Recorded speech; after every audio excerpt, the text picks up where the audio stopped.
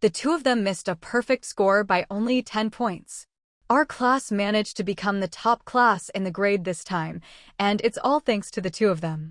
Speaking of which, I have to mention our classmate Li Dongyang. You play basketball well, but you can't neglect your studies, you know?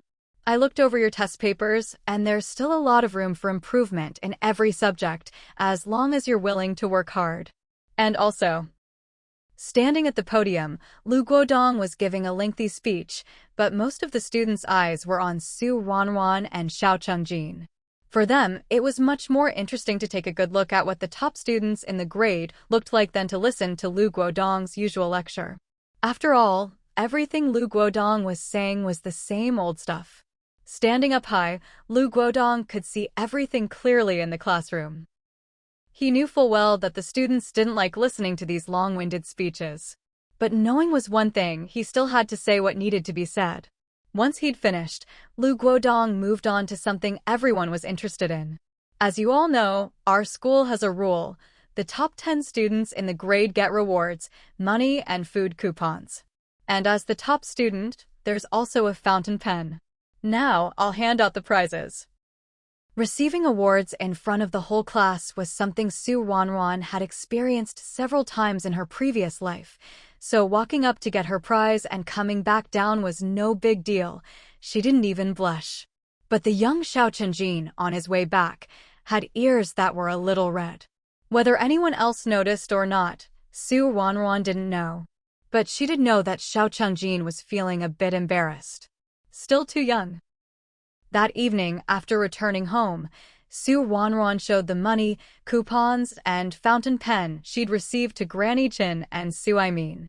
This was the first time in this life that she had earned money and coupons entirely through her own efforts, so it felt especially meaningful. Even though it was only 2 yuan and 2 jin worth of coupons, Su Ruanruan still felt their weight in her hands. Granny Chin didn't pay much attention to the money or coupons. Instead, she examined the fountain pen for a long time, praising it over and over. Even Su Aimin's face was creased with a big smile.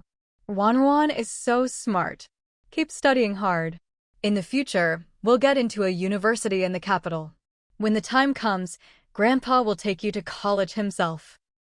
Su Ruanruan hadn't even had time to sigh about how it would be impossible to go to college these next few years, when she saw Granny Chin slap her thigh and say with a bit of regret, "I was so happy. I forgot to tell you something."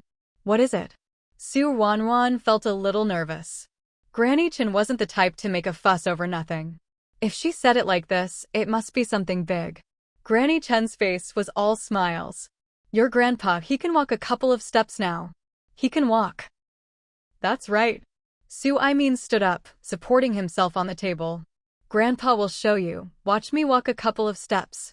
As he spoke, Su Aimin really did walk 2 steps, holding onto the table. Slowly and carefully, with Granny Chin hovering at his side, ready to catch him. Seeing this, Su Ruanruan was so shocked she couldn't speak. It was a while before she found her voice. "When did this happen?" "Your grandpa's been exercising all along. Before, there wasn't much progress, so we didn't tell you. But now that he can walk a couple of steps, he just couldn't keep it to himself anymore."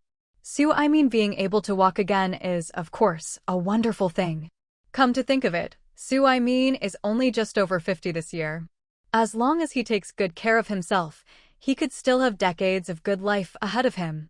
No one would feel good about sitting in a wheelchair for decades. If you could walk, who would want to stay in a wheelchair? So, Su Aimin being able to walk again is the best outcome. Not only is it good for Su Aimin, but it also makes things easier for Granny Chin. After all, she's been the one taking care of him all this time. To celebrate Su Aimin's recovery, Su Ruanruan and Granny Chin made a big, hearty dinner that evening. Right in front of Su Aimin, Su Ruanruan asked Granny Chin for a meat coupon. She went out for a stroll and came back carrying a big pork knuckle. Of course, the pork knuckle came from her treasure space. At this hour, there's no way you could actually buy one. But Su Aimin, who had been in a coma for over 10 years and hadn't gone out shopping since waking up, didn't know that.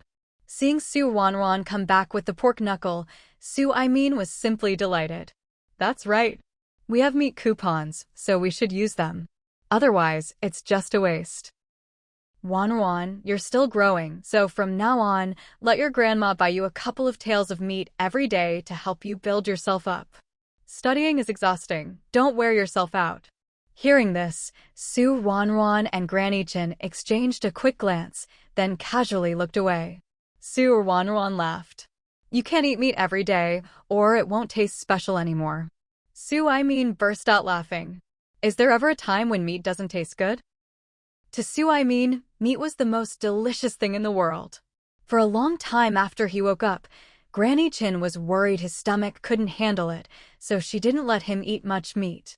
It's only recently, as his health improved and he could walk a bit on his own, that Granny Chin agreed to let him eat more.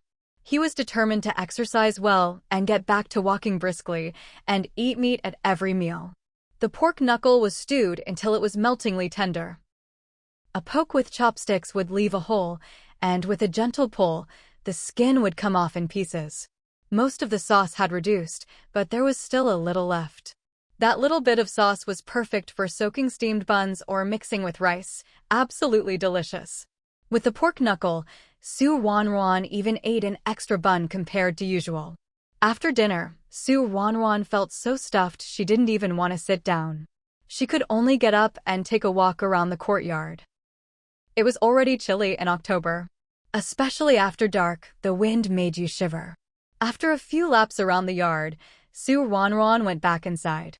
The house was small, but at least it was warm. The next morning on the way to school, Ruanruan told Xiao Chunjin about being able to walk again. Xiao Chunjin was delighted too. If my grandpa hears, he'll be even happier. Xiao Dashan had sighed more than once, saying how wonderful it would be if could walk again. Now that there's hope, how could Xiao Dashan not be happy? After the excitement, Xiao Chunjin remembered something else. Oh right, Ruanruan. My sister already told our parents about Wang Qinxue. He'll probably come over tomorrow night, so you should come over for dinner too. Ruanruan was curious to see what kind of person Wang Qinxue was, so she agreed right away. She just hoped that this time, nothing would go wrong. Understood. To proceed, please provide the text you'd like me to process. Wang Qinxue picked up his bowl, a broad smile spreading across his face. Actually, I'm not much of a drinker. I rarely touch alcohol, since I'm afraid it might affect my work. But today is a special day, so of course I have to drink. Chunjin, you're still young, and you have school tomorrow. You don't have to finish your drink, just take it easy. I'll finish mine. With that, Wang Qinxue raised his bowl and downed all the liquor in one go.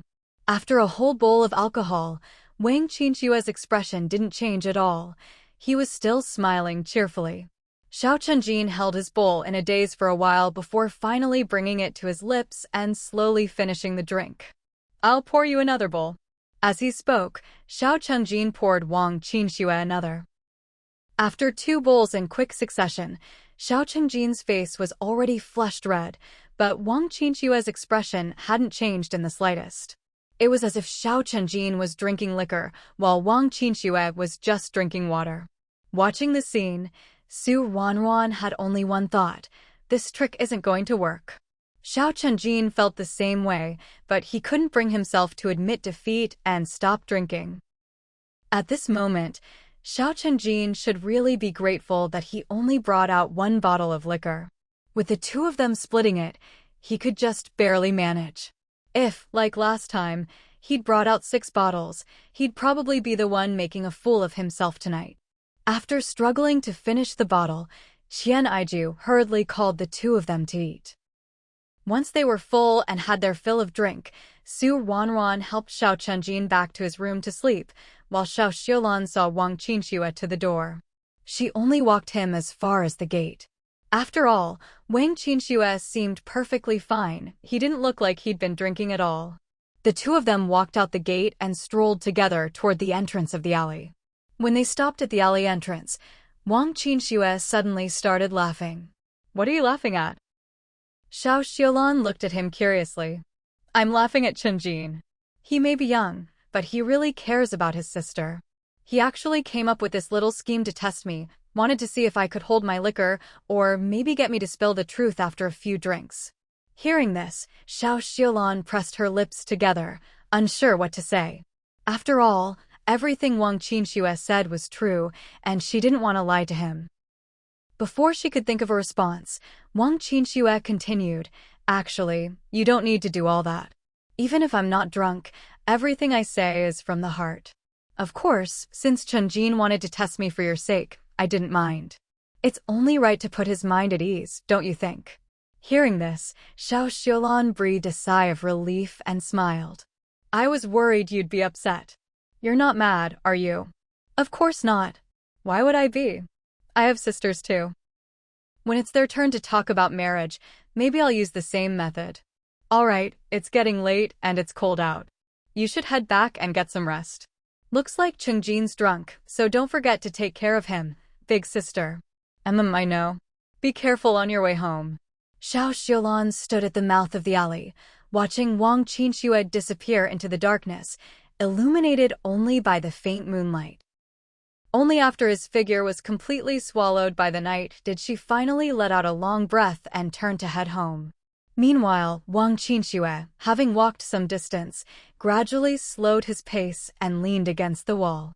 The moment he grabbed the wall for support, he bent over and started vomiting. After throwing up violently, his stomach felt much better. Wang Qinxue straightened up, wiped his mouth, and continued on his way. "Thank goodness I held it in. Otherwise, that would have been really embarrassing." Since they had school the next day, Qian Aiju didn't let Su Ruanruan stay any longer. "Ruanruan, you should hurry home and get some sleep. You have school tomorrow. I'll take care of Chenjin." Su Ruanruan looked at Xiao Chenjin with some concern. "I wonder if he'll even be able to go to school tomorrow."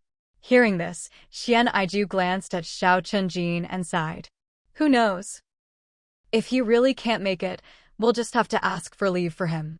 To be honest, she'd thought from the start that this plan wasn't all that reliable. After all, not everyone was like Liang Jiaming, with such a low alcohol tolerance and such bad behavior when drunk. Still, it wasn't a complete waste of effort. At least now they knew that Wang Qinxue could hold his liquor and behaved well when drinking. When Su Ruanruan got home, Granny Chen was still awake. Seeing her come in, Granny Chen came out of her room. "How did it go?" Su Ruanruan went over to Granny Chen and told her everything that had happened at dinner. Granny Chen nodded. Maybe he really is a good kid. Otherwise, he wouldn't have been chosen as a model worker. Model workers are watched by countless eyes. Even the slightest bit of dishonesty would be noticed. That's good then. Deep down, Su Ruanruan still hoped that Wang Qinxue was someone reliable. After all, sooner or later, Xiao Xiaolan would get married. It was always better to meet someone trustworthy sooner rather than later. The next morning, after breakfast, Su Ruanruan packed her lunchbox and waited, but Xiao Chenjin didn't show up. After getting her things together, Su Ruanruan headed straight to the Xiao house. The gate was open, so she walked right in. As soon as she entered the courtyard, she heard Xiao Chenjin's voice. "Mom, why didn't you wake me up? What time is it? I wonder if Ruanruan's been waiting for me. Are we going to be late for school? I figured you drank so much yesterday, you might as well skip school today. I was just about to tell Ruanruan to ask for leave for you, and then you woke up. I'm just worried about you, and here you are blaming me." As Qian Aiju finished speaking, Su Ruanruan had already reached Xiao Chenjin's door. "Chenjin, Auntie's right. Why don't you just stay home today? I'll ask for leave for you." As she spoke, Su Ruanruan finally got a good look at Xiao Chenjin. His face was pale, and his lips had no color at all. He looked completely worn out. She had started out sounding like she was negotiating, but after seeing his face, her tone turned stern.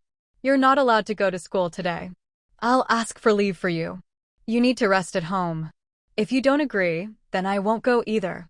Xiao Chenjin looked at Su Ruanruan helplessly. "Ruanruan, I'm fine, I just..." Su Ruanruan frowned. "You don't want to?" I do. I won't go. Please ask for leave for me. I'll rest at home today, and when school's over, I'll come pick you up." Seeing that he agreed, Su Ruanruan finally smiled. "Okay, You can come pick me up after school. I'm heading out now, so get some rest. Auntie, I'm leaving. Go on, go on. Be careful on the road. After seeing Ruanruan out, Qianaiju returned to Xiao Qingjin's room. Looking at her son lying on the kang, Qianaiju said, "You never listened to me, but you listened to Ruanruan." As soon as she finished, she couldn't help but laugh. Finally, someone who can keep you in line. On her way to school, Ruanruan felt a bit conflicted inside. Ever since the start of the school term, this was the first time she was going to school alone. Without Xiao Qingjin walking with her, no matter how many people there were on the street, she still felt lonely. Turning a corner, Ruanruan saw an old lady up ahead, tottering as she walked. After just a couple of steps, the old lady suddenly fell to the ground. Whether it was just a coincidence or not, there happened to be no one else in the alley at that moment. The old lady lay on the ground, crying out in pain. It was hard to tell if she had twisted her ankle in the fall or hurt herself somewhere else.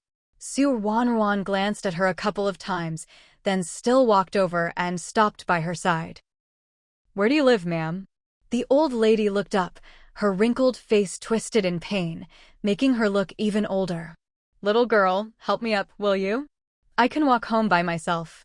Ruanruan didn't reach out, keeping about half an arm's length between them. "Why don't you tell me where you live? I can call your family for you." "No need, no need. My family's all at work, there's no one at home. Just help me up, child, I can walk back slowly on my own. I'm old and useless now. Just caught a bit of a cold, my head's all dizzy and I couldn't keep steady. That's how I ended up falling. Can't deny old age anymore." The old lady rambled on for quite a while, but Ruanruan still didn't move to help her up. The old lady seemed a bit puzzled. "Child, you're not even willing to help me up? Are you afraid I'll try to scam you?" "Don't worry, I'm not that kind of person." Ruanruan took 2 steps back.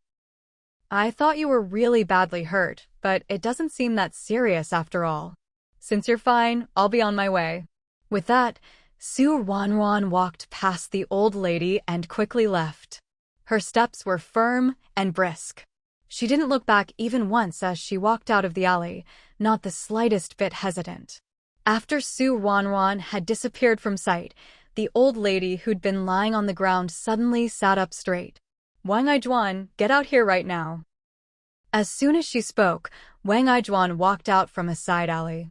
The old lady was already standing, her face showing no trace of pain. "Didn't you tell me your little sister was soft-hearted? I fell like that, and she wouldn't even help me up. How is that soft-hearted? Were you lying to me on purpose, just to make me look like a fool? You wretched woman. Just wait till we get home, I'll beat you to death." The old lady's voice was sharp and her expression fierce. She was nothing like the pitiful figure from a moment ago. Wang Aijuan was already used to this side of her mother. "Mom, I really wasn't lying to you. She really is soft-hearted. I don't know what happened today. Maybe she was just running late for class and didn't have time to help you. Or maybe your act was so fake that Ruanruan saw right through it." Of course, Wang Aijuan didn't dare say that last part out loud. The old lady shot Wang Aijuan a glare. "So what now? You talked such a big game, but when it comes down to it, you can't get anything done? Are you just messing with me for fun?" "How could I, Mom? You have to believe me, I'm really sincere." "Mom, you saw it yourself. Ruanruan dresses so well, and she's so pretty. If a girl like her could become your daughter-in-law, would we ever have to worry about our family's future?" The old lady shot Wang Aijuan a sidelong glance and asked coolly, "If she becomes my daughter-in-law, then what about you? I'll be your daughter. I'll still take care of you, just like before. At least you know your place. That little sister of yours, I think she's great in every way, except she's a bit too skinny. Can she even give birth to a son? She may be thin, but she's healthy. She can definitely have a son, don't worry." At this moment, Ruanruan was almost at school. Thinking about that old lady from earlier, Ruanruan still felt unsettled. Not only was the place she appeared strange, but the way she showed up was odd too, and her words were even stranger. With someone that weird, the farther away you stay, the better. Curiosity killed the cat. Ruanruan had no desire to figure out what was so strange about her. She just wanted to keep her distance. Anyway, whatever she needed to know, she'd find out sooner or later.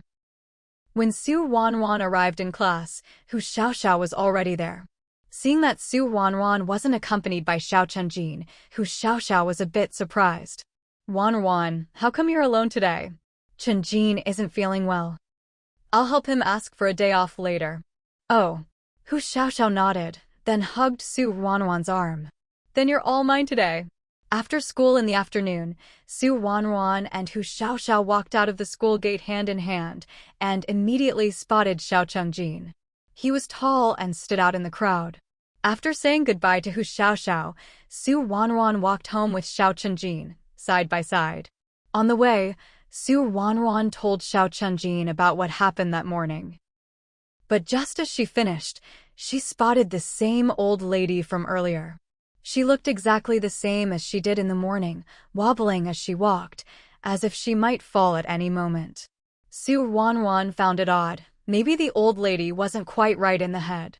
Just as she was thinking this, the old lady's footing slipped, and she stumbled, falling straight to the ground. It was right at the after-school rush, with students all around them.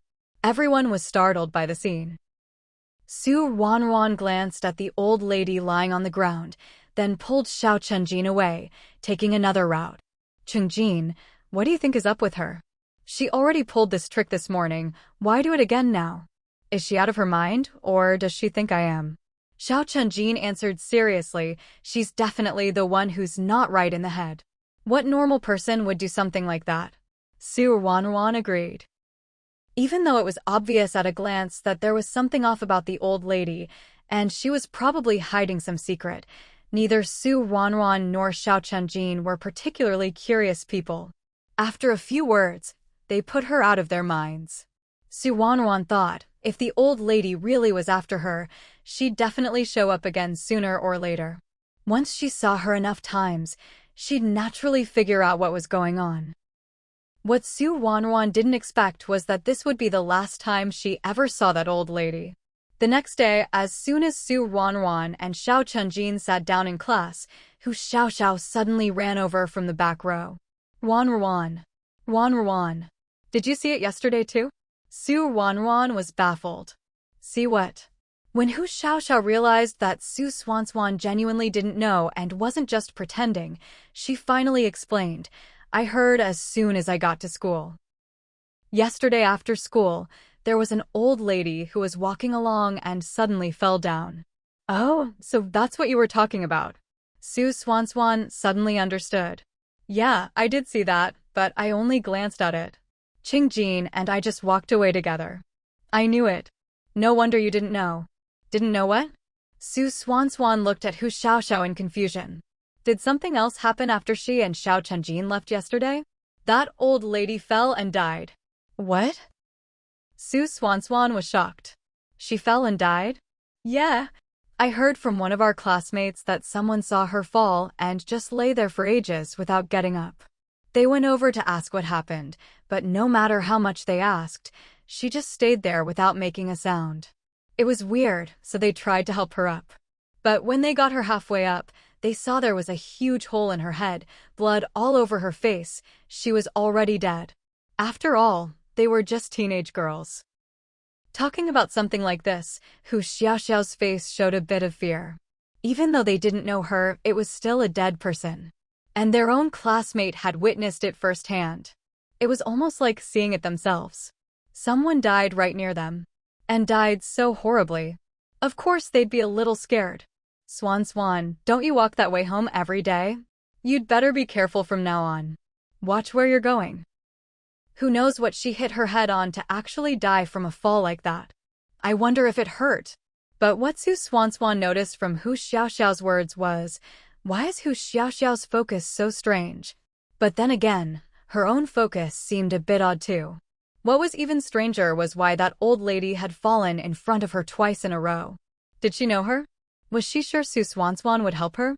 And if she did help, then what? Swan frowned and thought for a while, but then pushed all these questions out of her mind. Whatever the reason, the person was gone now. What was the point of digging into it anymore? The Zhang family. Old Mrs. Zheng had fallen to her death yesterday in an alley far from home. The alley was paved with old bluestone bricks, which should have been worn smooth by now. But for some reason, some of the bricks had corners sticking up, and some were cracked into pieces. Old Mrs. Zhang was just unlucky enough to fall right onto one of the raised corners. No matter how tough a person's head is, it's no match for solid bluestone. There was a huge hole in her forehead, blood all over her face and the ground. She died on the spot. And that place was pretty far from the Zhang house, so no one found her for a while. Zhang Jiwei, the Zhang's only son, didn't come home after work. He went drinking at a coworker's place. He was stumbling home drunk when he saw his mother lying on the ground, surrounded by a crowd. When he went over and helped her up, he was met with a bloody face. It sobered him up instantly. Zhang Jiwei scrambled home on all fours, got the neighbors, and finally managed to carry the old lady back home. Old Mrs. Zhang wasn't even 60 yet, still strong and healthy. Who would have thought she'd go just like that? Zhang Jiwei had always believed his mother still had decades left to live. Even the old lady herself thought so. So, the Zhang family had never prepared a coffin in advance. But now, given the situation, getting a coffin wasn't easy.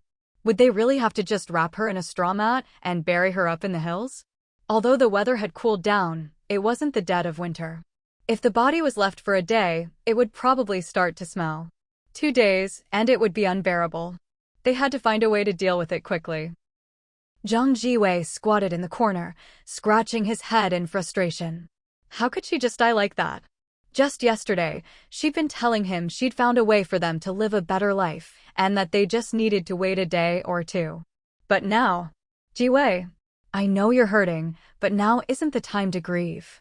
We need to discuss what to do about your mother's funeral. That's right, Jiwei. The dead can't come back to life. The most important thing now is to lay your mother to rest as soon as possible. The people speaking were all relatives from the Zhang family who had come over specifically to help. But times were tough for everyone. Every day not spent working meant one less day's food on the table. Zhang Jiwei didn't dare delay anyone from earning their living. He took a deep breath and stood up. I've thought it over. Given the current situation, everyone knows we can't have a grand funeral. If we can buy a coffin, we'll buy one. If not, there's really nothing I can do. It's my own incompetence. I can't even give my mother a proper send-off. They say men don't cry easily, but only because they haven't reached the point of heartbreak. As Zhang Jiwei spoke, he broke down in tears. Everyone saw him cry and knew how devastated he was, so they hurried to comfort him. It's not your fault. We all know how things are these days. Your mother would understand, she wouldn't blame you. Since that's the case, I'll go out and ask around. If it doesn't work out, well, today's a decent day. Let's get things done as soon as we can. If they handled everything today, they could get back to work tomorrow. Zhang Jiwei nodded, full of gratitude. Thank you, uncle. The uncle Zhang Jiwei spoke to left quickly and returned just as fast. As expected, he hadn't managed to buy a coffin. There was no other choice. They borrowed a bus, wrapped the old lady in a straw mat, and took her out of town. They paid for a decent spot and buried her there. By the time everyone got home, it was almost dark. After a whole day of running around, Zhang Jiwei was exhausted and starving. As soon as he walked in the door, he called out, "Mom, is dinner ready?" He stopped mid-sentence, suddenly remembering that he had just buried his mother outside the city. Zhang Jiwei sighed and walked into the house. Sitting in the empty, lifeless room, Zhang Jiwei felt a wave of bitterness wash over him. Very soon, something else came to mind. Wang Aijuan. Wang Aijuan. You wretched woman, where the hell are you? Before he finished shouting, hurried footsteps approached. I thought you hadn't eaten all day, so I made you some food, Wang Aijuan said, standing at the doorway with her head hung low, voice barely above a whisper, looking terrified. Eat, eat, eat. All you ever think about is eating. My mother just passed away and all you care about is food. Wang Aijuan shrank back, not daring to move, let alone talk back.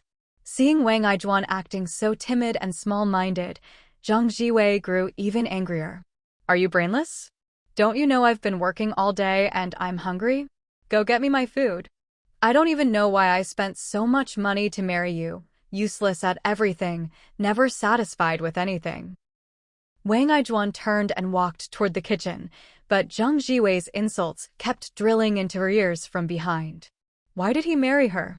Huh. Zhang Jiwei would soon find out exactly why he married her.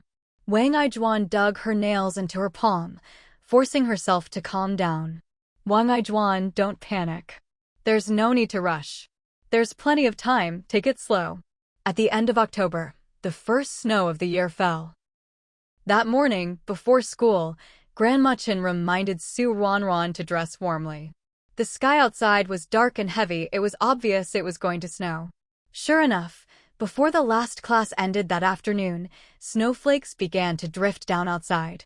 The snow quickly grew heavier, big flakes tumbling down, and in no time the whole courtyard was blanketed in white. After a year without snow, everyone in the classroom was especially excited, their eyes constantly darting to the windows. It was obvious they couldn't wait for class to end so they could run outside and play in the yard. Luckily, the last period was a self-study session. The teacher sat at the front, while the students worked on their assignments, occasionally sneaking glances outside, no one minded. If it had been a regular lesson, the teacher probably would have gotten angry. Finally, the bell rang for dismissal. The students rushed out in a swarm, and the courtyard instantly filled with their cheers. Hu Xiaoxiao was beside herself with excitement, grabbing Su Ruanruan and trying to dash outside, but Xiao Chenjin stopped them. We'll have to walk home through all this wind and snow, what's the rush? Hu Xiaoxiao, who'd been about to charge out, froze at his words. Thinking it over, she nodded in agreement. You're right. So, she stopped rushing and slowly put on her scarf, hat, gloves, and mask. Once she was bundled up from head to toe, she and Su Ruanruan finally headed outside.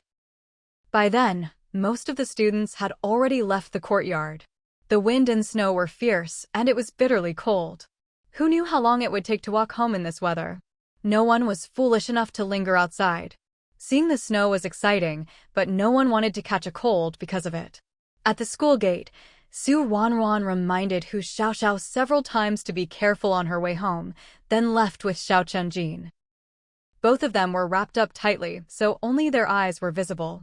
With the north wind howling in their ears and snowflakes blowing into their faces, neither of them spoke as they trudged forward, heads down.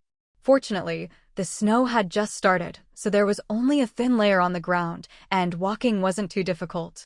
But that small mercy disappeared by the next morning. After being trampled by countless feet, the snow on the road had been packed down and frozen into ice, with a fresh layer of snow on top. It didn't look like much, but if you weren't careful, one wrong step and you could end up flat on your back. Su Ruanruan nearly slipped and fell just like that, but thankfully Xiao Chenjin reacted quickly and caught her. Once she was steady, Su Ruanruan patted her chest in relief. Thank goodness, thank goodness. If she had really fallen hard, she wouldn't have to go to school today. The road was slippery, and Xiao Chenjin was worried the same thing might happen again, so he walked in front, letting Su Ruanruan follow behind, stepping in his footprints. High school starts early, and since they left early, the street cleaners hadn't started working yet. But after a whole night, the wind and snow were still heavy. Even if the workers came, it probably wouldn't make much difference. In high school, the youngest students are 15 or 16. At that age, they know what's what, so there's no need to worry about anyone getting burned. The classroom just had a few extra braziers set up. The smell was a bit unpleasant, but the warmth was real. With so many people in the classroom and the doors and windows tightly shut, it wasn't quite as warm as a heated brick bed, but it was close enough. The moment she entered the classroom, Su Ruanruan immediately turned around and closed the door. She had to, cold drafts would sneak in through any crack, and the students sitting by the door were already shivering from the cold. You really had to feel for the students sitting by the door in this kind of weather. With the door constantly opening and closing, it was truly freezing for them. After giving the students at the door a sympathetic look, Su Ruanruan jogged to her seat.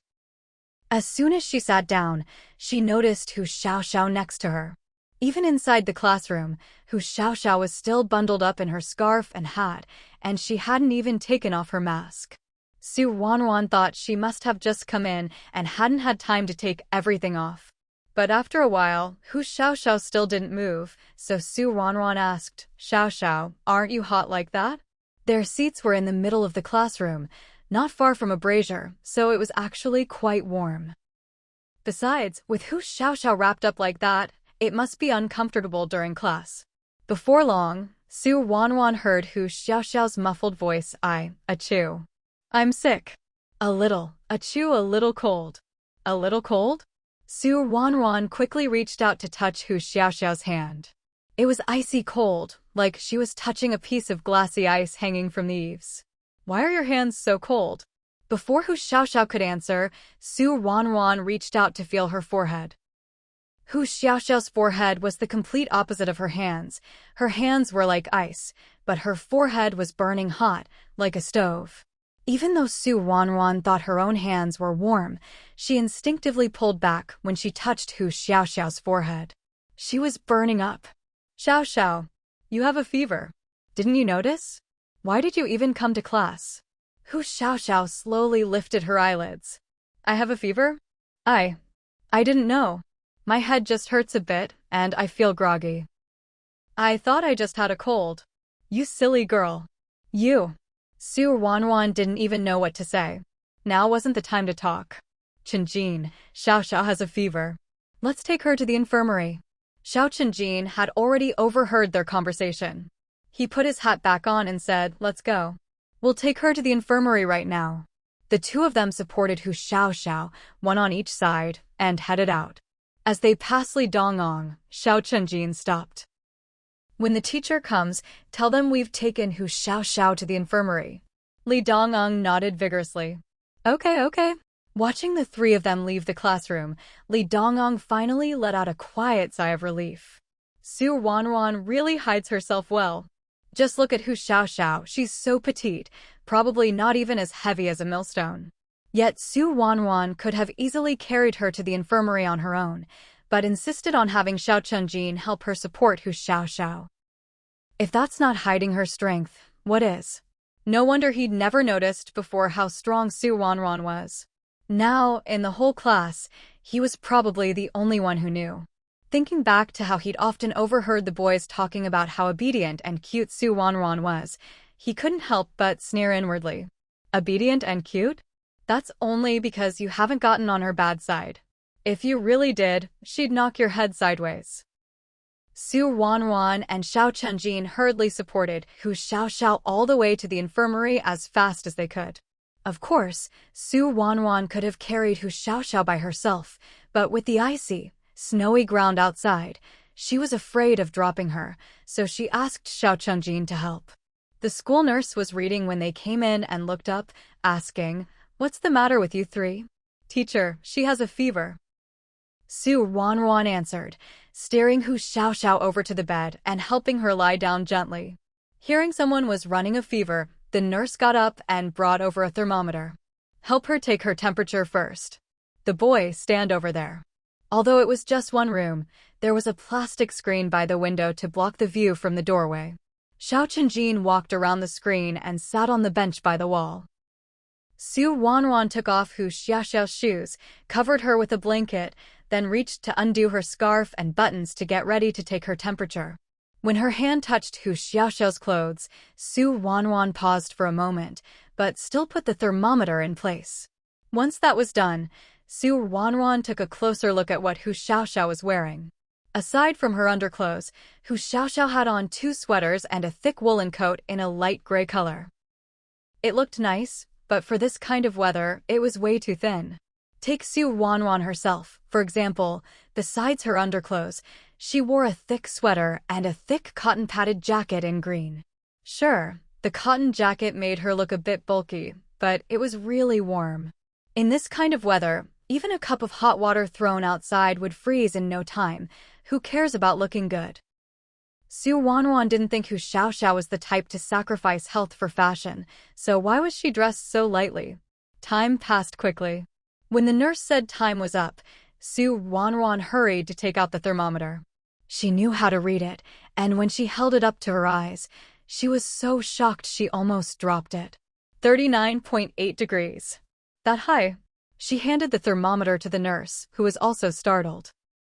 I'll give her a shot to bring down the fever and then put her on in 4, the nurse said. While giving the injection, the nurse frowned. What kind of weather is this? This child is dressed way too lightly. Ruanruan didn't say anything, but she agreed with the nurse. Once the 4 was set up, Ruanruan said to Xiao Chunjin, I'll stay here with her.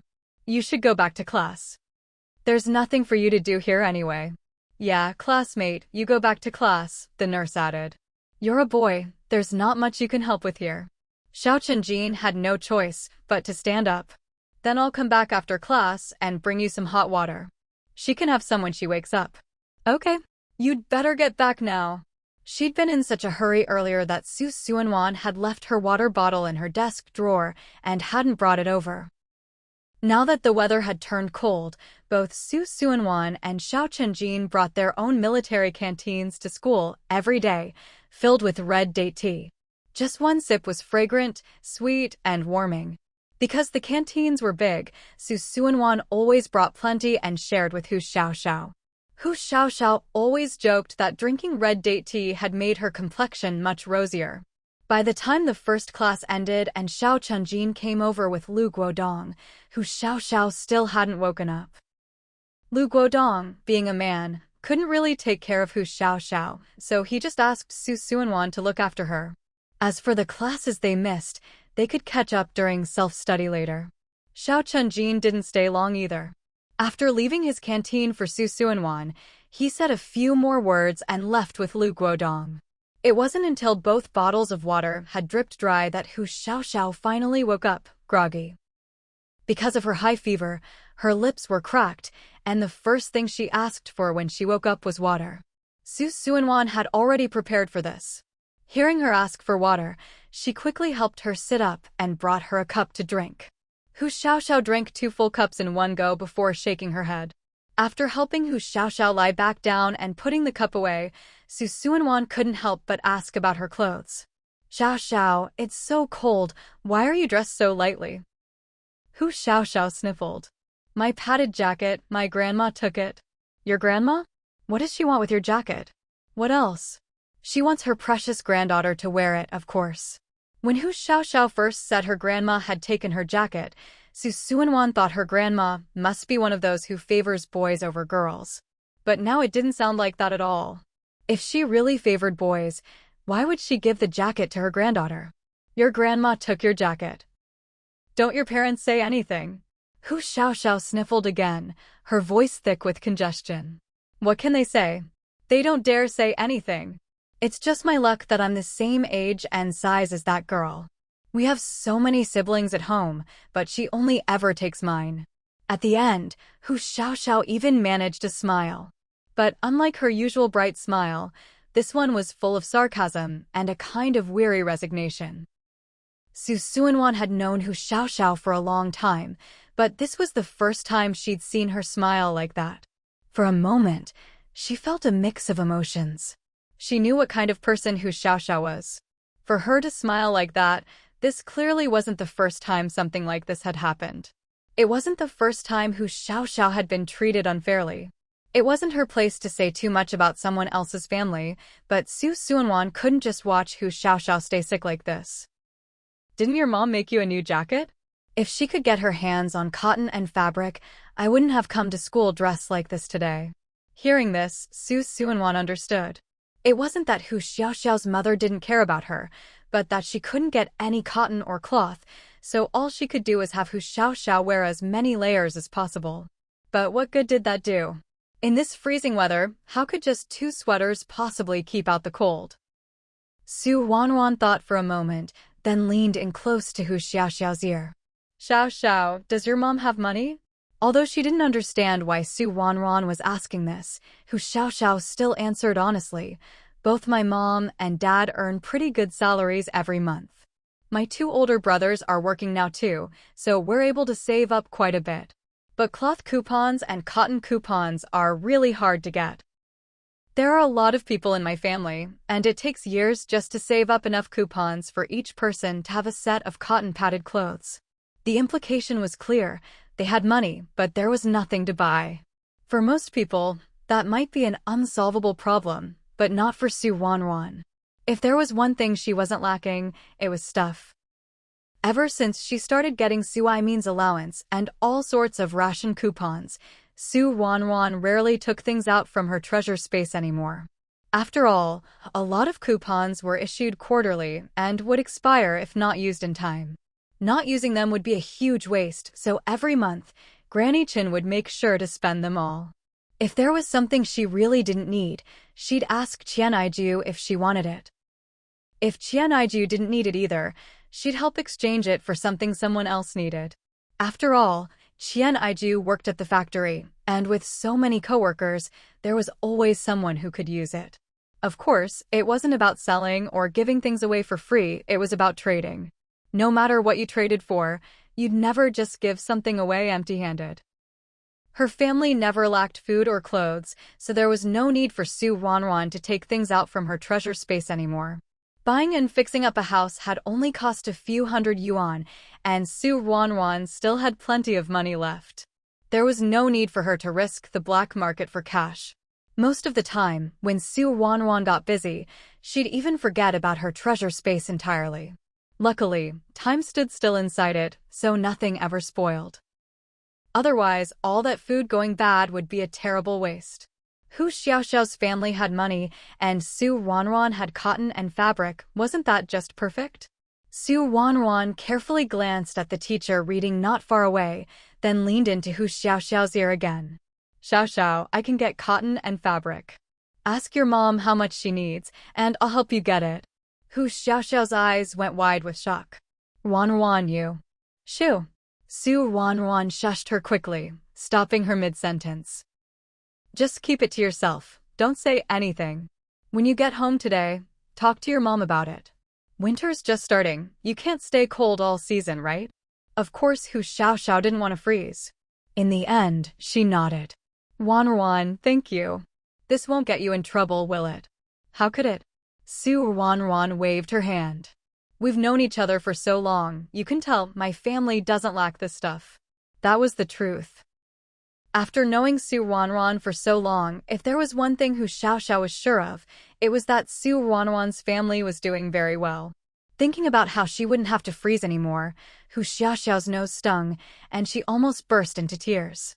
A friend she'd only known for a few months was willing to risk trouble to get her cotton and fabric, but her own grandmother didn't care if she got sick, and had even taken her clothes away. The difference was clear as day. After getting a shot and 2 drips, the effect was really good. When her temperature was taken again, it had already dropped to 37.8 degrees Celsius. She still had a fever, but it was much better than before. Outside, the wind and snow howled. With no way to contact Hu Xiaoxiao's family, all they could do was let her continue resting in the infirmary. At noon, Xiao Chunjin made a special trip to the cafeteria, spending both money and ration tickets to have the staff cook a bowl of millet porridge. Carrying money and ration tickets at all times was a habit of Xiao Chunjin's, just in case of emergencies. And sure enough, it came in handy now. Hu Xiaoxiao, being ill, didn't have much of an appetite.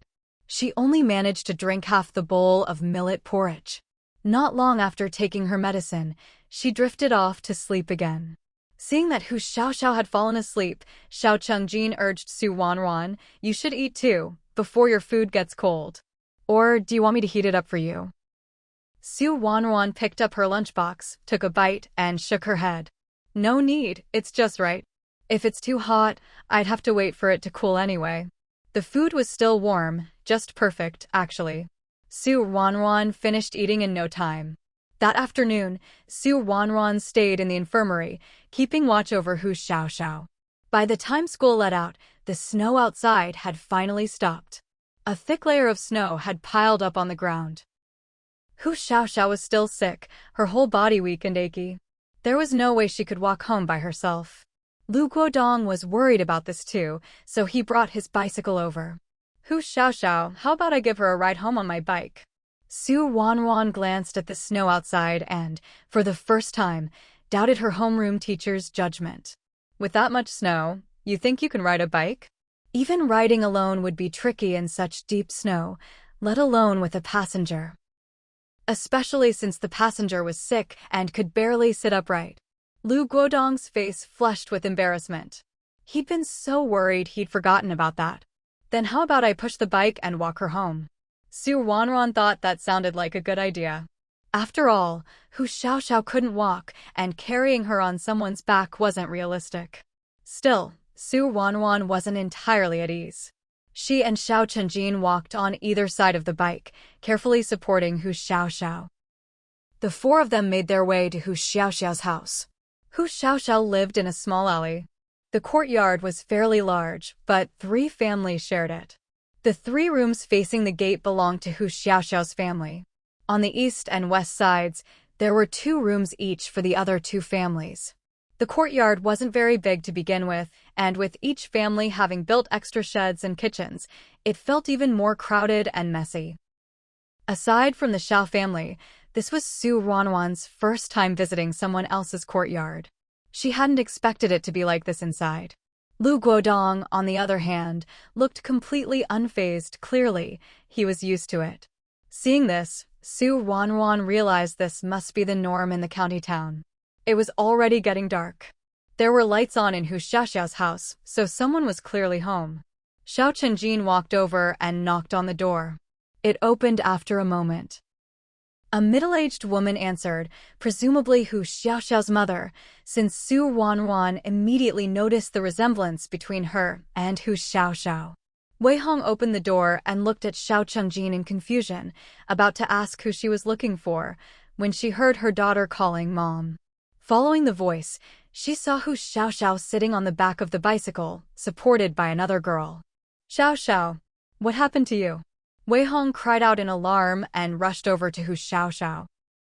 Su Ruanruan helped Wei Hong get Hu Xiaoxiao off the bike and into the house. Lu Guodong parked the bike and went inside with Xiao Chenjin. Hello, Mrs. Hu. I'm Lu Guodong, Hu Xiaoxiao's homeroom teacher. Hu Xiaoxiao developed a fever as soon as she got to school today. Lu Guodong explained what had happened as simply and clearly as possible so that Wei Hong wouldn't keep worrying. But after hearing everything, Wei Hong was even more anxious, her heart twisted with worry. It's all my fault. It's because I'm useless. Otherwise, how could Xiao Xiao have suffered like this?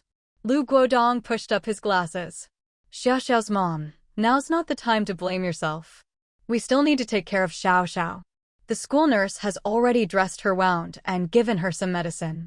After dinner, make sure she takes another dose. Keep an eye on her tonight. If she gets a fever again, don't forget to give her another packet. If she's not better by tomorrow, don't rush to send her to school. Don't worry about her missing classes. Once she's recovered, we'll have the teachers help her catch up. Listening to Lu Guodong, Su Ruanruan couldn't help but nod in admiration. This homeroom teacher really wasn't bad. He'd thought of everything. While Lu Guodong was speaking, Wei Hong listened intently, nodding repeatedly. After taking the medicine from Lu Guodong, she finally said gratefully, "Thank you, teacher." "Thank you so much. You've really gone to so much trouble." "There's no need to thank me, I didn't do much." Today, it was Su Ruanruan who took care of Hu Xiaoxiao. She was the first to notice Xiao Xiao had a fever, and she stayed with her in the nurse's office all day. "Ruanruan, is it?" Wei Hong walked over to Su Ruanruan, taking her hand with a big smile. "Xiao Xiao's always talking about you, saying you two really get along. You're such a good kid. Thank you so much for today." If you hadn't noticed Xiao Xiao was sick, who knows what might have happened to her. "Auntie, please don't say that. Xiao Xiao and I are good friends and desk mates. It's only right for me to look after her. She always looks out for me too. You don't need to worry about us, just take good care of Xiao Xiao. We'll head home now." While they were talking, it had already gotten completely dark outside. As a parent herself, Wei Hong naturally realized that if Su Ruanruan didn't go home soon, her family would start to worry. So she didn't try to keep her any longer. "All right, good girl. Once Xiao Xiao's better, I'll have her invite you over for dinner." You'll have to try Auntie's cooking. But it's so dark out, how are you getting home? Why don't you wait for your uncle? He'll be back soon and can walk you home. It was already pitch black outside, and Wei Hong didn't feel comfortable letting a young girl walk home alone. Auntie, don't worry, I'm not going home by myself. This is my neighbor, we'll go back together. Su Ruanruan pointed at Xiao Chunjin. Only then did Wei Hong remember Xiao Chunjin. Seeing that he was tall and sturdy, she finally felt at ease. Lu Guodong added, don't worry, Xiao Xiao's mom. I'll walk them both home. You just focus on taking care of Xiao Xiao. The three of them didn't linger any longer. They politely refused Wei Hong's offer to walk them out and left the house. Once outside, Su Ruanruan said to Lu Guodong, teacher, you should hurry home. The two of us can go back together, it'll be fine. No way. Come on, I'll walk you both home. Lu Guodong insisted firmly. Su Ruanruan and Xiao Chunjin exchanged a glance and could only obediently follow along. Wei Hong sat on the heated brick bed, looking at the groggy Hu Xiao Xiao, and finally couldn't hold back her tears. As she cried, Wei Hong suddenly remembered something. She'd forgotten to ask how much the medicine cost.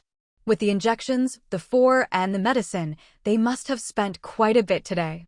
Teacher Lu must have paid for it out of his own pocket. It's not easy for the teacher to earn money.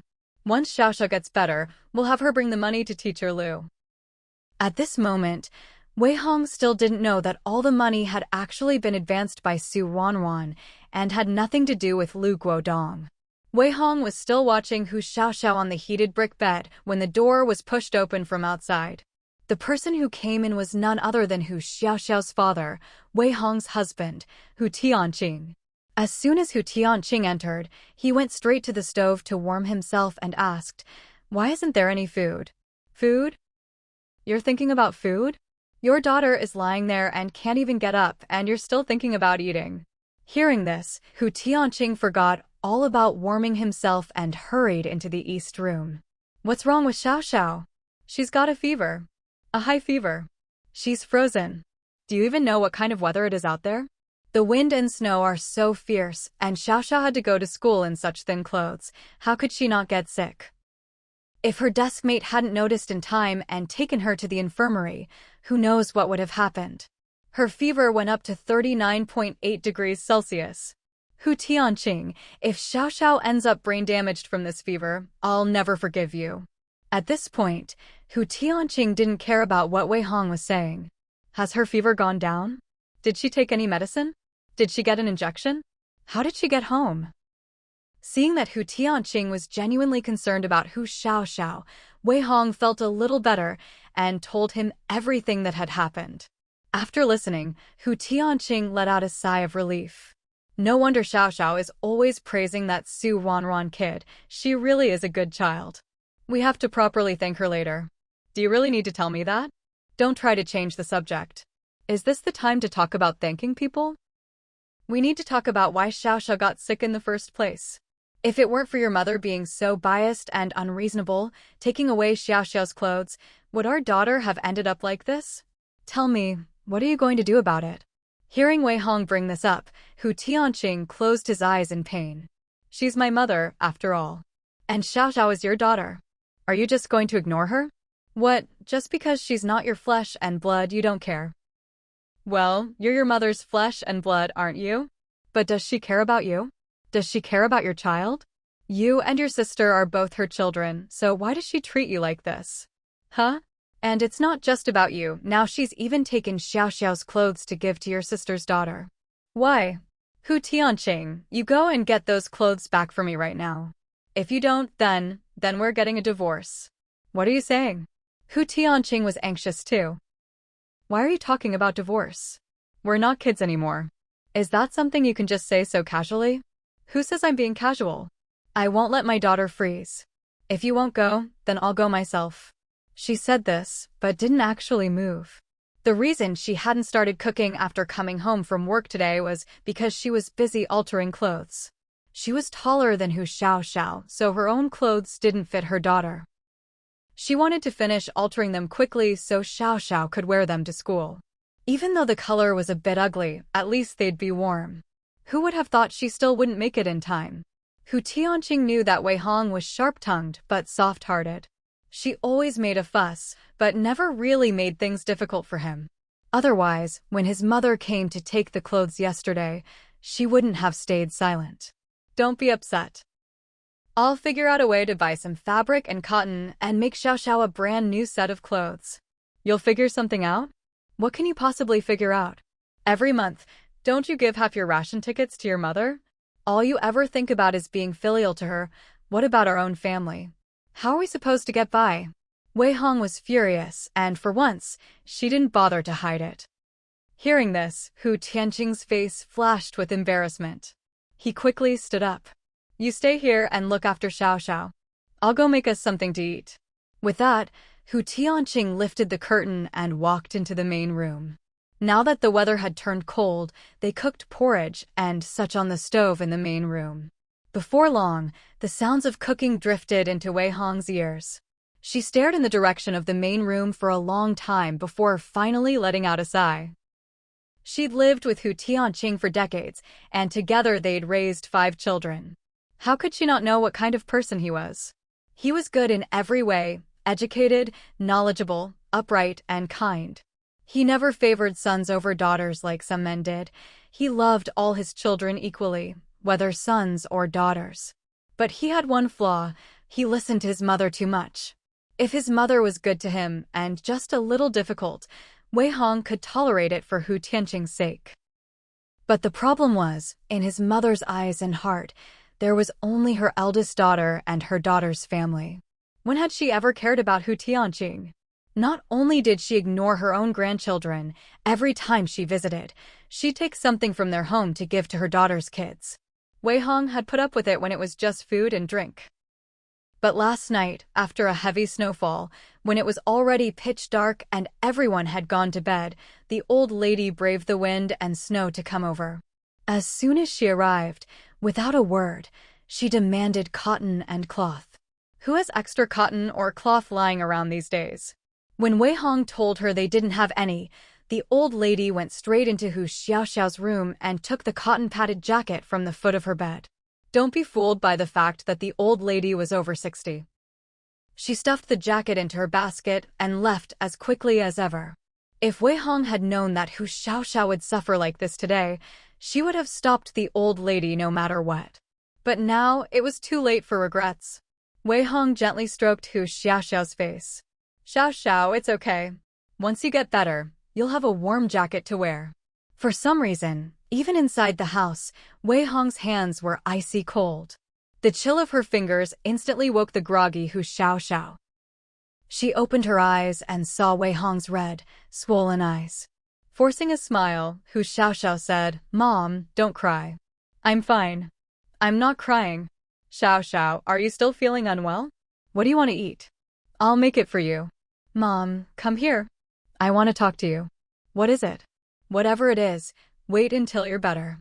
"Come on, Mom, please." Hu Xiaoxiao insisted, so Wei Hong had no choice but to lean in. "What is it? Do we have any money?" "I have a way to buy cotton and cloth." "What?" Wei Hong cried out in surprise, sitting up straight. In the main room, Hu Tianqing heard the commotion and quickly lifted the curtain to look in. "What's going on?" Hearing his voice, Wei Hong quickly calmed herself. "It's nothing. Xiao Xiao's feeling better, so I was asking what she wants to eat. Xiao Xiao can only eat light food for now. If she wants anything else, she'll have to wait until she's recovered." "Xiao Xiao, just wait a bit. Dad will have your porridge ready soon." Once she saw the curtain fall, Wei Hong finally let out a sigh of relief and moved closer to Hu Xiaoxiao. "Xiao Xiao, were you telling the truth just now? This girl, could she be delirious from her illness? She's just a student. How could she possibly have a way to buy cotton and cloth?" And she'd heard clearly, Xiao Xiao had only asked if the family had money, not if they had ration coupons. If it's just money and no coupons, that means it's a black market deal. How would a young girl like Xiao Xiao know about that? The more Wei Hong thought about it, the more serious her expression became. She was worried that someone might be trying to trick Hu Xiaoxiao. Hu Xiaoxiao had no idea what Wei Hong was thinking. She gently pulled Wei Hong over and said softly, "It's the girl who brought me home today, Ruanruan. I've told you about her before. Her family has a way to get cotton and cloth. She told me today that she could exchange some for us. Hearing this, Wei Hong recalled Ruanruan, who had just left not long ago. Although she'd been worried about Hu Xiaoxiao at the time and hadn't paid much attention to Ruanruan, her outfit was striking enough that Wei Hong remembered it with just a glance. Judging by her clothes, her family's situation was indeed pretty good. If that's the case, maybe it's believable. After all, the way Ruanruan worried about Xiaoxiao didn't seem fake. They were both young girls of the same age and close friends. It was only natural that seeing Xiaoxiao sick would prompt her to bring this up. But would her family agree to it? After all, cotton and cloth were in high demand. If you were careful, you could sell them on the black market for twice the price of the department store. Seeing Wei Hong remain silent, Hu Xiaoxiao asked worriedly, "Mom, is it that we don't have money?" "It's not that we don't have money," Wei Hong interrupted her. "I'm just thinking, this isn't a small matter." Even if she said she could, would her family really agree? Hu Xiaoxiao thought for a moment and nodded. "They'll agree. Ruanruan will definitely come see me tomorrow. You can ask her yourself then." Seeing the determination in Hu Xiaoxiao's eyes, Wei Hong could only agree. It's just a question, after all. No harm in asking. In that case, I won't rush to alter my clothes for you tonight. "Mom, if you alter your clothes for me, what will you wear?" Before Wei Hong could answer, Hu Xiaoxiao continued, "You're not in much better health than I am. If you don't dress warmly and get sick, what will we do?" "Mom, this isn't a solution. We can't go on like this forever. You and Dad have always given Grandma everything she's due, but she can't just take whatever she wants from us, can she? How are we supposed to live like this?" Wei Hong knew Hu Xiaoxiao was right, but just thinking about Hu Tianqing's temper made her sigh. Seeing Wei Hong stay silent, Hu Xiaoxiao pouted. "Since you don't want to talk to him, then you can't tell him what I just told you. I don't want to cause trouble for Ruanruan. Actually, it wouldn't be a big deal to tell Hu Tianqing, but Hu Xiaoxiao was afraid he'd mention it to her biased grandmother. Or worse, he might buy extra and send it to that biased grandma of hers. All right. I won't tell your dad." Lu Guodong watched Ruanruan and Xiao Chunjin each enter their homes before he pushed his bicycle and headed home himself. As soon as Ruanruan walked through the gate, she smiled. Her homeroom teacher really was very responsible. Such a good teacher, she just hoped nothing bad would happen to him because of this. But now, Ruanruan couldn't help but feel a little down. Ruanruan walked into the house with her head down, startling Granny Chen and Su Aimin inside. Granny Chen hurriedly got down from the Kong bed, grabbed Ruanruan's hand, and anxiously asked, "Ruanruan, what's wrong? Why do you look so upset? Did something happen?" Ruanruan snapped out of it at her words and quickly shook her head. "It's nothing, Grandma. I'm fine. Why are you back so late today?" Granny Chen still looked worried. "Xiaoxiao got sick, she has a high fever. I went with Qingjin and our homeroom teacher to take her home, so I came back late." Hearing this, Granny Chen's heart clenched. Is it serious? Did she take any medicine? Getting sick in this weather is really tough. How could she be so careless? Although Hu Xiaoxiao had never been to their house, Ruanruan had mentioned her to Granny Chen more than once, so Granny Chen had a deep impression of her. Now, hearing that Hu Xiaoxiao was sick, it was only natural for her to worry. She got in 4 and took some medicine. The homeroom teacher said she should only go back to school after she's recovered. "Grandma, is dinner ready?" It's ready, it's ready," Granny Chen said, smiling ruefully. "Look at me. I was so busy talking to you that I forgot to let you eat. Sit down and wait a bit, I'll go bring the food from the kitchen." "I'll go with you, Grandma. Did you and Grandpa eat yet?" "Not yet. Your grandpa said to wait for you so we could all eat together." Ruanruan went to the kitchen with Granny Chen. While they were scooping rice, Ruanruan told her about why Hu Xiaoxiao got sick and also mentioned that she planned to sell some cotton to Hu Xiaoxiao's family. She had to tell Granny Chen about this, otherwise she wouldn't be able to handle things properly with Hu Xiaoxiao's mother. Granny Chen was very experienced with these sorts of things. She nodded repeatedly after hearing it. "Grandma knows how to handle this. Leave it to me." Tomorrow, I'll pick you up after school, and we'll stop by her house to talk to her mother about it. With Granny Chen taking care of it, Ruanruan felt completely at ease. Grandma, you're the best. Granny Chen looked at Ruanruan dotingly. If I'm not good to you, who else would I be good to? Grandma, if you're picking me up from school tomorrow, what about Grandpa? Your grandpa can walk on his own with a cane now. Even if I'm not home, it's fine. We'll go and come back quickly, it won't take long. Ever since he could take a few steps, Suaimin had been practicing diligently. When the weather was nice, he'd walk around the yard with his cane. When it wasn't, he'd walk inside the house.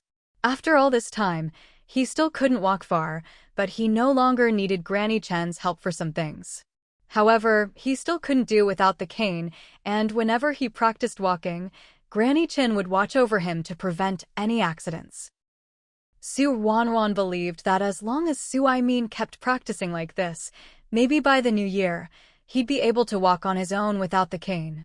By then, he could go out for walks with Granny Chen, visit the department store, and buy whatever the family needed. When that time came, life would truly feel like life again.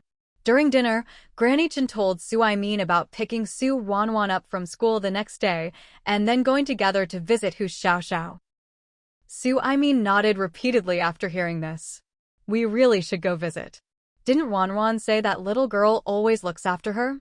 When you go tomorrow, don't go empty-handed, bring a can of malted milk from home as a gift. Because of Ruanruan, Suaimin believed that all young girls liked sweet things. Malted milk was sweet and nourishing, just the thing to have when you're sick. Granny Chen glanced helplessly at Suaimin after hearing this. Clearly, he didn't know the value of things since he wasn't the one managing the household. Even though Ruanruan and Hu Xiaoxiao were good friends, it didn't make sense to give away a whole tin of malted milk. It wasn't that Granny Chen was stingy. She really didn't care about a tin of malted milk, and it wasn't that she was reluctant to give it away. It was just that, under the current circumstances, giving it as a gift wouldn't be appropriate. The two girls were close, but their families didn't have much contact before. Suddenly giving such a valuable gift, what would Hu Xiaoxiao's parents think? If they just thought the Su family was wealthy, that would be one thing. But if they felt looked down upon or embarrassed, that would be bad. In the end, Granny Chen found an empty malted milk tin and filled it about a fifth of the way. It looked a bit pitiful, but this was the proper way to handle things. The next afternoon, estimating that Ruanruan would be finishing school soon, Granny Chen set out with the gift. Although the snow had stopped, the sun hadn't come out, and the snow on the ground had been trampled into hard, slippery ice. She had to walk very carefully. Because she was being cautious, Granny Chen walked a bit slowly. By the time she reached the entrance of No. 1 high school, the gates had just opened and students were starting to stream out. She didn't have to wait long before she spotted Ruanruan and Xiao Changjin. As the three of them headed to Hu Xiaoxiao's house, Ruanruan and Xiao Changjin each took one of Granny Chen's arms, supporting her so she wouldn't slip. Both Ruanruan and Xiao Changjin had good memories. Even though they'd only been there once, they remembered the way to Hu Xiaoxiao's house perfectly. By the time they arrived at the courtyard where Hu Xiaoxiao lived, it was already completely dark. Unlike yesterday, when the yard was quiet, today there were people busy cooking in the kitchens outside the three homes. When the three entered, the people cooking looked up and asked, "Who are you looking for?" Ruanruan stepped forward with a smile. "I'm Hu Xiaoxiao's classmate." Is that Ruanruan?" Before Ruanruan could finish, someone interrupted her. All three turned toward the voice and saw Wei Hong lifting the curtain and coming out of the house. "Ruanruan, you're here. It's cold outside, come in. It's warm inside. Xiaoxiao kept saying you'd come today. I was thinking it's so cold, maybe you wouldn't come after all. But you really did. And this is..."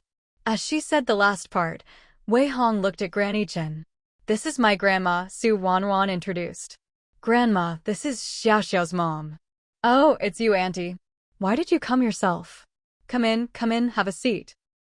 Wei Hong ushered the three of them inside and called out to Hu Tianqing, who was cooking porridge outside, "Make a bit more rice." "Auntie, you don't need to cook for us. My grandpa already made dinner at home and is waiting for us to come back and eat. Even though it's cold and the food won't spoil, it just doesn't taste as good if it's not fresh. We'll head home to eat soon. Ruanruan's words were reasonable and polite, so Wei Hong could only nod. All right then. If you're not staying for dinner, at least have a cup of tea, won't you? It's so cold today. You must have frozen on your way here. Hurry up and have some hot water to warm yourselves, Wei Hong said as she lifted the teapot from the stove in the main room and poured 3 bowls of water for them. The freshly boiled water sent up clouds of steam, which rose to their faces. The cold wind had left their faces stiff, almost like they were frozen, but now, with the warmth, it felt as if the ice was slowly melting away, softening their features. Su Swan held her bowl, not in a rush to drink, and said to Wei Hong, "Auntie, I'll go check on Xiao Xiao first." "Is she awake?" "She's awake. She knew you'd be coming after school and insisted on waiting for you. No matter what I said, she just wouldn't go back to sleep." Wei Hong replied, her tone tinged with helplessness. Hearing this, Su Swan hurriedly carried her bowl into the east room. Granny Chin and Xiao Chengjin also stood up to follow, but as they reached the doorway, Xiao Chengjin stopped. He almost forgot there was a girl resting in the bed inside. How could he just walk in like that? Better to wait outside. What Xiao Chengjin didn't know was that, seeing him sit back down, Wei Hong secretly breathed a sigh of relief. Technically, they were all classmates, and since Xiao Chengjin had come specifically to visit Hu Xiaoxiao, even if he did go in, she couldn't really say anything. Besides, it was so cold that even lying in bed, Hu Xiaoxiao was bundled up thickly. But still, boys and girls should have their boundaries. Now that Xiao Chengjin had stopped himself and didn't go in, the weight in Wei Hong's heart was finally lifted. Inside the east room, Hu Xiaoxiao saw Su Swan come in holding a bowl of hot tea, and immediately her dimples appeared as she sat up. Swan, you're here." Su Swan set her bowl on the table next to the bed and sat down on the edge. "Xiao, how are you feeling today? Any better?" "I'm much better. The medicine from the school nurse really works. My mom took the day off to look after me, made sure I drank several mugs of hot water, and I sweated a lot. She still wouldn't let me lift the covers, though," Hu Xiaoxiao said, sounding a bit like she was complaining, but her face was all smiles. Su Swan didn't respond to that, but instead introduced Granny Chen. "Xiao, this is my grandma. She's here today to talk to your mom about the fabric and cotton. Did you mention it to her?" "What did she say?" "I did. My mom's just worried about causing trouble for you, so she didn't say much else." "It's no trouble at all. We still have plenty at home, no need to go out and buy more. If your mom wants to buy some, just let my grandma know and she can bring it over tomorrow." Hearing this, Hu Xiaoxiao couldn't stay lying down any longer. "Mom, come here. I have something to tell you." In the main room, Wei Hong heard Hu Xiaoxiao calling her. But there was still Xiao Chengjin in the main room. Wei Hong hesitated for a moment, then stood up. "Classmate, just sit here for a bit. If you want more tea, help yourself. There's a kettle of boiling water on the stove." After giving Xiao Chengjin these instructions, Wei Hong hurried into the east room. Wei Hong thought something might be wrong with Hu Xiaoxiao, but when she heard what it was, she tapped Hu Xiaoxiao on the forehead. "You little rascal, always up to something. You scared me, you know that." "Mom, that's just you overthinking. I'm lying in my own bed at home. What could possibly happen?" Wei Hong didn't dwell on the topic any longer. "Auntie, both fabric and cotton are in short supply these days. If your family has some, you should keep it for yourselves. As for Xiao, I can just alter some of my old clothes for her to wear." Granny Chen beamed. "Don't worry about it. There aren't many people in our family, so we don't need that much. It'd just sit there and used anyway. Since you need it, you might as well take it. And don't feel embarrassed. Let's keep things fair and square. For the price, how about I charge you 5 cents more per foot than the department store? What do you think?" As soon as Wei Hong heard this, she knew Granny Chen was making this offer because of the good relationship between Su Ruanruan and Hu Xiaoxiao. Otherwise, if you took fabric and cotton to sell on the black market, never mind 5 cents more than the department store, Even if it was 50 cents more, people would still be fighting over it. After all, winter had only just begun, and it looked like it was going to be another cold one. Being able to stock up on some extra cotton and fabric was a good thing, better to be prepared than caught off guard. That was also why Wei Hong hadn't considered selling on the black market. High prices or not, the key was that these things were priceless. You couldn't buy them even if you had the money. Who doesn't have relatives or friends? Very few people are actually willing to sell these things. Wei Hong just hadn't expected to run into one of those rare few today. She rubbed her hands together awkwardly. I really shouldn't. That price is a bit too low. Granny Chen glanced at Hu Xiaoxiao, who was lying on the bed, and smiled. What's the big deal? Ruanruan is always telling me how close she and Xiaoxiao are, like real sisters, even if they're not related by blood. If I didn't think you'd refuse, Ruanruan would have just brought the stuff over as a gift. That definitely wouldn't do. Wei Hong's expression turned serious. This is something for us adults to handle. Kids' ideas are still too naive. Hearing themselves called naive, Su Ruanruan and Hu Xiaoxiao exchanged a helpless smile. After some discussion, Granny Chen and Wei Hong finally settled on the amount of cotton and fabric needed. Wei Hong was buying quite a lot, so the total cost was no small sum. As a high school student, she quickly calculated the answer to this simple problem. Mom, why are we buying so much cotton? Hu Xiaoxiao had also learned some sewing from Wei Hong and could do basic mending and calculations, though her cooking skills were lacking. Wei Hong ruffled Hu Xiaoxiao's hair. We'll buy a bit more so I can make you 2 sets of cotton-padded clothes to alternate. We'll get good, thick, durable fabric too. When you wear them, let her be as jealous as she wants. The her Wei Hong referred to was the old lady whose granddaughter. At the mention of this person, the smile faded from Hu Xiaoxiao's face. Seeing this, Su Ruanruan quickly changed the subject. Auntie, how about I have my grandma bring the stuff over to you tomorrow? Will you be home during the day? That won't do. It's freezing out and the roads are bad. I'll come pick it up myself. Su Ruanruan smiled helplessly. But you don't even know where we live. Wei Hong was stunned by this. That's right. She'd never been to the Su family's house and didn't know where it was. Well, it's settled then. I'll bring the things over to you tomorrow morning. Just make sure you're home, Granny Chen said, putting her foot down. After they finished discussing everything, Su Ruanruan and the other two said their goodbyes and left. The later it got, the colder it became, so the sooner they could get home, the better. Even though they hurried along, the cold wind on the way back still bit through their clothes, making all three of them hunch their shoulders against the chill. The next morning, after breakfast, Su Ruanruan didn't rush out. Instead, she stayed in the kitchen to carefully explain things to Granny Chen. Granny, I've already taken everything out and packed it up. It's in my room, inside the basket. When you go out later, just carry it with you. As for Grandpa, all right. Hurry up and get to school. I'm old enough to handle these things, aren't I? Have you forgotten how it used to be? Back in the day, Granny Chen never needed Su Ruanruan to worry about these things. She could sit at home alone and still manage to sell plenty. Thinking of Granny Chen's impressive track record, Su Ruanruan finally felt at ease. Okay then, I'll get going. Thank you, Granny. On the way to school with Xiao Chenjin, he kept glancing at Su Ruanruan from time to time, leaving her completely baffled. Why do you keep looking at me? You look like you want to say something, just say it. Xiao Chenjin shook his head. Just when Su Ruanruan thought he wouldn't say anything, she heard him sigh, no matter when, you're always so warm-hearted. Growing up, Su Ruanruan had faced countless injustices and suffered more than her share of hurt. Yet even so, she still had a vibrant, passionate heart.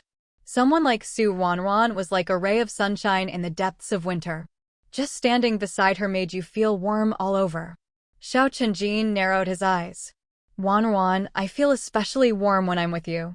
Su Ruanruan grinned and scooted closer to him. Then just stay by my side, and you'll always feel warm. Not long after Su Ruanruan left, Granny Chen slung the basket over her back and headed to Hu Xiaoxiao's house. When she arrived at the courtyard where Hu Xiaoxiao lived, it was still quiet. Aside from Hu Xiaoxiao's house, the doors of the other two homes were tightly shut. Most likely, everyone had gone off to school or work. That was just as well. It saved her from being seen by others. Wei Hong had been waiting ever since breakfast, and when Granny Chen finally arrived, she was so excited she could barely speak.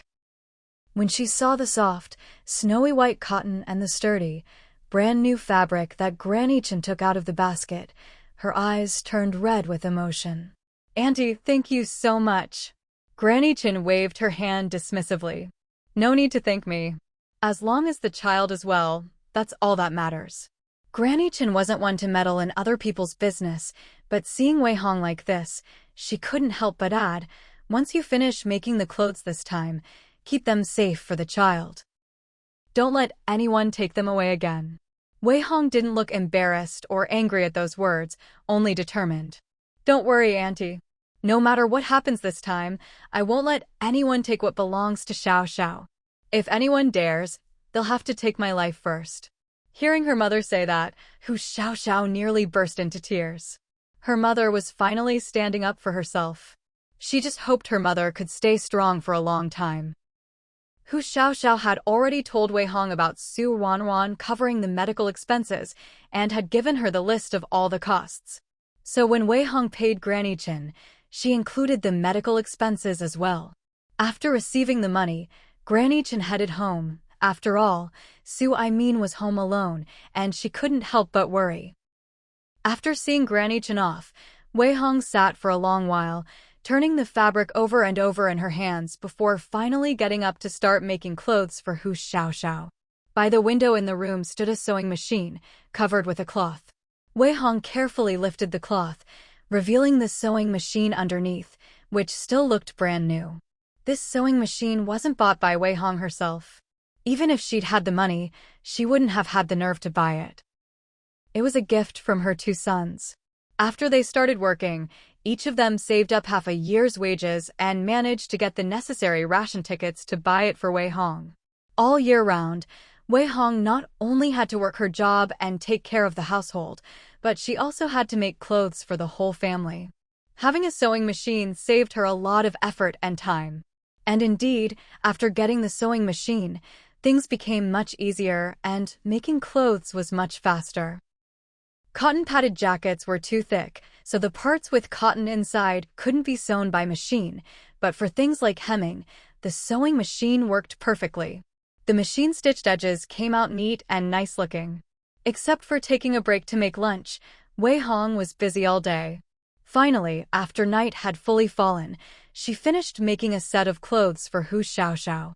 Just like Su Ruanruan's clothes, these were made from green fabric. Not only did this color make the wearer look lively, it was also resistant to dirt and wear. The style was a little different from Su Ruanruan's, but still very nice.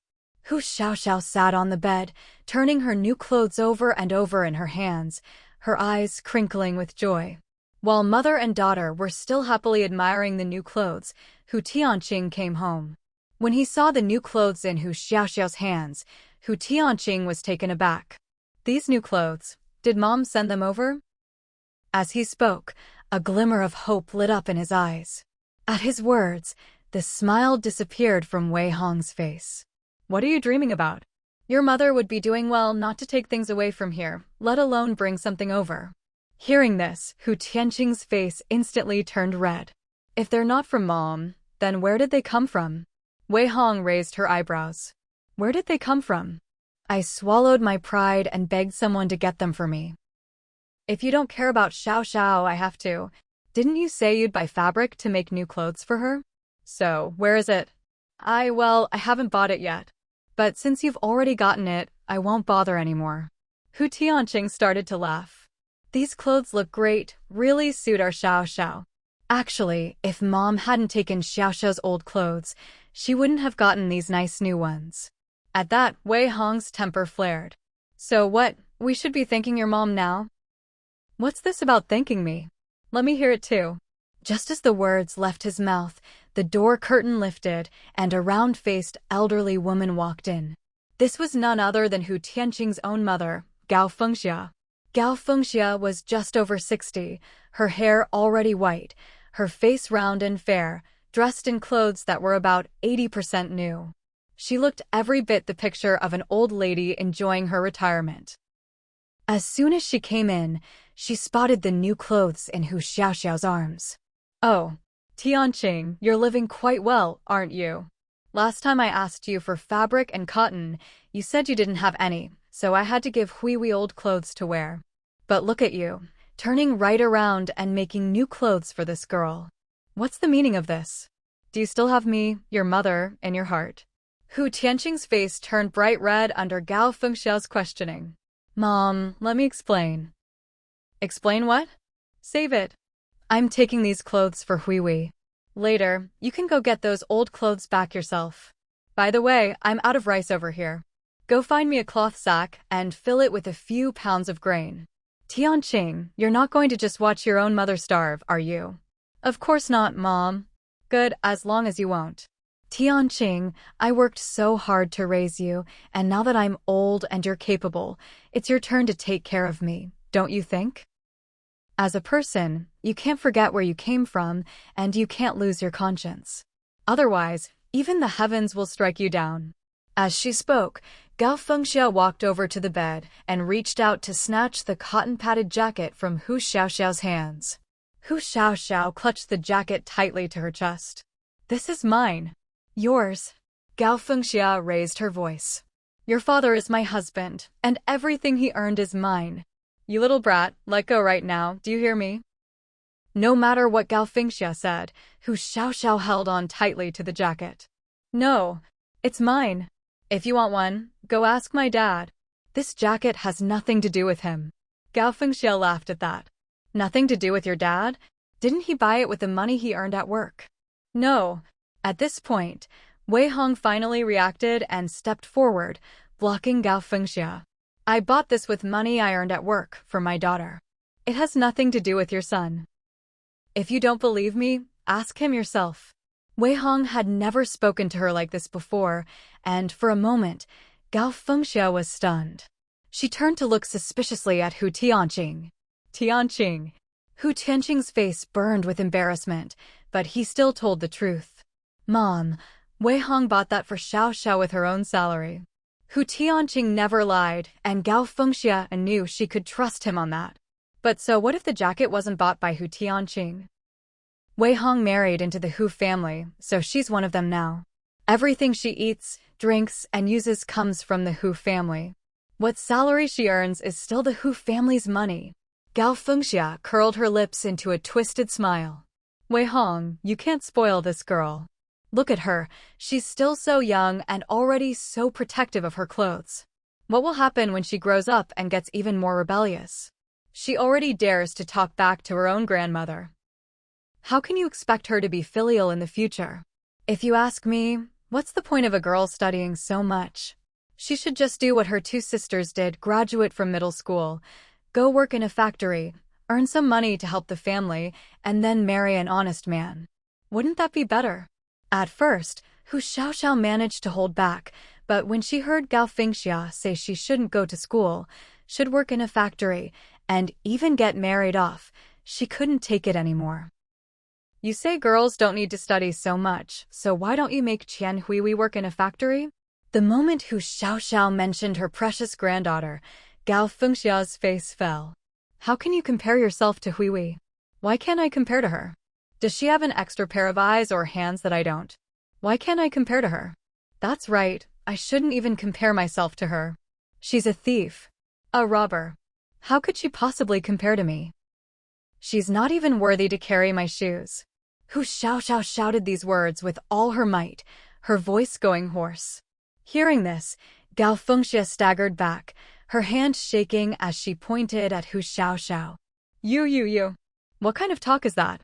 Hu Tianqing. Look at this. This is the good daughter you raised. What is she trying to do? Huh? Am I not her grandmother? Is this how she talks to me? I don't think she ever saw me as her grandmother. Look at her. She looks like she wants to eat me alive. Back when I gave birth to you, it was a difficult labor. I nearly died. My body was ruined, and I never had another child after that. All these years, how have I treated you? I raised you with the best food and drink, sent you to school. If not for me, would you have gotten such a good job? Back then, our family was struggling. To let you go to school, your sister had to drop out. Now that your life is better, what's wrong with helping your sister out a bit? And you let your daughter, just a little girl, talk to me like this? What does that mean? Huh? Are you denying your own mother now? Have you no conscience? Gao Fengxia started out cold and stern, but soon her voice was choked with tears. Her emotions shifted seamlessly, more natural and convincing than any stage performance. Wei Hong had seen this act countless times since Gao Fengxia married Hu Tianqing all those years ago. Even Hu Xiaoxiao, though only 15 this year, had witnessed it more times than she could count. Every time Gao Fengxia pulled the stunt, it always worked. This time, Wei Hong and Hu Xiaoxiao both turned to look at Hu Tianqing, waiting to see how he would react. The result was predictable. Hu Tianqing didn't surprise them in the slightest. He hurried forward, face full of sorrow, almost ready to kneel before Gao Fengxia. Mom, I know, I'm not an ungrateful person. Xiaoxiao is sick, she has a fever, she's not thinking straight, that's why she said the wrong thing. I'll have her apologize to you right now. Mom, you're the bigger person, don't stoop to her level. Xiaoxiao, hurry and apologize to your grandma. Don't. Gao Fengxia waved her hand coldly. I don't care for her apology. She might apologize with her mouth, but who knows what she's cursing me within her heart. Just have her give me the clothes, and you pack up the grain for me. I'll leave right now. That little courtyard I live in may be shabby, not as spacious and bright as here, but at least I don't have to put up with a little brat giving me attitude. Hu Tianqing looked helplessly at Hu Xiaoxiao and Wei Hong, then at the cold-faced Gao Fengxia. Step by step, he shuffled to the bed. Xiaoxiao, just give it to your grandma. She's getting old, what if she gets too upset? Didn't that other outfit fit you just fine? We just had it made last year, it's still new and comfortable. As he spoke, his eyes darted around, never daring to meet Hu Xiaoxiao's gaze. Hu Xiaoxiao's clear, bright eyes were like the brightest bulbs, shining right into his heart, leaving him nowhere to hide. Hu Xiaoxiao bit her lip, trying hard not to cry, but her voice was still choked with tears. No. My mom bought this for me. No one can take it away. If you want me to give her the clothes, you'll have to strangle me first. Wei Hong spread her arms, shielding Hu Xiaoxiao. If you want to bully my daughter, to take her things, then you'll have to strangle me first. Once I'm dead, then you can strangle her, and you can give everything in this house to whoever you want. Wei Hong. Hu Tianqing looked at her in anguish. Xiaoxiao doesn't understand, but do you have to be so unreasonable too? Wei Hong let out a cold laugh. How much more sensible do you want me to be? How many years have I been married to you? How many children have I given you? All these years, have you forgotten how your mother treated me, how she treated my children? You've forgotten. But I haven't. Let me tell you, Hu Tianqing, it's not just about these clothes. Starting today, don't even think about giving anything of ours to your mother. The money you earn, you can give to whoever you want, but what I earn, what my children earn, you're not getting a single cent. Wei Hong's sudden assertiveness caught Hu Tianqing off guard. Wei Hong, what's gotten into you? Wasn't it always like this before? Why? That was me saving your face. Wei Hong cut him off coldly. Now, I don't think you deserve that anymore. Gao Fengxia looked at Wei Hong in surprise, secretly wondering if she'd taken the wrong medicine. Why was she acting so out of character today? Then she remembered Hu Tianqing mentioning earlier that Hu Xiaoxiao was sick, and it all made sense. It was probably Hu Xiaoxiao's illness that made Wei Hong so angry, which was why she was suddenly standing her ground. Once Hu Xiaoxiao got better in a couple of days, Wei Hong would go back to how she was before. Gao Fengxia knew very well when to back down, so she sighed. All right, Tianqing, I don't want to be the villain here. If your wife and daughter aren't willing, then forget it.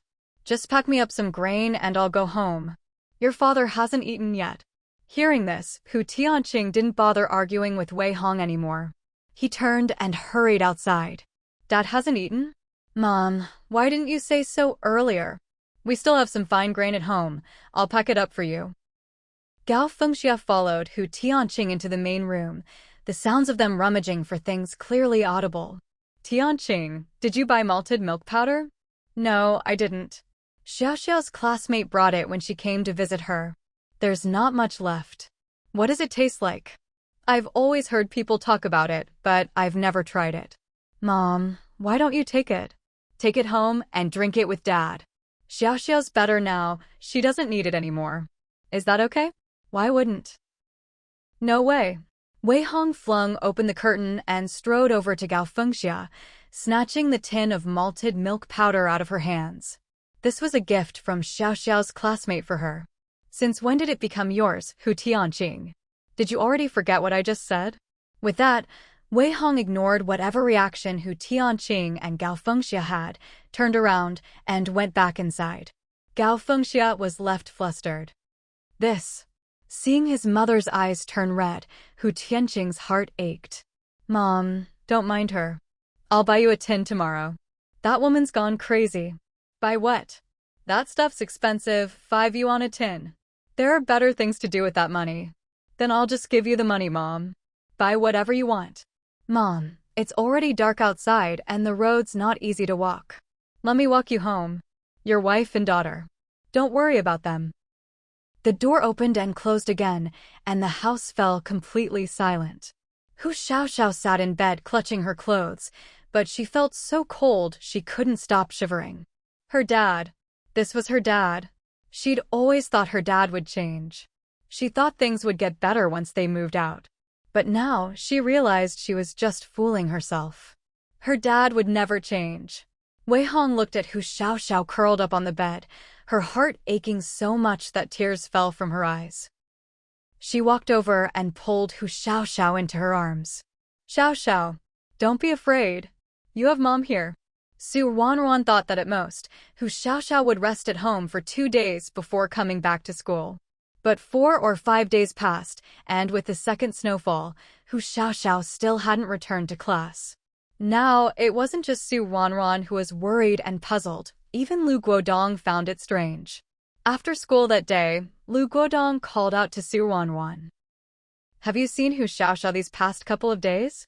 No, I was planning to go to her house tomorrow to check on her, Ruanruan replied. Lu Guodong nodded. See how she's doing. If she's better, tell her to come back to class soon. She's already missed a whole week. The next day was Sunday, and it was the first rare sunny day that week. The day before, there had been a light snowfall, snowflakes drifting down for over an hour before stopping completely. Today, as soon as the sun came out, the snow that hadn't melted before began to thaw. Ruanruan and Xiao Chenjin walked side by side, carefully avoiding the little puddles underfoot. The snow on the road was melting, and so was the snow on the rooftops. Water dripped steadily from the eaves, making it look almost like it was raining. After walking for about half an hour, the two of them arrived outside the courtyard where Hu Xiaoxiao's family lived.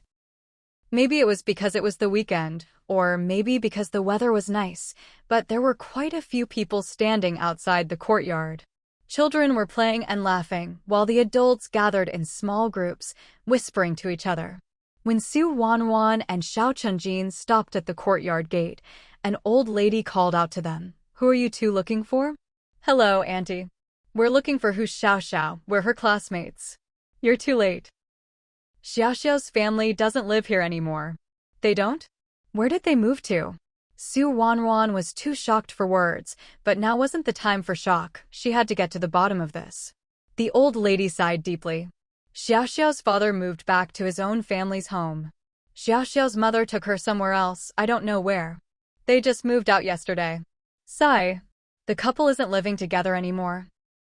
Ruanruan and Xiao Chenjin exchanged a glance, instantly understanding what the other was thinking. Just as Ruanruan was about to ask more, someone called her name. She turned around, and who else could it be but Hu Xiaoxiao? Hu Xiaoxiao was wearing her green cotton jacket, but her face was pale and bloodless. The round, chubby cheeks she used to have were now so thin her chin looked sharp. Ruanruan hurried over to Hu Xiaoxiao and gripped her hand tightly. It's only been a few days. How did you lose so much weight? Hu Xiaoxiao forced a smile, but it was nothing like her old cheerful grin. Ruanruan, come on. I'll take you to my new home. Su Ruanruan also realized this wasn't the place to talk. She called out to Xiao Chenjin, then followed Hu Xiaoxiao. On the way, Hu Xiaoxiao chattered nonstop. I knew you'd come looking for me today, so I came out to wait for you. Didn't expect you'd get here before me. I haven't been to class all week. Is our homeroom teacher angry? I've missed so much schoolwork. What am I going to do? Ruanruan, you'll help me catch up, right? The more Hu Xiaoxiao talked, the deeper Su Ruanruan's frown became. Hu Xiaoxiao was obviously trying to cover something up. They walked for half an hour before finally stopping. When they stopped, Su Ruanruan realized in surprise that this place was only an alley away from her own house. If you walked fast, it'd take just 5 minutes to get there. Hu Xiaoxiao pulled Su Ruanruan into a small courtyard. There were 3 north-south facing rooms and 1.5 rooms on the east side. Looking at the layout, it was pretty similar to the Su family's courtyard, just a bit smaller. As soon as Hu Xiaoxiao entered the yard, she called out toward the main room, "Mom, I brought Ruanruan and Xiao Chenjin with me." Almost before she finished speaking, the door to the main room swung open from the inside. Wei Hong came out smiling. "Ruanruan, you're here. Xiaoxiao was saying first thing this morning that you'd definitely come looking for her today, so she rushed out to wait for you. And she really did catch you. Come in, it's cold outside." Even though the sun was out, the air was still chilly, and a gust of wind made everyone hunch their shoulders against the cold. Hu Xiaoxiao pulled Su Ruanruan into the main room, where Ruanruan immediately noticed that the place was still a mess. Lots of things hadn't been put away yet. Hu Xiaoxiao didn't seem to care at all and dragged Su Ruanruan straight into the east room. By the window in the east room stood a big table, with a bench beside it and 2 chairs on either side. The window was set with glass, and sunlight streamed in, spilling over the table and floor. Hu Xiaoxiao had Su Ruanruan and Xiao Chenjin sit down, but she didn't sit herself. Instead, she turned and headed back out. "Wait for me a minute." Not long after, Su Ruanruan saw Hu Xiaoxiao through the window.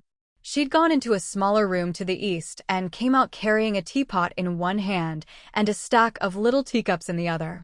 It looked like that room must be the kitchen.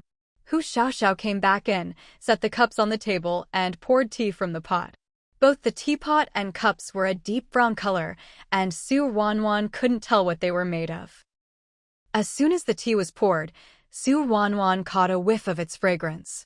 She didn't drink tea herself, but her father, liked it, so she was familiar with the smell. "Have some tea to warm up. My big brother brought this back. I find it a bit bitter, not sure if you'll like it." Su Ruanruan took a sip and wrinkled her nose. "Honestly, I think it's a little bitter too. Next time you come, we'll just have brown sugar water," Hu Xiaoxiao said, laughing. Su Ruanruan put down her cup and took Hu Xiaoxiao's hand. "Xiaoxiao." She hesitated, not quite sure how to ask what was on her mind. Before Su Ruanruan could figure out how to put it, Hu Xiaoxiao spoke up herself. "My mom, my brother and sister, and I all live here. My brother and the others rented this courtyard. Once we have enough money, we'll buy it. My dad went back to live with the Hu family. And your parents.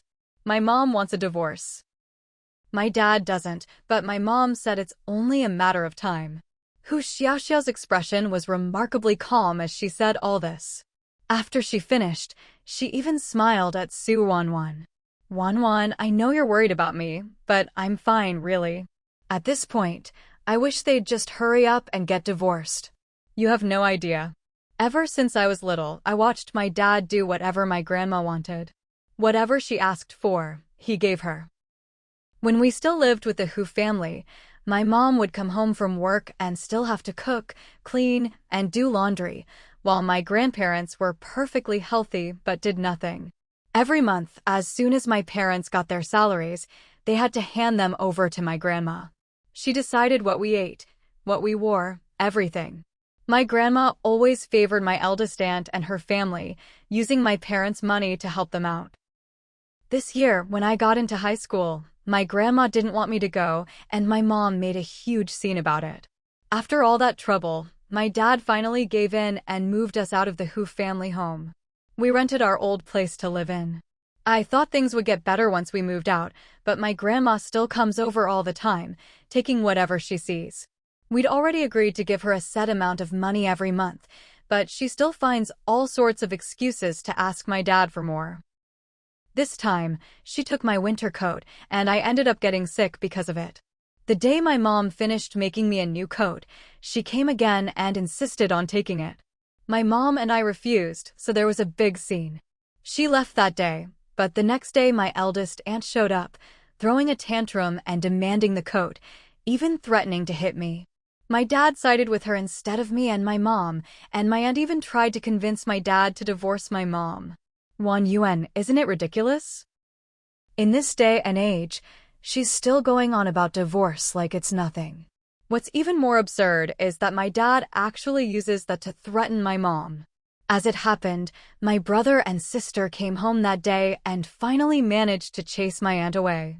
My mom made up her mind to divorce my dad, and my siblings and I all supported her. We all chose to be with my mom. My dad didn't want to split up, so my brother rented this courtyard and moved us here. My dad went back to live at the Hu family home by himself. My dad said he'd wait for us at home, and when we come to our senses, we can go back. He says we're all family, there's no grudge that lasts overnight, and anything can be talked out. He says my grandma suffered a lot giving birth to him, and now she's over 60, who knows how long she'll live. He wants to be a good son and take care of her, and he can't let her worry. Hu Xiaoxiao's face twisted into a mocking smile. Well, let him be filial then. We can live just fine without him. Listening to Hu Xiaoxiao, Su Ruanruan's frown grew deeper and deeper. She'd thought the Wang family was already bizarre enough, but she hadn't expected there'd be another family that could rival them. All right, don't worry about me. My brother and sister talked it over. They'll take turns coming home every night, so if anything happens at home, they'll know right away. Where are your brother and sister working? Su Ruanruan knew Hu Xiaoxiao had 2 brothers and 2 sisters, and that they all had jobs, but she didn't know exactly where they worked. They all work at the food factory and live in the single dorms there. You know how our house is, just 3 rooms, not enough space for everyone. Su Ruanruan nodded. That's not too far, and now that you've moved here, there are a few more rooms. Taking turns coming home means you and your mom won't be left alone to be bullied. But don't worry. If your siblings can't make it back, you can always come find me. I live just down the alley. I'll take you to my place later. You live just up ahead? Hu Xiaoxiao was shocked. She never expected her new home would be right next to the Su families. If she'd known, she wouldn't have bothered waiting at the old house so early in the morning. At this, Su Ruanruan couldn't help but laugh. Guess it's fate. From now on, we can go to and from school together. Hu Xiaoxiao nodded, her happiness written all over her face. Xiao Chenjin had been sitting quietly by the side, listening to the 2 girls talk. When he heard this, his expression didn't change, but he sighed inwardly. Sigh. Just when he'd finally gotten a little alone time with her, it was gone again. When will I ever get to graduate and marry her? Wei Hong. Wei Hong. Open the door. Do you hear me? I know you're in there. If you don't open up, I'm going to kick it down. The sudden shouting and banging at the door made Su Ruanruan frown. She was just about to say something when Hu Xiaoxiao suddenly shot to her feet. That's my aunt. As she spoke, Hu Xiaoxiao hurried out the door. Su Ruanruan and Xiao Chenjin exchanged a glance and quickly followed after her. Wei Hong was already in the courtyard. By the time the 3 of them rushed out, she had already reached the gate and opened it. Not opening the door simply wasn't realistic. Wei Hong knew all too well what kind of person Hu Yunlan was. If she didn't open the door today, Hu Yunlan would probably break it down to get in anyway. Since that was the case, she might as well open it openly and see what Hu Yunlan was up to. As the gate swung open, a middle-aged woman with chin-length hair strode in. Her hair was parted in the middle, rough and a bit yellowed, flying wildly as she moved. Su Ruanruan sized up Hu Yunlan and came to a conclusion. This was a difficult and unreasonable woman. Almost as if to confirm Su Ruanruan's impression, Hu Yunlan barged right in without so much as a glance at Wei Hong. She marched into the middle of the courtyard, swept her gaze around, and finally turned to Wei Hong. Well, well. You took our Hu family's money and rented yourself a whole house with a courtyard. You wasteful woman. You ought to be divorced. Wei Hong's face was cold. I used my own money to rent this house. It has nothing to do with your Hu family. I've already said I want a divorce from Hu Tianqing, but he's the one who refuses to let go. If you really want us divorced, go home and talk to Hu Tianqing. Divorce? Hu Yunlan's voice shot up, spittle flying. You think you can leave with our Hu family's child and our Hu family's things? Dream on. You'll leave with nothing. Get out of here with just the clothes on your back.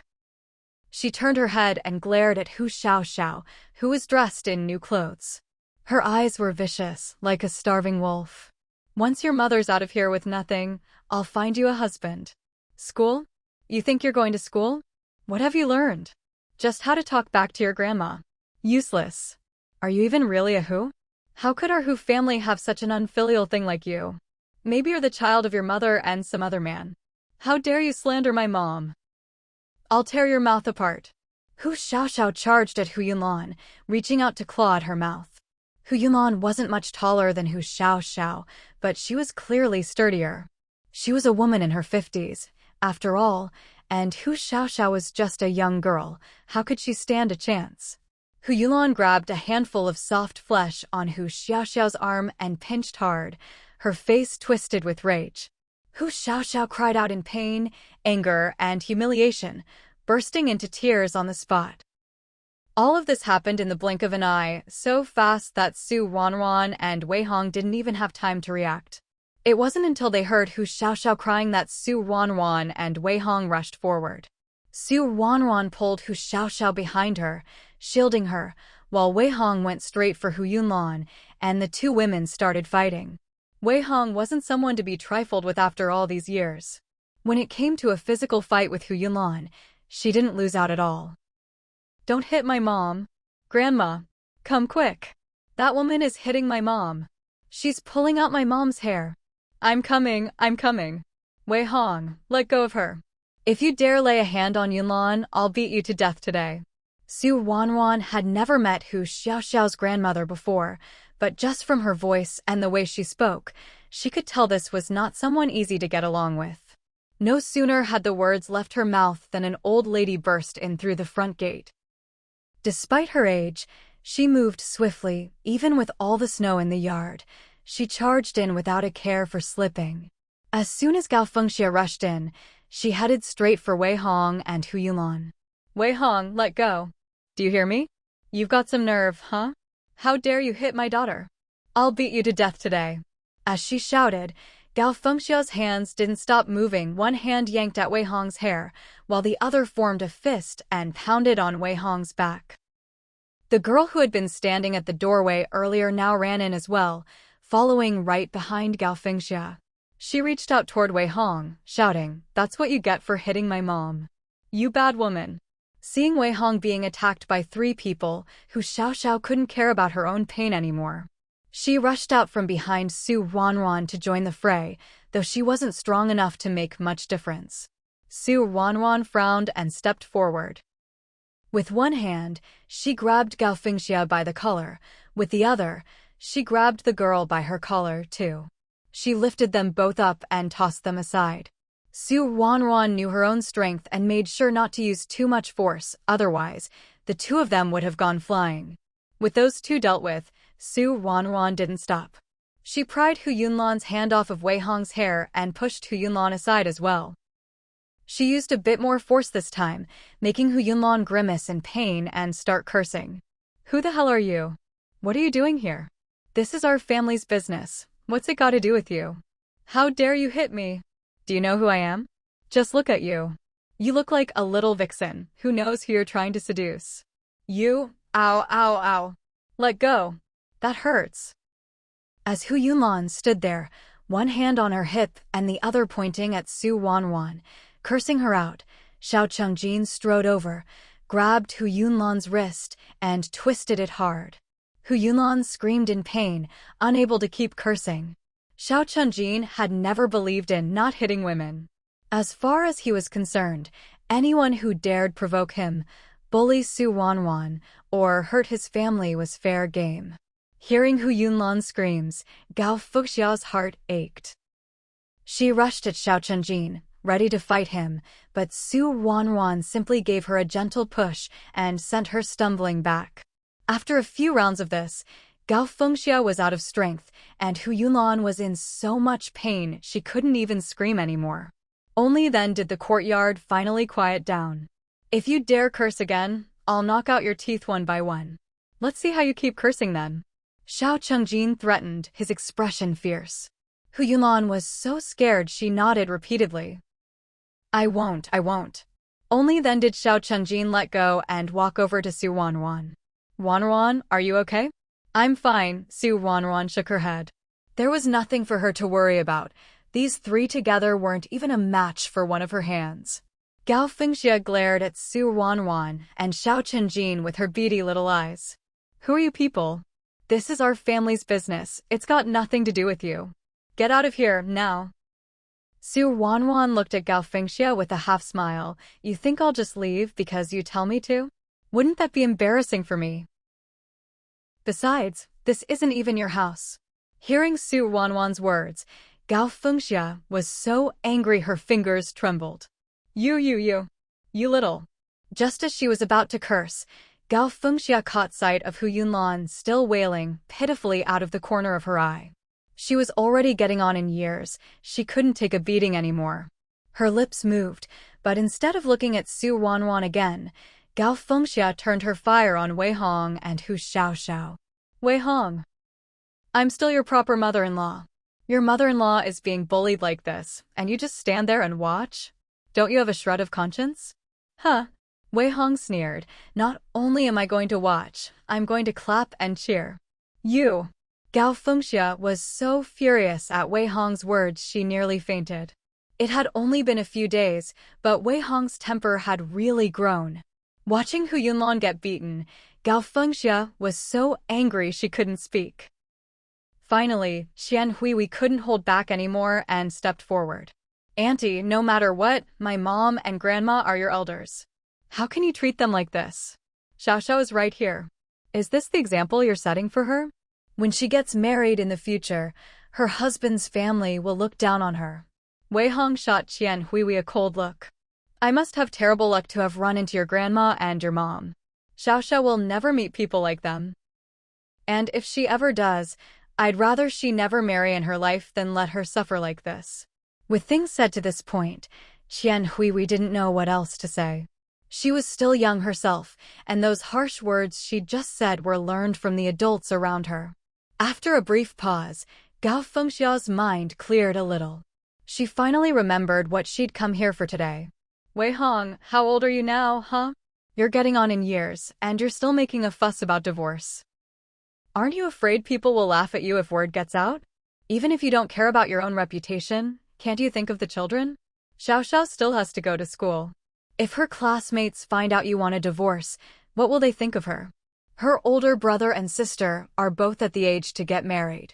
If this gets out, do you think they'll get good matches? As a mother, don't you care about your own kids? Is there any mother as selfish as you? And besides, it's not like there's some huge problem between you and Tianqing. Every couple argues and bickers, it's totally normal. Do you really have to make such a scene? I know you've had issues with me these past years, but didn't I already let you move out and live your own life? Are you unhappy living outside? Fine, from now on you can live in the family house, and your dad and I will move out. How about that? Before Wei Hong could react to Gao Fengxia's words, Hu Yunlan was the first to object. Mom, what are you saying? That house belongs to you and Dad. How can you just give it to them? You and Dad aren't young anymore, how can they kick you out? People like that deserve to be struck by lightning. Unbelievable. I don't think she's divorcing because of you at all, she must have someone else outside. Qian Huihui agreed with Hu Yunlan. Grandma, I think Mom's right. Just look at Auntie's face. She's glowing. Who knows how much fun she's been having these days. Asterisk slap, asterisk. Qian Huihui clutched her face, staring in shock at Hu Xiaoxiao, who had just slapped her. Slap, asterisk. Hu Xiaoxiao landed another slap on Qian Huihui's other cheek. She used all her strength for those 2 slaps, and Hui's face swelled up red before everyone's eyes. There wasn't a trace of a smile on Hu Xiaoxiao's face. Her gaze toward Hui was as cold as a glacier that hadn't melted in 100 years. Hui, if you can't speak like a human being, then go eat shit. Hui took a step back, yelling viciously, though her words were slurred. I'm not wrong. Your mom's a slut. She's got a man outside. For all we know, you're the bastard child she had with some random guy. Why else would she insist on divorcing my uncle? And those clothes you're wearing, how could she afford them? Some other man bought them for her. Shameless whore. Trash. I'll kill you. Hu Xiaoxiao kicked Hui hard. After knocking her to the ground, Hu Xiaoxiao straddled Hui and started slapping her left and right. Of course, Hui wasn't about to just sit there and take a beating. She flailed her arms and legs, struggling desperately. But compared to Hu Xiaoxiao, who was exploding with rage and adrenaline, her resistance was laughably weak. Seeing Hui getting beaten, Hu Yunlan couldn't care less about her sore hand anymore. She exchanged a glance with Gao Fengxia, and the 2 of them rushed forward, aiming for Hu Xiaoxiao's hair. How could Wei Hong just stand by and watch Hu Xiaoxiao get attacked? She hurried over to stop them. In the blink of an eye, the group was brawling again. Su Xuanxuan and Xiao Chenjin were both dumbfounded by the scene. Didn't they just break up the fight? How did it break out again? But even though they were stunned, neither of them just stood there.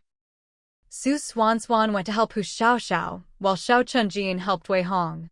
Within a few minutes, the situation was under control. With Su Xuanxuan pinning down Hui's hands, Hu Xiaoxiao was free to land her punches even more efficiently. As she hit her, Hu Xiaoxiao muttered, "That's what you get for running your mouth. Today I'm going to break your teeth. Let's see if you dare talk nonsense again." Hearing this, Su Xuanxuan instinctively glanced over at Xiao Chenjin. Hu Xiaoxiao must have gotten that idea from him. Xiao Chenjin seemed to hear Hu Xiaoxiao's words, or maybe he just felt Su Xuanxuan's gaze, because he looked over too. Just as Su Xuanxuan and Xiao Chenjin's eyes met, she heard Hui scream in agony. Looking down, she saw that Hu Xiaoxiao was actually trying to break Hui's teeth. Hu Xiaoxiao had one hand gripping Hui's mouth, and the other was yanking hard at her front teeth. Seeing this, Su Xuanxuan's lips parted as if to speak. She wanted to say, "Teeth are pretty sturdy, you know. You might not be able to break them like that. Maybe you need pliers." But before she could get the words out, Hui let out a blood-curdling scream. Looking closer, Hui's mouth was full of blood. And Hu Xiaoxiao was holding a tooth in her hand, lying on her back on the ground, laughing wildly. "Ha ha! I broke your tooth. Let's see if you dare talk nonsense again. Say one more word, and I'll break another." Hu Xiaoxiao slowly got up, her eyes locked on Hui. "And that outfit you're wearing, that's mine. Give it back." With that, Hu Xiaoxiao tossed the tooth aside and lunged at Hui, grabbing at her clothes. Clothes are definitely not as tough as teeth. If Hu Xiaoxiao could yank out Hui's tooth just like that, tearing up her clothes was a piece of cake. With the sound of ripping fabric, Hui's cotton-padded jacket was shredded to pieces by Hu Xiaoxiao. Watching Hu Xiaoxiao's actions, Su Ruanruan understood Hu Xiaoxiao never intended to keep the jacket. She just wanted to tear it apart. Good for her. If her hands weren't busy, Su Ruanruan would have applauded Hu Xiaoxiao right then and there. It's your own stuff. Better to rip it to shreds than let someone like that wear it. Hui was wearing a sweater underneath, but without the cotton jacket, it was as if she had nothing on at all. She was shivering so hard her teeth were chattering. After tearing up the jacket, Hu Xiaoxiao moved on to the cotton pants. There were no buttons on the pants, so Hu Xiaoxiao just ripped them open at the waistband and yanked them down to Hui's calves.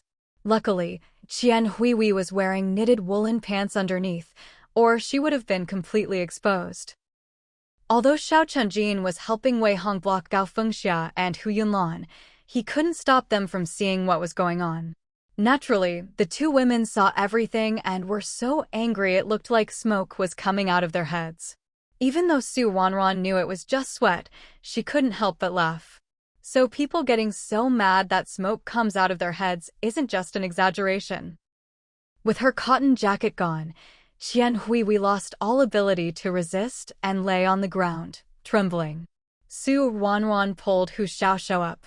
Xiaoxiao, that's enough. If things got out of hand and the police got involved, it wouldn't be good for Hu Xiaoxiao. This was just right, just a tooth, nothing major. As for the clothes, that's no big deal. Women fighting, tearing clothes and pulling hair, isn't that normal? Even if the police came, they couldn't say much. Just as things seemed to be wrapping up, someone burst in through the door. The newcomer froze for a second at the scene in the yard, then charged straight at Hu Xiaoxiao. Ruanruan had a good memory. Even if she'd only met someone once, she could recognize them. She realized this was Hu Tianqing. Hu Tianqing looked so anxious, and the moment he came in he rushed over to Hu Xiaoxiao. He must be worried about her, right? After all, Hu Xiaoxiao was his own daughter. Thinking this, Ruanruan didn't try to stop him. But she didn't leave either, staying right by Hu Xiaoxiao's side. In the blink of an eye, Hu Tianqing was standing in front of Hu Xiaoxiao. You! Hu Tianqing turned sideways, pointing at Qianhui lying on the ground. Did you do this to her? Hu Xiaoxiao stuck out her neck. Yeah, you useless brat, Hu Tianqing said, raising his hand. Seeing his hand raised high, Hu Xiaoxiao instinctively closed her eyes and shrank her neck. But the pain she expected never came. Puzzled, Hu Xiaoxiao cautiously opened her eyes a crack, only to see Hu Tianqing's big hand just a palm's width from her face. And his wrist was being held in a slender, fair hand. Even though Hu Tianqing's veins were bulging from the effort, he couldn't move his hand forward at all. Hu Xiaoxiao instinctively took a step back, then looked at Ruanruan. Ruanruan, you're amazing! In Hu Xiaoxiao's memory, Hu Tianqing was very strong. But now, Ruanruan had stopped him easily. With a flick of her hand, Ruanruan pushed Hu Tianqing away. I thought you'd be angry, Ruanruan said softly. Why would I be angry? Hu Xiaoxiao looked at Ruanruan in confusion. Ruanruan glanced at Hu Tianqing. That's your dad. If I beat him up, wouldn't you be mad? Of course not. Hu Xiaoxiao slung an arm around Ruanruan's shoulder like they were old buddies. If he tries to lay a hand on me again, you don't even need to hit him, just hold his hands down for me, and I'll do the rest. As she spoke, Hu Xiaoxiao's face was full of eager anticipation. Seeing that Hu Xiaoxiao was serious, Ruanruan smiled. All right then. The two of them didn't bother lowering their voices. Hu Tianqing was standing right in front of them and heard every word loud and clear. Precisely because he heard everything, Hu Tianqing was even angrier. Hu Xiaoxiao, I'm your father. How can you talk like that? To think she was plotting to beat him up right in front of his face, and with someone else no less. What a brat. What an unfilial daughter. Hu Xiaoxiao wiped the smile off her face and looked at Hu Tianqing expressionlessly. Why can't I talk like that? You can hit me, but I can't hit you. She let out a scornful laugh. What kind of logic is that? Don't even try to lecture me. All these years, you never supported me. My brother, my sister, and I were all raised by my mom alone. As for the money you earned, it all went to the one lying on the floor over there. Qianhui, who was trembling on the ground, struggled to her feet. Uncle, Hu Xiaoxiao knocked out my tooth. Hu Tianqing turned to look and saw Qianhui's mouth full of blood, with a glaring black hole where her tooth used to be. The sight made Hu Tianqing's mind go blank, and he nearly fainted on the spot. Hu Xiaoxiao, look at what you've done. I am looking, Hu Xiaoxiao replied coolly. Hu Tianqing was beside himself with rage. Wei Hong, look at what Hu Xiaoxiao has become under your care. Is this how a girl should behave? Hui is her own sister, how could she do this? And you're just standing there, stopping your mother and big sister from intervening? Hurry up and take care of your precious daughter. Wei Hong turned around. I think I've done a great job. Isn't the result obvious? No matter how dark Hu Tianqing's expression grew, Wei Hong continued, Thank goodness Xiaoxiao isn't like you. Otherwise, I'd want to strangle her myself. Hu Xiaoxiao lifted her chin proudly. Don't worry, Mom. I could never be like him. As she spoke, Hu Xiaoxiao shot Hu Tianqing another glance, her eyes icy cold. When she was little, Hu Tianqing had been her hero, the father she loved most in the world. But every time Qian Huihui bullied her and then ran to Hu Tianqing to tattle, and he'd scold her instead, that image of her father shrank a little more in her heart.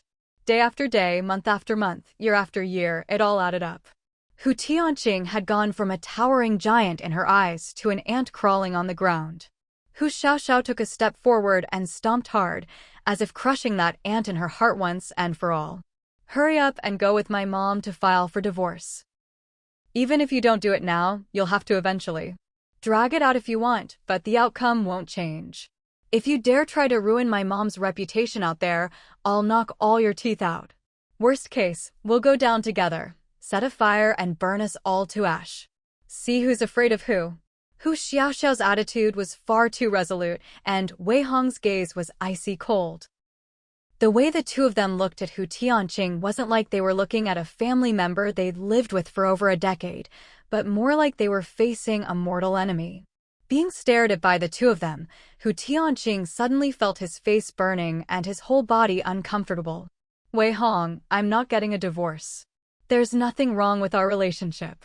As for other matters, I'll take care of them, don't worry.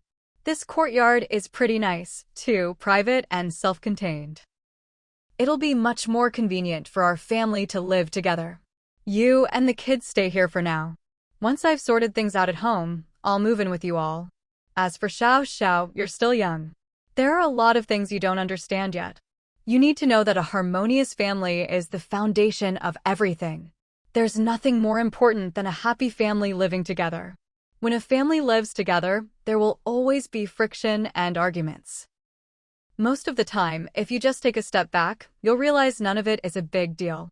The health, happiness, and well-being of your loved ones is more precious than any clothes, money, or malted milk.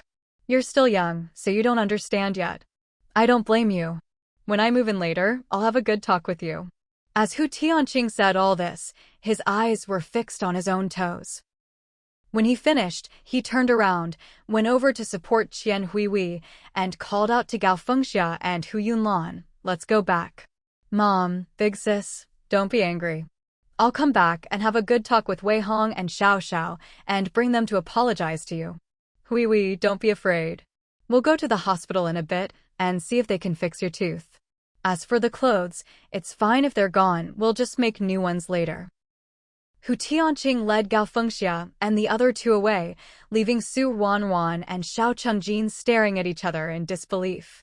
Su Ruanruan almost wanted to call Hu Tianqing back, pry open his head, and see just what was inside his brain. Could a real person actually say things like that? Su Ruanruan and Xiao Chengjin's shock was so obvious that even if Hu Xiaoxiao and Wei Hong wanted to ignore it, they couldn't. Fortunately, the two of them had long since come to terms with things. They no longer had any illusions about Hu Tianqing and wouldn't cover for him anymore. Ruanruan, did you see that? That's my dad. I really wish he wasn't my dad. Su Ruanruan grabbed Hu Xiaoxiao's hand. It's okay, Xiao, don't be upset. My dad is even worse than yours. Hu Xiaoxiao stared at Su Ruanruan, momentarily at a loss for words. Su Ruanruan blinked. I'll tell you about it another time. Are you okay? You didn't get hurt, did you?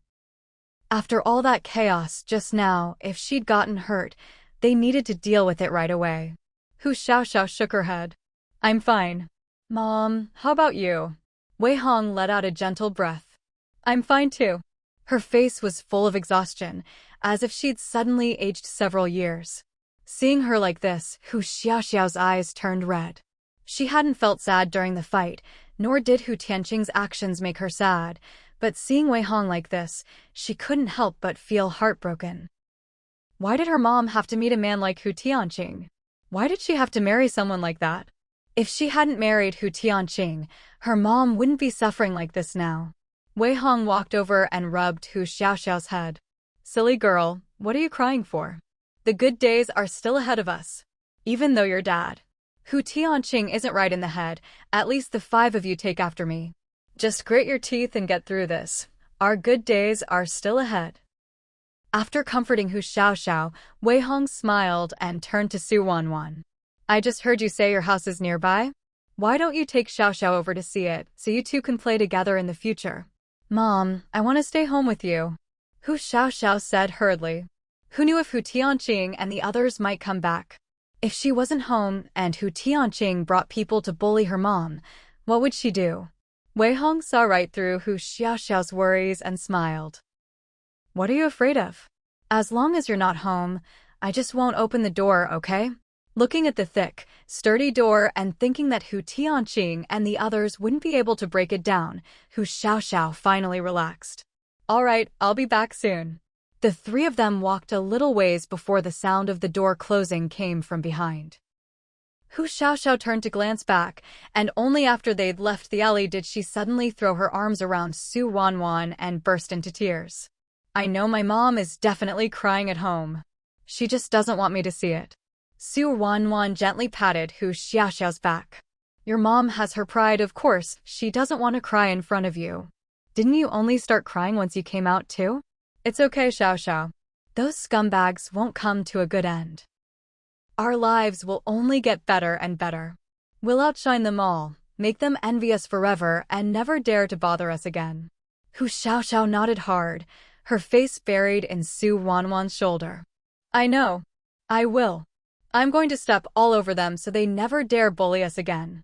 Once Hu Xiaoxiao stopped crying, Su Wanwan led her onward. It only took a few minutes to reach the Su family's front gate. This is my house. Hu Xiaoxiao looked delighted. It's really this close. That's right. If you ever want to find me, just stand in your yard and shout. I'll be able to hear you. The Liang family's alley ran parallel to theirs, with just a row of small courtyards in between.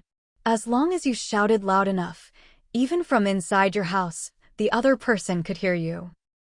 Su Wanwan led Hu Xiaoxiao to the gate, then pointed to the courtyard next door. That's Qing Jin's house. Hu Xiaoxiao glanced over and laughed. I thought you were kidding when you said you were neighbors. I didn't expect it to be true. Why would I lie to you? Su Wanwan asked, puzzled. I just thought things couldn't be that coincidental. You grew up as next-door neighbors and even got engaged. It's just like something out of a novel. Su Wanwan burst out laughing. Who said we grew up as neighbors? We only bought this courtyard a year ago. We bought them together on purpose so our families could look out for each other. Back when we were in the production team, our families lived really far apart. As she spoke, they entered the courtyard. There was a breeze in the yard, and the ground was covered in water and snow. Grandma Chen wouldn't let Su Aimin sit outside in the sun, so the two of them were sitting on the heated brick bed inside. Through the window, both sides saw each other. Su Wanwan brought Hu Xiaoxiao into Grandma Chen's room. Grandma, Xiaoxiao's family just moved. They live in the alley behind ours now. I brought her over to see our place. Grandma Chen beamed with kindness. Good. Now you two can play together and even go to school together. Wanwan, take Xiaoxiao to your room to play. Xiao Chenjin followed the two of them into Su Wanwan's room. Seeing the two girls sitting close together, his expression grew a little complicated. Why did he feel like he'd fallen out of favor? And lost out to a little girl, no less? Just then, Hu Xiaoxiao glanced over at him. Why don't you come and sit down? Xiao Chenjin pressed his lips together. Ruanruan, you two go ahead and talk. I'll go back and finish my homework and make some lunch while I'm at it. Mom and Dad will be home from work soon. On Sundays, Xiao Chenjin always made lunch ahead of time, so when Xiao Aigua and Qian Aiju came home, they could eat right away and have a bit of a rest. Even though he only did it once a week, it was better than not doing it at all. Su Wanruan knew about Xiao Chenjin's habit and nodded at him. Go on then. We'll do homework together this afternoon. Xiao Chenjin instinctively glanced at Hu Xiaoxiao. Did that we include Hu Xiaoxiao too? But he didn't say anything. Once Xiao Chenjin had walked out the Su family's front door and closed it behind him, Hu Xiaoxiao finally burst out laughing. Ruanruan, did you see that? The way Xiao Chenjin looked at me, he was like a wronged little girl, as if I'd stolen you away from him. Su Ruanruan reached out to tickle her under the arm. What nonsense are you spouting? I'm not making it up. Ruanruan, you're just too wonderful. I like you so much. If I were a boy, Xiao Chunjin wouldn't stand a chance. Su Ruanruan grew serious. That's not right. Before Hu Xiaoxiao could ask why, Su Ruanruan continued, if you were a boy, we wouldn't be friends. Hearing this, the first person Hu Xiaoxiao thought of was Li Dongong. Back then, it was obvious to anyone that Li Dongong liked Su Ruanruan. But look at him now, not only is there no sign of affection, every time he sees Su Ruanruan, he can't wait to run the other way. Was it Xiao Chunjin who dealt with him? Hu Xiaoxiao asked curiously. She figured it must have been. Xiao Chunjin even got jealous of her, a girl, let alone Li Dongyang, who used to pester Su Ruanruan all the time. But Su Ruanruan shook her head again. Nope. I was the one who dealt with him. Then Su Ruanruan told Hu Xiaoxiao what had happened back then. Hu Xiaoxiao listened, eyes wide in disbelief. When Su Ruanruan finished, Hu Xiaoxiao sighed, Ruanruan, I think it's really not easy for you to find someone like Xiao Chunjin who likes you so much. You'd better cherish him. If you miss this chance, who knows, you might never get married. Just think about it. Even if someone was pursuing you, even if you had no interest in them, you wouldn't choose such a way to reject them. Only Su Ruanruan could come up with something so out of the ordinary. Su Ruanruan, however, nodded in agreement. You think so too? That's what I think as well. Hu Xiaoxiao covered her face. She wasn't sure how Su Ruanruan had interpreted her words, but it definitely wasn't what she'd meant. But Hu Xiaoxiao didn't dwell on the topic. After chatting a little longer, Hu Xiaoxiao got ready to go home. She didn't want to leave Wei Hong alone at home. Let's do homework together this afternoon, Su Ruanruan suggested. At your place or mine? Hu Xiaoxiao waved her hands. I'll just do it at home by myself. That way I can keep my mom company. Hu Xiaoxiao thought that if she did homework with Su Ruanruan that afternoon, Xiao Chunjin's gaze might just bore a hole right through her. Although Hu Xiaoxiao didn't say this out loud, the look she gave Su Ruanruan said it all. Su Ruanruan blushed a little, but she couldn't hide the smile on her face. Hu Xiaoxiao turned down Su Ruanruan's offer to walk her home. If you walk me home, I'll want to walk you back, and then you'll want to walk me again. We'll just be walking each other back and forth all day and get nothing done. It's only a 5-minute walk. If you're really worried, I'll shout when I get home, and you can listen from your yard. Su Ruanruan looked at Hu Xiaoxiao with sparkling eyes. You want to test if I can hear you? All right, I'll wait in the yard. After Hu Xiaoxiao left, Su Ruanruan really did stand in the yard and wait. About 5 minutes later, she suddenly heard Hu Xiaoxiao's voice. I'm home. Not wanting to sound crazy, Hu Xiaoxiao didn't shout Su Ruanruan's name. Su Ruanruan smiled and called back, got it. Hu Xiaoxiao was about to go inside after shouting, but just as she turned around, she heard Su Ruanruan's voice and couldn't help but laugh out loud. She hadn't expected Su Ruanruan to shout back like that. In the Xiao family's backyard, Xiao Chunjin was cooking when he suddenly heard 2 voices in quick succession. The spatula in his hand almost fell into the wok. He realized that ever since Su Ruanruan started hanging out with Hu Xiaoxiao more, she was becoming more and more like a lively young girl. But that was a good thing, in fact, a great thing. Even if Hu Xiaoxiao took up some of Su Ruanruan's time and attention, he could live with it, as long as Su Ruanruan was happy. After lunch, Xiao Chunjin brought his homework to find Su Ruanruan. When he saw Su Ruanruan sitting alone on the kang, with only her textbooks on the table, Xiao Chunjin was uncharacteristically surprised. Hu Xiaoxiao's not coming? Nope. Su Ruanruan looked up at him with a smile. Xiaoxiao said she didn't want to interrupt us doing homework together. Xiao Chunjin nodded. At least she knows what's up. On Monday morning, Su Ruanruan and Xiao Chunjin walked out of the alley side by side, just about to look for Hu Xiaoxiao, when they saw her coming toward them. Hu Xiaoxiao jogged over to Su Ruanruan's other side. I was just timing it. Perfect, I caught up. The 3 of them walked to school together, making the journey even livelier than before. When they arrived at school and entered the classroom, all the students looked over at them. To be precise, they were all looking at Hu Xiaoxiao. Hu Xiaoxiao had always been well-liked in class, so the 3 of them assumed everyone was just concerned about her. But to their surprise, no one actually spoke to Hu Xiaoxiao, they just stared. It wasn't until the three of them sat down that Ruanruan overheard someone whisper, who would have thought. She's always smiling, but when she fights, she's fierce, knocked someone's teeth out and even stripped their clothes. Better stay away from her. What if she knocks our teeth out too? Exactly. And in this cold weather, I definitely don't want my clothes ripped off. Hu Xiaoxiao shot to her feet and glared at the last person who spoke. All you care about is being cold? If I strip you naked, would you even have the face to show yourself again? Ruanruan also stood up slowly. Should we help them take off their clothes now so they can see what we're really capable of? You can't do this. This isn't your house, it's a school. If you dare do this, I'll tell the teacher. The speaker was a girl named Sun Meiyun.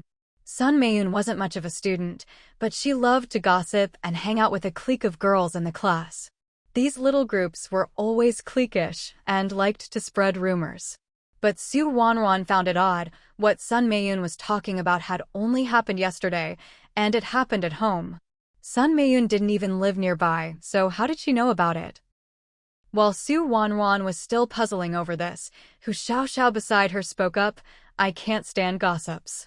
Since you know I broke someone's teeth, you'd better keep your mouth shut. Otherwise, I'll break your teeth too. Don't come crying to me then. Hearing this, Sun Meiyun trembled, her eyes starting around, not daring to meet Hu Xiaoxiao's gaze. She was clearly scared, but she still tried to act tough. You wouldn't dare. If you break my teeth, the school will definitely expel you. Expelled? So be it. Even if I get expelled, I'll still break your teeth. Let's see how you gossip after that. The weak fear the strong fear the reckless, and the reckless fear those who have nothing to lose. If Hu Xiaoxiao was willing to risk expulsion just to knock out Sun Meiyun's teeth, Sun Meiyun didn't dare to push her any further. Gossiping was one thing, but if it meant losing her own teeth, it just wasn't worth it. As the leader of her little clique, once Sun Meiyun backed down, the others naturally fell silent as well. But now, the looks the rest of the class gave Hu Xiaoxiao grew even more complicated. Hu Xiaoxiao didn't care at all. She pulled Ruanruan to sit down with her. In the past, she always cared about what Hu Tianqing thought, so she was always trying to please everyone. But now she understood. Only her own happiness really mattered. What others thought had nothing to do with her. The first class on Monday was with Lu Guodong. Not long after, he arrived, and no one mentioned what had just happened in the classroom. It wasn't until after the first period ended that Lu Guodong called Hu Xiaoxiao out and asked why she hadn't been in class the past few days. Hu Xiaoxiao gave a simple explanation, and Lu Guodong didn't press further. After all, it was a student's family matter. As a teacher, it wasn't really his place to ask. When Hu Xiaoxiao returned to the classroom, there was still some time before the next class. Li Dongyang, who sat in the front row, suddenly turned around cautiously, staring straight at Hu Xiaoxiao, his body angled so he had his back completely to Ruanruan. Hu Xiaoxiao, did you really break someone's teeth? Hu Xiaoxiao nodded, smiling with two dimples. Who would have thought? Li Dongyang, you're such a gossip for a guy. Or, do you want to know what it feels like to have your teeth broken? No. Li Dongyang waved his hands frantically. I didn't mean anything by it. I was just surprised. You don't look that strong. Did someone help you? As he said the last part, Li Dongyang couldn't help but glance at Ruanruan. But when he met Ruanruan's half-smiling expression, he quickly turned his head back around. Li Dongyang cursed himself silently. Why am I always asking for trouble? Why can't I hold back? Great, now I've been caught, haven't I? After waiting a while and still not hearing Ruanruan say anything, Li Dongyang finally let out a quiet sigh of relief and slowly turned back around. Looks like the old saying is true. You become like those you spend time with. Close to cinnabar, you turn red. Close to ink, you turn black. If it weren't for spending so much time with Ruanruan, how could Hu Xiaoxiao have become so fierce? Li Dongyang and Hu Xiaoxiao weren't exactly close, but they both grew up in the county and even went to the same elementary school. They weren't friends, but they knew of each other. Li Dongyang still remembered that back then, Hu Xiaoxiao was just as fond of laughing as she was now, popular and easygoing. Even if someone said something unpleasant, Hu Xiaoxiao would just laugh it off and ignore it. Threatening people or saying she'd break someone's teeth. Stuff like that would never have happened. Aside from that little incident in the morning, the rest of the day went smoothly. When school ended, Ruanruan, Xiao Chenjin, and Hu Xiaoxiao walked toward the school gate together. But just as they reached the entrance, they were stopped. A group of boys blocked their way. They were all about the same age, each with a backpack, clearly students too. But Ruanruan and Hu Xiaoxiao had never seen them before, so they probably weren't from Yigao. As Ruanruan sized up the boys, they were also sizing up Ruanruan and Hu Xiaoxiao. After staring for a while, the boy in the lead raised his eyebrows. Which one of you is Hu Xiaoxiao? Here for Hu Xiaoxiao? Ruanruan's brows furrowed. It was obvious these guys weren't here for anything good. What did they want with Hu Xiaoxiao? Before Ruanruan could say anything, Hu Xiaoxiao spoke up. I'm Hu Xiaoxiao. What do you want? Are you the one who broke Hui's teeth? Hui? Xian Hui? You're here to stand up for her. Hu Xiaoxiao couldn't help but laugh. Well, her own dad and brother haven't even shown up, but you're here first. Yeah, I'm the one who broke her teeth. So what? Nothing much. Just that we're going to break 2 of your teeth too, so you know what it's like to get payback. As he spoke, the boy shot a sideways glance at Ruanruan. This has nothing to do with you. You'd better leave. Ruanruan shook her head and sighed. How could it have nothing to do with me? Didn't Qian Hui tell you? I was the one holding her down so she couldn't move. The boy frowned. Why didn't Hui tell me that? Well, it's not too late. Since you're saying this now, you're not leaving either. Ruanruan glanced at the students coming and going around them. Where do you plan to do this? The boy clearly realized this wasn't the right place. You too, come with me. No way. The 3 of us are together. Fine, then all 3 of you come. Ruanruan looked at Xiao Chenjin. Xiao Chenjin smiled, nodded, and followed along. After leaving the school gate, the group wound their way through several turns and finally arrived at a small grove. The boy seemed satisfied with the spot. All right, here's good. Hu Xiaoxiao, are you going to break your own teeth, or do I have to do it for you? Hu Xiaoxiao looked at him like he was an idiot. Do you think I'm crazy? Why would I break my own teeth? The boy's expression turned cold. Since you're not willing to do it yourself, I'll do it for you. You too, come over here and hold her down so she can't move. As he spoke, he glanced at Ruanruan. Just you wait. I'll deal with her first, then I'll deal with you.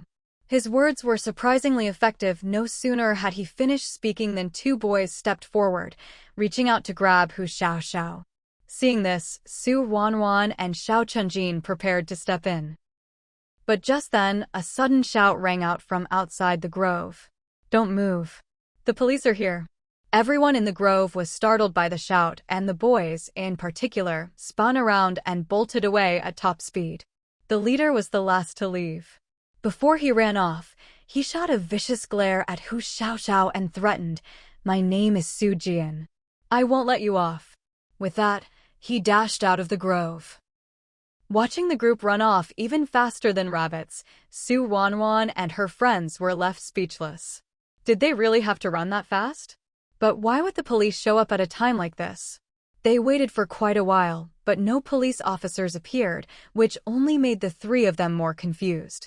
Just as they were puzzling over it, someone walked into the grove. Looking closely, they saw it was none other than Li Dongyang. Li Dongyang? What are you doing here? Hu Xiaoxiao asked in surprise. Li Dongyang puffed out his chest. If I hadn't been here, they would have knocked your teeth out. You don't even thank me, and you're questioning me instead. Hearing this, the 3 immediately understood. So you were the one who shouted that the police were coming just now? Ruanruan asked. That's right.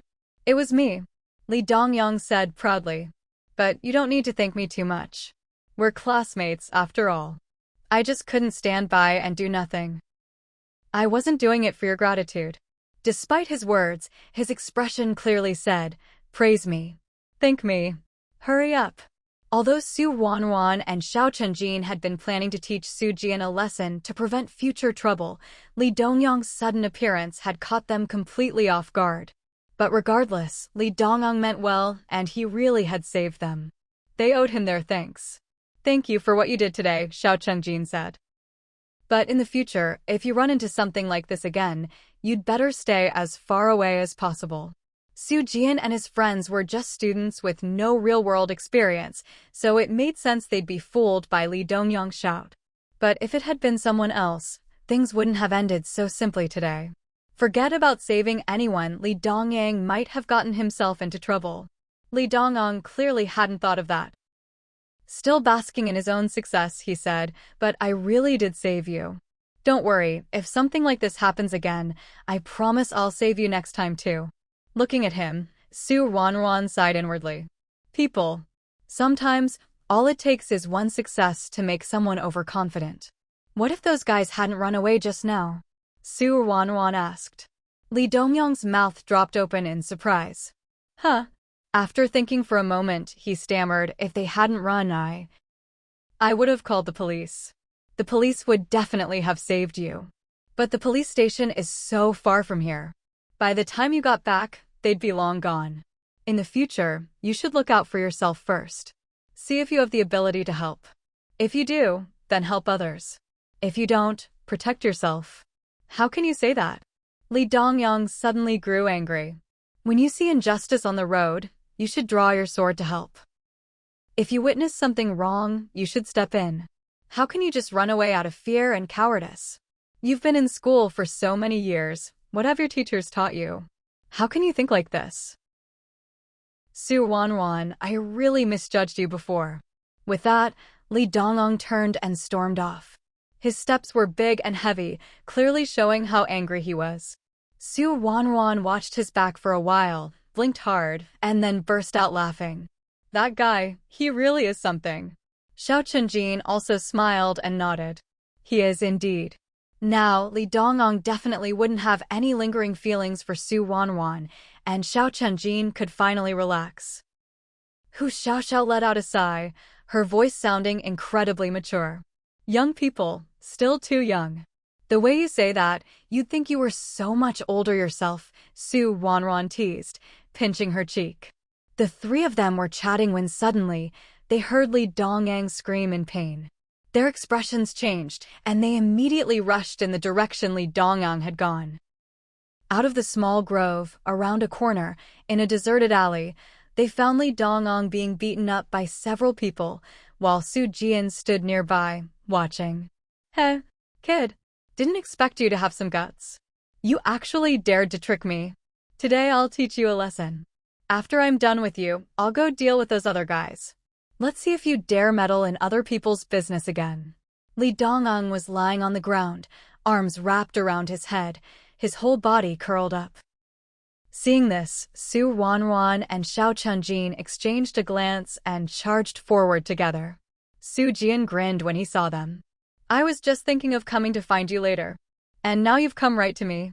Since you're here, ow." Before he could finish, Su Ruanruan punched him in the face. Su Jian clutched his face and staggered back, howling in pain. "Why do you talk so much?" Su Ruanruan said only this before rushing forward again. At first, Su Ruanruan didn't have any particular technique when fighting. She just relied on her strength to knock everyone down. Later, after Su Aimin realized how strong she was, he started teaching her some moves and even had her make a straw dummy to practice on. Of course, the straw dummy couldn't withstand her beatings for long, so she started practicing with Xiao Chenjin instead, holding back her strength. In the blink of an eye, she'd been training for over half a year. With her natural strength, Su Ruanruan was practically unbeatable in a fight. Even Xiao Chenjin didn't dare go easy on her during sparring, or he'd end up getting thrashed. If even Xiao Chenjin wasn't her match, there was no way someone like Su Jian, a scrawny little thug, could stand a chance. Su Ruanruan pummeled Su Jian, beating him until he cowered in the corner, clutching his head and begging for mercy. "I was wrong. I was wrong. I really was. I won't dare do it again. Please let me go." On the other side, Xiao Qingjin had already taken care of the guys attacking Li Dongyang and helped him up from the ground. Li Dongyang patted the dust off his clothes, rubbed his arms and legs, and quietly thanked Xiao Qingjin. You were right. I really overestimated myself. He hadn't managed to save anyone, and he'd gotten beaten up instead. Just like Ruanruan said, he really did put too much stock in his own little cleverness. Xiao Qingjin patted Li Dongyang on the shoulder. Just because you can't do it now doesn't mean you never will. If you keep training, one day you'll be able to knock them all down. By then, you won't have anything to fear. You won't have to worry about gains and losses, or whether you'll bring trouble on yourself. Li Dongyang thought about it seriously and nodded. I understand. Ruanruan gave Su Jian's head a hard smack, loud enough that even Li Dongyang and Xiao Qingjin heard it and turned to look. They were shocked by what they saw. Just a moment ago, Su Jian had been lively and arrogant, but now he was crouched pitifully in the corner by the wall. He wasn't quite hugging his head and crying, but he was close. Seeing this, Li Dongyang felt only one thing: satisfaction. So it turned out he'd misunderstood what Ruanruan meant earlier.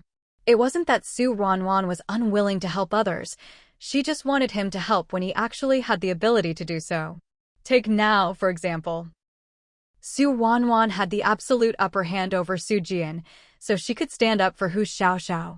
Of course, Li Dongyang also knew that, given the relationship between Ruanruan and Hu Xiaoxiao, even if Ruanruan didn't have this ability, she wouldn't just leave Hu Xiaoxiao in the lurch.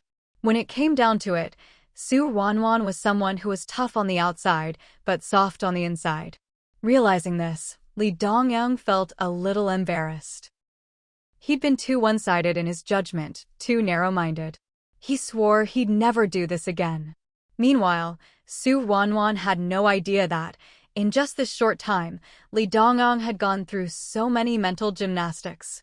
After giving Su Jian a few more smacks, Ruanruan turned to Hu Xiaoxiao. Xiao, what do you want to do about today's incident? Should they knock out Su Jian's teeth? Strip him naked and send him home? After all, that's what Su Jian had come here intending to do. Hu Xiaoxiao shook her head. Let him go home. Ruanruan sighed inwardly. She really was just a soft-hearted girl. Su Jian, right? When you get back, tell Qian Huihui she can send whoever she wants. I'm not afraid of her. Su Jian was on the verge of tears. You're not afraid, but I am. He hadn't expected to be screwed over by Qian Huihui like this. He'd already decided that as soon as he got back, he'd settle the score with her. This wasn't what Qian Huihui had told him before. How did things change so suddenly? Su Jian left, and Li Dongyang also declined Ruanruan and the others' invitation, heading home by himself. On the way home, Ruanruan and her friends ran into something new. As they were about to pass the alley where Wang Aizhuan lived, Ruanruan heard Wang Aizhuan crying inside. A crowd had gathered at the entrance, gossiping animatedly. Even though Ruanruan didn't stop and just walked by, she still caught the gist of what was going on. It turned out that Wang Aizhuan's husband, Zhang Jiwei, had gotten into trouble. It's really tragic.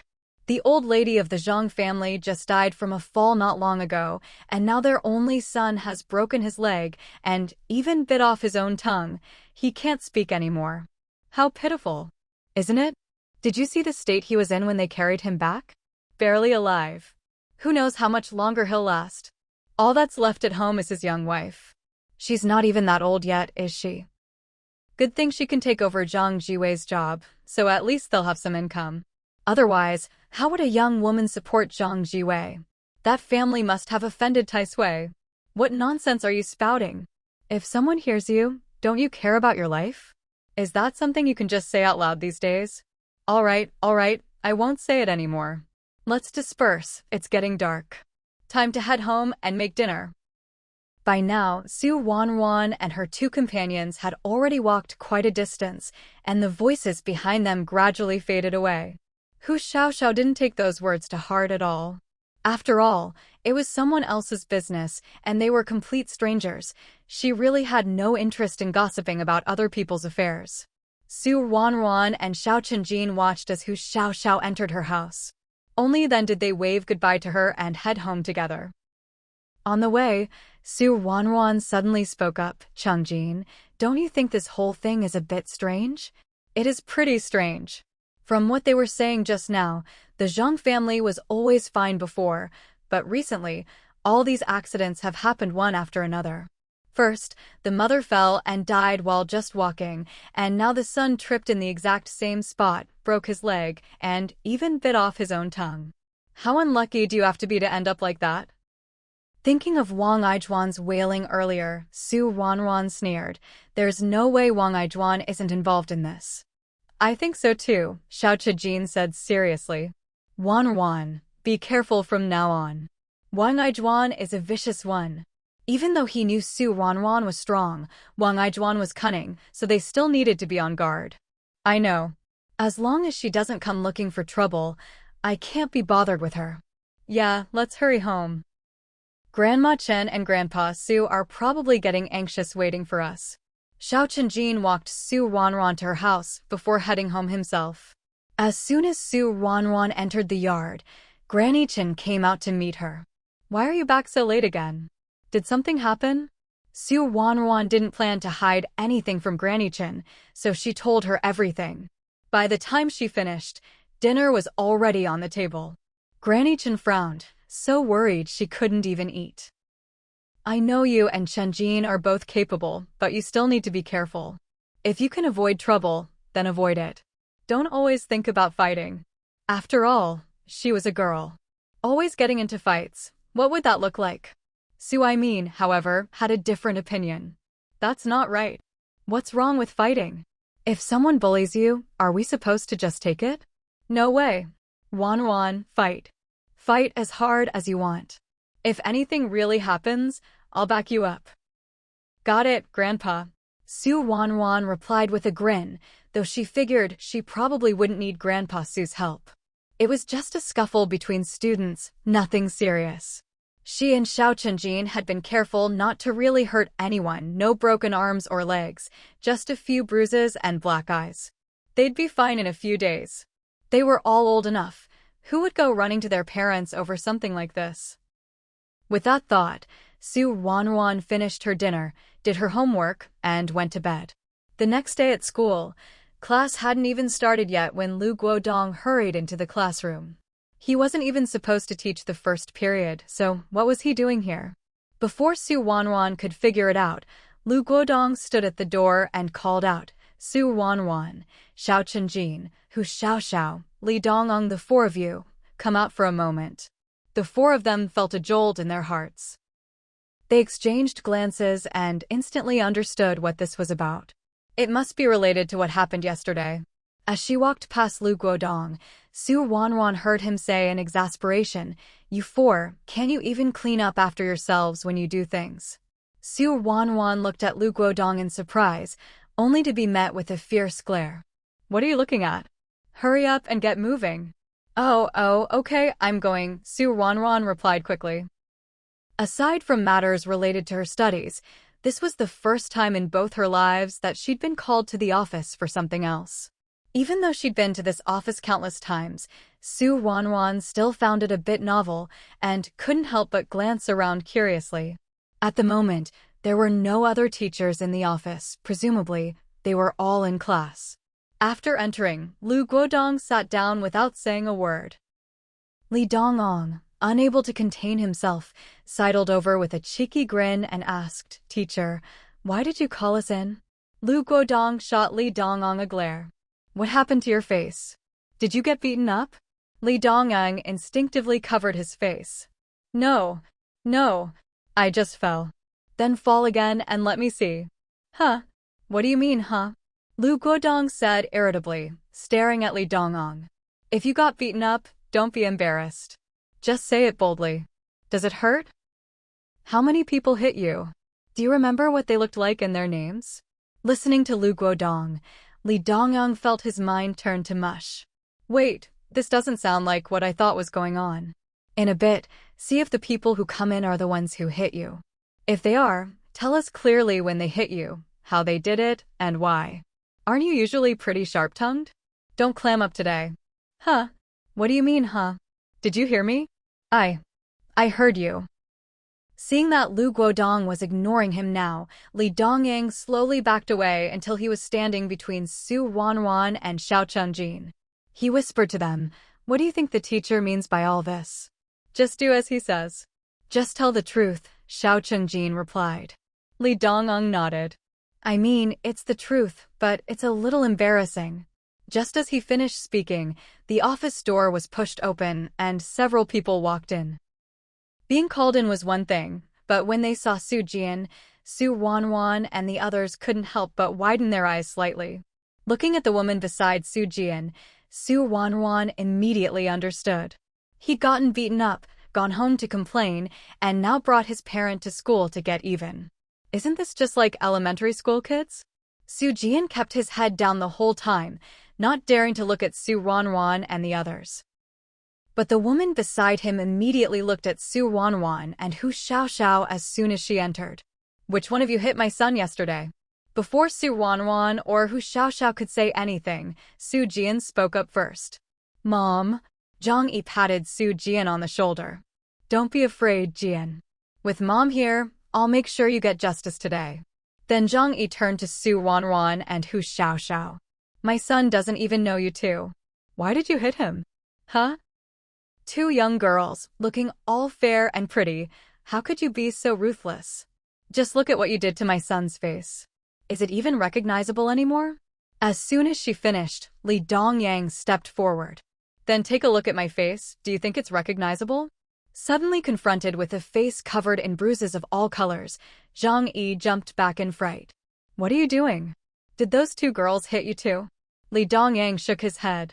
No, my face. Your son did this. It was your son who brought people and beat me up yesterday. It happened in the alley next to the grove north of our school. If my classmates hadn't seen it and saved me, who knows, they might have beaten me to death. I was worried I wouldn't be able to find him, but now you've brought him here yourself. Perfect. Just look at my face and my body too. What are you going to do about this? Hearing this, Zhang Yi blinked rapidly, her eyes fluttering a dozen times. Impossible. My son would never hit anyone. How is it impossible? He's the one who beat me up. If I'm lying, may sores fester on my feet and pus drip from my head. That oath was truly disgusting.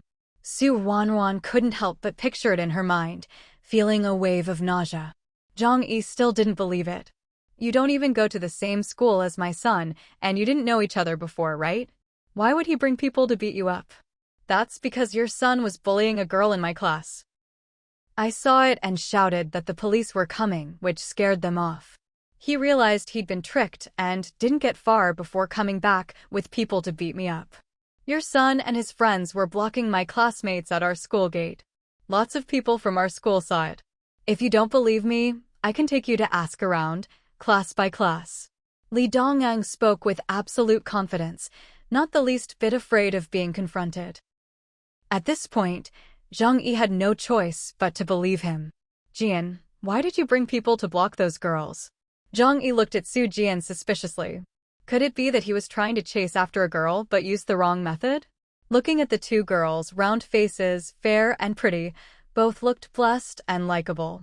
Her son was 16 this year, just at the age when boys start to notice girls. Wanting to chase after a girl was normal. In the countryside, kids this age could already get married. As Zhang Yi's gaze grew stranger and stranger, Su Jian couldn't keep pretending anymore. Who knew what his mom might imagine? Mom, it was my fault. Qian Huihui told me. Su Jian tried to keep it simple as he explained what happened, but Zhang Yi still flew into a rage. How many times have I told you? How many times? I told you not to get involved with Qian Huihui, not to pay her any attention, but you just wouldn't listen. Is she just a little girl? She's nothing but trouble. And look what happened now, huh? You went and made trouble for someone else and got yourself beaten up. Serves you right. I don't care if Qian Huihui lost one tooth or all her teeth, what's it got to do with you? That's her family's business. You don't know anything, so why stick your nose in? And why didn't you tell me at home? I asked you so many times yesterday and you wouldn't say a word. If you'd told me, would I have brought you here? Now you've embarrassed both of us. What are you still standing here for? Let's go. After scolding Su Jian, Zhang Yi turned to Lu Guodong with an embarrassed smile. Teacher Lu, I'm sorry for all this trouble. I didn't get the whole story before. Now that everything's clear, let's just leave it at that.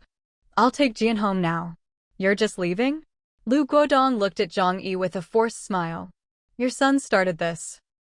Isn't he going to apologize? Zhang Yi was taken aback for a moment. After thinking it over, she nodded. We should apologize. Jian, apologize to them. Su Jian pouted reluctantly. Why? He got beat up, but so did I. Mom, look at my face. Weren't you here to stand up for me? How come now I have to apologize to them? How was I supposed to know you did something stupid? Zhang Yi retorted bluntly. Enough, stop talking so much. Hurry up and apologize, we still have things to do. What else is there? Of course, we have to go settle things with that damn girl Qian Huihui. If it weren't for her, would you have gotten beaten up? It's not her fault, it was me. Oh, great. Even now, you're still defending that damn girl. Did she feed you some kind of love potion, or what? I'm going to find her right now. With that, Zhang Yi ignored Su Jian and stormed out the door, disappearing in no time. Seeing his mom leave in such a hurry, Su Jian panicked and tried to follow, but Xiao Chengjin stopped him. What are you doing? Su Jian asked anxiously. Apologize. Xiao Chengjin raised an eyebrow. You think you can just leave without apologizing? No way. On someone else's turf, outnumbered and with his own mom gone, Su Jian had no choice but to grit his teeth and apologize, no matter how unwilling he was. When he got to the door, Su Jian paused and muttered, This isn't over. Fine, let it not be over. Next time will be even worse for you. Su Swan said with a bright, sunny smile. As for who would have it worse next time, that went without saying. After Su Jian left, Lu Guodong's face darkened again. You lot, behave yourselves. The most important thing for students is to study, not to fight. Especially you, Su Swan and Hu Xiaoxiao, your girls. How can you just start fighting like that? If there's something to say, talk it out. If you really can't make yourself clear, find a teacher. If that doesn't work, there are your parents. And if all else fails, there's always the police. Am I right? The four of them nodded seriously. We understand, teacher.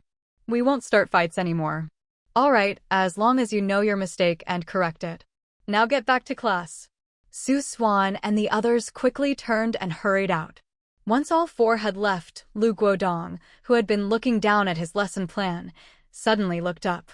Something's not right. He muttered to himself for a while, thinking it over, and finally realized what was off. What did they mean by won't start fights? What about if they're provoked? Lu Guodong shot up from his seat, wanting to call the four of them back. But when he got to the door, he stopped. Forget it. Su Swan and her friends briskly walked back to the classroom. Only after sitting down did they all let out a sigh of relief. Li Dongyong was still fuming. He turned to the other three and said, I can't believe Su Jian is such a wimp. After losing a fight, he even went crying to his parents. Hearing this, Hu Xiaoxiao asked curiously, When you went home yesterday, didn't your family ask about your face? Li Dongyong instinctively touched his face. Oh, I told them I fell. And they believed you? Does it even matter if they believe it or not? Hearing that, Hu Xiaoxiao didn't know how to respond. Li Dongyong was about to say more when a piece of chalk hit him on the back of the head. Li Dongyong. Class is starting.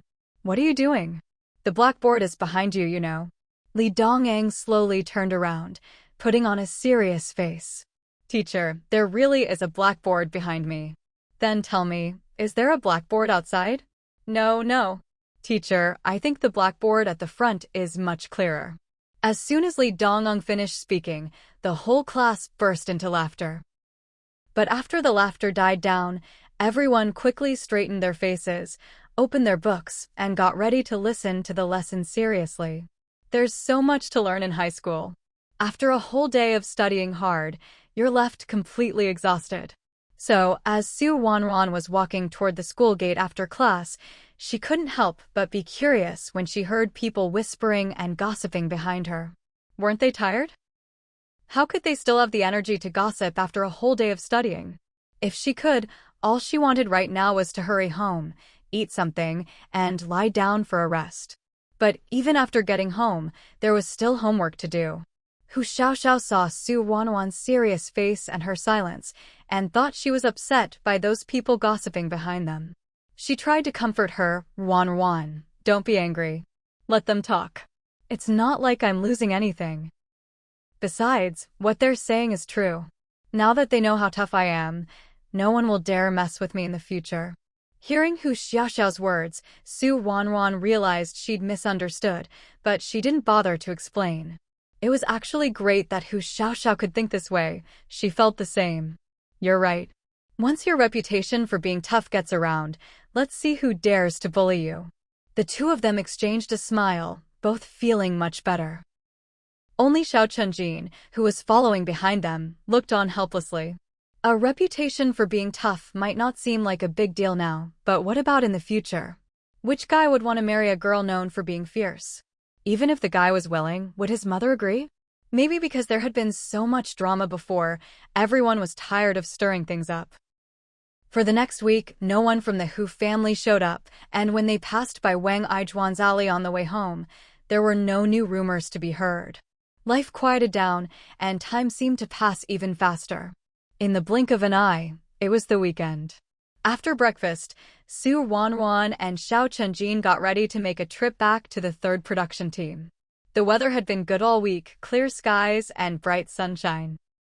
It wasn't exactly warm, but the snow had melted and the roads were now solidly frozen, making it much easier to ride a bike.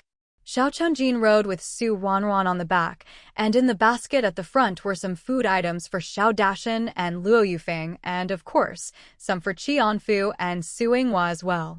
They rode for over an hour before finally reaching the third production team. In winter, there wasn't much work to do in the production team.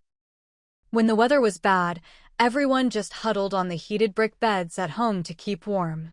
When the weather was good, people would stand outside their doors chatting. By the time Ruanruan and Xiao Chenjin arrived, it was already mid-morning, and it had warmed up a bit outside. Quite a few people were standing around talking. As soon as people saw Ruanruan and Xiao Chenjin return, they greeted them with smiles. Ruanruan hopped off the back of the bike, and Xiao Chenjin got off too. They pushed the bike together, walking side by side. Whenever someone greeted them, they'd stop and chat for a bit. Stopping and starting all the way, by the time they reached the Xiao house, Luo Yufeng was already standing at the gate waiting for them. Before Ruanruan and Xiao Chenjin could even get close, Luo Yufeng came out to greet them, grabbing Ruanruan's hand warmly. I just heard you two were back. Was it cold on the road? Why come home in such chilly weather? Although she said this, the joy on Luo Yufeng's face was impossible to hide. Ruanruan lifted her other hand and placed it over Luo Yufeng's. I'm not cold. My hands are nice and warm. Grandma, let's go inside the courtyard and talk. All right, let's talk inside. Xiao Chenjin wasn't the least bit upset that Luo Yufeng hadn't greeted him first. In fact, he was quite happy about it. To him, Luo Yufeng liking Ruanruan made him even happier than if she liked him. Once inside the courtyard, Xiao Chenjin parked the bicycle and looked around. Not seeing Xiao Dashan, he asked, Grandma, where's Grandpa? Is he inside? No, he was called over to the educated youth spot early this morning. Seems like something's going on over there. The moment he heard it was something at the educated youth spot, Xiao Chenjin's interest was piqued. What's going on? I'll go check it out. Check out what? Luo Yufeng shot him a look. You just got home, haven't even warmed your seat, and you're already thinking of running off. But Ruanruan's here to keep you company, isn't she? Does it really matter if I'm here or not? I'll go first and come back with Grandpa later. Ruanruan, I'll be back soon. Okay. Ruanruan agreed, watching Xiao Chenjin head out the door.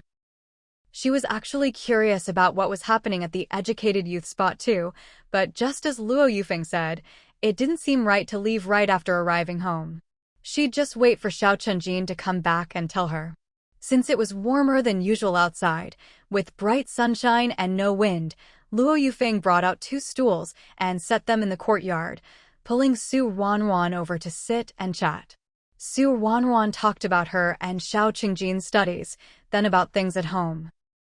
When she finished, Luo Yufeng suddenly slapped her forehead. "Wait here, I'll get you a bowl of hot water. You must be thirsty after your journey." Before Su Ruanruan could even say no, Luo Yufeng was already hurrying into the house. She moved so fast that Su Ruanruan couldn't help but be impressed. Just as she looked away, she noticed a piece of black cloth moving at the gate. Startled, Su Ruanruan quickly stood up. But when she looked more closely, she slowly sat back down. She'd been mistaken. It wasn't a piece of black cloth, it was a little child dressed all in black, even wearing a black hat. The child was bundled up tightly, only a pair of eyes showing. He waddled as he walked, looking clumsy yet adorable. Even though Su Ruanruan wasn't the overly sentimental type, she couldn't help but smile at the sight. As she smiled, the little child shuffled right up to her. His sleeves were so long that only the tips of his fingers peeked out. His skin wasn't particularly fair, but it was clean. He was probably dressed in black because it didn't show dirt, but his clothes weren't grimy at all. He was a very clean little child. The child reached out and tugged at Su Ruanruan's finger. "Auntie, Auntie, candy, candy." Su Ruanruan looked at the child in surprise. He couldn't be more than a little over a year old, and he could already talk? It would be normal if he called for his mom, dad, grandpa, or grandma, but how did he know to call her auntie? And he even knew to ask for candy? Whose child was this? Qingyan? How did you get here? Where's your mom? Su Ruanruan heard Luo Yufeng's voice and turned her head to see Luo Yufeng coming out, carrying a rough porcelain bowl. "Grandma, whose child is this?" Luo Yufeng walked over, handed the bowl to Su Ruanruan, and sighed. Who else could it be? "It's Douei's kid." "Douei's kid?" A look of realization dawned on Su Ruanruan's face. Wasn't that Li Hongxiao's son? "Grandma, did you just call him Qingyan?" "Yeah. Wasn't he born right around the new year?" His mom couldn't settle on a good name, thought it over and over, and finally picked this one. "It does sound festive, doesn't it?" Su Ruanruan nodded in agreement. "It really does." His mom. That little schemer, as if no one can see through her. "It's just because our houses are close by. Otherwise, would she have the nerve? Letting her kid come over here all by himself. And it's not just today. Qingyan comes over every single day, always looking for something to eat or drink. I don't know how such a little kid can remember so many words. He's smart, but he's got an unreliable mother. But I'm not about to indulge her bad habits. He's not even my real great-grandson. Why should I just give him things?" Wishful thinking. Whatever we're eating, he can have a bite, but he's so little. How much can he eat? And with those tiny hands, what could he possibly take away? By the end, Luo Yufeng couldn't help but laugh. Who knew if she was laughing at Li Hongxia or at herself? Su Ruanruan felt like laughing too. Li Hongxia was clever, but she couldn't treat everyone else like fools. Luo Yufeng had lived so many years. How could she be anyone's fool? While the two were talking, Xiao Qingyan had been staring eagerly at Su Ruanruan. Finally, as if he smelled something sweet, he reached out to grab the bowl in Su Ruanruan's hands. If Su Ruanruan hadn't caught it out of the corner of her eye and quickly lifted the bowl higher, he really would have gotten his hands on it. It wasn't that Su Ruanruan was unwilling to let the child eat, but the food in the bowl had just come out of the pot. It was still steaming hot. If he'd managed to grab it and spilled it, he could have seriously burned himself. Luo Yufeng was startled by the scene as well. Once she saw Su Ruanruan dodge quickly, she immediately stood up, scooped Xiao Qingyan into her arms, and started to head outside. But before she'd taken 2 steps, Xiao Qingyan started to cry.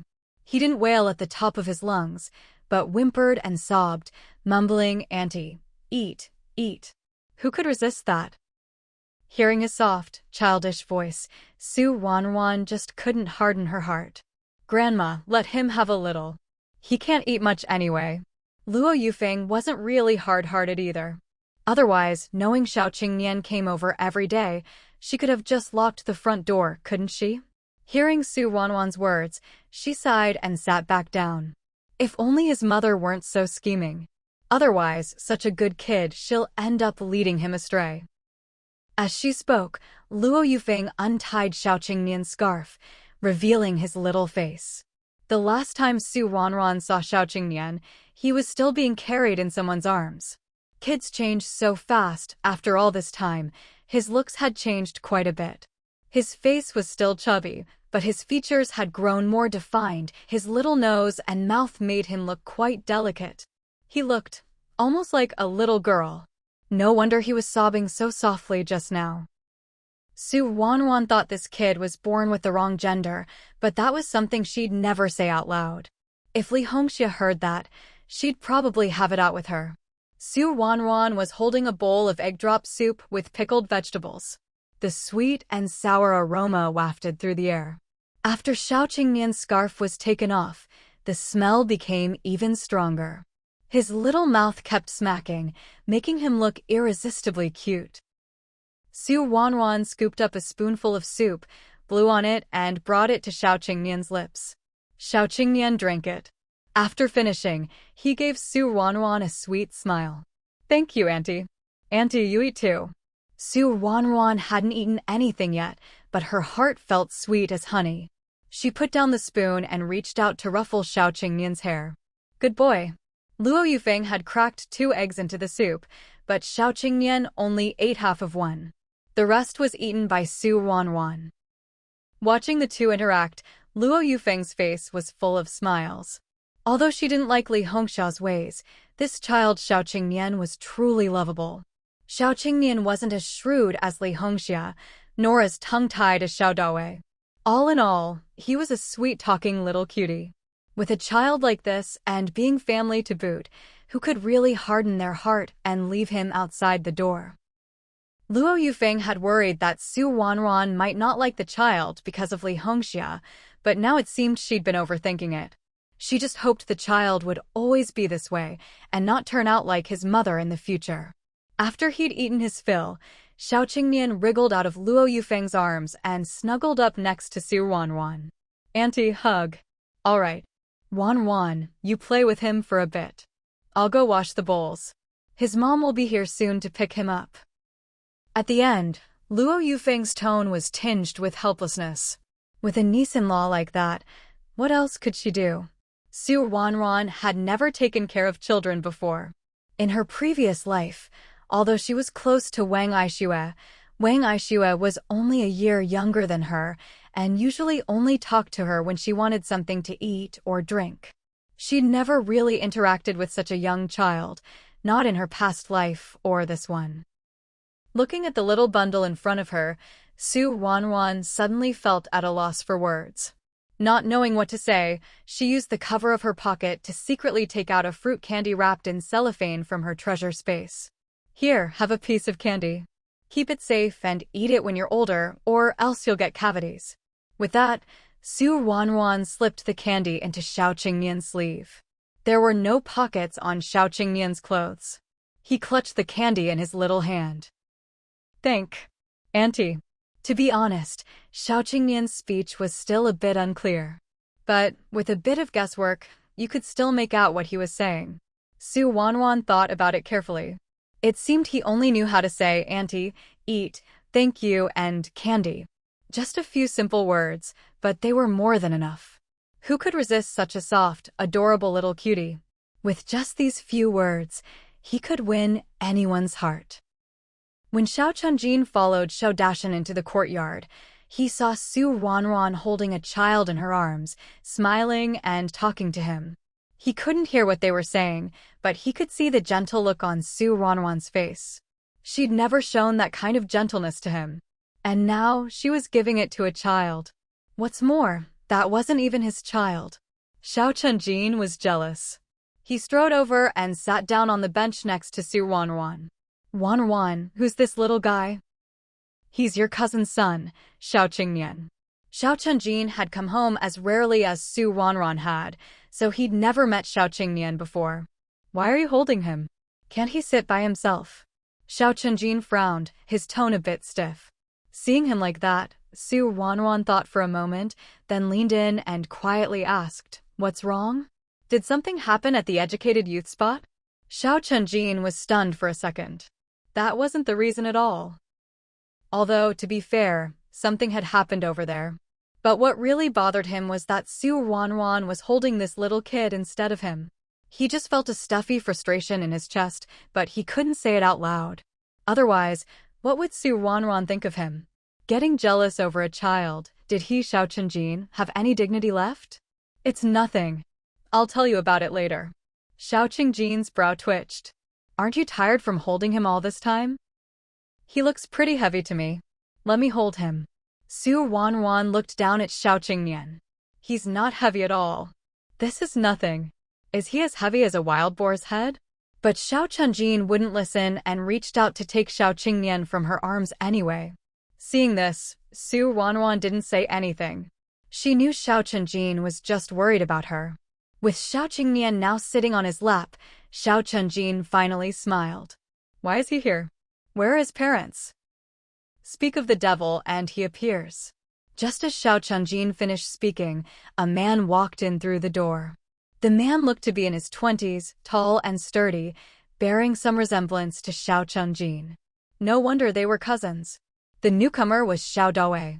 As soon as he entered, Xiao Dawei grinned at Xiao Chunjin. Chunjin, you're back? Was it cold on the road? When are you heading back? Come home whenever you can. Grandpa and Grandma both miss you. I know. Xiao Chunjin replied, standing up as well. Xiao Dawei walked over, reached out, and took Xiao Chunjin back. This kid's pretty heavy. If you hold him for too long, your arms will get sore. Let me take him. I don't know what his mom is thinking, letting him run over here all the time. Luckily, he only comes here. If he wandered off somewhere else, it'd scare us to death. You two go ahead and talk, I'll take him back. Xiao Dawei came and went in a hurry, bustling about. Xiao Chunjin lay on Xiao Dawei's shoulder, waving his arms at Ruanruan.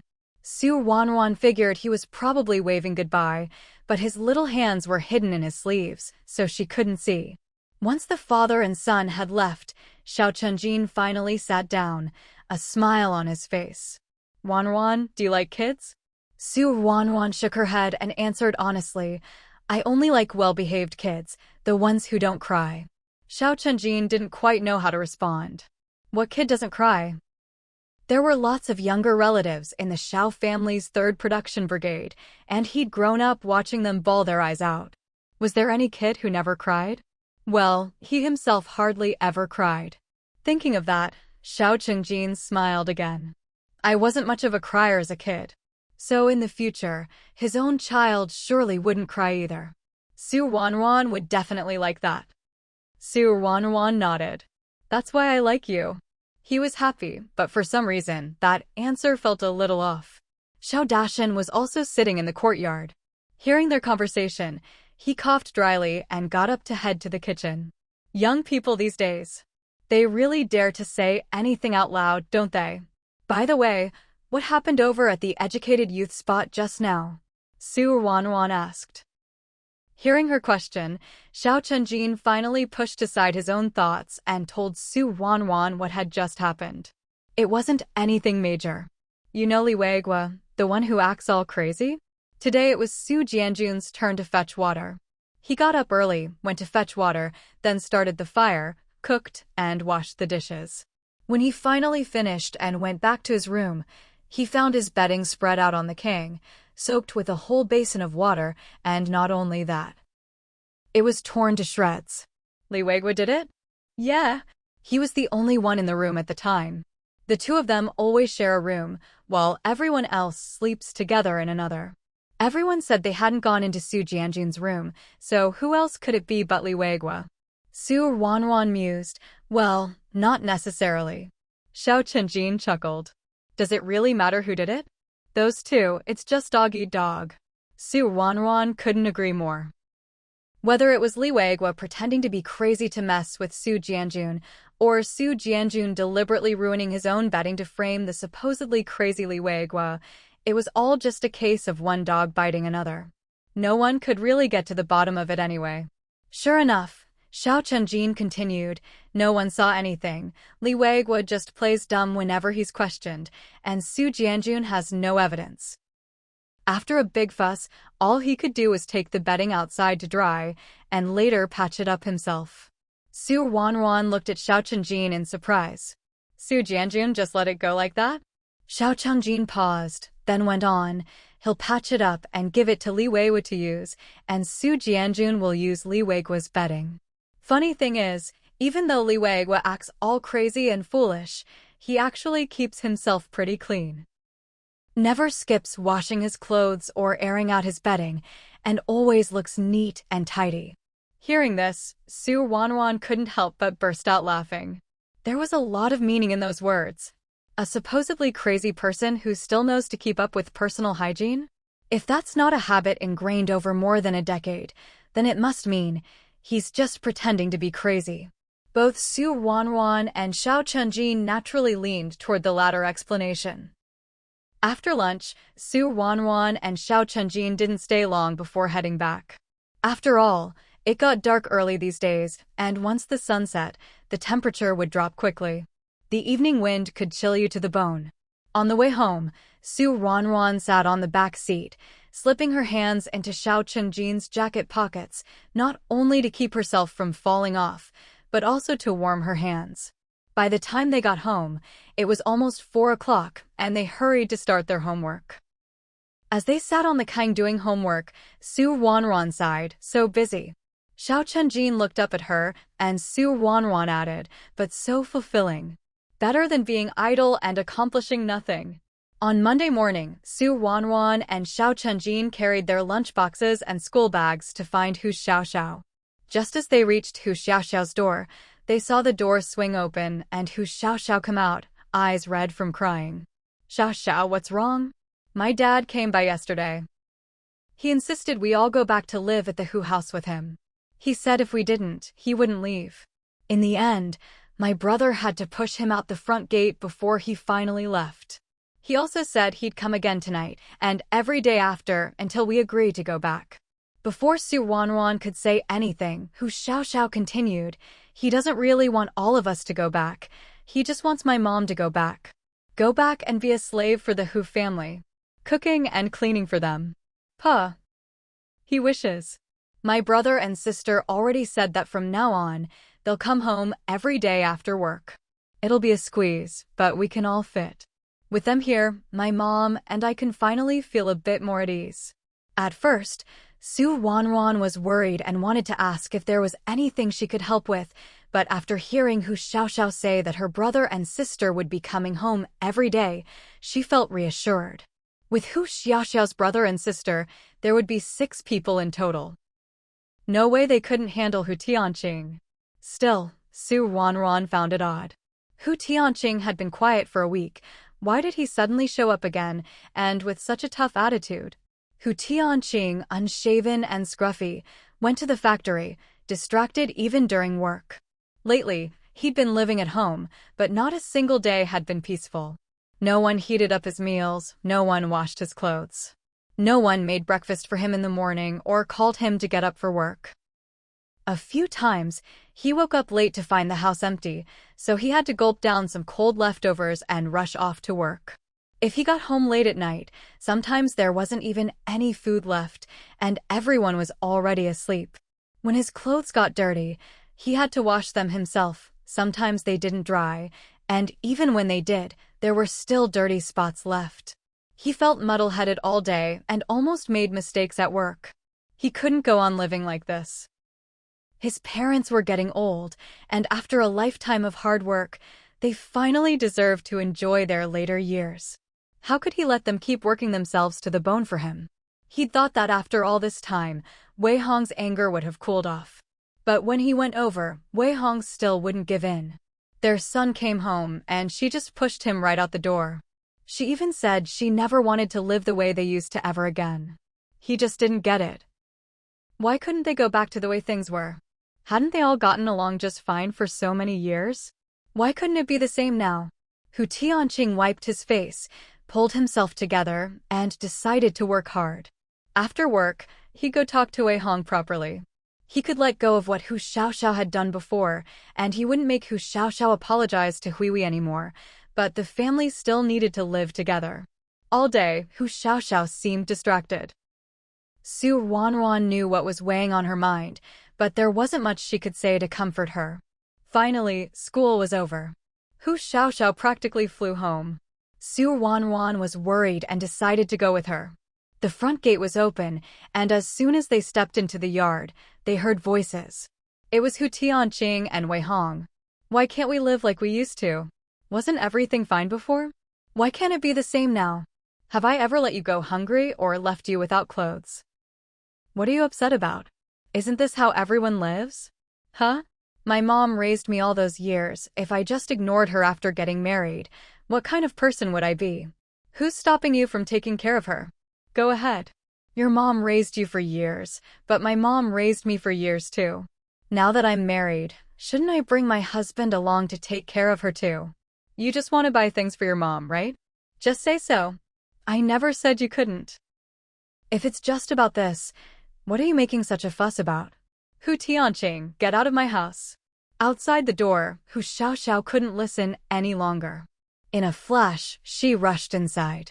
The door was suddenly pushed open from the outside, startling the two people inside the room. Hu Tianqing hadn't expected Hu Xiaoxiao to barge in like that.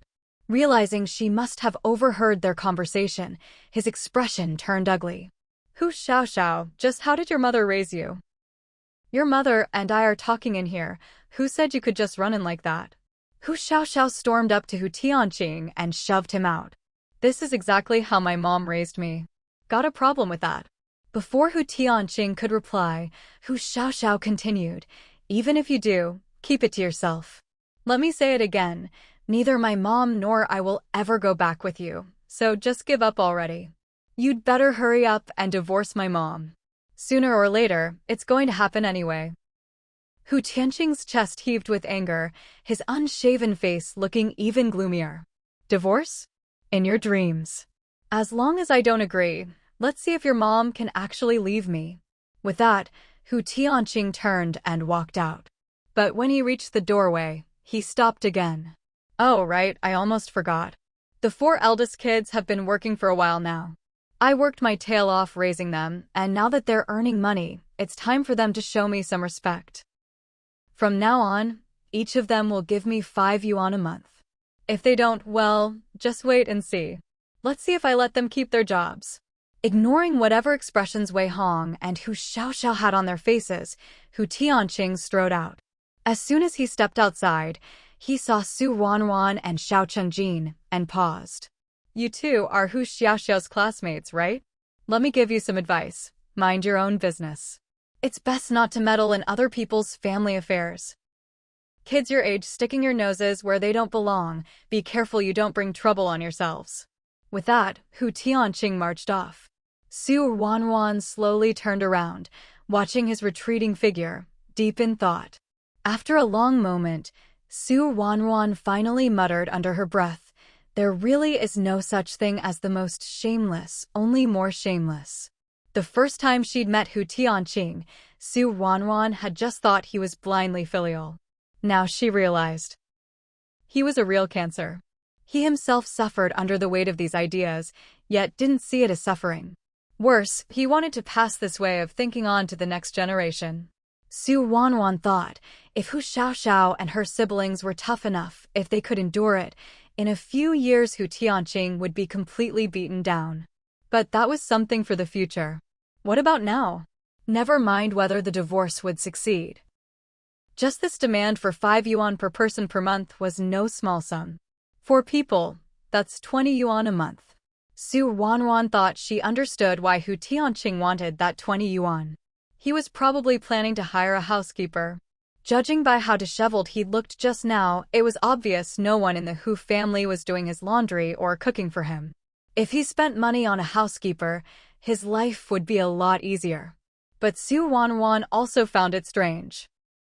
Life had gotten this bad, so why was Hu Tianqing still so determined to stay with the Hu family? He handed over his entire salary every month, yet his own mother wouldn't even wash his clothes. Did he have some kind of masochistic tendency? Or had all these years simply ingrained these ideas in him so deeply that he couldn't change? While Su Ruanruan was still pondering this, Hu Xiaoxiao slowly walked out of the house. It was obvious she'd just been crying. There were still tear stains on her face that hadn't been wiped away. As soon as Hu Xiaoxiao came out, she threw her arms around Su Ruanruan and burst into tears. Ruanruan, why do I have to have a dad like this? Hearing this, Su Ruanruan felt a pang of sadness in her heart, but she didn't know how to answer. After all, who in this world gets to choose their own parents? Even though we can't choose who our parents are, at least we can choose how we interact with them. She lifted her hand and gently patted Hu Xiaoxiao's back. Just as she was about to say something, Wei Hong came out of the house. Xiaoxiao, don't cry. Mom has a way to divorce him. I promise he'll never be able to bother us again. Hearing these words so suddenly, both Su Ruanruan and Hu Xiaoxiao looked at Wei Hong in surprise. Hu Xiaoxiao wiped her tears away with the back of her hand. What way? Wei Hong walked over and ruffled Hu Xiaoxiao's hair. You don't need to worry about how. Would Mom ever lie to you? Thinking back, Wei Hong really had never lied to her all these years, so Hu Xiaoxiao nodded. I trust you, Mom. On the way home, Su Ruanruan quietly asked Xiao Chengjin, what do you think Xiu Xiao's mom is going to do? I don't know either. Everyone has their own way of handling things. As long as it gets done, does it really matter how? Su Ruanruan thought about it seriously and realized he was right. Once she figured it out, she stopped worrying. A couple of days later, when Su Ruanruan and Xiao Chengjin took Hu Xiaoxiao home, they saw Wei Hong beaming. When she saw the three of them, she pulled a piece of paper out of her pocket and handed it to Hu Xiaoxiao. Hu Xiaoxiao took the paper suspiciously. When she glanced at it, her face instantly lit up with joy. Mom, you really divorced him. Yes. How did you do it, Mom? Hu Xiaoxiao still couldn't quite believe it. She even turned to Su Ruanruan and said, Ruanruan, pinch me so I know I'm not dreaming. Su Ruanruan laughed. If you want to know whether you're dreaming, just pinch yourself. Why ask me? Because I can't bring myself to do it. Well, I can't bring myself to do it either. As soon as Su Ruanruan finished speaking, Hu Xiaoxiao nodded. You're always so sweet. It must be real. Hearing this, the three of them couldn't help but laugh. Knowing that Hu Xiaoxiao and Wei Hong probably had a lot to talk about, Su Ruanruan took Xiao Chengjin and left early. On the way home, Su Ruanruan couldn't stop smiling. This is wonderful. Now Xiaoxiao won't be sad about her dad anymore. Yeah, and you won't have to worry about her anymore either. She was genuinely happy, but Su Ruanruan was also curious about how Wei Hong managed to divorce Hu Tianqing. After all, just a couple of days ago, Hu Tianqing had sounded so determined. How could he have changed so much in just 2 days and agreed to the divorce so easily? Curious as she was, Su Ruanruan didn't plan to dig any deeper. After all, this was someone else's family business, her elder's business at that. As a junior, it really wasn't her place to pry. Maybe because things at home were finally settled, the next morning when Su Ruanruan saw Hu Xiaoxiao again, she found that Xiaoxiao was back to her old self, smiling radiantly.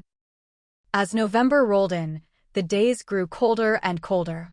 Snow kept falling, one storm after another, making everyone huddle against the cold.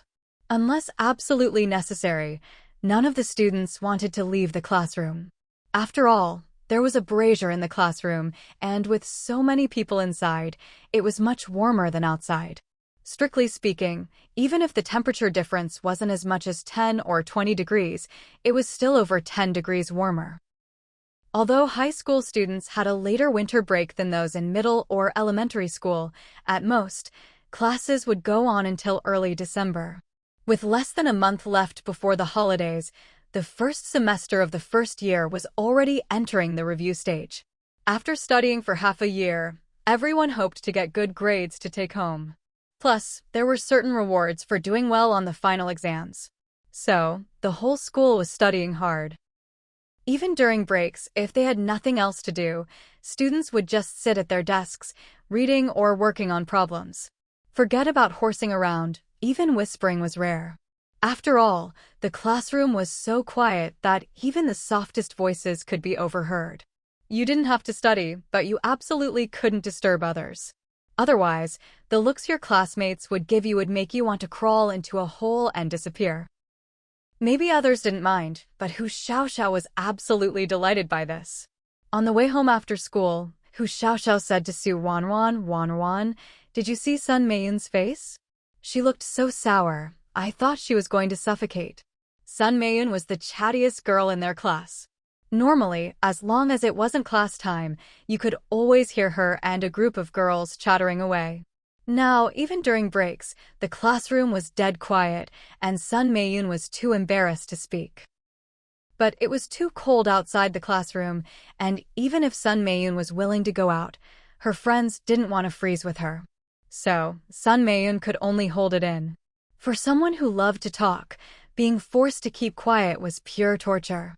Thinking of Sun Meiyun's recent expressions, Su Ruanruan couldn't help but laugh too. At the end of November, with some time still left before the final exams, something big happened in the Xiao family. Xiao Xiulan and Wang Qinxue were getting engaged. Wang Qinxue was 2 years older than Xiao Xiulan and already 20 years old this year. Xiao Xiulan herself was already 18. Both of them were old enough to legally marry. With the engagement set now, after the new year, they could probably get married soon. Such an important event couldn't be handled casually. They had to bring Wang Qinxue home to meet Xiao Dashan and Luo Yufeng. After some discussion, they decided that everyone would go back to the third production team together over the weekend.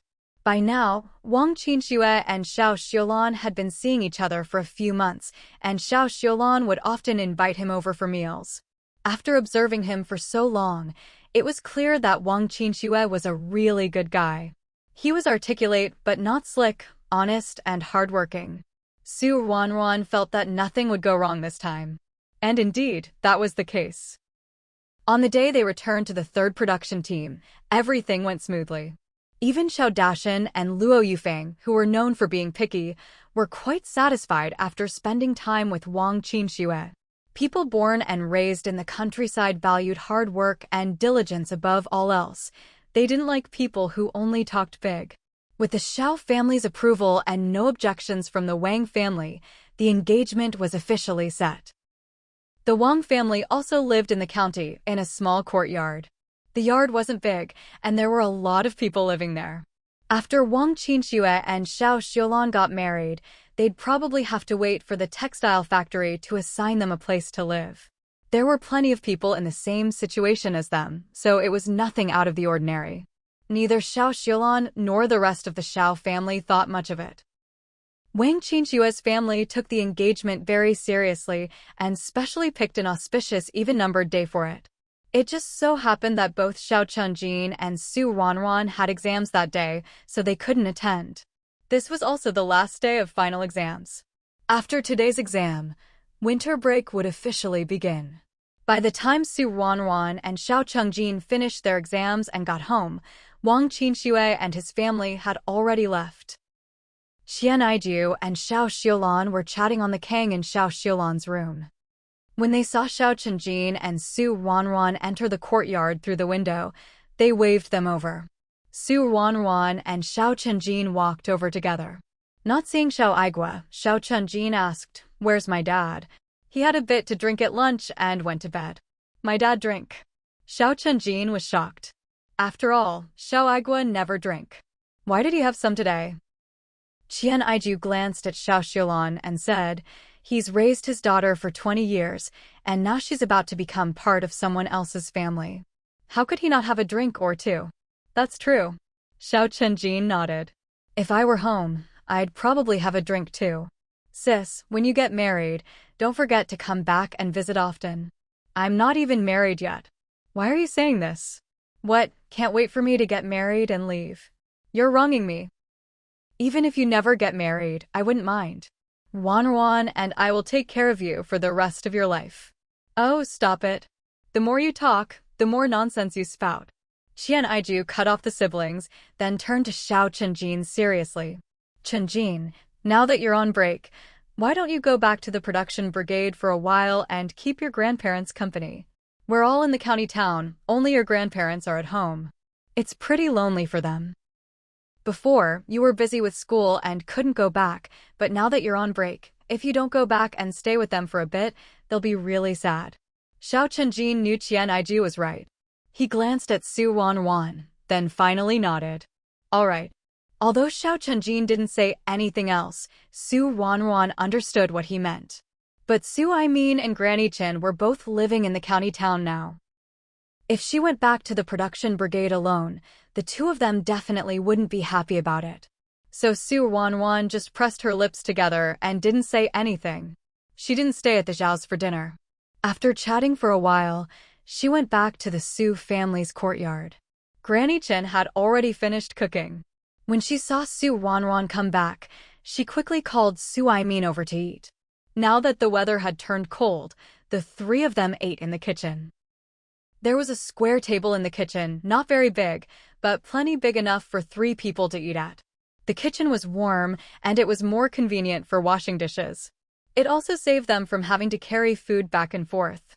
As they sat down to eat, Su Ruanruan kept thinking about the look Xiao Chenjin had given her earlier, so much so that she didn't even hear Granny Chen talking to her.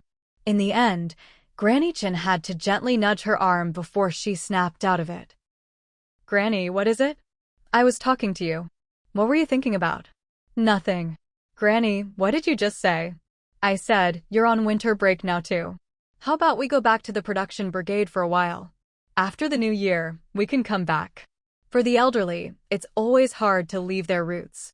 Even though it was only the distance from the production brigade to the county town, Granny Chen still couldn't help but miss the 3rd production brigade. What is a real surprise?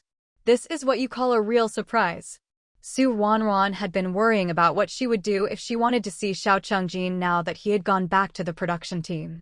But now, hearing that Granny Chen also wanted to go back, she agreed without hesitation. Then let's go back. We'll pack up tomorrow and head out. Granny Chen was a little surprised by how readily Su Ruanruan agreed. If we go back to the production team, you won't be able to see Chenjin every day, you know. Granny Chen had seen with her own eyes how close Su Ruanruan and Xiao Chenjin were. Could Su Ruanruan really bear not seeing Xiao Chenjin for the whole winter break? But Su Ruanruan just beamed. Chenjin is going back tomorrow too. Aunt Xian asked him to go back and keep Grandpa Xiao and Grandma Luo company. Hearing this, Granny Chen immediately understood. So Su Ruanruan had been distracted just now because she was thinking about this. And her own suggestion had solved Su Ruanruan's problem perfectly. Wasn't Su Ruanruan frowning just a moment ago? Now she was smiling like a flower. Su Aimin shook his head with a sigh. Granddaughters grow up, and you just can't keep them at home. If Su Ruanruan and Xiao Chenjin were a bit older and not still in school, they'd probably be getting married soon. Luckily, the Xiao family lived right next door, so even then, they'd still be able to see each other whenever they wanted. Since they planned to leave the next day, Su Ruanruan and Granny Chen started packing up after dinner that night. This time, they didn't need to bring as much as when they came, just winter clothes, daily necessities, and some food and drink. Even so, after they finished packing, the piles still took up half the Kong bed. Looking at all the stuff, Granny Chen fretted, there's no way we can take all this back on bicycles. Even if it could fit, it wouldn't be convenient. With all the snow and ice outside, pushing a bicycle loaded with so much would just be asking for trouble.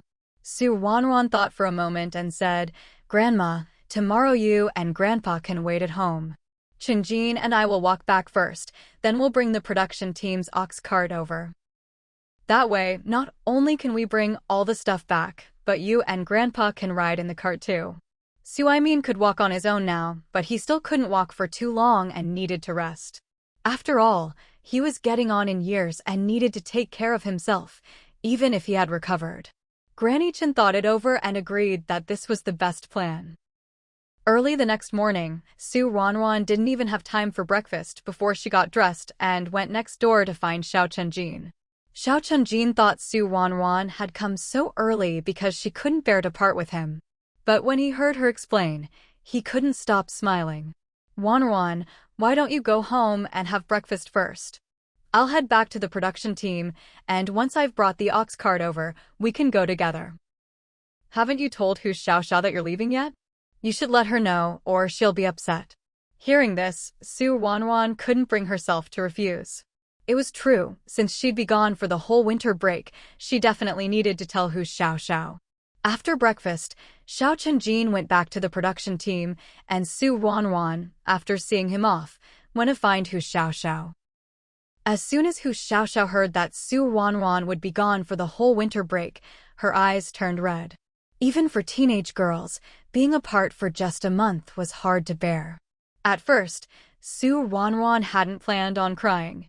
But when she saw Hu Xiaoxiao's eyes all red and brimming with unshed tears, she couldn't help but feel her own eyes well up too. In that moment, as her eyes turned red, Su Ruanruan couldn't help but wonder to herself. She'd lived 2 lifetimes already. She was decades old if you added them up, so why was she still getting all sentimental like a young girl? And really, this wasn't even a big deal. It was just a month apart, that's all. But when the tears finally fell, Su Ruanruan tossed all those thoughts aside. Who cared how old she was inside? Right now, she was just a 15-year-old girl. She was about to be separated from her best friend for a whole month. How could that not be heartbreaking? Cry. She had to cry. Wei Hong had already left for work after breakfast, so only Hu Xiaoxiao was home. So now, with just the 2 of them facing each other and crying, there was no one around to comfort them. By the time Xiao Chenjin hurried back with the ox cart to fetch Su Ruanruan to pack up her things, both Su Ruanruan and Hu Xiaoxiao's eyes were swollen from crying. Seeing this, Xiao Chenjin was startled. Ruanruan, what's wrong? Why are your eyes so swollen from crying? Did someone bully you? His eyes were full of concern and worry, just waiting for Su Ruanruan to name the culprit so he could go teach them a lesson. But after waiting a while, all he heard was Su Ruanruan say, slowly, I just thought about not being able to see Xiaoxiao for a whole month and got a little sad. Hic. She'd cried so long she'd started hiccuping. Hearing her explanation, Xiao Chenjin's expression grew complicated. He realized that ever since Su Ruanruan and Hu Xiaoxiao had grown closer, Su Ruanruan had become more and more like a girl her age. The old Su Ruanruan had been mature and steady, and while she was still that way when it came to big things, she'd become a bit more emotional about the little things, just like a young girl. But that wasn't necessarily a bad thing. Looking at the pitiful, tear-streaked Su Ruanruan, Xiao Chenjin actually thought it was kind of nice. He reached out and gently wiped her tears, softening his voice. It's okay. It's not like we won't be coming back at all this month. We'll be back in a few days to pick up our acceptance letters, right? And we'll be back again to get supplies for the new year. You'll still get to see each other, don't you think? Hearing Xiao Chenjin's words, both Su Ruanruan and Hu Xiaoxiao, still teary-eyed, suddenly stopped crying. Oh, that's true. So, what exactly had they been crying about just now? Once they realized it, the 2 of them couldn't help but laugh through their tears, quickly raising their hands to wipe their faces. Hu Xiaoxiao even fetched a basin of warm water, and the 2 of them washed their faces together and put on some cold cream. Hu Xiaoxiao locked up her house, took her keys, and went with Su Ruanruan to the Su family's house. By the time they got there, the ox cart at the Su family's gate was already loaded with quite a few things. Su Aimin was standing by the cart while Granny Chin was making trip after trip carrying things out. Seeing this, the 3 of them didn't bother saying anything and hurried over to help. With the 3 of them pitching in, everything was quickly loaded onto the cart. Xiao Chenjin didn't have much stuff himself, so his things went on the cart too. The 2 oxen from the 3rd production team had grown strong and sturdy since spring and were more than up to the task. With 4 people and half a cart of belongings, the oxen could easily pull the load. As they sat on the cart, Su Ruanruan kept waving goodbye to Hu Xiaoxiao. The road was covered in ice and snow, so the ox cart moved very slowly. After swaying along for over an hour, they finally arrived at the 3rd production team.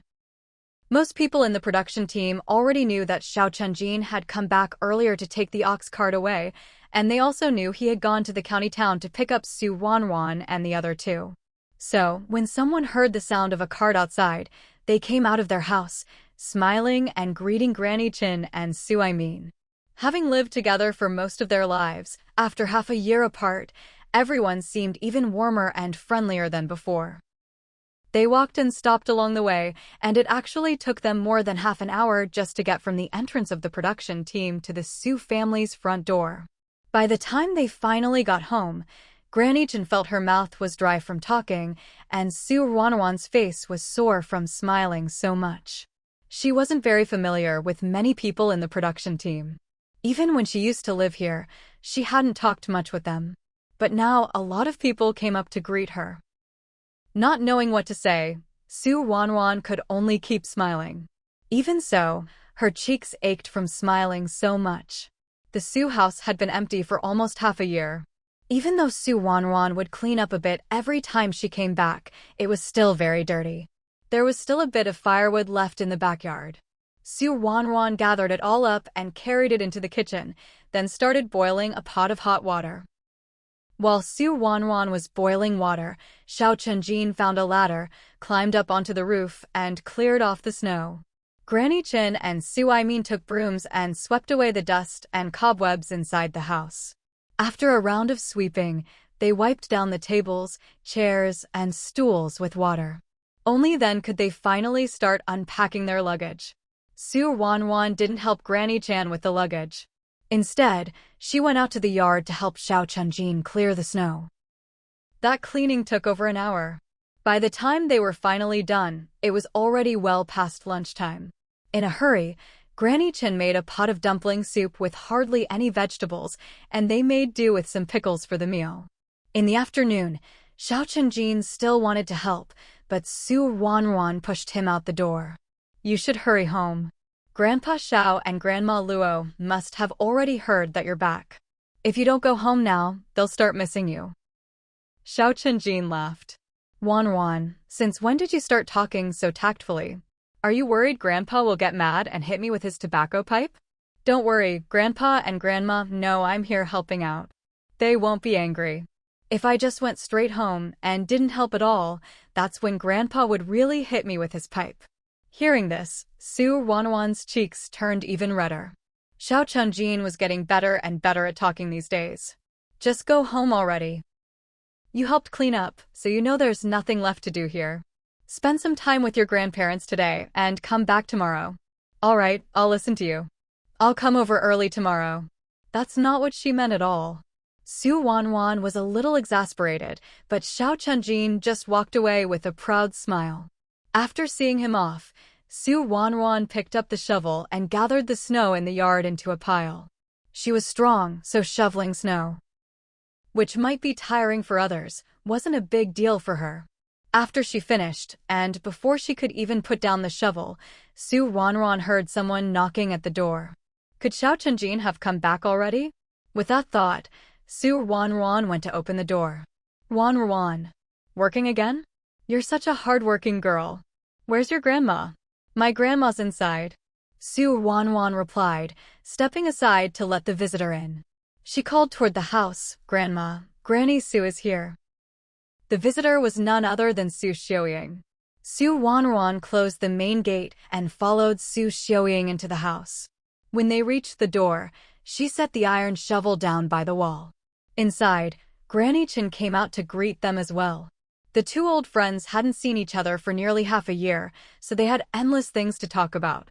Su Aimin and Su Ruanruan, being considerate, didn't disturb the two grannies' chat and went together into Su Ruanruan's room.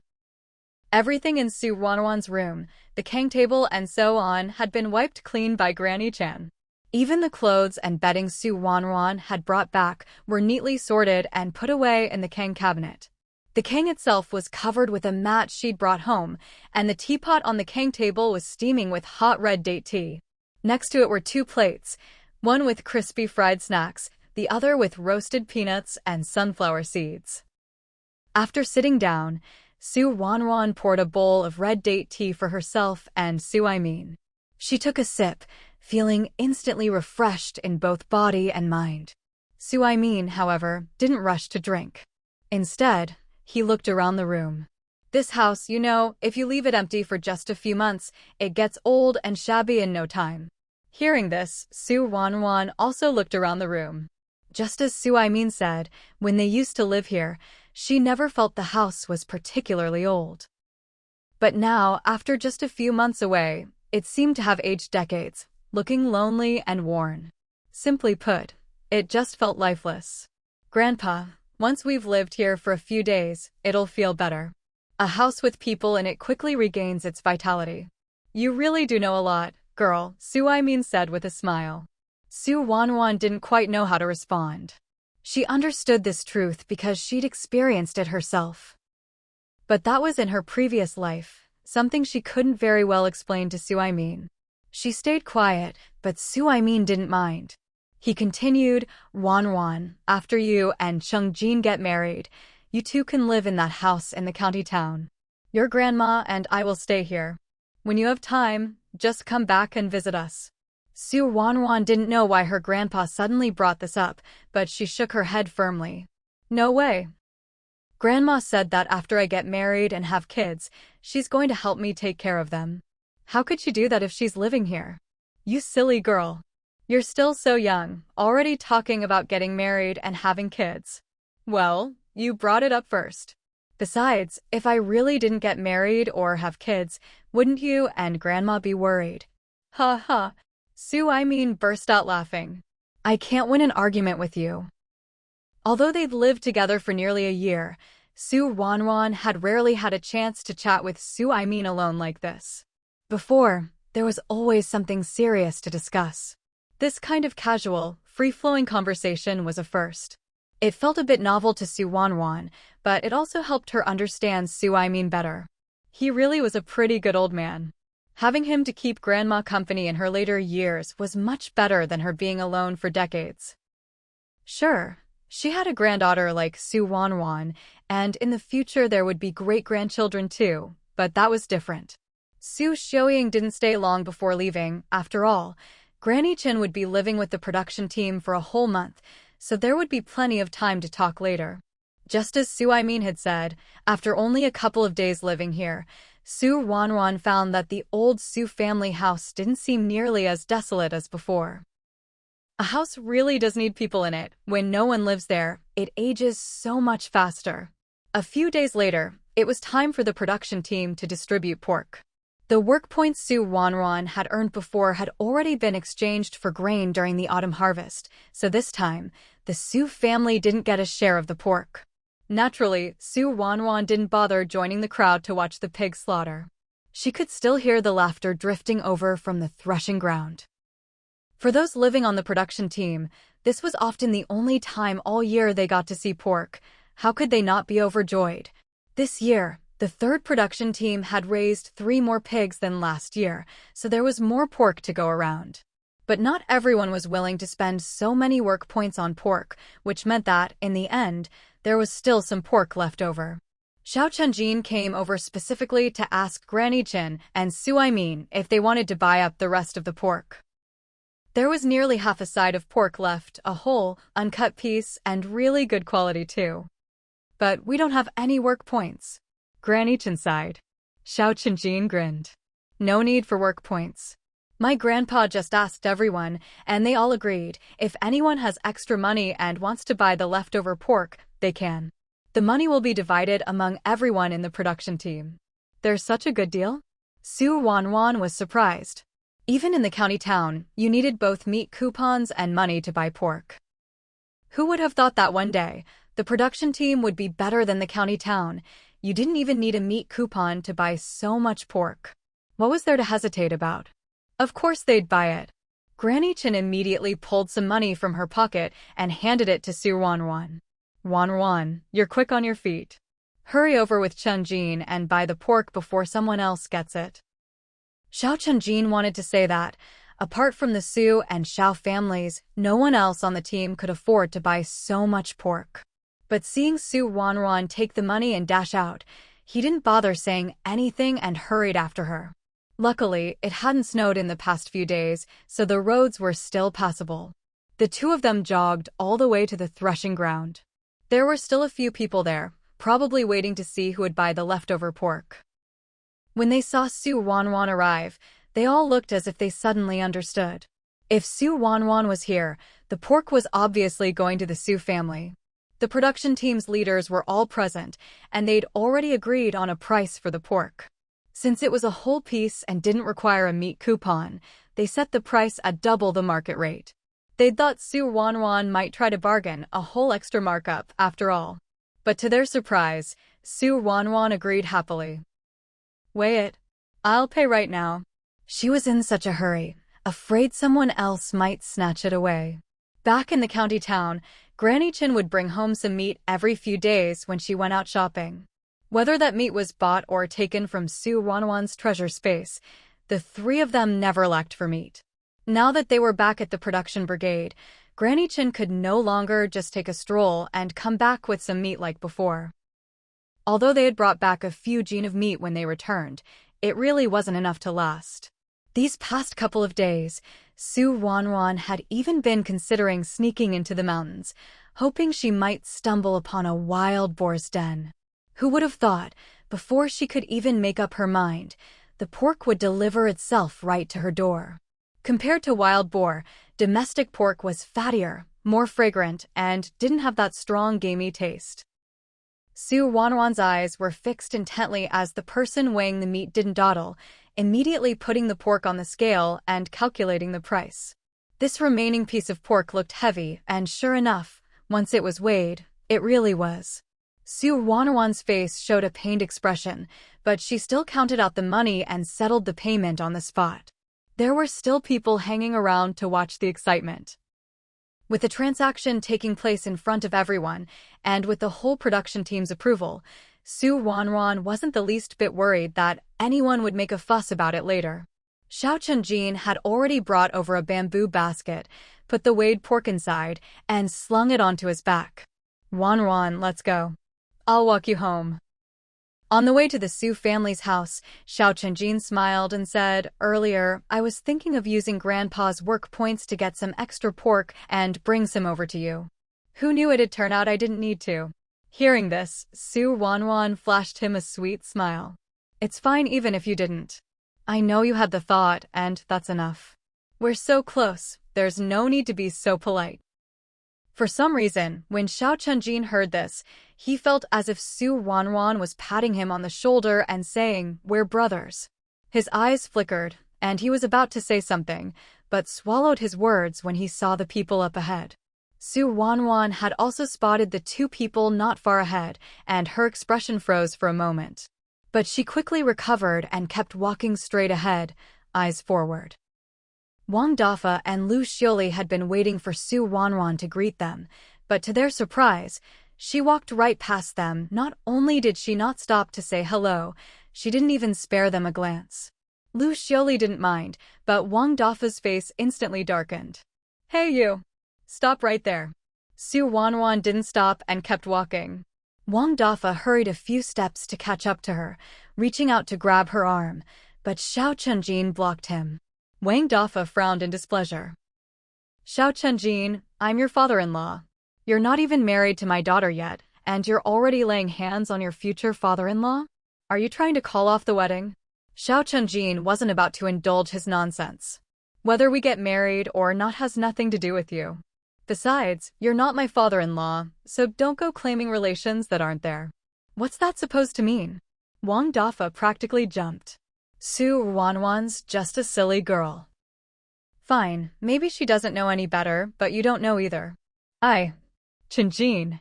Ruanruan stopped Xiao Chunjin before he could say more, then calmly turned around and looked at Wang Dafa with great interest. "Let's not talk about whether we know what's what for now. Isn't that precious daughter you raised so carefully already married? Isn't that your real son-in-law? If you want to enjoy being a father-in-law, shouldn't you go to the county town? What are you making a fuss here for? Everyone in the brigade knows everyone else. Who are you trying to fool? What happens between your sister and her husband is none of your business." Wang Dafa let out a cold laugh. "And you're blaming us for loving your sister more? You brought this on yourself. Just look at your sister. Ever since she got married, she gives us 3 yuan every month as a token of respect. And you? What have you ever given us? We live in the same production team, but have I ever gotten so much as a single stick of firewood from you?" Ruanruan had brought up Wang Ijuan on purpose, just to test Wang Dafa. She hadn't expected that he really didn't know Zhang Jiwei was already dead. Now, this was interesting. Seeing Su Ruanruan smile again, Wang Dafa grew even more impatient. Laugh, laugh, laugh. What are you laughing at? We didn't earn many work points this year, so we couldn't exchange for much meat. Give me half of the meat in your basket. And don't you dare complain. You're my daughter, it's only right and proper for you to show filial piety to your father. I'm just asking for a bit of pork, not for you to cut off your own flesh. Su Ruanruan raised her eyebrows. Do you ask Wang Aijuan for meat too? Why would I ask her? Didn't I just say she gives us filial money every month? Besides, she's not like you. The Su family dotes on you the most. If you don't help out your own family a bit more, once those two old folks are gone, who's going to have your back?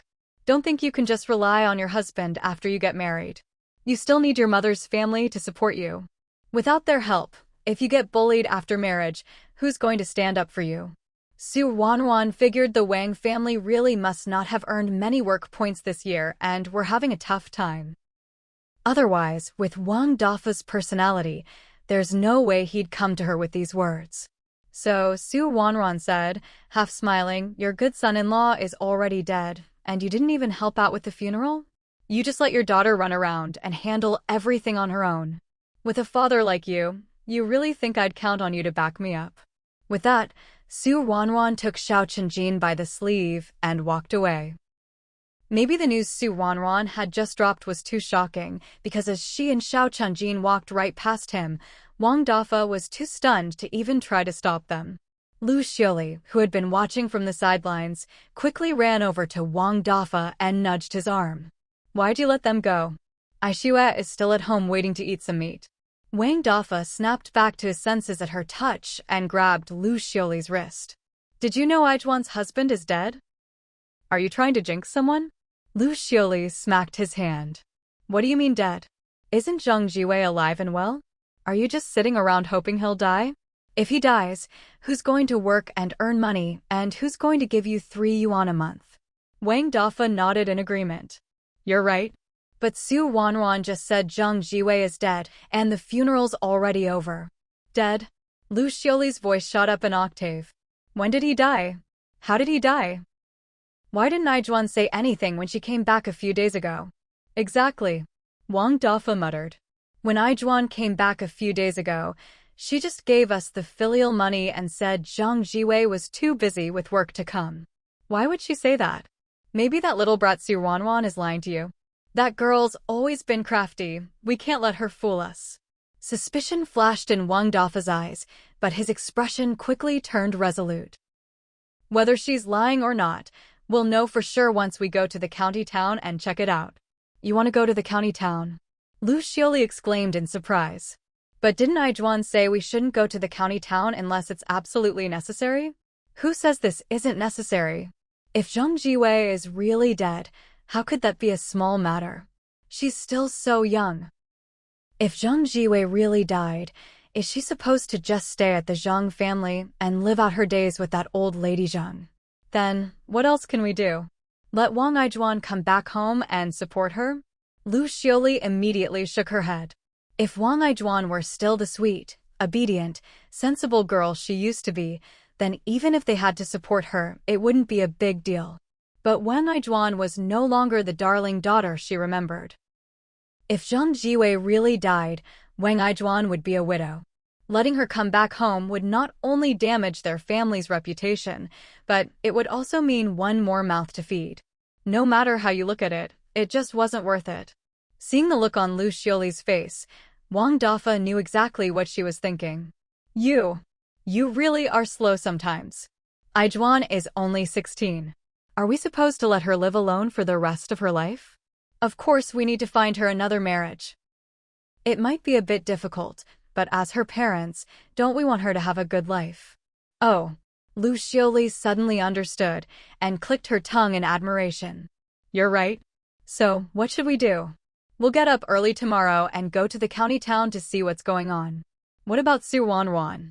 We'll deal with Aijuan's situation first, then worry about Su Ruanruan. Compared to Su Ruanruan, Wang Aijuan was much easier to handle, and there were immediate benefits to be gained. After discussing it, the two of them headed home together. When Wang Aishues saw them come back empty-handed, he immediately protested, "Mom, Dad, why did you come back with nothing? I want to eat meat." Meat. Just mentioning meat made Wang Aishues' mouth water. Over the past 6 months, he'd lost a lot of weight, at least 10 pounds. His cheeks were sunken. It wasn't for any other reason, just that he wasn't eating well. Ever since Wang Urqing and Zhang Qiudi's son was born, they'd been causing a fuss about splitting the family. In the production team, it was common for families to split up when sons got married. Before, the Wang family didn't split, and Wang Urqing and Zhang Qiudi didn't dare make a fuss because they didn't have a son and were counting on Wang Aishue to support them in their old age and handle their funeral rites. But things changed after they had a son. Zhang Qiudi couldn't work in the fields because she had to take care of the baby, but Wang Urqing, along with their 4 daughters, worked even harder and earned more work points. Still, every so often, they'd clamor for the family to split. All their hard work was now for their own son, Wang Jibao, not for following the old lady's arrangements. Lately, Wang Urqing and Zhang Qiudi had been making an even bigger fuss, to the point that even the old lady couldn't keep them in check. Although the family hadn't completely split, they had already separated their cooking.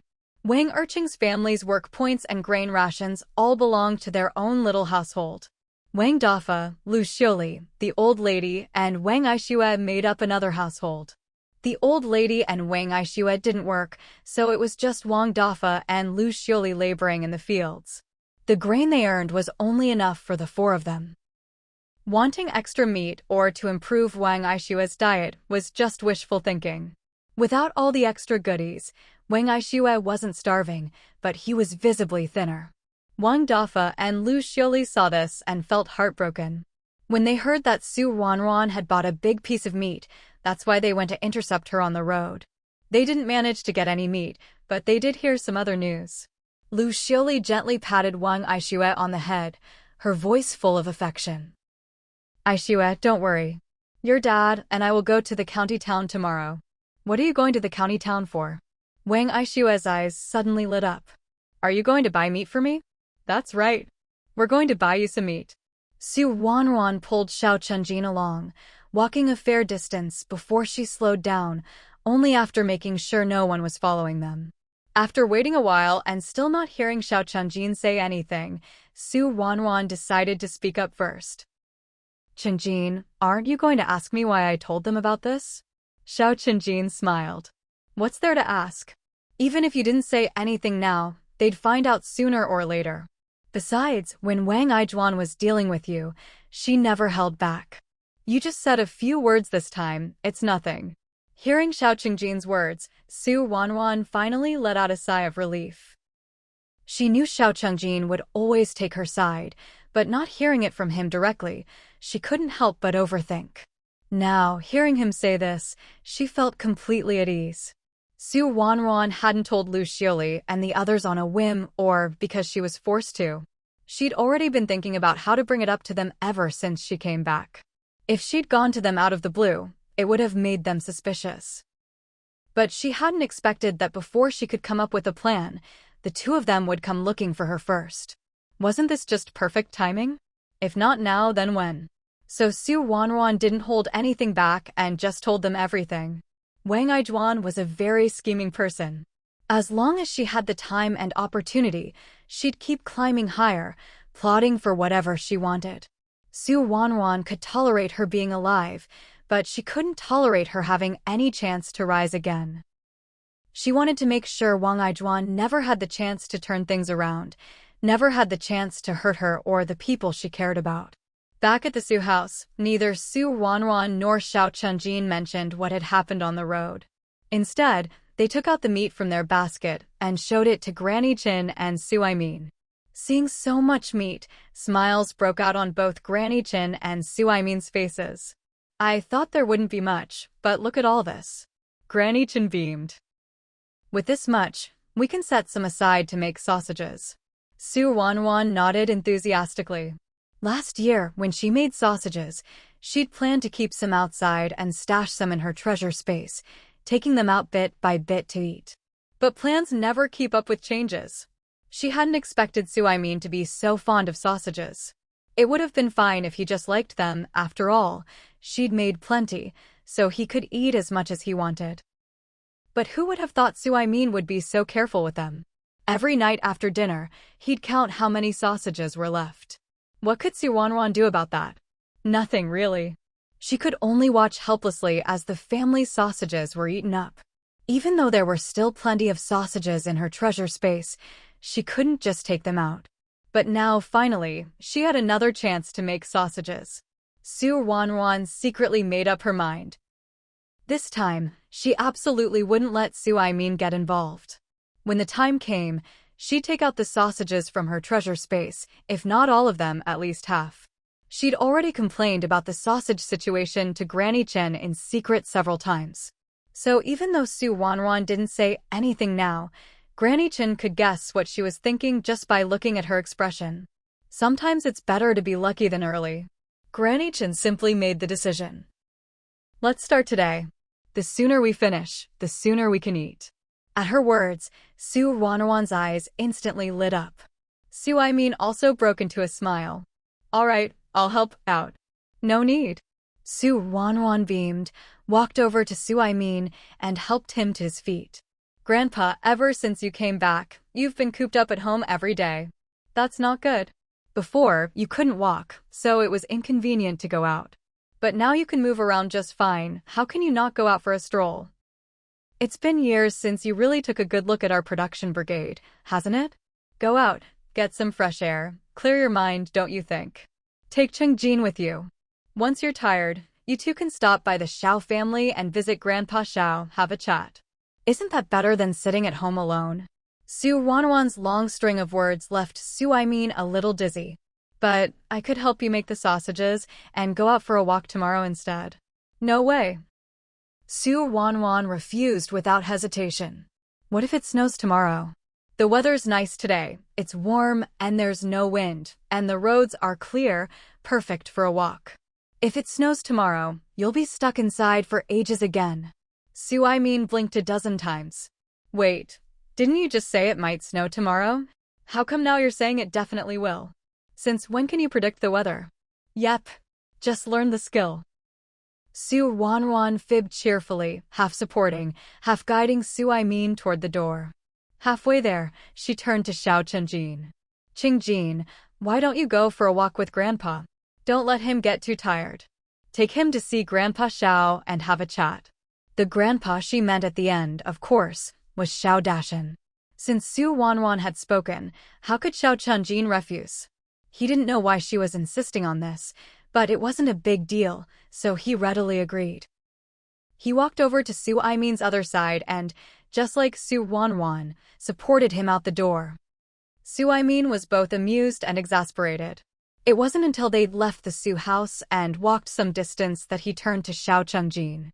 Chengjin, why do you think Ruanruan was so insistent on me going out? She's just worried about you. Xiao Chengjin replied earnestly. Besides, you're not exactly a whiz in the kitchen. Better to let Granny Chen and Ruanruan handle it. What Xiao Chengjin didn't say was that he suspected the real reason Ruanruan wanted Su Aimin out of the house was because his cooking skills weren't up to par. She was probably worried that if he helped, the sausages wouldn't turn out as tasty, so she insisted he go out for a walk instead. But old folks care about saving face. Even if Xiao Chengjin guessed the truth, he'd never say it out loud. He simply accompanied Su Aimin as they strolled around the production brigade. At first, Su Aimin was still wondering about Ruanruan's intentions, but as they walked, he gradually put her out of his mind and started to really take in the 3rd Production Brigade. The roads here were rough. Back when he lived at the brigade, Granny Chen had pushed him out for walks, but they never got far. Besides, seeing the world while sitting and seeing it while standing are two very different experiences. Now, walking alongside Xiao Chengjin, Su Aimin was filled with a complex mix of emotions. The 3rd Production Brigade was now completely different from how he had looked all those years ago. If it weren't for the fact that the people were still the same, he might have thought this wasn't his hometown at all. But to be fair, the 3rd Production Brigade had changed for the better, and it was still moving in a good direction. Compared to the old days, you could call it a little paradise now. Peaceful and harmonious. Good. Really good. As they walked, Su Aimin gradually fell silent. Xiao Chenjin thought he was tired and said, "Grandpa, do you want to come to my house and sit for a while? My grandpa would definitely like to chat with you. Let's go." Su Aimin agreed without hesitation. Since he was already out, how could he not stop by the Xiao family's house? The two of them strolled over to the Xiao house. Su Aimin stood at the door for a while before following Xiao Chenjin inside. Inside, Xiao Dashan was sitting on the kang, smoking his pipe. When he saw Xiao Chenjin lift the curtain and come in, he was about to speak, but then saw Xiao Chenjin holding the curtain up for Su Aimin, who walked in slowly. The moment he saw Su Aimin, Xiao Dashan's eyes widened. "It's freezing out there. Why did you come out? Did you need something from me? You could have just told Chenjin to let me know. I'd have come to see you. Why'd you come out yourself? Why shouldn't I come out myself?" Su Aimin sat down on the edge of the kang. "I can walk now, so of course I want to get out and about. Your house still has the same layout as before." Xiao Dashan glanced around the room, nodded, and smiled. "Of course. It's been like this since I was a kid, and it's still the same now. I like it this way." Then, noticing Xiao Chenjin still standing there, Xiao Dashan said, "Go tell your grandma to make a couple of dishes for lunch. Ask your grandpa Su to stay for a meal. And get some wine actually, forget the wine, he can't drink. I can drink with you. Go on, get out of here. Go tell your grandma." "All right." Xiao Chenjin lifted the curtain and left. Su Aimin pointed at his back and said, "That grandson of yours is raised well. Ruanruan's not bad either. The two of them are just perfect together." After Xiao Chenjin and Su Aimin left, Granny Chin and Su Ruanruan kept busy. They'd already made sausages together once before, so Su Ruanruan was now very familiar with every step of the process. This time, the two of them worked even faster than before. Before Su Aimin and Xiao Chenjin returned, they'd already hung the finished sausages on bamboo poles and set them out in the yard to smoke over pine and cypress branches. Looking at the sausages hanging there, Su Ruanruan wiped the sweat from her forehead and smiled with satisfaction. If they hadn't been in such a rush, she wouldn't have worked up such a sweat in the middle of winter. When Xiao Chenjin and Su Aimin came back and saw the sausages hanging in the yard, they were both a little surprised. "Did you use up all the meat to make sausages?" Su Aimin asked. Sausages were tasty, but shouldn't they save some for dumplings or other dishes? "No, we saved some," Su Ruanruan replied. "Well, that's a pretty substantial chunk of meat you used," Su Aimin remarked casually, then went inside. He'd walked a lot today. While he hadn't felt tired outside, now that he was home, he realized he was a bit worn out and just wanted to sit on the kang and rest for a while. Xiao Chenjin didn't stay long before heading out again. Xiao Dashan had drunk quite a bit at lunch, so Xiao Chenjin felt better keeping an eye on him.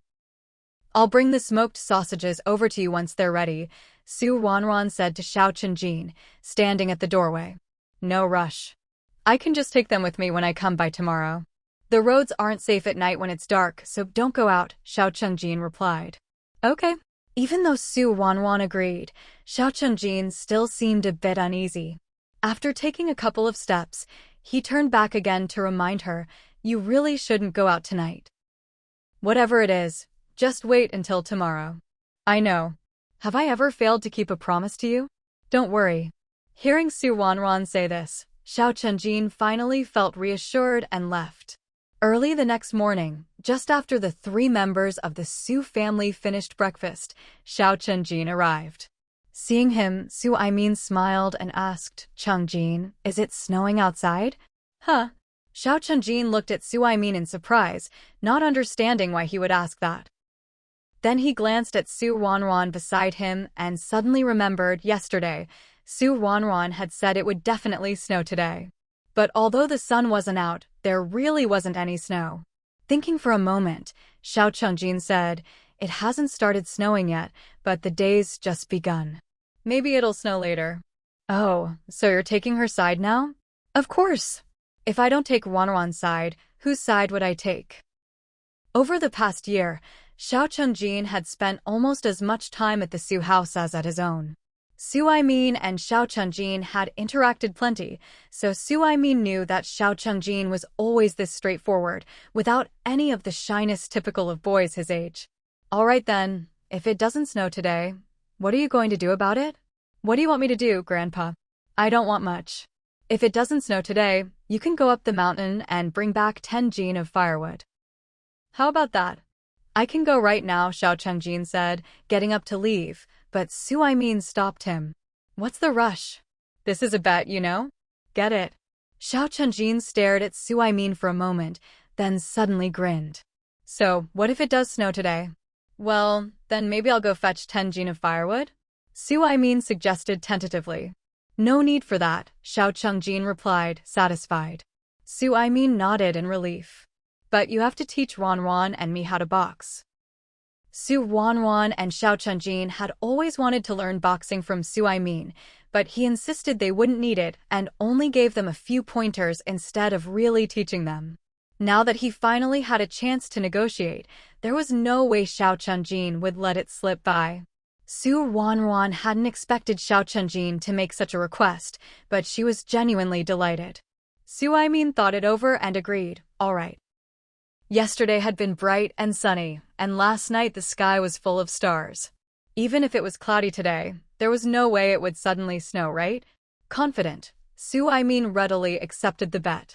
Su Ruanruan and Xiao Chengjin sat together on the heated Kong bed, cracking the window open a little. Every so often, Su Ruanruan would lean over to peek outside, hoping to catch the first snowflake. But each time, she was disappointed. Ruanruan, don't worry. It's still early. There's a long day ahead, Xiao Chengjin comforted her. Su Ruanruan sat back down. But what if it doesn't snow? Then I'll go get 10 jin of firewood. Will you help me, Ruanruan? Of course. Even if it's 100 jin, it's no problem. Then what are you worried about? Su Ruanruan thought about it seriously and realized there really wasn't much to worry about. There was a lot of homework assigned over the winter break of their first year in high school, so both Su Ruanruan and Xiao Chengjin wanted to finish it as soon as possible. The two of them sat facing each other on the heated brick bed, working on their assignments. Occasionally, they'd exchange a few words, and gradually, the snowfall outside slipped from their minds. After breakfast, Lu Xioli and Wang Dafa headed into town together. The Wang family didn't own a bicycle, and they didn't run into any ox carts along the way, so the two of them walked briskly and made it to the county seat in just over an hour. All the schools in town, big and small, were already on break, so the streets were much livelier than usual. Wang Dafa and Lu Xioli didn't come to town often. Compared to the 3rd Production Brigade, the county seat was bustling and prosperous, which made them feel a bit timid and out of place. Fortunately, Wang Dafa had a decent memory and quickly found Zheng Jiwei's house with Lu Xioli in tow. But to their surprise, after knocking on the door for ages, no one answered. Wang Dafa and Lu Xioli exchanged confused glances, not sure what was going on. Lu Xioli pressed her ear to the door, holding her breath to listen for any sounds inside, but she heard nothing. Just then, an old lady walked over. What are you two doing here? We're here to see our daughter. My daughter. Wang Aijuan. She's the daughter-in-law of this family. Lu Xioli replied. Upon hearing this, the old lady's expression immediately softened. Oh, so you're Aijuan's parents. She's at work right now. She probably won't be back for another hour or so. You'll have to wait a bit. Hearing this, Wang Dafa and Lu Xioli looked even more puzzled. Aren't all the schools on break? Why does she still have to go to school to clean up or something? At this, the old lady looked even more surprised than they did. What, you didn't know? After Aijuan's husband became paralyzed, his job was given to her as a special exception. That period was really tough for her. Not only did she have to work, but after coming home, she still had to take care of Jiwei. After he became paralyzed, his temper got worse, and he'd always take it out on Aijuan. All us neighbors could hear it, but there wasn't much we could say. To be blunt, it's actually a blessing that Jiwei's gone. He was just suffering while he was alive. Now that he's gone, Aijuan's life is a lot easier. She lives alone, works, and though it's tiring, at least she can support herself. As her parents, if you come visit her from time to time, she'll definitely be happy. Alone. Lu Xioli asked softly. That's right. Jiwei's gone, and his mother passed away even earlier. So it's just Aijuan now. The Zhang family doesn't have any other relatives, so in the future, you're the only one she can count on. The old lady was quite the talker. She stood at the gate with Wang Dafa and Lu Xioli for over an hour, chatting away. But this was exactly what the two of them wanted. From her, they learned everything that had happened recently.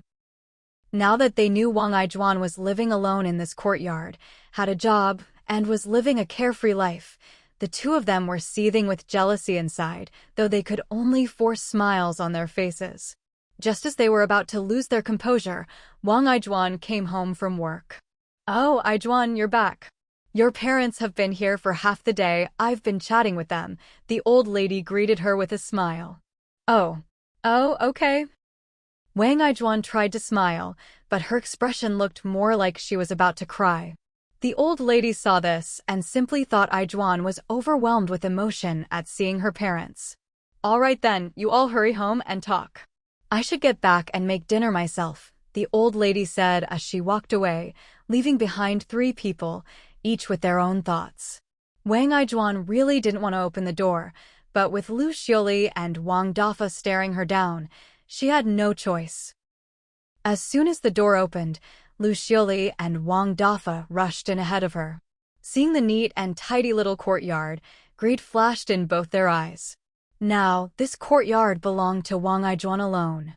If it was hers, what difference was there between hers and theirs? From now on, their family could also live in the county town. No more working in the fields, no more bending over the earth from dawn till dusk. Just thinking about that kind of life made them feel comfortable. Aijuan, this just isn't right. How could you not tell us when your husband and mother-in-law passed away? Huh? If others found out, they'd think we, as your elders, don't know how to behave.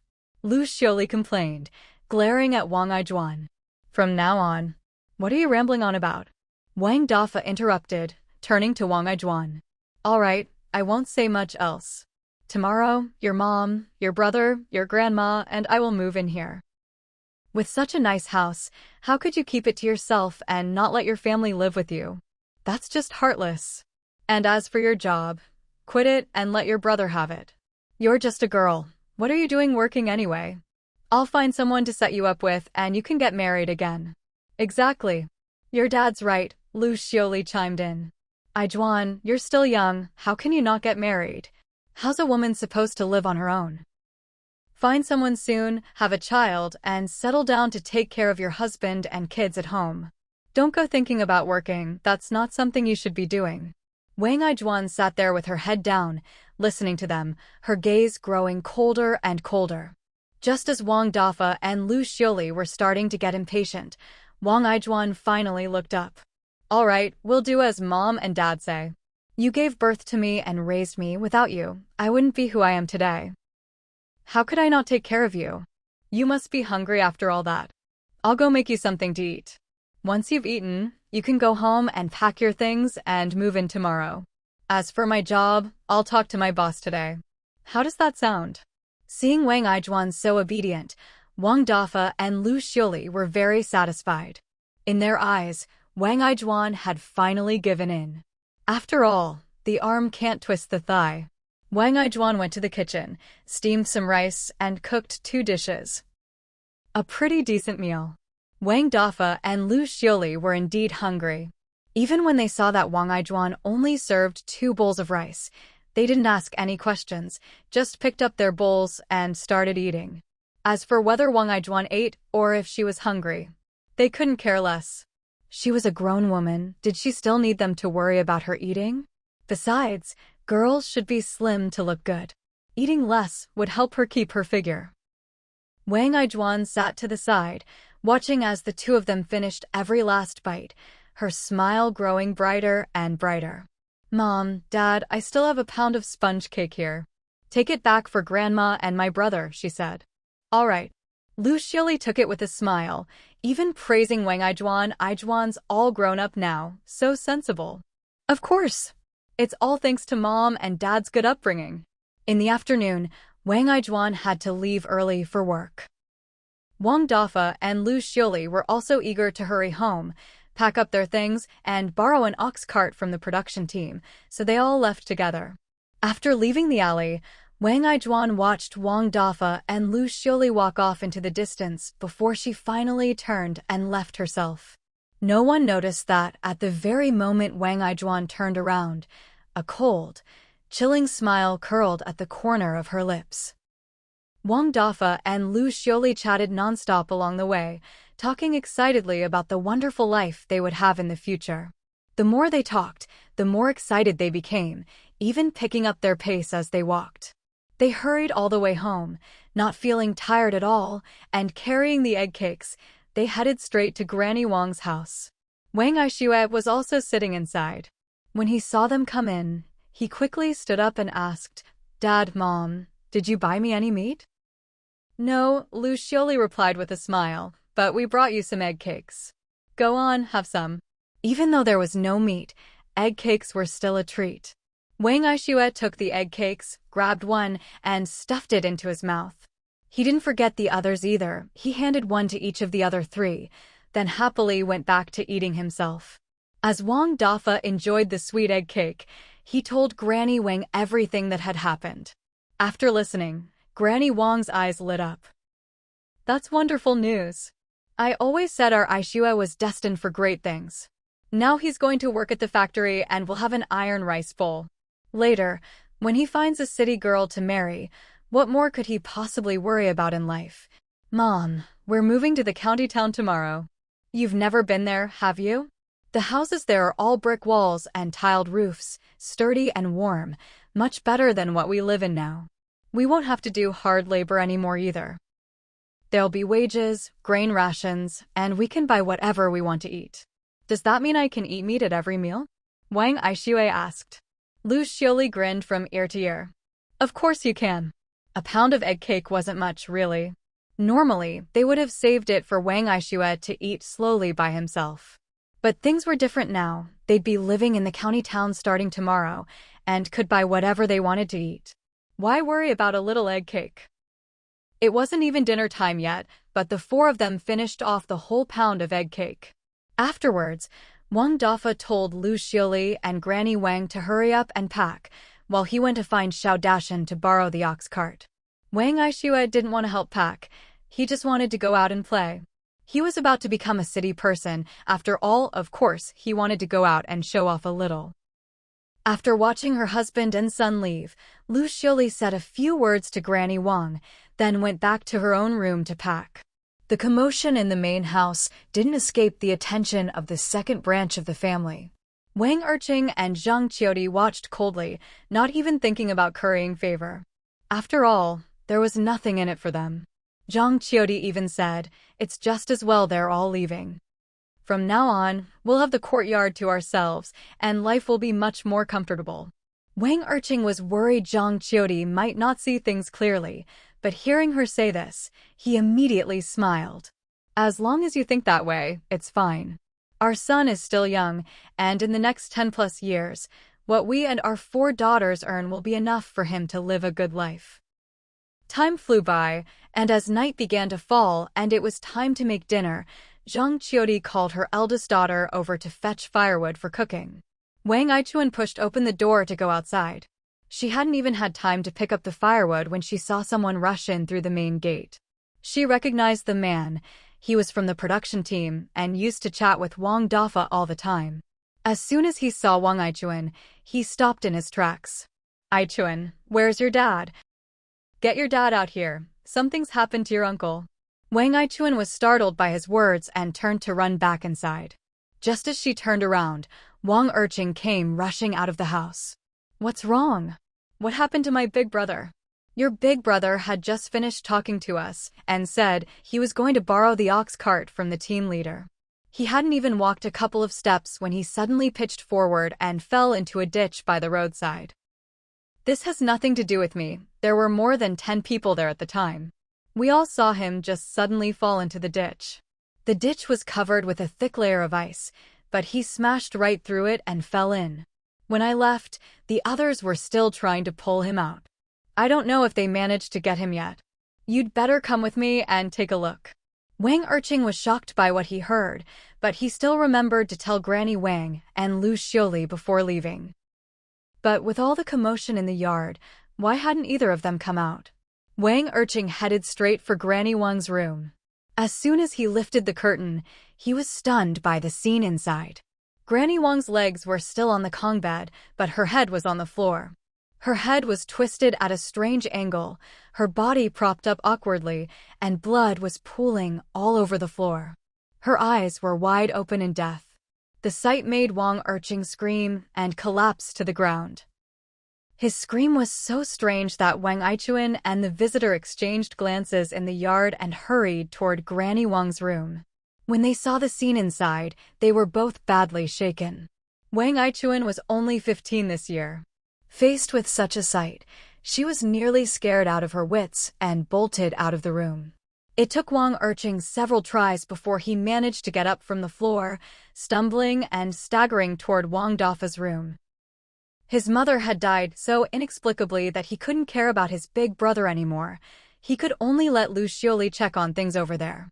But when he pushed open the door to Wang Dafa's room, he was once again so frightened that he fell to the ground. Lu Xiuli was kneeling on the floor, her head pressed against the edge of the Kang bed. Blood was flowing down from the bed, pooling into a small puddle on the ground. What on earth is going on? Wang Urching scrambled out of the room on his hands and knees, then knelt in the middle of the yard and slapped himself hard across the face. He hoped he wouldn't feel any pain, that all of this was just a dream. But the slap hurt so much that tears streamed down his face. This wasn't a dream. It was real. Ichuan, go inside and look after your little brother. Tell your mother to come out. Wang Ichuan answered in a trembling voice and hurried inside. After Zhang Qiudi came out, Wang Urching told her what had happened. You stay home and keep an eye on things. I'm going to check on my big brother. Just as he was speaking, more people came in through the main gate. This time, there were quite a few of them, and 2 of them were carrying a door plank. Lying on it was Wang Dafa, soaked through and completely pale. Urching, your big brother, he's gone. Urching, where's your mother? Where's your sister-in-law? Wang Urching and Zhang Qiudi stood dumbfounded in the middle of the yard, feeling as if they couldn't hear anything at all, wrapped in a boundless terror. Just a short while ago, everything had been fine.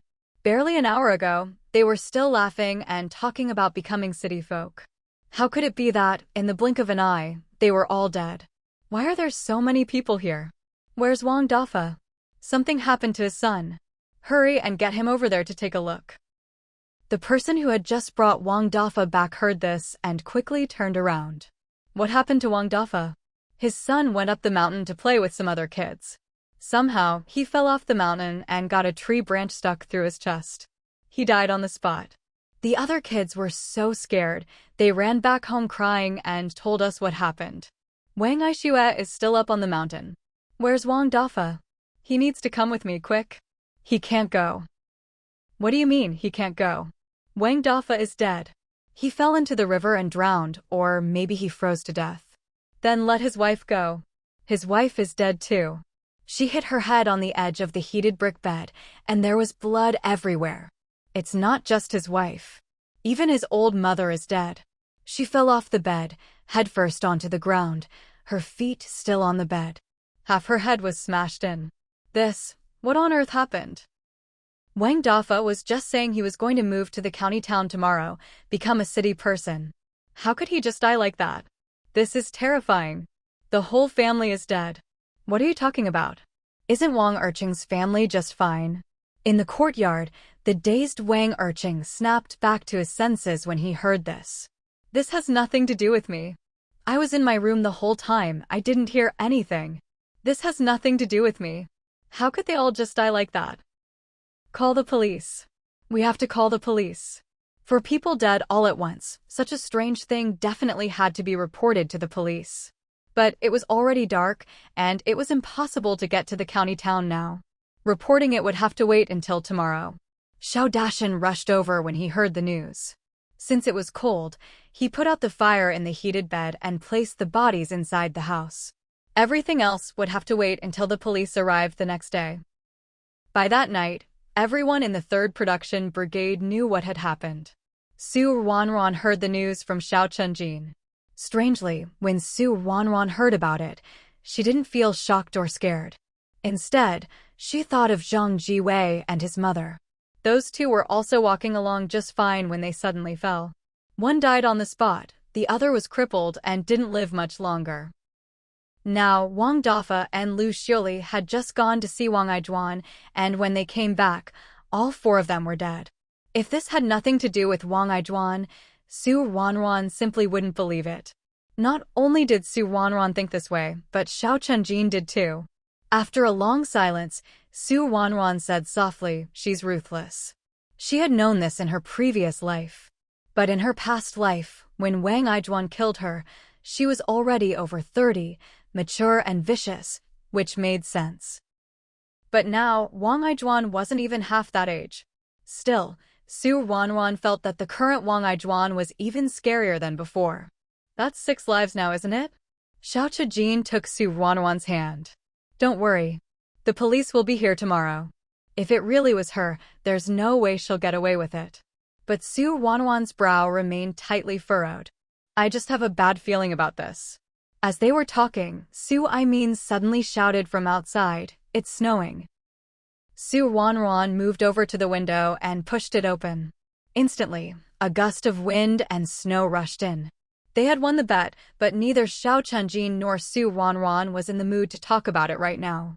At dawn the next day, Xiao Chunjin rode his bicycle to the police station. Originally, Xiao Dashan said he would go, since he was the head of the production brigade. But it was barely light out and bitterly cold outside. Xiao Chunjin couldn't rest easy letting Xiao Dashan go, so he took the matter upon himself. Luckily, the snow had stopped, and there wasn't much left on the ground, so it was still possible to ride a bike. By the time Xiao Chunjin arrived at the police station, the sky was fully bright.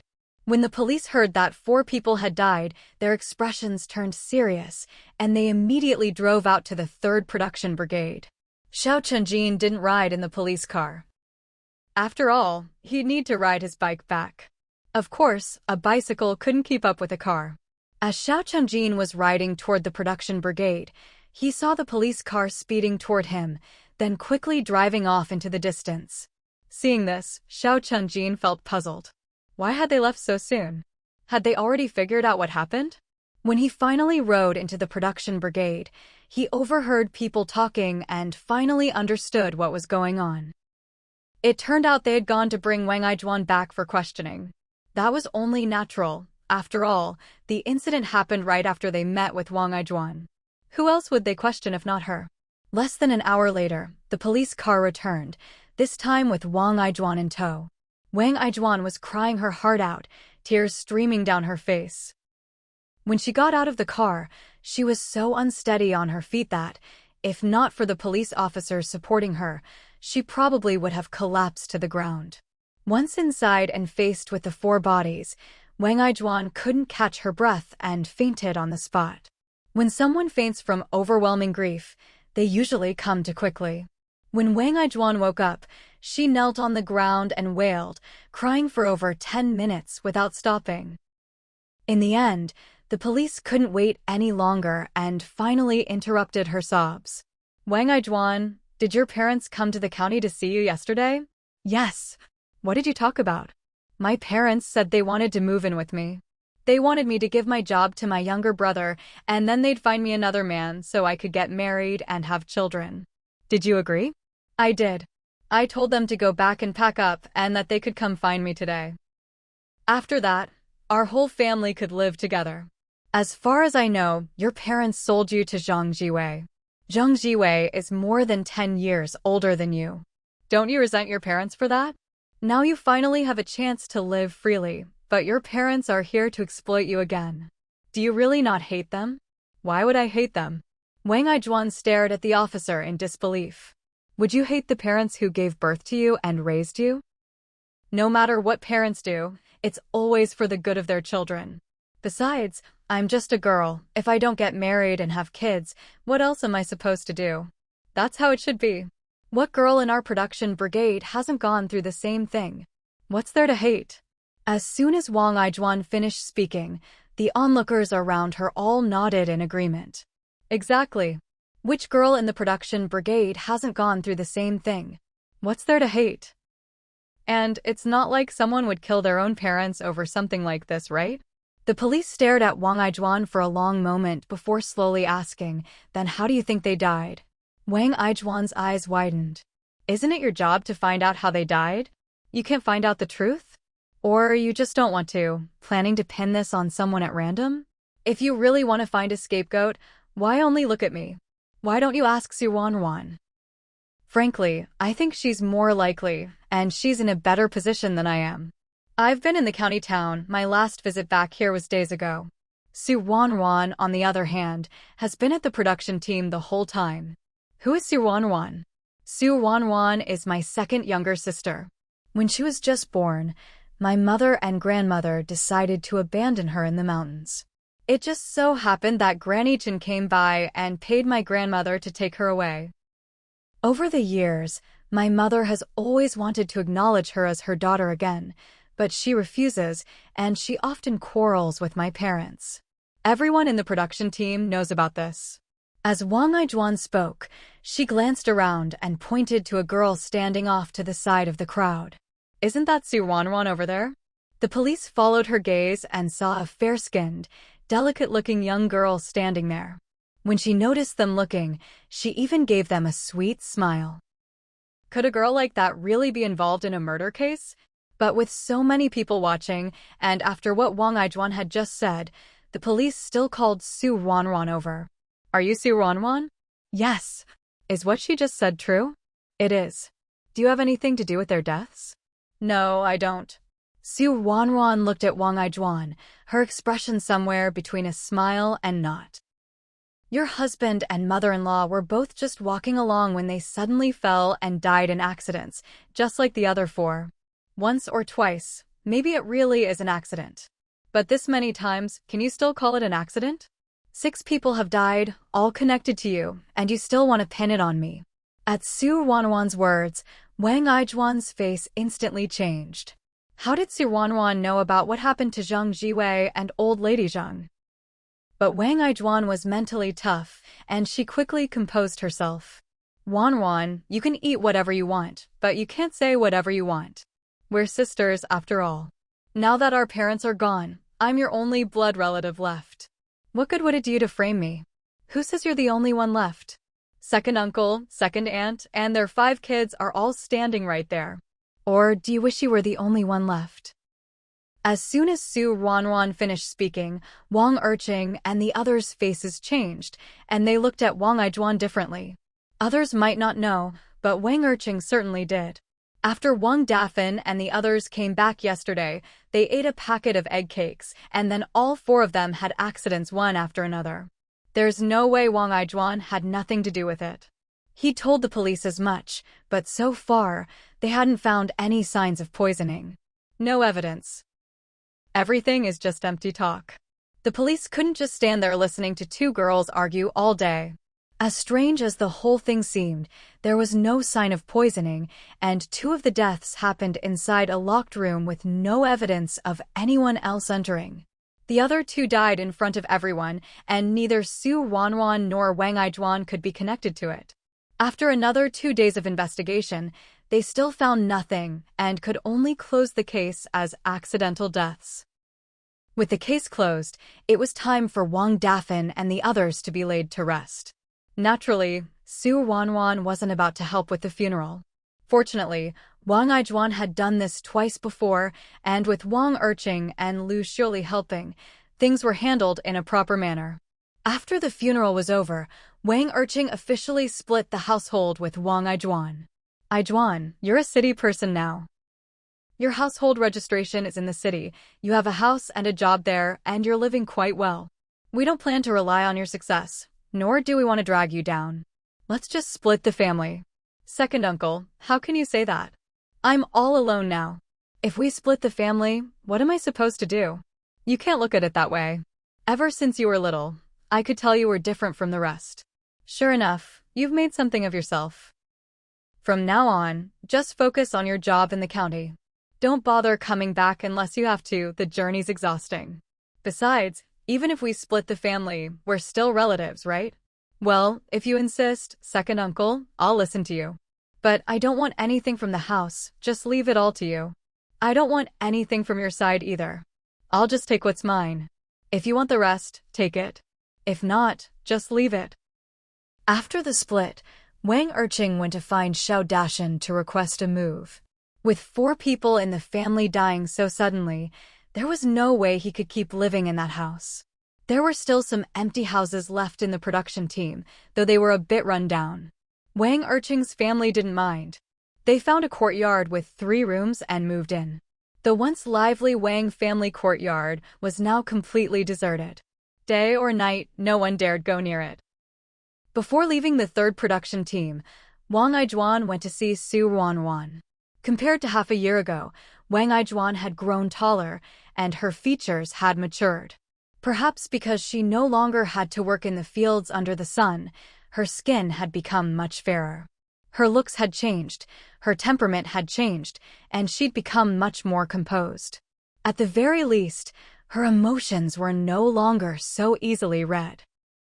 Ruanruan, you've really grown up, Wang Aijuan said, her face soft with a gentle smile, just like she had in her previous life. For a moment, Su Ruanruan almost felt an illusion, as if the woman standing before her was the Wang Aijuan from her past life, in her 20s. Su Ruanruan lowered her eyes.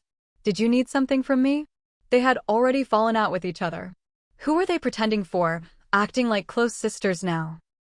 No matter what Wang Aijuan was thinking, Su Ruanruan had no interest in playing the sisterly affection game with her. I just said you've grown up, and now you're acting like a little girl again, Wang Aijuan said helplessly. It's not like we have some deadly grudge between us. I have everything I need now, and I'm not going to scheme against you. Why can't we just get along? Su Ruanruan looked up, her gaze icy cold. How do you know there isn't a deadly grudge between us? Wang Aijuan, you'd better keep being this careful. Otherwise, the moment you slip up, your death will be at hand. At first, Su Ruanruan hadn't planned to do anything to Wang Aijuan. But Wang Aijuan had become more and more ruthless, 2 lives lost, and she could laugh it off. Now, with 4 more deaths in the Wang family, it only proved how crazy Wang Aijuan had become. Someone like her couldn't be allowed to keep growing. At the first opportunity, she had to be cut off, so she'd never have a chance to rise again. Well, since you put it that way, I guess I'll just have to keep being careful. I'm leaving Ruanruan. I'll be waiting for you in the county. With that, Wang Aijuan turned to go, but after 2 steps, she stopped. Oh, by the way, I brought some sponge cake. Do you want some? Su Ruanruan simply stared at Wang Aijuan with a blank expression, saying nothing in response. Seeing this, Wang Aijuan just smiled nonchalantly. It's fine if you don't want to eat now. If you want some later, just let me know. If you want something else, tell me too. Now that I can make money, of course I should treat my only sister well. With that, Wang Aijuan slowly walked away. Watching Wang Aijuan's departing figure, Su Ruanruan dug her nails so hard into her palm that they almost broke the skin. Wang Aijuan was getting way too arrogant. What exactly was she relying on? Xiao Chunjin had been standing by Su Ruanruan's side this whole time. Noticing her expression, he quickly moved closer to comfort her. Ruanruan, don't worry. There's still a long road ahead. We'll definitely find something to use against her. That's easy to say, but who knows what she'll do before then. Su Ruanruan wasn't a saint, nor did she feel the need to protect everyone, but she couldn't help feeling anxious.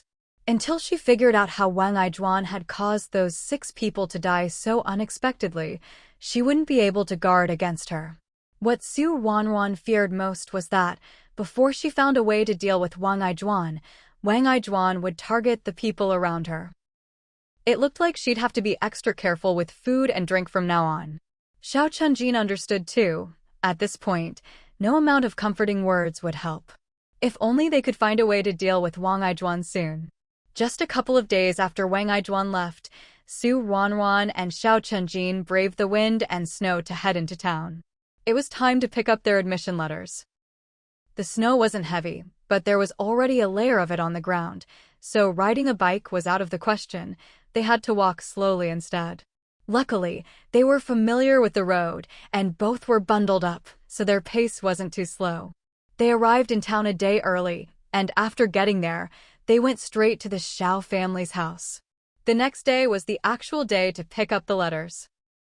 If the weather had been better, they could have come on the same day, but with the snow, they'd definitely be late if they did that. There was no shortage of places to stay, so coming a day early was just right. With the new year approaching, both the textile factory and the food plant were busier than usual. Since Xiao Chenjin had returned to the production team, Xiao Aigua and the other two didn't come home for lunch anymore. They'd eat in the canteen and find a spot to rest for a bit. So, when Su Ruanruan and Xiao Chenjin arrived at the Xiao house, it was quiet, no one was home. It was almost lunchtime, so Xiao Chenjin told Su Ruanruan to sit inside while he went to make lunch. Hearing this, Su Ruanruan quickly stood up. I'll go with you. The two of us together will be faster, and the kitchen is nice and warm. I'll help you with the fire, okay? How could he say no? There were only the two of them for lunch, so there was no need to make much. As it happened, they both liked having noodle soup in winter. Xiao Chenjin made the dough and rolled out the noodles by hand. Handmade noodles are all about the chewiness, so the technique is important. Xiao Chenjin had been learning to cook for a while now, especially making noodles, and he'd already mastered the skill. Once the meal was ready, they didn't bother going to any other room. The two of them sat face to face at the small kitchen table and finished their steaming bowls of noodle soup. That evening, Xiao Chenjin and Su Ruanruan kept an eye on the time and started preparing dinner early. Just as the food was ready, Xiao Aigua and the other two came home. Seeing the hot meal laid out on the table, Xian Aiju couldn't stop smiling. Xiao Chenjin's cooking skills have really come a long way. Whenever he's home on break, the family can count on coming back to a hot meal every day. But the three of them are all busy with work now, and they can only go home a few times a month. Xiao Chenjin is still in school, so his visits are even fewer and farther between. Now that they finally have a holiday, of course they want to go home and spend time with the two elders. As for dinner, eating a little later isn't a big deal. Early the next morning, Su Ruanruan and Xiao Chenjin went to find Hu Xiaoxiao. Hu Xiaoxiao had been waiting eagerly since early morning. As soon as she heard Su Ruanruan's voice, she practically flew to the front door, flung it open, and exclaimed, "Ruanruan, you're finally here. I thought you were going to be late. I actually arrived yesterday, but when I came by to call for you, it seemed like no one was home." "Yeah, I went to my grandma's with my mom yesterday. We got back really late." "Come on, let's hurry to school." Even though it had only been a few days since the holiday started, the students acted like they hadn't seen each other in ages. As soon as they met, they gathered together, chatting and laughing warmly. Su Ruanruan didn't have that many close friends, but being in such a lively atmosphere, she couldn't help but smile too. The buzzing in the classroom didn't last long before Mr. Zhang Guodong walked in with a stack of report cards. The moment they saw him, the classroom fell silent. Every pair of eyes was fixed on Mr. Zhang, everyone feeling a little nervous. After all, the report card might just be a thin sheet of paper, but it determined whether they'd have a happy new year or not. And if you could win a prize on top of that, even better. Su Ruanruan, however, was calm. She was confident in her grades. Even if she didn't come in first, she wouldn't be far off. Mr. Zhang knew exactly what everyone was thinking, so he didn't keep them in suspense. After a few symbolic words, he started handing out the report cards. As each report card was handed out, the classroom quickly filled with mixed emotions. Some students were happy, others disappointed. The quiet classroom buzzed with conversation again as soon as everyone got their results. Su Ruanruan and Xiao Chenjin went up together to collect their report cards. Along with the report card, They each received a hardcover notebook, 2 yuan and 2 jin, about a kilogram, of grain coupons. That was quite a haul, and it drew envious glances from their classmates. Ruanruan and Xiao weren't bothered by the attention and calmly returned to their seats. As soon as they sat down, Xiao scooted over. Ruanruan, you're amazing. I knew you'd get first place. Ruanruan laughed. But did you expect yourself to improve so much? Of course I did. With you tutoring me, how could I not improve? During the midterms, Xiao's grades were only slightly above average in the class. Before finals, Ruanruan spent over half a month helping her review, going over key points and question types. Fortunately, all that hard work paid off. This time, Xiao ranked 8th in the class. That was a huge improvement. Mr. Zhang knew everyone was eager to be dismissed so they could go out and play, but he still clapped his hands for attention. Even though it's the holidays, you can't slack off too much. Make sure you finish your homework at home, and when you have free time, don't forget to review your textbooks. Knowledge is about reviewing and building on what you've learned. Even if you did well this time, if you don't study over the break, you might fall behind when school starts again. Understand? Understood. The loud, clear response echoed through the classroom, making Zhang Guodong break into a wide smile. Even though he knew that students often said one thing and did another, he couldn't help but feel happy. After so many years of teaching, he still liked obedient students, even if it was just for show. Once Zhang Guodong left, the classroom erupted into noise. Some of the students' families worked on the production team, so as soon as the holidays started, they went back home and hadn't been to the county town in ages. Taking advantage of the chance to pick up their report cards today, they'd already made plans to wander around the county after school. Ruanruan and Xiao, however, weren't interested in that. They'd already agreed yesterday that they would head home today. It was better to get back early. When Xiao found out Ruanruan was leaving, she felt a little reluctant to say goodbye. But with the end of the year coming up, Ruanruan would be back in the county soon, and they'd see each other again. That little bit of sadness quickly faded. Ruanruan and Xiao walked Xiao home before getting ready to return to the production team themselves. The snow had stopped, but the sky was still overcast, with no sign of the sun. The gray, heavy clouds made it feel like another snowstorm was brewing. Ruanruan, let's hurry back. Who knows, it might start snowing again soon. Ruanruan thought the same and nodded in agreement. The two of them picked up their pace as they walked through the alley. Just as they were about to turn a corner, Ruanruan's ears twitched. She immediately reached out to stop Xiao from going any further. Looking around cautiously, she pulled him into a side alley behind them. They had barely settled in when the sound of footsteps approached, only to stop after a few steps. Why did you do it again? Did I give you those things so you could settle personal scores? What did I tell you last time? And how did you promise me? What are you yelling for? If someone hears us, it won't be good for either of us. You think I wanted to do it? I had no choice. You know what my family is like. If I didn't act, I might not even be alive today. I can't worry about anything else. Enough. Don't give me those excuses.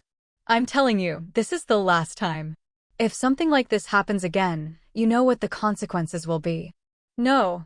There's still one more person I need to. No? You're telling me no? Who's in charge here, you or me? I said this is the last time. If you dare act recklessly again, watch out, I'll deal with you myself. Fine. I won't act on my own anymore. What do I do next? Nothing. Just live your life. Don't let anyone notice anything strange, and don't come looking for me. I'm leaving. Ruanruan and Xiao stood completely still, barely even daring to breathe, afraid the people nearby would notice them. Only when they finally heard the two leave did Ruanruan let out a slow breath. But the two of them stayed put, not daring to move. It wasn't until another 10 minutes or so had passed and they heard more footsteps that Ruanruan and Xiao exchanged a glance, then quietly slipped out of the alley. They hadn't walked this particular alley before, but they knew where it would lead. After winding their way through several turns and finally leaving the county town, they could finally relax. Standing outside the county town, Ruanruan and Xiao Chenjin looked at each other, but for a moment, neither of them knew what to say. They had thought Wang Aijuan was ruthless enough on her own, but unexpectedly, there was someone else involved. From the conversation they'd just overheard, it seemed the medicine had been given to Wang Aijuan by that man, not for her to use against the Zhang and Wang families, but she had used it on her own initiative. So, it was still poisoning after all, Xiao Chengjin said in a low voice. Now that we know it was poison, we just need to be more careful in the future. As for those two, it's only a matter of time before they're exposed. Ruanruan nodded absent-mindedly, her mind drifting to memories of her previous life.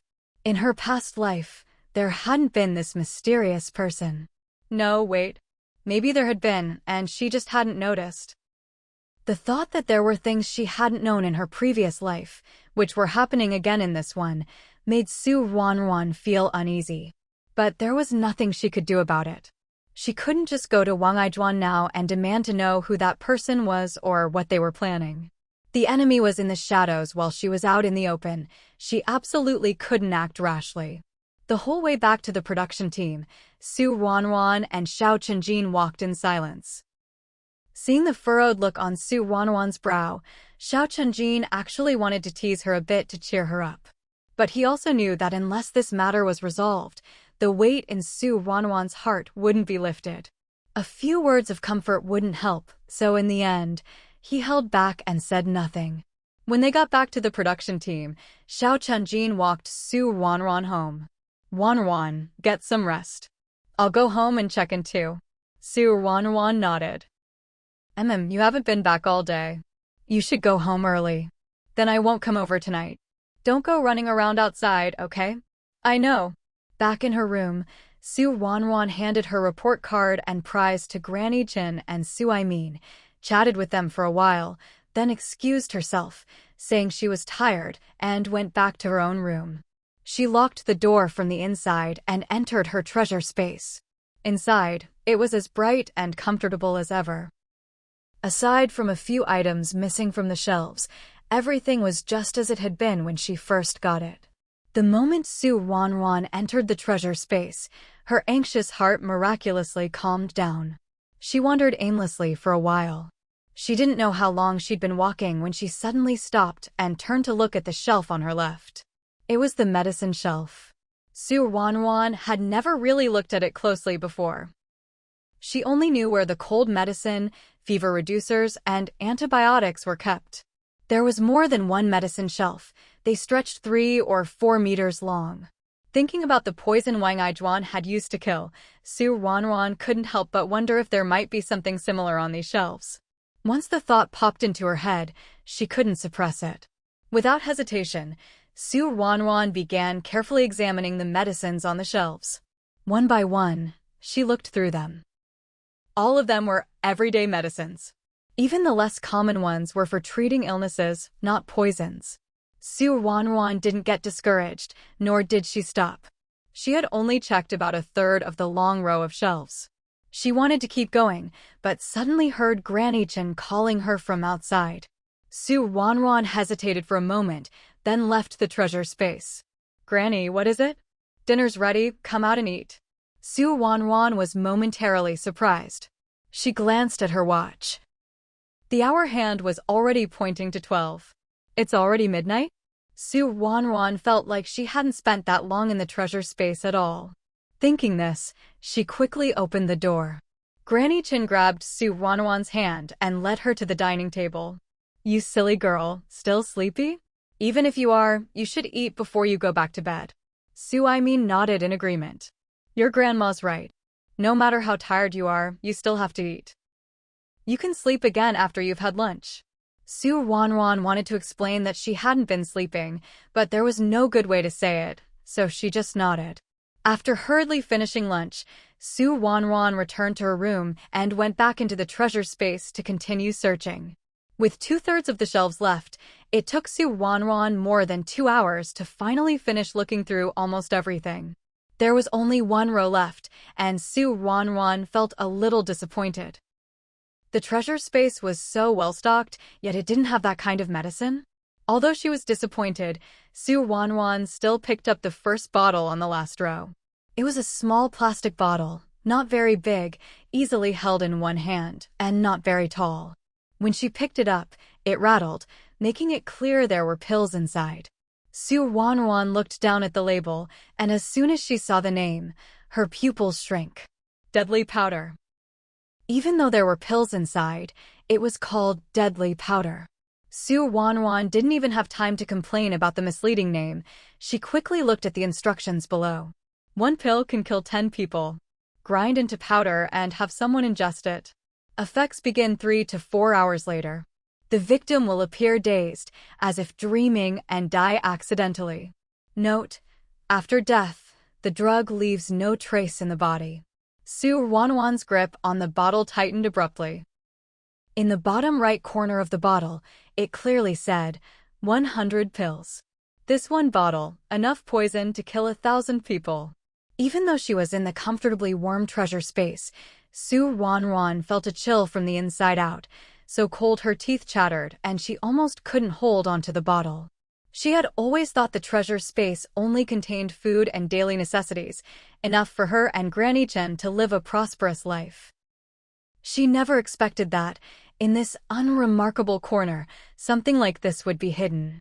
And this was only the first bottle on this row, already so vicious. What about the rest? Ruanruan slowly moved her gaze to the remaining bottles on the shelf. Should she look or not? She hesitated only briefly before picking up the next bottle. One by one, as she examined them, Ruanruan's expression grew more and more shocked.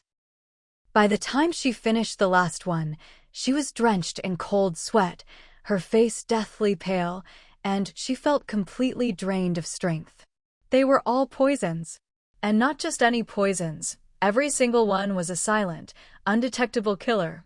If what was written on these bottles was true, then anyone poisoned by them would die without anyone ever finding out the cause, and certainly, no one could save them. Of course, Ruanruan never considered testing the poisons on anyone or anything. She would rather believe they were all fake and just leave them here, never to see the light of day. Ruanruan carefully put the bottles back one by one, then resolutely left the treasure space. With so many rare and deadly poisons at her disposal, it would be all too easy to deal with Wang Aijuan. But Ruanruan had no intention of doing that. If she really did, what difference would there be between her and Wang Aijuan? Wang Aijuan's life or death didn't really matter. What was important was the person who gave her the medicine. Who was that person, and what did they want by giving Wang Aijuan the drug? What were they planning to do next? Ruanruan still had to live in the county town, and so did her family and friends. With such a dangerous person lurking in the county, Ruanruan felt uneasy. She had to find out who it was. The problem was, there was no real evidence yet, so she couldn't go to the police. Her mind was a jumble of thoughts, and before long, she drifted off to sleep. When she woke again, the room was completely dark. Ruanruan opened her eyes and silently stared at the ceiling. She could hear Granny Chen in the kitchen making dinner, moving quietly, probably afraid to disturb her rest. After lying there for a while, Ruanruan slowly sat up, turned on the light, put on her shoes, and got off the kang to go outside. This wasn't something that could be rushed. When Granny Chen saw her come out, she smiled. I thought you were going to sleep right through dinner. You've slept almost the whole day. Are you sure you'll be able to sleep tonight? Ruanruan just smiled and didn't reply. She figured she'd still be able to sleep. After all, she hadn't really slept that long. The next day, even when the sun was high in the sky, Xiao Chunjin still hadn't come by. Ruanruan didn't really mind. Maybe something had come up at the Xiao family's place. She couldn't expect Xiao Chunjin to spend all day at the Su house. How would Xiao Dashan and Luo Yufeng feel about that? The sunlight outside was dazzling, and the temperature was pleasant, so Ruanruan decided to visit the cowshed. She'd been back at the production team for a while now, and there was always so much to do. She'd only managed to visit Qianfu and Su Yinghua once. Now that she finally had some free time, she figured she'd go check in on them. Ruanruan found Granny Chen and whispered her plans in her ear. Granny Chen didn't object.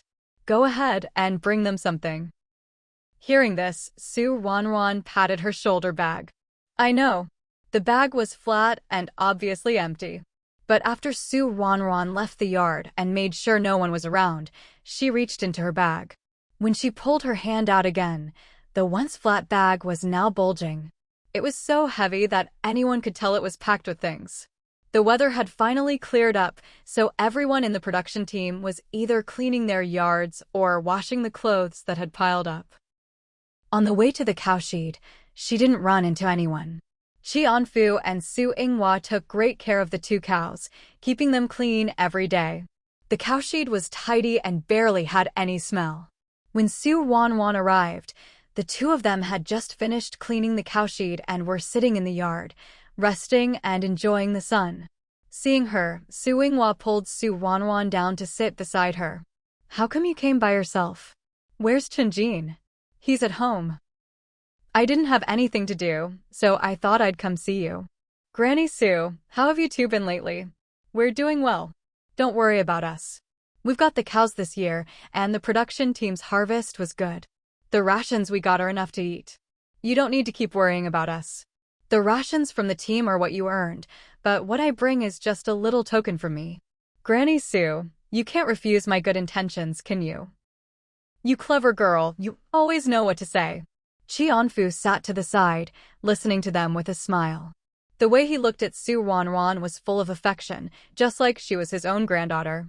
As they talked, the conversation turned to the Wang family. Qianfu shifted his stool, moving a little closer to Ruanruan. Only then did he lower his voice and say, Ruanruan, you need to be careful from now on. What's wrong? I know you don't get along with Wang Aijuan. In the future, stay away from her as much as you can. Hearing this, Ruanruan's heart skipped a beat and her voice tightened. Grandpa Qi, do you know something? Qianfu shook his head. What could I know? I've only been here for a little over a year, and I hardly go out. I haven't even met everyone yet. But back when I was young, about 20 years ago, I did see something similar. Back then, people would die for no apparent reason, all in so-called accidents. But life was cheap in those days. Who would bother to investigate? In the end, nothing ever came of it. I never thought, after more than 20 years, I'd see something like this again. I don't know the details, but you can tell at a glance this isn't simple. If you can avoid trouble, then avoid it. Don't go head-to-head, understand? Nothing is more important than staying alive. After hearing Qianfu's words, Ruanruan felt even heavier inside. Over 20 years ago, wasn't that? Could it be that Wang Aijuan is connected to certain people? Just thinking about the possibility made Ruanruan's heart race, almost leaping out of her throat. Does Wang Aijuan really have that much nerve? But then she remembered how Wang Aijuan had killed 6 people and could still chat and laugh as if nothing had happened, and Ruanruan felt a strange sense of relief. Wang Aijuan really does have that much nerve. Seeing Ruanruan frown and fall silent, Qianfu reminded her again, what I've told you, you need to keep in mind, understand? Knowing that Qianfu was worried about her, Ruanruan quickly nodded. I understand, Grandpa Qi. Nothing is more important than staying alive. Don't worry, I won't take any risks. Having known Ruanruan for so long, Qianfu knew she was someone who meant what she said. Since she'd promised, he could rest assured. As long as you say so, I'm relieved. Ruanruan didn't stay much longer. After chatting a bit more and leaving the things she'd brought, she hurried off. She wanted to find Xiao Chenjin. Even if she couldn't talk about the duoming powder, she still needed to tell Xiao Chenjin what Qianfu had said. But as soon as she turned the corner, she ran into Su Jianjun. Ruanruan couldn't even remember the last time she'd seen Su Jianjun. But the Su Jianjun standing before her now was nothing like the one in her memory. The old Su Jianjun had been high-spirited, with the air of a city dweller. Even when he smiled gently, he still felt distant. Now, Su Jianjun's face was sallow, his beard unkempt, his eyes gloomy. He looked like he'd aged 10 years. Ruanruan eyed Su Jianjun coldly, but she didn't rush to leave. It wasn't the dead of night, and she was no longer the defenseless girl she once was. She wasn't afraid of Su Jianjun anymore. Su Jianjun stared at her for a long moment, then suddenly smiled. We really underestimated you. Thought you were just some country bumpkin who'd never seen the world. Who would have thought? You're actually quite compassionate, willing to get involved with people like that. If you're willing to help someone like that, why can't you get along with us? Su Ruanruan watched Su Jianjun with great interest, a smile tugging at her lips. Actually, I'm curious too. How do you still have the nerve to talk to me? Did that stab wound heal so fast you've already forgotten the pain? The saying, once the wound heals, you forget the pain, couldn't be more fitting for Su Jianjun. As soon as Su Ruanruan finished speaking, Su Jianjun's expression turned cold. Su Ruanruan, no one is lucky forever and no one stays on top forever. You should understand the phrase, when a person leaves, the tea cools. Grandpa's words still carry some weight now, but how long can that last? He's just an old man with some past achievements, but no real power left. How much longer can he protect you? My father, on the other hand, is in his prime, with a bright future ahead. Who will you rely on in the future? If you're smart and know what's good for you, you'd better apologize to me now, then go back and ask Grandpa to write a letter to get me transferred back to the capital. I promise, once I'm back, we'll stay out of each other's way. We'll be like two rivers that never cross, our paths will never meet again. How about it? My thoughts? Su Ruanruan sneered. I think it's ridiculous. At this point, I'm starting to wonder if that knife didn't go into your stomach, but into your brain instead. Did it mess up your head? I already stabbed you once, and you still think I'd help you get back to the capital? You really think I'd believe you just because you say we'll stay out of each other's way? Do you take me for a fool? Su Jianjun let out a bitter laugh. I knew it, you still don't trust me. So, what would it take for you to believe me? I'll kneel, serve you tea, apologize, how about that? Before Su Ruanruan could react, Su Jianjun dropped to his knees with a thud, pulling out a military canteen from behind his back. He unscrewed the canteen, poured a cupful of water, and held it out to Su Ruanruan. I'm sincerely apologizing to you. I'm begging your forgiveness. I don't want anything else now. I just want to go back to the capital. If you help me, I'll do anything, even kowtow to you. If you forgive me, drink this water and I'll kowtow to you right now. Su Ruanruan took a step back, eyeing Su Jianjun warily. What kind of crazy stunt is he pulling today? Before she could figure it out, hurried footsteps sounded behind her. Suddenly, a foot kicked out at Su Jianjun's wrist. Su Jianjun stumbled, the cap flying from his hand, and the water spilled all over the ground. Ruanruan. Are you okay? Hearing Xiao Qingjin's voice, Su Ruanruan quietly let out a sigh of relief. Su Jianjun's bizarre behavior had genuinely made her nervous. Now that Xiao Qingjin was here, she felt much safer. I'm fine. I just don't know what's gotten into him. Hearing this, Xiao Qingjin stepped forward and kicked Su Jianjun in the shoulder, knocking him to the ground. He met with Wang Aijuan. With just that one sentence from Xiao Qingjin, Su Ruanruan immediately understood what was going on.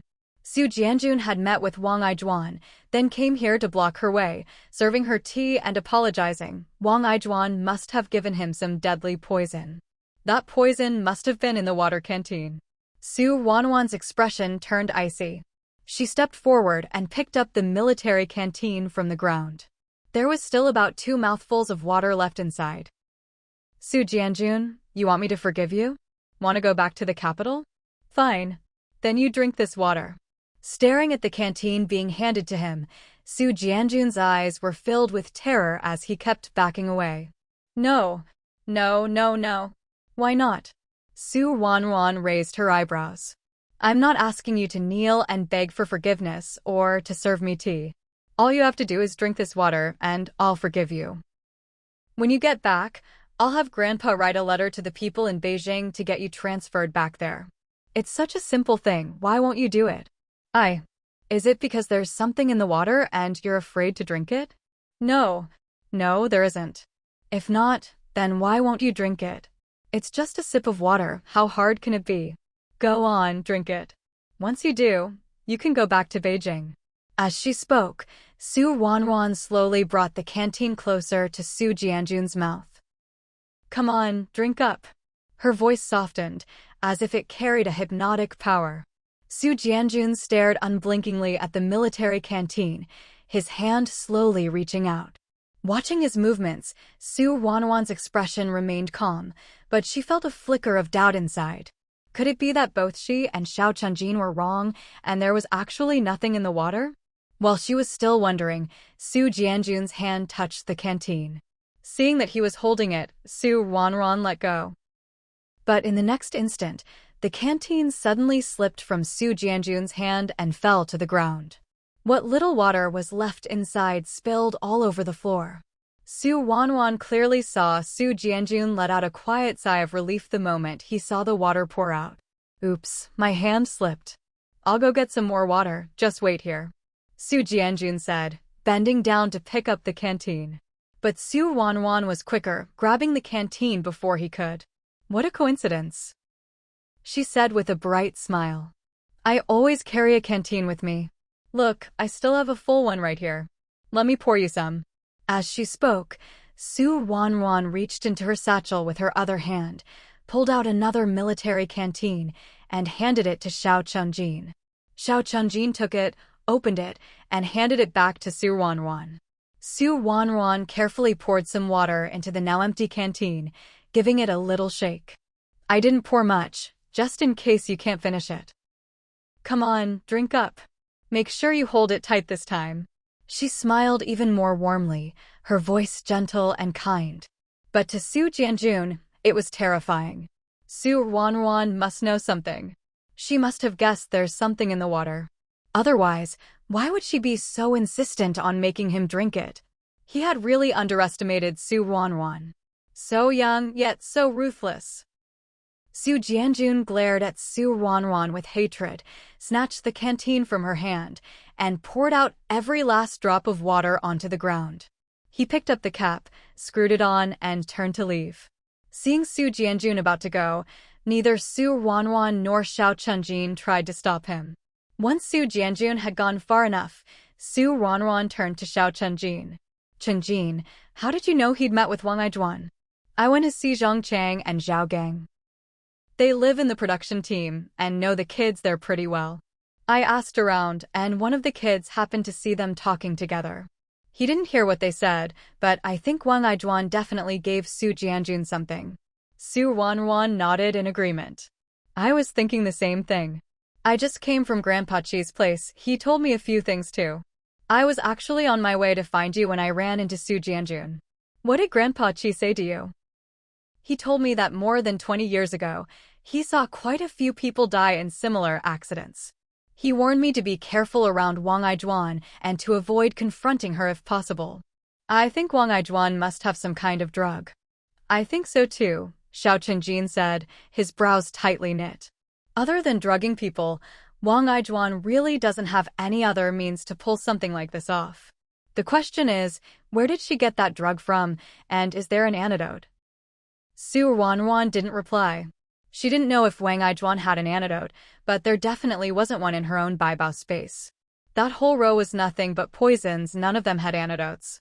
If any of that stuff got out, who knows how many people it would kill. Thankfully, those things could never get out. The two of them walked back toward the Su house together. On the way, Xiao Chunjin reminded Su Ruanruan, you need to be extra careful with anything you eat from now on. Su Ruanruan was just about to say the same thing when she heard Xiao Chunjin's words, and she couldn't help but laugh. I was just about to tell you that. We both need to be careful with our food from now on. Hearing this, Xiao Chunjin smiled and gently ruffled her hair. When they got back to the Su house, Su Ruanruan dragged Xiao Chunjin to find Su Aimin. Grandpa, we won that bet a few days ago. Isn't it time you taught us martial arts?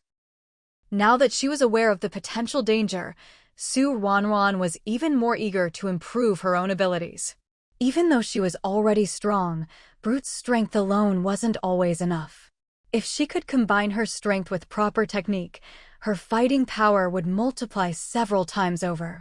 It had already been a few days, and neither Su Ruanruan nor Xiao Chunjin had mentioned it. Su Aimin thought they'd either forgotten or lost interest. There was no escaping it. Su Aimin was a man of his word. Since he'd already promised, and he really did lose the bet, he was going to follow through. Trying to weasel out of it wasn't his style. Alright, if you want to learn, then you have to take it seriously.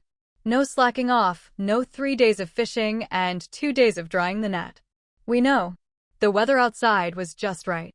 The snow in the yard had been shoveled to the side, making it the perfect spot to practice martial arts.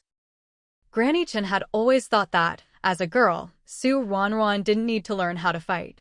But Ruanruan was talented and had a real passion for it, so Granny Chen didn't try to stop her. She'd also come to realize that the more a girl could do, the better she could protect herself. Even if one day she and Min were gone, Ruanruan would still be able to look after herself. Not to mention, Ruanruan had that treasure on her. Learning martial arts was a good thing. A very good thing.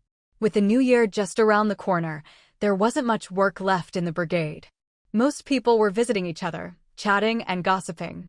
Only the Su family's yard was different from everywhere else. Ruanruan and Xiaochunjin, dressed in light jackets, were practicing martial arts in the courtyard with great vigor. Their temples and the tips of their noses were beaded with sweat. To be sweating like this outside in such weather was a rare sight. In the blink of an eye, it was already Little New Year. This year's Little New Year was different from previous years because everyone had been notified in advance about something special. On the night of Little New Year, the production team would be showing an outdoor movie.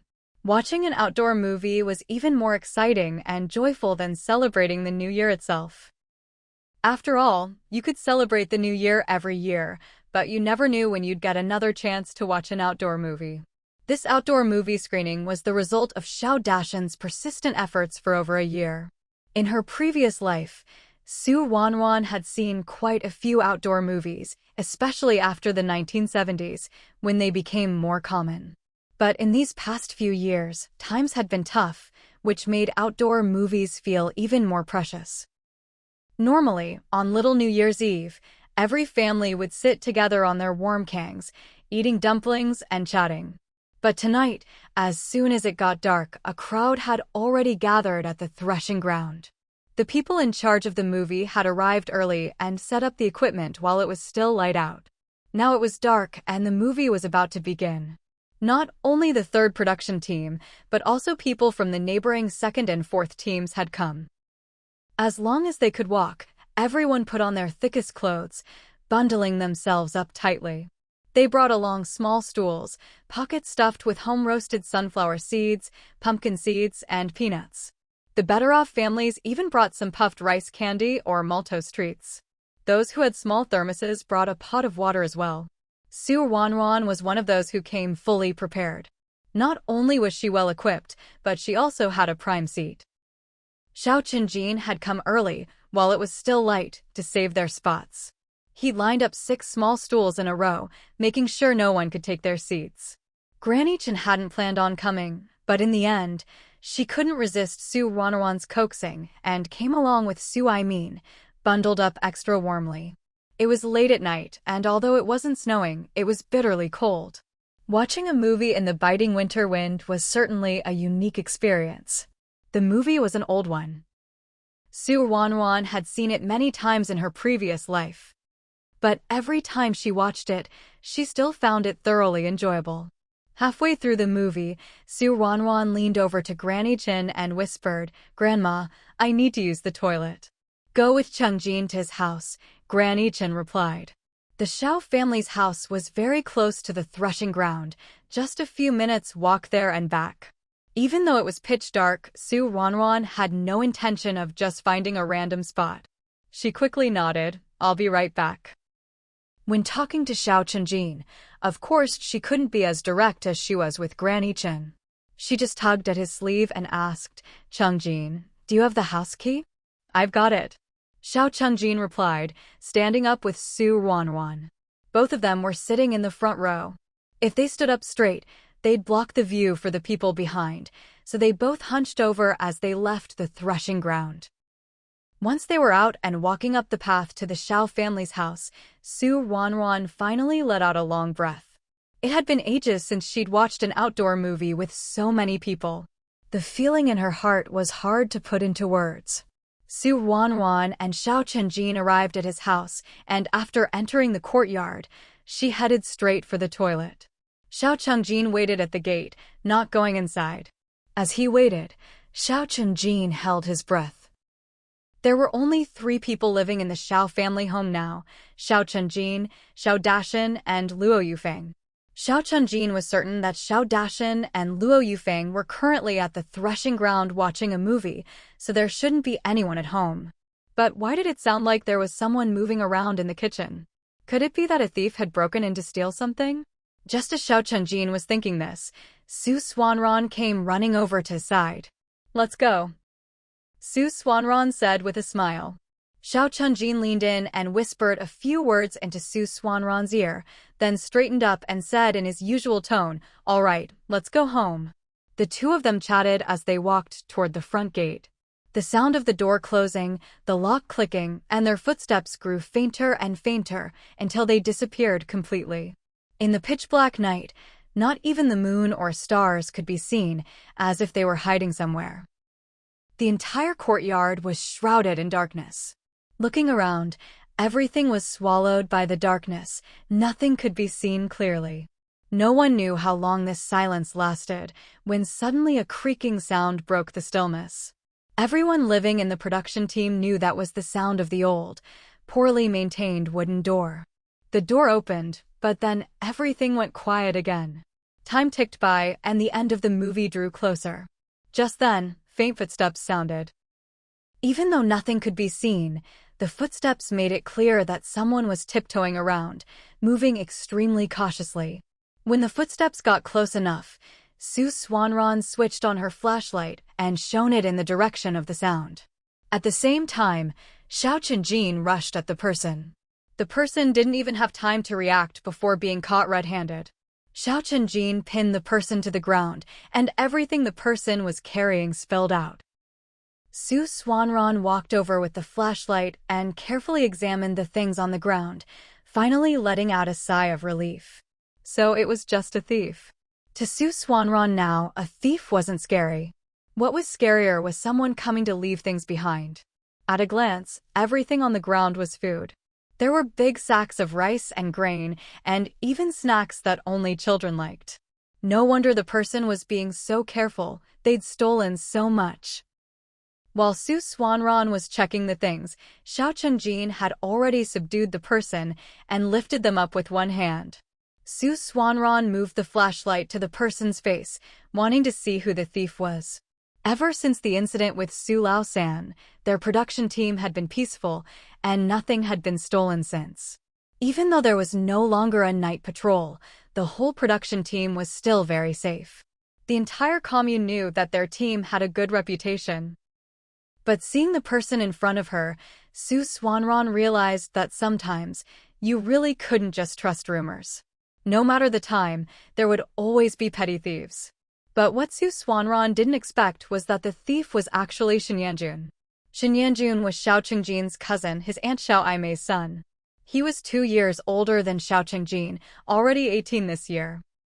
Although Su Ruanruan hadn't spoken much with Xinyanjun, Xiao Aimei had married into the 3rd production team, and it was just a short walk back to her mother's house, so the Xin and Xiao families had always been close. She'd never heard Xiao Chenjin say anything bad about Xinyanjun before. So why would Xinyanjun come to steal things now? Not only was Su Ruanruan shocked, but even Xiao Chenjin couldn't believe his eyes when he saw who the thief was. It was Xinyanjun. "Cousin?" Xinyanjun hung his head, hoping the two of them wouldn't see him, wouldn't recognize him, but he knew it was pointless. Xiao Chenjin let go of him. "Why are you stealing?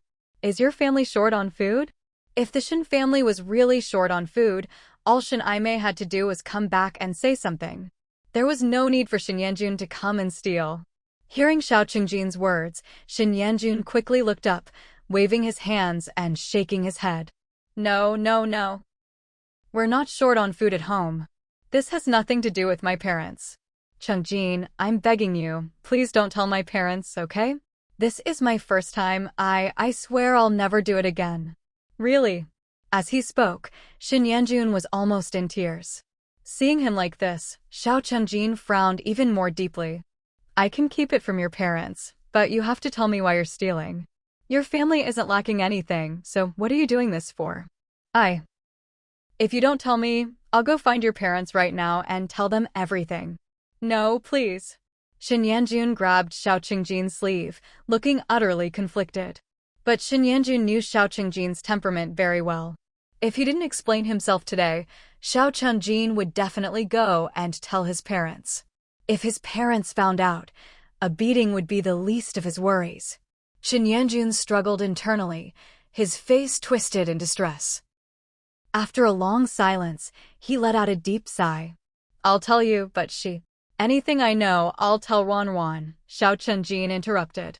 In other words, even if Shin Yanjun didn't want Su Ruanruan to hear it now, Xiao Qingjin would tell her later anyway. All right. Shin Yanjun gave in. Actually, I wasn't stealing for myself. I wanted to give these things to someone else. Hearing this, Xiao Qingjin was at a loss for words.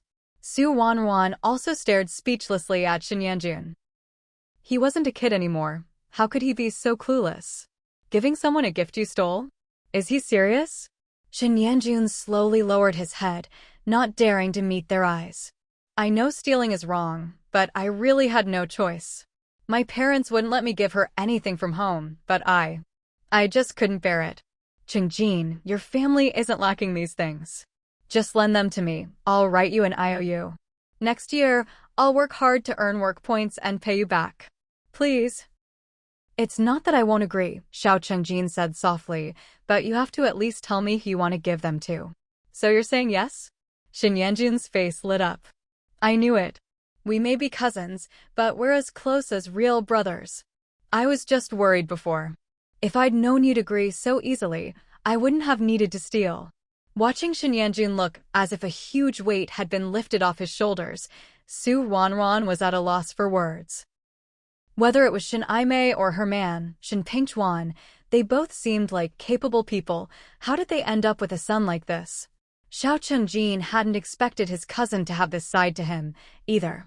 Shin Yanjun muttered to himself for quite a while before finally getting to the point. After the autumn harvest, my mom set me up with a girl. You know, ever since you and Ruanruan got engaged, my mom's been thinking about it. She said I'm 2 years older than you, and you're already engaged while I'm still single. People will laugh at us if word gets out. I didn't really care either way, I'm still young after all. But she insisted I go meet the girl, so I went. You have no idea, she's really pretty. She's from the 2nd production brigade. Out of all the girls in our brigade and the 2nd one combined, I've never seen anyone better looking than her. At this point, Shin Yanjun paused and glanced at Su Ruanruan. Ruanruan, you're the cute type. Su Ruanruan just chuckled and didn't say anything. Shin Yanjun didn't pay any mind to Su Ruanruan's reaction and continued. She's tall, fair-skinned, big eyes, high nose, small mouth, and she wears 2 shiny, neat braids. She's straightforward, has a nice voice, and she's good at everything, whether it's housework or farm work. Listening to Shin Yanjun, Su Ruanruan seriously doubted if he was telling the truth. Is this girl really that great? If she's so wonderful, wouldn't people be lining up at her door? Just as she was thinking this, she heard Shin Yanjun sigh regretfully. She's perfect in every way, except her family is poor, really poor. She's the only girl, with 3 younger brothers, and her parents aren't capable either. The whole family is counting on her to marry well and get a big bride price. Now, Su Ruanruan believed Shin Yanjun's praise. Other people all look down on her family for being poor and asking for a high bride price. They say her whole family are leeches, so no one dares to marry her. But I don't care. I want to marry her, not her family. As long as we agree that the bride price is a one-time thing and nothing else goes to her family after that, can't we live a good life together? Hearing this, Su Ruanruan and Xiao Qingjin both nodded. He actually had a point. Besides, before Xiao Aimei brought up this marriage, she must have already looked into the girl's family situation. Maybe she thought the same as Shin Yanjun. That's what my mom and I said, and we told her family too. They agreed. So isn't that great? But seeing Shin Yanjun stop mid-story, Su Ruanruan started to get impatient. Can't you just finish the story? Are you filming a movie or something, leaving us hanging every few minutes? Luckily, Shin Yanjun couldn't hold it in himself. Before Su Ruanruan or Xiao Chengjin could urge him on, he continued, when our family sat down to discuss the bride price, her parents made some outrageous demands: 300 yuan, a sewing machine, a bicycle, a flashlight, a wristwatch, plus money for cotton and fabric so everyone in her family could get a new set of clothes and a new quilt each. Su Ruanruan and Xiao Chengjin were both stunned. Is this marrying a wife or worshipping an ancestor? It's not that no one ever gives this much as a bride price, but usually, if the groom's family gives so much, the bride's family will provide an equivalent dowry.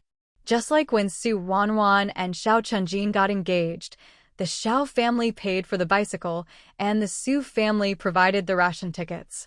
So, how much dowry are they planning to give? Su Ruanruan couldn't help but ask. Shin Yanjun shook his head helplessly. If her family was willing to give her a dowry, my parents wouldn't be stopping me from seeing her right now. She told me her parents said they raised her with so much effort. She's grown up so pretty, hardworking, sensible, and capable. Once she marries, she'll be someone else's family and won't be able to help her own family anymore. The bride price is just compensation for all the years they spent raising her. As for a dowry, there's none. Whoever heard of marrying off a daughter and still having to send her off with a dowry?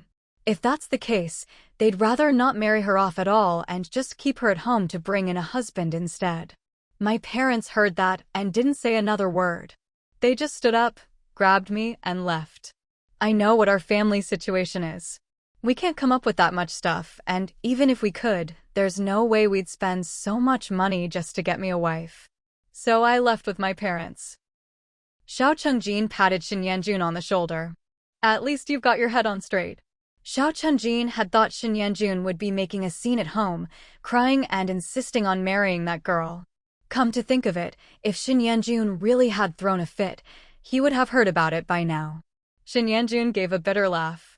When we got home, my parents told me they'd find me someone better. There are plenty of good girls out there. No need to get hung up on just this one. I thought they were right, so I agreed. But later, I kept thinking about her, about the way she looked at me, the way she smiled with her lips pressed together. A few days ago, she came to me in tears. She said her parents were arranging another marriage for her, not caring what the man looked like or how old he was. As long as he could pay, they'd marry her off. She said she didn't want to marry him, that she had feelings for me, but her family was running out of food. Shin Yanjun didn't need to finish. Su Ruanruan and Xiao Chengjin could already guess the rest. Seeing the girl he liked crying her heart out in front of him, Shin Yanjun's heart softened completely. But both Xiao Aimei and Shin Pengtuan were people who meant what they said. If a marriage was impossible, there was no way they'd let Shin Yanjun keep dragging things out with the girl. Shin Yanjun couldn't think of any other way, and he couldn't bear to watch the girl he loved ruin her life in misery. So, taking advantage of the movie screening, he came to the Xiao family to steal some things. Sure enough, after a moment of silence, Shin Yanjun admitted it. I just thought I'd give her some food and supplies first, help her calm her parents down, and then figure out what to do next. Xiao Chengjin's smile faded. Figure out what to do? What could you possibly do? This time you came to steal food and supplies, are you planning to steal money next time? Today was just a fluke, every household was empty, so you got in so easily. Do you think you'll get another chance like this? And besides, once a thief, always a thief. If word gets out that you stole something, who's going to want to work with you in the future? You've got a whole life ahead of you. Are you really going to throw it all away for someone you can't even be with? You're only thinking about her, have you thought about yourself? What if something happens to you? What about your parents? What about your grandparents? What about my grandparents? Since they lived in the same production team, Shin Yanjun had been coming to the Xiao house since he was little. Xiao Dashan and Luo Yufeng treated Shin Yanjun almost as well as they treated Xiao Chengjin. If Xiao Dashan and Luo Yufeng found out about this, the two old folks would be heartbroken. Although Shin Yanjun was 2 years older than Xiao Chengjin and technically the elder brother, Su Ruanruan couldn't help but notice that, In this moment, Xiao Chenjin seemed much more like the older brother. Shen Yanjun was so thoroughly scolded by Xiao Chenjin that he couldn't even lift his head. After a long silence, Shen Yanjun finally raised his head and said slowly, "I know it was my fault. I'm sorry. I promise I'll never steal again. Chenjin, you should take these things back too. Please, I hope you won't tell anyone else in the family about this. I don't want to make them sad or disappointed." As he spoke, Shen Yanjun turned to leave, but Xiao Chenjin reached out and stopped him. "I can keep quiet, but what are you planning to do from now on?" Shen Yanjun shook his head helplessly. "I don't know. I just need to go tell her not to wait for me tonight. She's so stubborn. If she says she'll wait all night. If I don't go, what if she gets sick from the cold again?" With that, Shen Yanjun started to leave. Xiao Chenjin wanted to stop him, but Su Ruanruan pulled him back. Xiao Chenjin looked at Su Ruanruan in confusion. "What is it?" "Let him go for now." Once they saw Shen Yanjun leave the courtyard, Su Ruanruan quickly scooped up the things on the ground, ran into the kitchen to drop them on the table, and hurried back out. "Come on, let's quietly follow him and see what's going on." They had to see for themselves what kind of girl could have Shen Yanjun, such a big guy, so completely smitten. Without another word, Xiao Chenjin followed Su Ruanruan out the door, locked it behind them, and the two of them quietly trailed after Shen Yanjun. Both Su Ruanruan and Xiao Chenjin were used to physical training, so they could control their footsteps much better than Shen Yanjun.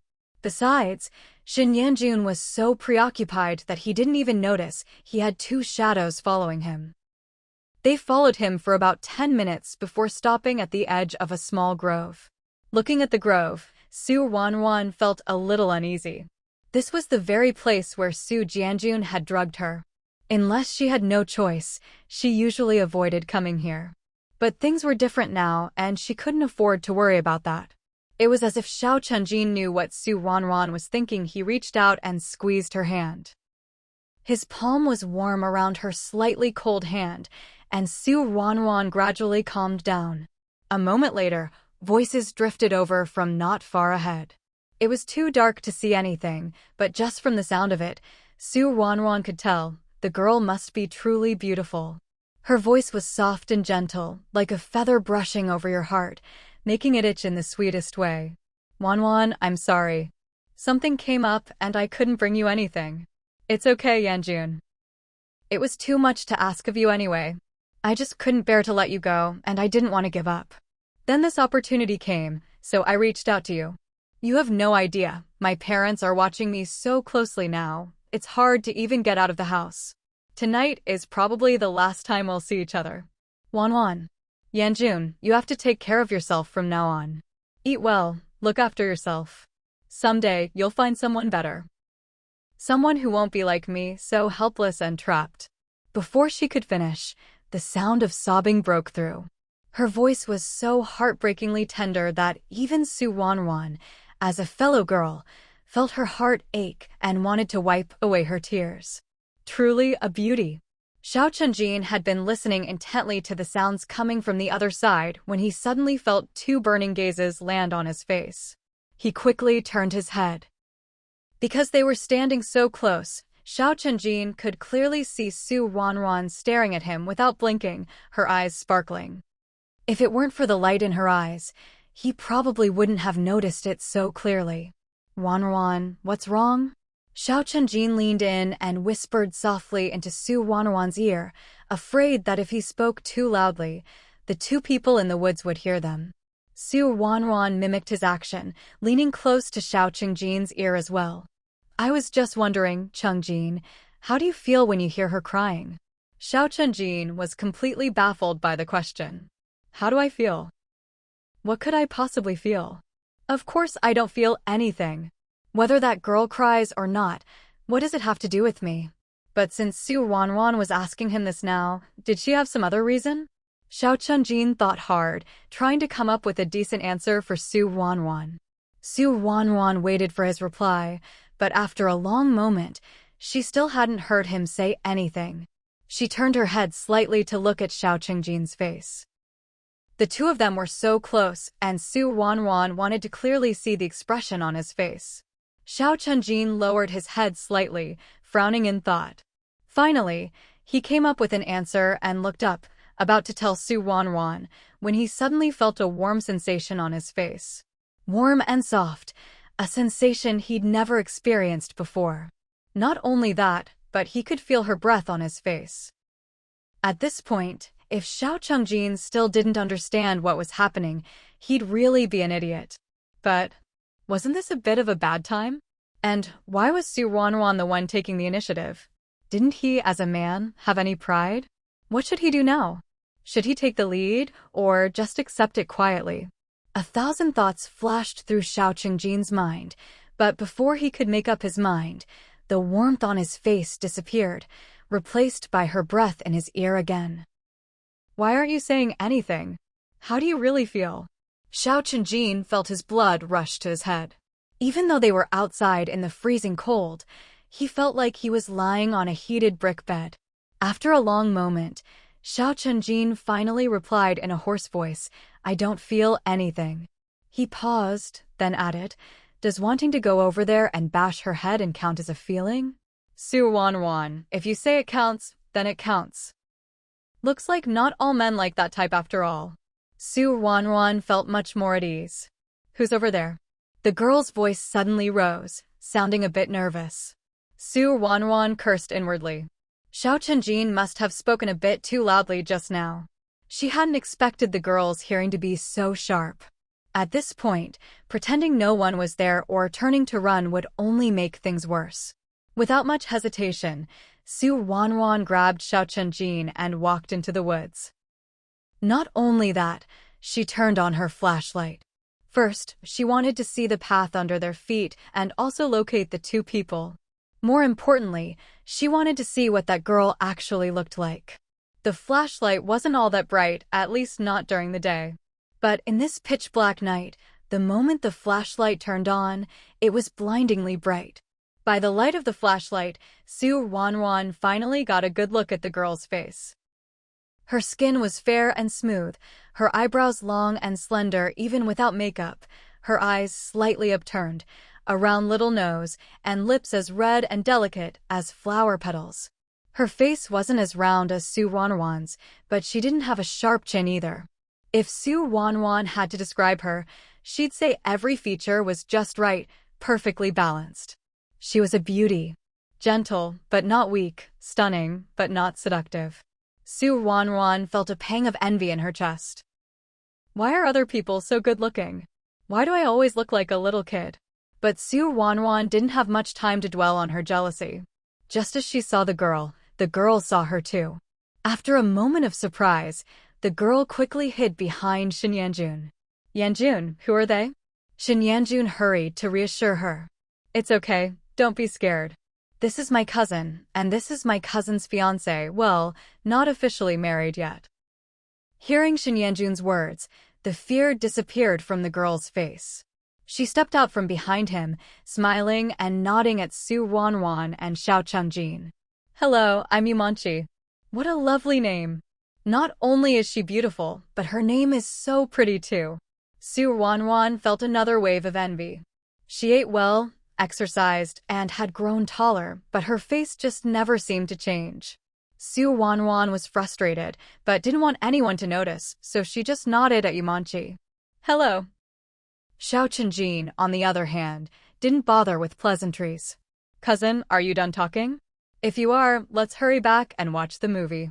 If we don't go back soon, my grandparents will start to worry." "Huh?" Shen Yanjun looked at Xiao Chunjin in surprise. "If you're worried about your grandparents, just go back. Why did you sneak over here?" But before Shen Yanjun could say anything, Xiao Chunjin added, "Cousin, aunt, and uncle are probably looking for you too." At that, Shen Yanjun instantly deflated, looking completely dejected. "Manchi, let's go back and watch the movie." Yumanchi nodded slightly, the natural upward tilt of her eyes now drooping with sadness. "Okay, let's go back." With the flashlight lighting the way, Shen Yanjun could clearly see Yumanchi's expression. Her skin was so fair that the redness around her eyes was especially noticeable. A beauty in tears, who could resist that? Ruanruan didn't know about anyone else, but judging by Shin Yanjun's reaction, he definitely couldn't. Manchi, don't cry. There's still time. I'll think of something. No need, Yanjun. Maybe this is just my fate. We're destined to meet, but not to be together. I can't drag you down with me. Listening to their conversation, Xiao Chengjin's brows were practically knotted together. Cousin, let's go. Ruanruan glanced at Xiao Chengjin, feeling like he was the classic villain in a novel who breaks up star-crossed lovers. But clearly, Xiao Chengjin didn't see it that way. With Xiao Chengjin and Ruanruan standing there watching, Shin Yanjun couldn't say much more. Urged on by Xiao Chengjin, he could only follow him out of the woods. Ruanruan was walking beside Xiao Chengjin, but as she turned to leave, someone tugged at her sleeve. She turned around in confusion, only to see Yumanchi giving her a gentle smile. A smile without showing her teeth, soft and sweet, gentle and charming. For some reason, the moment Ruanruan saw that smile, her heart skipped a beat. Is this person in front of her really human? Could she be some kind of spirit in disguise? But Ruanruan quickly dismissed that thought. If she really were some supernatural being, how could she let her parents at home exploit her like that? Wouldn't she just be with whoever she liked, whenever she wanted? While Ruanruan was letting her imagination run wild, Yumanchi spoke up. Can I talk to you for a bit? Let's walk and talk, okay? Yumanchi's black and white eyes were filled with pleading. That look. Ruanruan watched her for a moment, then sighed. All right. Chengjin, I'll walk with her at the back. Xiao Chengjin immediately refused. No, you two walk in front. He wasn't comfortable if Ruanruan was out of his sight. Hearing this, Ruanruan readily agreed and handed the flashlight to Xiao Chengjin. Here, you take it then. She really didn't want to hold it anymore. If she saw another expression on Yumanchi's face, she might go soft-hearted again. At times like this, you really have to admit, being good-looking has its advantages. No matter if it's a man or woman, young or old, being attractive is useful in so many situations. Ruanruan and Yumanchi quickened their pace and soon walked ahead of Xiao Chengjin and Shin Yanjun, putting 3 or 4 meters between them. It was the perfect distance. Xiao Chengjin could see what the two of them were doing with the flashlight, but he couldn't hear their conversation. At first, Yumanchi didn't say anything and Ruanruan wasn't in a hurry to ask. In her view, it didn't matter whether Yumanchi spoke or not. After all, they weren't close. After walking a while, Yumanchi let out a soft sigh. Ruanruan, I really envy you. How do you know my name? Ruanruan was surprised. When Shin Yanjun introduced her earlier, he hadn't mentioned her name. Yumanchi smiled lightly at Ruanruan's question. At first I didn't know, but just now Yanjun said you were his sister-in-law, so I figured it out. Why? You really don't know? You're quite famous in our production team. You're pretty, you're a good student, you can earn work points, and your engagement is a good match. Your families are well-suited.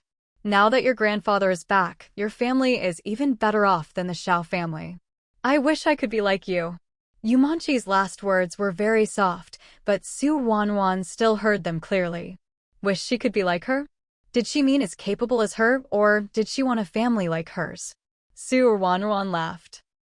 If I'm so famous, how could you not know about all my messy business? So what if I do? Even if they used to hang around you all the time and always caused you trouble, they're all gone now. You're completely free from now on. No one will bother you, you can do whatever you want, live your quiet little life, and no one will make demands of you anymore. Hearing this, Ruanruan's heart suddenly filled with alarm. That didn't sound like a good thing. Could this girl be planning to do what Wang Aijuan did and get rid of her whole family? Just as Ruanruan was feeling uneasy, she heard Yumanchi slowly say, So, could you not stop me from seeing Yanjun? I hope you can talk to Xiao Chengjin too, and ask him not to stop me from seeing Yanjun either. Ruanruan let out a sigh of relief, but at the same time, she couldn't help feeling a bit helpless. Whether we try to stop them or not, it doesn't really make much difference. Ruanruan spoke seriously.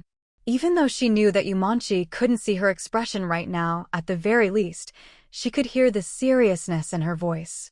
The conditions your family put forward, cousin already told us about them. You know as well as I do, it's not just his family, even the Xiao family couldn't come up with that much. As long as your parents don't back down, there's no way you two can be together. I know, Yumanchi replied softly. But I just can't accept it. My parents want me to marry a 40-year-old widower, and that man even has a son who's only a year younger than me. He's old and ugly, but just because he can meet my parents' demands, I'm supposed to sacrifice my whole life. My parents raised me, so I don't actually object to them asking for some bride price. But I'm not willing to marry someone like that.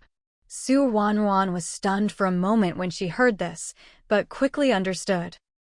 So what you mean is, if the person who could meet your parents' demands was someone around your age, you'd be okay with it?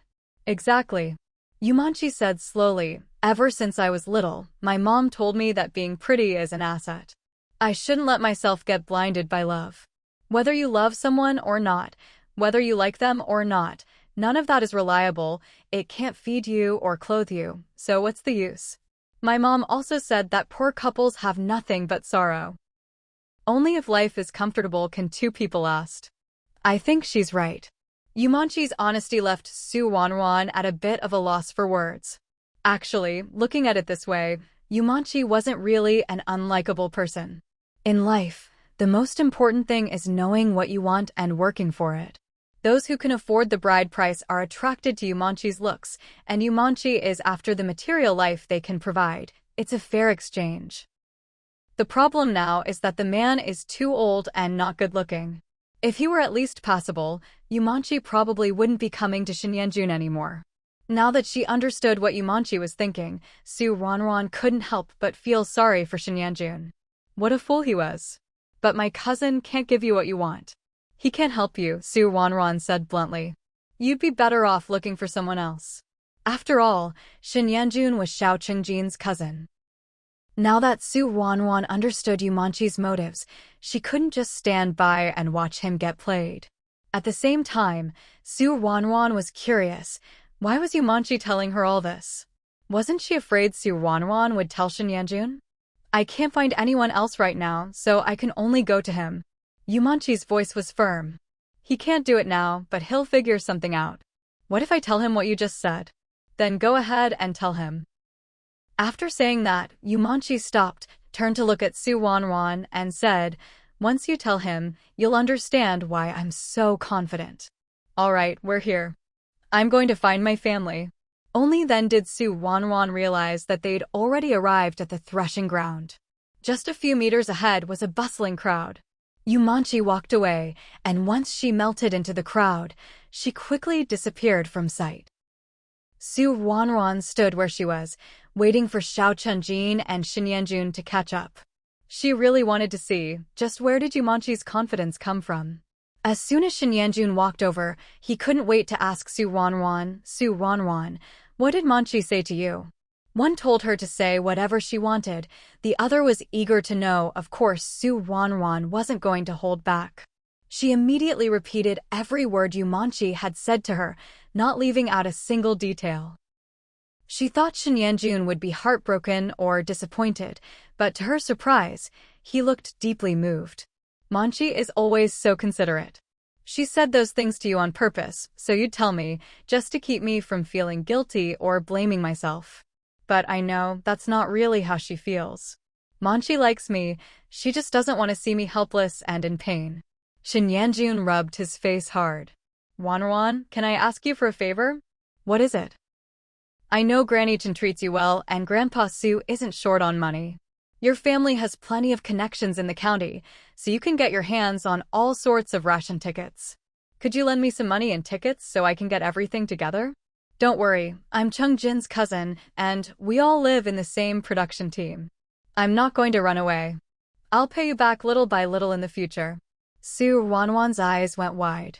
She started to wonder if she was dreaming. Or maybe she was hearing things. Otherwise, how could Shenyanjun's train of thought be so bizarre? How did he get the idea that Yumanchi said all that out of concern for him?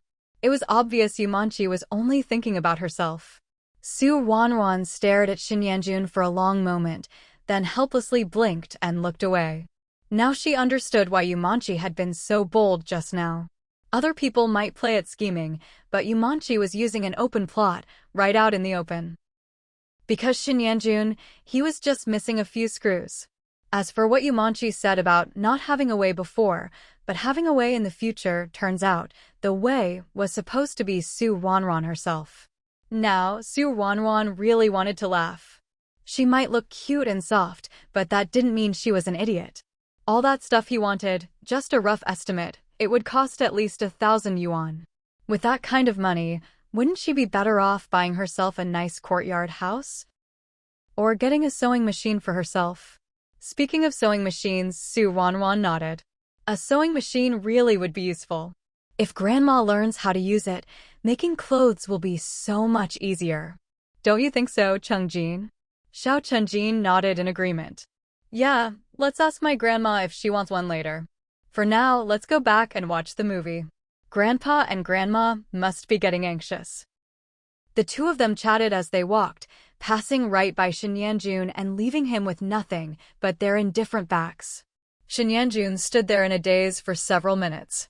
Not until he saw Ruanruan and Xiao Chungjin sit down up front did he finally look away, muttering to himself, "So, does that mean she'll lend it to me or not?" As soon as Ruanruan and Xiao Chungjin sat down, Granny Chen leaned over and whispered in Ruanruan's ear, "What took you so long? Did you have a stomachache?" Ruanruan shook her head. "No, just ran into something. I'll tell you when we get home." Granny Chen looked at Ruanruan's face and didn't see anything wrong, so she figured it wasn't a big deal and nodded. "All right, tell me at home." Ruanruan and Xiao Chungjin really had taken quite a while. They'd barely sat down for a few minutes when the movie ended. Everyone was still engrossed in the movie, reluctant to get up. It wasn't until the projectionist started packing up that people finally stood, still a bit unwilling, and picked up their little stools to head home. Ruanruan walked back with Granny Chen and Suimin, so Xiao Chungjin didn't need to see her off. Right now, Xiao Chungjin was feeling anxious. Once he got home, he needed to tell Xiao Dashan and Luo Yufeng about what had just happened. He hadn't planned to say anything at first, but now he could see it clearly. After all these years, Shinyanjun had only grown taller, not smarter. If he didn't tell the adults at home about this soon, who knew what kind of trouble Shinyanjun might get into if he acted on impulse?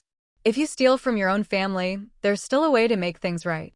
But if you go out and steal from others, your life could be ruined. When Ruanruan and the other two got home, it was actually just after 8 o'clock. After all, in winter it gets dark early. By 5 it's already night, and the movie started at 6, so it ended around 8. The king in the house had been burning all along, so as soon as they opened the door, a wave of warmth hit them. There was hot water ready in the thermos. Ruanruan poured a cup for everyone before sitting down herself. A few sips of hot water, and she felt alive again. It wasn't just the cold wind that made her so tired. Mostly, it was running into a girl who was both pretty and scheming, and a boy who was just plain foolish. "Ruanruan, you said you wanted to talk to me when we got back. What is it?" Granny Chen asked. Without hesitation, Ruanruan told her what had happened.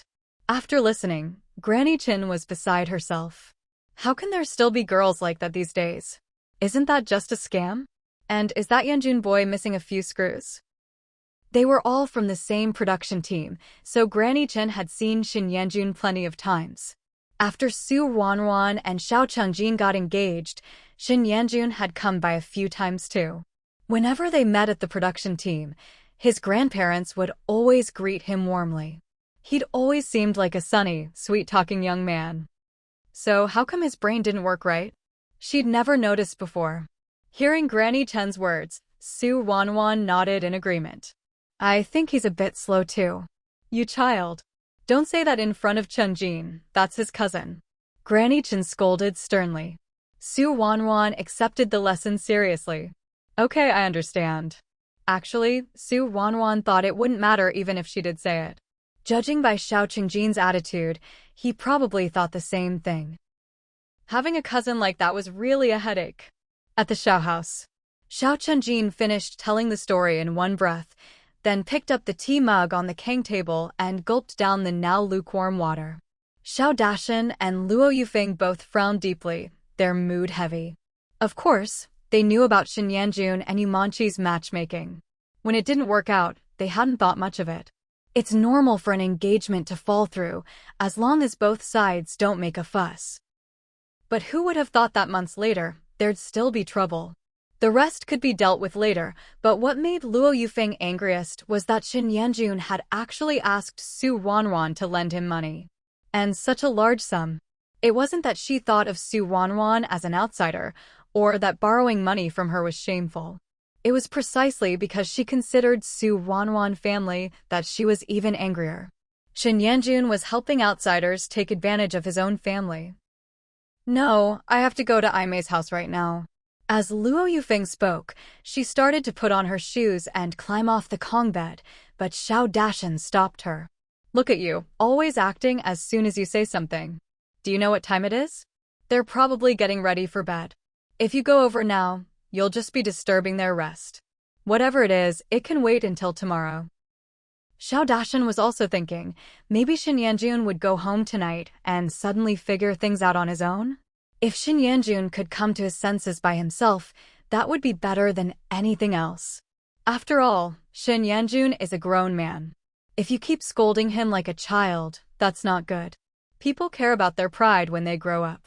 Especially with matters like this, if you push too hard, it can backfire. Luo Yufeng still frowned, but she didn't insist on going to the Xin family anymore. Xiao Chenjin glanced at Xiao Dashan, then at Luo Yufeng, and slowly stood up. Grandpa, Grandma, you two should get some rest too. Whatever it is, let's talk about it tomorrow. All right, you go get some sleep too. Xiao Dashan waved his hand at Xiao Chenjin. After Xiao Chenjin left, the room was silent for a long while. Chenjin and Yanjun are cousins, but Chenjin's head is screwed on straight. Looks like the problem is with the Xin family, Xiao Dashan said, then started undressing. Let's sleep. Early the next morning, while the three members of the Xiao family were still eating breakfast, Xin Yanjun arrived. As soon as he walked in, Xin Yanjun grinned. Grandpa, Grandma, having breakfast? Chenjin, are you done? I need to talk to you. Xiao Dashan put his bowl down on the table. Whatever you have to say, just say it here.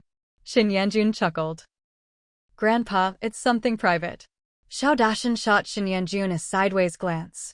The words were on the tip of his tongue, but he swallowed them back and nodded at Xiao Chenjin. Go on then. Xiao Chenjin had no idea what Xiao Dashan was thinking, but he could only stand up and follow Xin Yanjun outside. Once they left the main room, Xin Yanjun headed straight for Xiao Chenjin's room like he'd done it 100 times and sat down on the Kung bed as soon as he got in. Chenjin, about last night, did Ruanruan agree or not? Xiao Chenjin looked at Xin Yanjun, not sure how to answer. You don't know. Ruanruan didn't say anything, so how would I know? Did she agree or not? No. Why not? Because you can't just lend that much money to an idiot. Considering this was his cousin, Xiao Chenjin swallowed the last two words. Did you tell my aunt and uncle about borrowing so much money? If they find out, won't they break your legs? And would it get Ruanruan in trouble? Xin Yanjun wasn't worried about getting his legs broken, but if his parents ended up hating Su Ruanruan because of him, that would be a problem. Thinking about it, Xin Yanjun's face fell. So what do I do?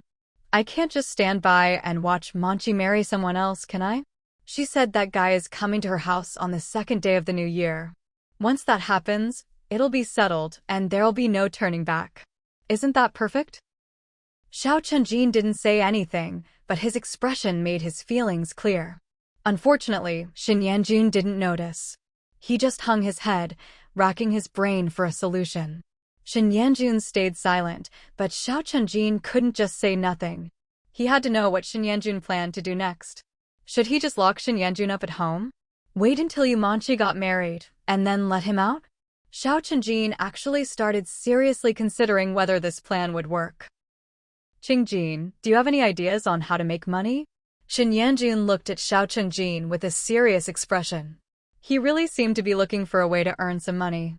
Xiao Chenjin let out a sigh and walked over to sit across from him. My dad has been working for over 10 years, and now his monthly salary is 34 yuan and 80 cents. Even if he didn't spend a single cent, in a whole year he'd only have 417 yuan and 60 cents. To buy all those things the family wants, you'd need at least 1,000 yuan.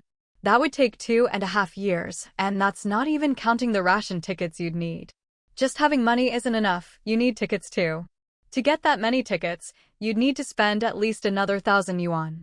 In other words, even if you could earn 34 yuan and 80 cents a month, it would take you 5 years to afford all those things and marry Yumanchi. And that's assuming you don't eat or drink at all during that time. Let's not even talk about whether you could survive 5 years without eating or drinking. Just tell me, how are you going to earn 34 yuan and 80 cents a month? Xiao Chengjin's words hit Shen Yanjun like a dried-up radish, leaving him completely deflated. His whole face scrunched up. Then what am I supposed to do? What do you do? Just don't get married. You two don't have your parents' blessing, no matchmaker, no vows of undying love. Why are you so set on earning money to marry her? But I like her and she likes me too. Then tell her to marry you without any bride price. Her family won't agree. Have you ever thought that your family won't agree either? My aunt and uncle are both capable people, both able to earn full work points, and so can you. But so what? Even if you work hard for a whole year, after setting aside food, how much will you have left? Are you planning to make your whole family tighten their belts and go hungry just so you can marry a girl you like? After Xiao Chengjin finished speaking, he looked up and saw Shen Yanjun's eyes turning red. I just want to get married. Why is it so hard, Chengjin? Can't you understand me? You like Ruanruan, right? What would you do if you couldn't marry her? Xiao Chengjin thought seriously for a moment before replying. Ruanruan wouldn't ask for so much. Grandpa Su and Grandma Chen wouldn't either. When we got engaged, the only reason we bought a bicycle was because her family could get the ration tickets, and my family could afford to pay for it. If we hadn't bought the bike, it wouldn't have mattered. Buying it didn't put any extra burden on either family. There's no such thing as what if. People just do what they think is right. If you really want to talk about what if, then even if the Su family was poor and I was poor, we'd still get engaged. Xiao Chengjin wasn't trying to discourage Shen Yanjun. He was just stating the facts. Maybe Yumanchi liked Shen Yanjun a little, but not enough to insist on being together no matter what. She was just forced by circumstances and didn't have a choice. But Shen Yanjun couldn't see that. He thought Yumanchi couldn't live without him. Maybe Shen Yanjun still saw himself as a hero, wanting to rescue Yumanchi from her difficult situation. It's normal for a guy to feel that way. But if you don't have the ability and still want to play the hero, you might just end up a fool. Xiao Chengjin didn't want Shen Yanjun to become that fool. Even though Shen Yanjun was a bit naive, at least he had a good heart. Bro, just let it go. After the little new year passed, Xiao Aigua and the other two returned home. Originally, they had come back happily to celebrate the new year, but who would have thought that as soon as they arrived, they would hear about Shen Yanjun's situation. Xian Aiju had a quick temper and was straightforward by nature. Upon hearing about this, she was so angry it felt like her scalp was about to explode. She disliked girls who were overly scheming, especially those who relied on their looks to do as they pleased. But Xian Aiju also understood her place. She was only Shen Yanjun's aunt by marriage. Shen Yanjun's parents were both still around, so it wasn't her place to speak up first. Fortunately, neither Xiao Aimei nor Shen Pengchuan were muddle-headed people who blindly listened to their son.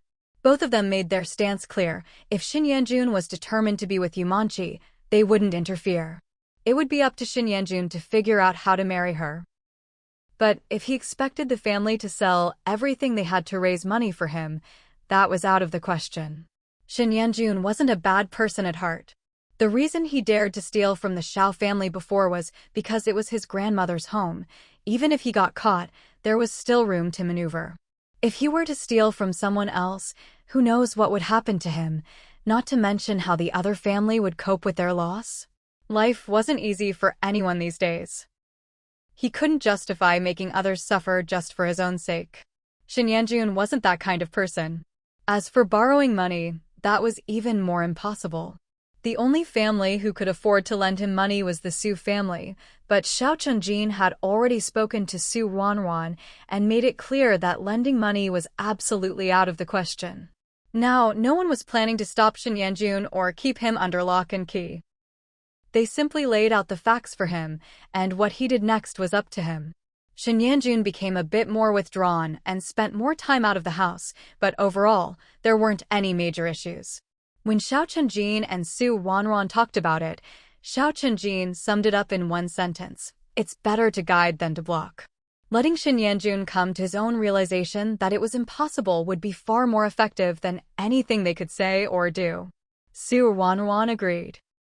Many times, things only become a problem because of obstacles. If you just let things run their course, they might fizzle out on their own.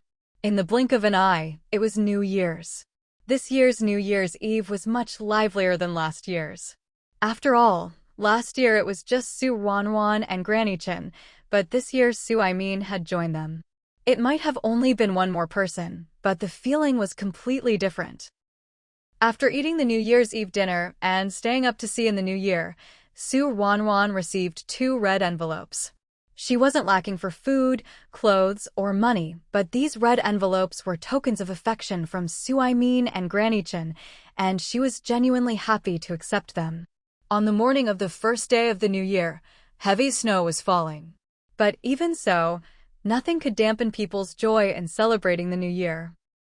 Quite a few people came to the Su family to pay their New Year's respects this year, mostly because of Su Aimin. Besides people from the 3rd production team, there were also some who came all the way from the county town. Fortunately, Su Aimin had told Su Ruanruan and Granny Chen about this ahead of time, so they were well prepared. They had roasted peanuts and sunflower seeds, all kinds of dried fruits, candies, and snacks. Everything was ready and waiting.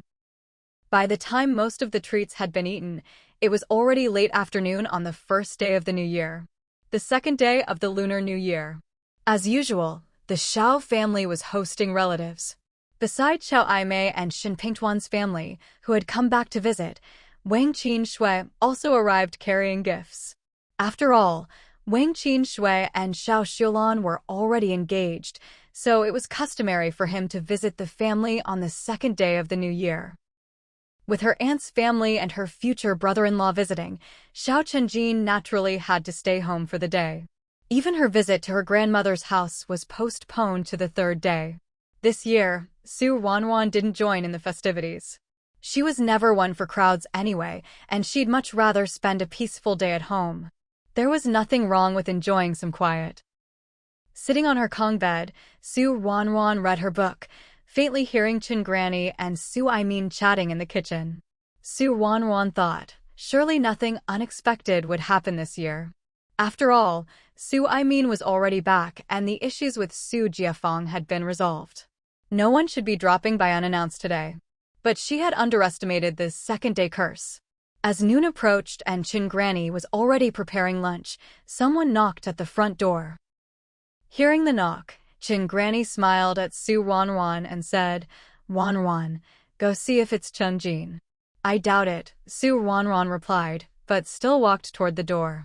Who could have guessed that the moment she opened the door, a knife came stabbing toward her? Even though Su Ruanruan reacted quickly and dodged to the side, the blade still struck her. It was a fruit knife, about 2 fingers wide, with a long and sharp blade. The attacker had used all their strength. Even though Su Ruanruan was wearing thick clothes, the knife still pierced her skin. A burning pain flared across her stomach, and she felt something warm gushing out, quickly soaking her inner clothes. The wet fabric clung stickily to her skin, making her extremely uncomfortable. All of this happened in an instant. Su Ruanruan quickly retreated, looking up to see who the attacker was. What she saw shocked her. The woman before her had rough, sallow skin and disheveled hair. Was this really Deng Xia? She remembered seeing Deng Xia last year, gentle and elegant, the picture of a well-bred lady. Even after having 3 children, she still had a great figure and the poise of a woman in her 20s or 30s. But after just a year, how had she changed so much? Aging was understandable. Everyone gets old, no one lives forever. But how could someone's entire demeanor change so drastically? Now, Deng Xia, both in appearance and temperament, was no different from the most aggressive far wives in the production team. Despite her shock, Ruanruan didn't forget to dodge. Deng Xia's gaze was murderous, and the fruit knife in her hand kept stabbing towards Ruanruan. With her stomach wounded, Ruanruan's movements were much slower than usual. The other woman still had the knife, so she couldn't fight back, she could only keep retreating. As Deng Xia lunged at her again, Ruanruan's foot slipped and she fell to the ground. Seeing Ruanruan fall, Deng Xia's eyes lit up with crazed hope. Gripping the fruit knife with both hands, she lunged forward, aiming for Ruanruan's chest. In that split second, Ruanruan held her breath, raised her leg, and kicked Deng Xia hard in the stomach. Even though Ruanruan was injured and much weaker, she put all her strength into that kick. It was not something the now skinny Deng Xia could withstand. Deng Xia's body arched from the kick, curling up like a boiled shrimp as she was sent flying backward. She flew a good 5 or 6 meters before crashing heavily into the courtyard wall, then slumped to the ground. Ruanruan had gone out to open the door but hadn't come back for a long time. Both Granny Qin and Ruanruan assumed she was just talking to Xiao Chenjin. After all, that happened often enough in the past. But when they heard the commotion in the courtyard, the two of them realized something was wrong.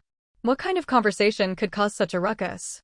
Granny Qin and Min stood up at the same time and hurried outside. As soon as they opened the door, they saw Ruanruan lying not far from the entrance. Ruanruan, what happened to you? Granny Qin was terrified and rushed over to crouch beside Ruanruan. Seeing Ruanruan's face drained of all color, her hands clutching her stomach tightly, red seeping through her fingers, Granny Qin's heart skipped a beat. Ruanruan, you're hurt? What happened? All of Granny Qin's attention was on Ruanruan, so she didn't even notice Deng Xia's presence. But Min quickly regained his composure. Hearing Deng Xia's voice, he turned to look at her. When he saw Deng Xia lying on the ground, her hand gripping a blood-stained fruit knife, Min instantly understood what had happened. Striding over, Min stomped down hard on Deng Xia's wrist, the one holding the knife. He used so much force that Deng Xia cried out in pain and let go, the fruit knife clattering to the ground. Min bent down, picked up the knife, and pointed its tip at Deng Xia. What do you think you're doing? Deng Xia, panting, heard Min's voice and let out a cold laugh. All these years, Su Jiafeng has treated you like his own father. Whenever he had time, he'd take me and the kids to the hospital to visit you, to look after you. And you? After you woke up, how many words have you said to us?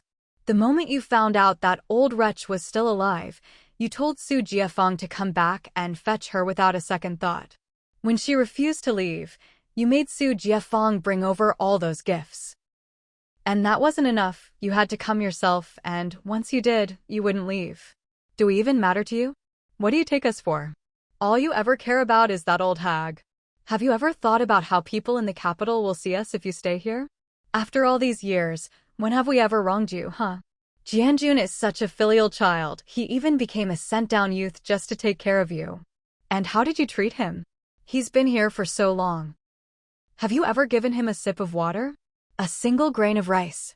Not only that, you let that picked-up granddaughter of yours stab him, and you wouldn't let him return to the capital. You left him lying on that Kong for months, suffering all kinds of pain and torment. Min, you old bastard. If I'd known, I should have let you die back then. By the end, Deng Xia's expression was twisted with madness. Her eyes were bloodshot, her face crazed, making Min frown deeply. You're wrong about that, Min replied.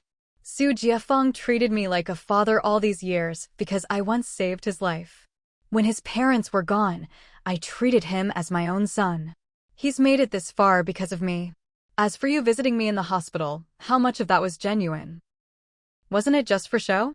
All those years I was in a coma, didn't my salary go straight into your pockets? You only ever think about what you've given, have you ever counted what you've gotten in return? As for Su Jianjun, You were the ones who insisted on sending him here as an educated youth, not me. Why should I look after him? Don't you know what he's done? Don't you know why he got stabbed? You're saying all this now just to play dumb, hoping I'll let you off for old time's sake.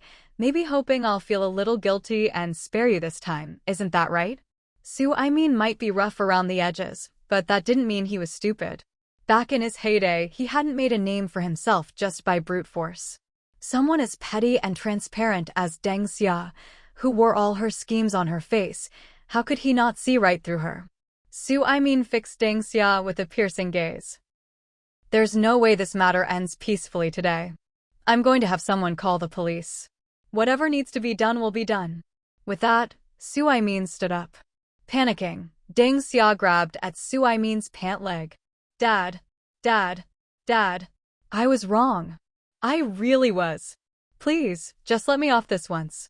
I lost my mind for a moment. I just saw how heartbroken Jianjun was and acted on impulse. I really didn't mean it. Is Softy okay? She's okay, right? Please don't call the police, okay? She still had her job, her bright future. If the police got involved, even if she was lucky enough not to lose her job, any hope of moving up would be gone forever. How could she accept that? How could she? Deng Xia regretted it. If she'd actually managed to kill Ruanruan just now and vented her anger, she'd have been willing to pay the price. But Ruanruan was still alive and well, didn't that mean she'd lost out? How could that be? Ignored whatever Deng Xia was saying. He shook her off with a slight movement of his foot. Neither Granny Chen nor Ruanruan had heard the exchange between and Deng Xia. Ruanruan was in so much pain she was drifting in and out of consciousness. Granny Chen was completely at a loss, wanting to carry Ruanruan to the clinic, but too afraid to move her. Luckily, came back quickly. Seeing the situation, he said, "We don't know how deep the wound is, and it's not safe to move her. I'll tie her up with a rope to keep her still, then go to the clinic and get the doctor." Why call the doctor? Should I? Before Xiao Chenjin even entered the yard, he heard Min's voice and responded reflexively. But before he could finish, he saw Ruanruan lying on the ground. His face went white, his legs gave out, and he nearly collapsed. There were a lot of people at the Xiao house today, and Luo Yufeng and Qian Aiju had cooked up a feast. Xiao Chenjin noticed Ruanruan hadn't come, so he packed up some food in a lunchbox to bring to her. Of course, he knew the Su family didn't lack food, but it was the thought that counted. He never expected this. Stumbling, Xiao Chenjin rushed to Ruanruan's side and dropped to his knees. Ruanruan. What happened to Ruanruan? Hadn't expected Xiao Chenjin to show up at this moment, first surprised, then relieved. Chenjin, now's not the time for questions. It's best not to move Ruanruan right now. Hurry to the clinic and get the doctor. She's been stabbed in the stomach. Tell the doctor to bring their equipment. Don't come empty-handed. Xiao Chenjin's ears were ringing. He couldn't hear anything else. Ruanruan's stomach was stabbed. Ruanruan's stomach was stabbed. Ruanruan's stomach was stabbed. Chenjin. Raised his voice and slapped Xiao Chenjin on the shoulder. What are you thinking about? Is this the time to be in a daze? Ruanruan is still bleeding. Why aren't you hurrying to get the doctor? Of course, could have gone himself, but with the snow making the ground slippery and his own legs not being very nimble, there was no way he could run faster than Xiao Chenjin at a time like this. It was as if Min's slap finally brought Xiao Chenjin back to his senses. Without even managing to say a word, he hurriedly stood up and rushed outside. But as he got up, his legs were still weak, and he almost fell to his knees again. Seeing this, Min was about to reach out to help him, but then saw Xiao Chenjin get up again and stagger toward the door. By the time he reached the doorway, his steps had steadied. Seeing this, Min finally felt a bit relieved. Normally, it would take about 15 minutes to walk from the Su house to the clinic, half an hour for a round trip. But just 15 minutes later, Xiao Chenjin returned, riding a bicycle and bringing the clinic doctor with him. It was obvious that Xiao Chenjin had run back to the Xiao house, grabbed his bicycle, and then ridden to the clinic before coming to the Su house. But just yesterday, it had snowed heavily, and the ground was covered in solid ice, packed down and frozen hard. Even walking required extra care, or you could easily slip and fall. Yet Xiao Chunjin managed to ride his bike and bring someone back safely. This just goes to show that when people are desperate, their potential is limitless. As soon as they entered the courtyard, while Xiao Chunjin was parking his bike, the doctor had already grabbed the medical kit and rushed to Su Ruanruan's side. At this moment, Su Ruanruan's face was as pale as paper, and she had already lost consciousness. The doctor did a quick check, then said to Xiao Chunjin, "First, carry her inside and lay her on the Kong bed. I can't examine her or treat her out here." The wound had stopped bleeding, perhaps because it was frozen. But as soon as Xiao Chunjin picked Su Ruanruan up in his arms, fresh blood gushed out again, soaking through even more of her clothes. Su Ruanruan was wearing a bright red coat, newly made by Granny Chin. The red was festive, and with Su Ruanruan's fair skin and round face, she looked especially lovely, prettier than the girls in New Year paintings. But now the red coat, soaked through with blood, stabbed at Xiao Chunjin's eyes.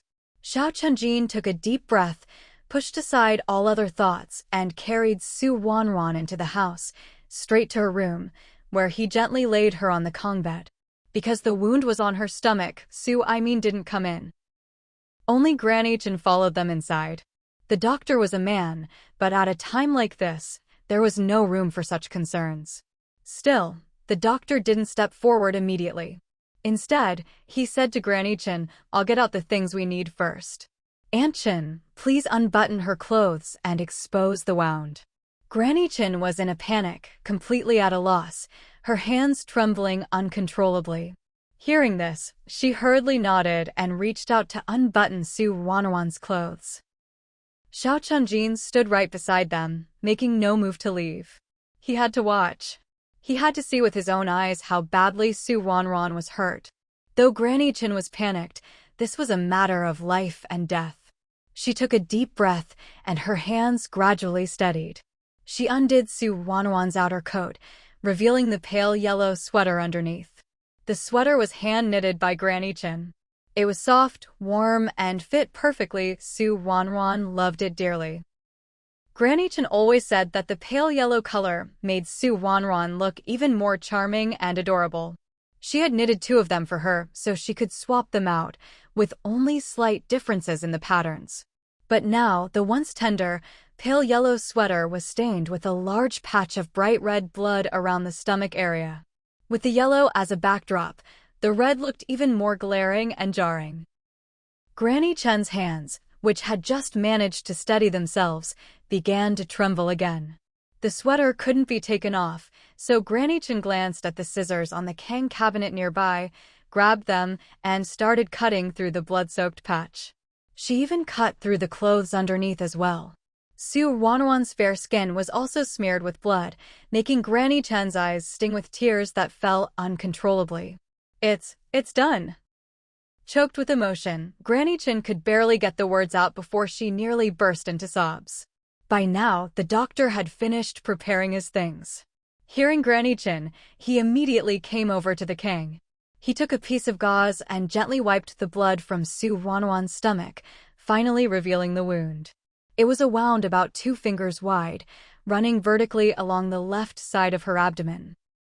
The edges of the wound were turned outward, and there was something black stuck to it.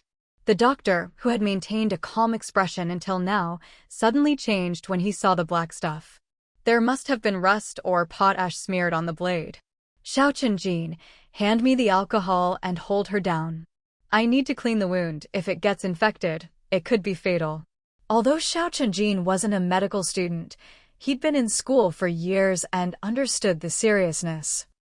He hurried to the table, grabbed the alcohol, and brought it over. Xiao Chunjin held down Su Ruanruan's upper body, while Granny Chin pressed down on her legs. Seeing that both of them had a firm grip, the doctor still reminded them, this is for her own good, but it's going to hurt a lot. No matter what, don't let go. Both nodded firmly. The doctor took a deep breath, picked up a piece of gauze with his tweezers, soaked it in alcohol, and then inserted it into the wound. Granny Chin had thought he would only clean the surface, never imagining he'd put the gauze inside the wound. Her face went pale with fright. Before she could react further, Ruanruan suddenly tensed her legs, trying to twist away. Startled, Granny Chin remembered the doctor's warning and held Ruanruan's legs down with all her strength, not letting her break free. Ruanruan wasn't just using her legs, her upper body was straining too, trying to sit up and claw at her stomach. With quick reflexes, Xiao Chengjin pinned her arms down and leaned over her to keep her still. Everyone present, Xiao Chengjin, Granny Chin, and the doctor, knew how strong Ruanruan was. None of them dared to relax for even a moment. The doctor, especially, worked even faster. He had no choice. He was genuinely worried that Xiao Chengjin and Granny Chin wouldn't be able to hold her if she broke free.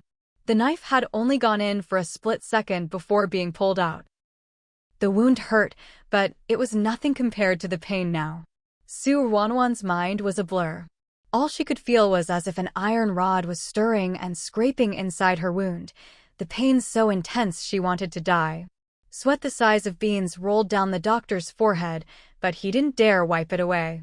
He continued methodically treating Ruanruan's wound. He wasn't deliberately taking his time, the wound was deep, and he couldn't see what was inside. No one knew how much iron rust and soot had gotten inside. It had to be cleaned thoroughly, over and over again. After all, something like this could only happen once. He didn't think Ruanruan could endure it a second time. Even if Ruanruan could, Xiao Chengjin and Granny Chin probably wouldn't be able to hold themselves back. After washing it 4 times, the doctor finally breathed a sigh of relief when he saw that there was nothing left on the gauze. All right, it's done. Although the doctor said it was done, neither Granny Chin nor Xiao Chengjin dared to let go of Ruanruan. She was still struggling, but her strength was fading. She was already injured, and after being tormented like this, she was completely exhausted. Xiao Chengjin's eyes were so red they looked like they might bleed, but he still held tightly onto Ruanruan, not daring to let go. Ruanruan, hang in there. It'll be over soon. This is the first and last time. You'll never get hurt again. The doctor didn't dare waste any time. He applied medicine to Ruanruan's wound, rolled up her sweater, and asked Xiao Chengjin to help lift her waist so he could wrap the gauze. When everything was finally done, the doctor wiped the sweat from his forehead. I can't see inside, so I can't be sure it's completely clean. I didn't bring any medicine with me when I came. In a bit, come with me to get the medicine. Once you're back, give her a dose. Keep a close eye on her today. She might get a fever. If she does, no matter how late it is, come find me. Xiao Chengjin listened carefully to the doctor's instructions, nodding repeatedly. Nai, you stay here and look after Ruanruan. I'll go with the doctor to get the medicine. Granny Chin nodded quickly. All right. Xiao Chengjin followed the doctor out the door, just as Xiao Xiulan was coming in. How's Ruanruan? What are you doing here? I was worried. How is she? She's bandaged up now. I'm going with the doctor to get medicine. Go in and check on her. With that, Xiao Chengjin got on his bicycle and took the doctor to the clinic. It wasn't that he couldn't let Xiao Xiulan go, but she couldn't ride a bike in the snow, and walking would be too slow. He'd get there fastest himself. Xiao Xiulan entered the house and saw Ruanruan lying on the kang, her face pale as paper. Out of the corner of her eye, she spotted the blood-stained clothes on the table, and her heart skipped a beat. Nai, how's Ruanruan? Seeing it was Xiao Xiulan, Granny Chin didn't bother to answer right away. She first found some clothes from the cabinet. Xiulan, you're just in time. Help me change Ruanruan's clothes. They'd need to change her bandages later, and the clothes Ruanruan was wearing weren't convenient. Ones with buttons would be much easier. It wasn't cold in the house, so she didn't need to wear anything thick. Just 1 layer inside and 1 outside would do. Hearing this, Xiao Xiulan didn't ask any more questions and hurried over to help Granny Chin change Ruanruan's clothes. After everything that had happened, the pain from moving her wound while changing clothes only made Ruanruan frown slightly. It really was a case of a minor witch meeting a greater one after what she'd just endured. This was nothing. Even so, by the time they finished changing her clothes, both Granny Chin and Xiao Xiaolan were drenched in sweat. Xiaolan, why did you come over? Didn't Qin Xue come by today? My parents are at home, and so are my aunt and uncle. I just wanted to check in. Besides, Chungjin didn't explain what happened clearly. If my parents knew Ruanruan was hurt, they'd have come too. Granny Chin knew what the Xiao family was like. I know, don't worry. We'll talk about it after Qin Xue leaves. After all, today was Wang Qinshue's first time visiting his future mother-in-law's house for the new year. If everyone from the mother-in-law's family left halfway through, what would that look like? So, Granny Chin didn't let Xiao Xiaolan go back to call anyone. She just waited until Xiao Chungjin returned. Once the three of them had given Su Ruanruan her medicine, she said to the two, "You two should go back now." Before Xiao Xiaolan could speak, Xiao Chungjin firmly refused. It's fine, just let my sister go back. I wouldn't be of any help there anyway, and there's still things to do in the yard. Hearing Xiao Chungjin's words, Granny Chin finally remembered the real culprit. She'd been so worried about Su Ruanruan that she'd completely forgotten about Deng Xia. Now that Su Ruanruan's side was taken care of, Granny Chin immediately rushed out to the yard. Su Aimin had already tied Deng Xia up with a rope. When he saw Granny Chin come rushing out, he quickly asked, "How is it?" "She's taken her medicine, but I'm worried she might develop a fever later." After saying this, Granny Chin strode over to Deng Xia, lifted her foot, and kicked Deng Xia hard in the stomach. Granny Chin had always been kind to others. As long as others didn't provoke her, she never went looking for trouble. Even when she'd had conflicts with the Wang family in the past, it was just a war of words. Granny Chin was old now and not as strong as the badly injured Su Ruanruan, but her kick landed right where Su Ruanruan had kicked before. Deng Xia screamed in pain and immediately spat out a mouthful of blood. Seeing the bright red blood on the snow, Granny Chin still felt it wasn't enough. What was this compared to all the blood Su Ruanruan had lost? This was nothing. Deng Xia lay on her side on the ground, glaring at the furious Granny Chin. "You old witch, are you angry because that little bastard is dead? Huh? Good. She deserved to die. She was just a stray you picked up. Why should she enjoy everything the Su family has? All of that should be ours." Ours. The more Deng Xia spoke, the more crazed she became, finally bursting into wild laughter. But Granny Chin wasn't provoked. She grabbed Deng Xia by the collar, hauled her up, and slapped her hard across the face. Hitting someone with your hand hurts your own hand, too. After the slap, Granny Chin took off her thick, multi-layered cotton shoe and began smacking Deng Xia's face with the sole. The thick sole didn't make much noise, but soon, one side of Deng Xia's face was swollen and red, with blood trickling from the corner of her mouth. When Granny Chin was tired from beating her, she let go, and Deng Xia collapsed back onto the ground. Granny Chin put her shoe back on and looked down at Deng Xia from above. "Say one more word, and I'll ruin the other side of your face too. Let's see what's tougher, Deng Xia's foul mouth or her shoe sole." Now, Deng Xia didn't dare say a word. Any movement brought searing pain to her face. Unable to speak, Deng Xia just stared fixedly at Granny Chin, as if trying to say something with her eyes. Granny Chin ignored her, turning to Su Aimin. "Who's going to the county to call the police?" If she could, she really wanted to stab Deng Xia herself, just so Deng Xia could taste what that felt like. Before Su Aimin could reply, Xiao Chungjin came out of the house. "Grandma, I'll go." Granny Chin nodded. "Be careful on the road." There were still too few people in the Su family. Luckily, they still had Xiao Chungjin. Watching Xiao Chungjin ride off, Su Ruanruan thought to herself, having Su Ruanruan and Xiao Chungjin get engaged was the most correct thing she'd ever done. Xiao Chungjin must have been pedaling his bike with all his might, because in just an hour and a half, a police car drove into the 3rd Production Brigade. A police car's arrival was no small event. The commotion drew everyone from the production team out of their houses to see what was happening. The Xiao family, already anxious and uneasy, couldn't sit still any longer when they heard the sound of the police car. Qian Aijiu immediately got up to go outside, but was stopped by Xiao Dashan.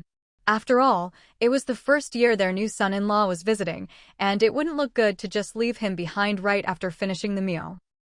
Especially since Xiao Xiaolan wasn't even home at the moment.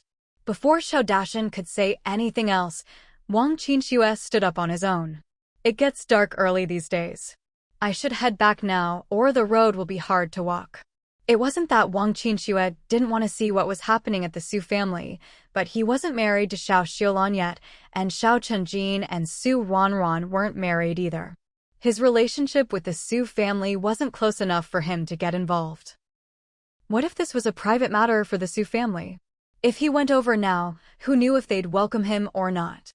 Wang Qinxue was chosen as a model worker not just because he was hardworking, but also because he knew how to handle himself. Everyone, including Qian Aiju, was very satisfied with how considerate Wang Qinxue was. They reminded him a few more times to be careful on his way home before seeing him out the door. Once Wang Qinxue left, the whole Xiao family headed straight for the Su family's house. Xiao Aimei's family followed as well, but they were different from Wang Qinxue. If they hadn't known something was going on at the Su family, that would be one thing. But now that they did, they couldn't just pretend nothing had happened. They had to go over and check. When Xiao Dashan led the whole family to the Su house, they could see from a distance that a crowd had already gathered at the gate. Clearly, everyone had heard the police car and come over to watch the commotion. As the brigade leader, Xiao Dashan naturally had to step up when something happened in the production team. So he didn't have to jostle with the crowd outside, he easily made his way into the courtyard. Inside, the police had already gotten a handle on what had happened and knew what needed to be done. When they saw Xiao Dashan arrive, they exchanged a few words with him and then took Deng Xia directly to the police car. The last time Deng Xia had come to the 3rd Production Brigade was a year ago. Her appearance was completely different now, and with one cheek swollen high from being slapped by Granny Chen with a shoe sole, no one recognized who she was.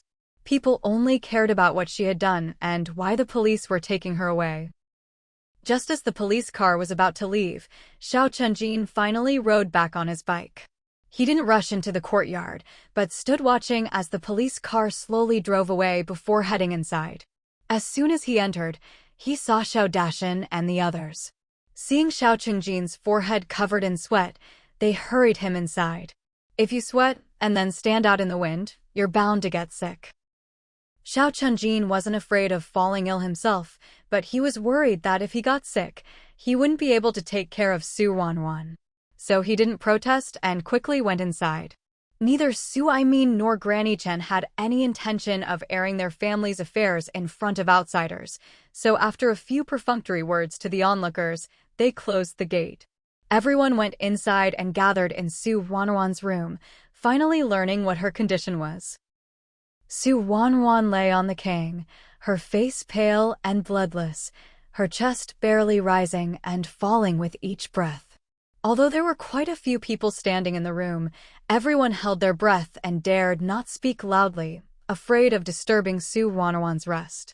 After watching for a while, Granny Chen led the others to the east room. There was no point in everyone standing around here in silence. With so many people, the air was stuffy, and it wasn't good for Su Ruanruan's recovery. Once they reached Granny Chen's room, Luo Yufeng couldn't hold back any longer and repeatedly asked what exactly had happened. The two families were already as close as in-laws could be. Su Ruanruan was a member of the Su family and would soon be part of the Xiao family as well. Since Luo Yufeng was asking, Granny Chen wouldn't hide the truth from her. Although it said that family scandals shouldn't be aired in public, Granny Chen had never considered Su Jiafeng's family as her own.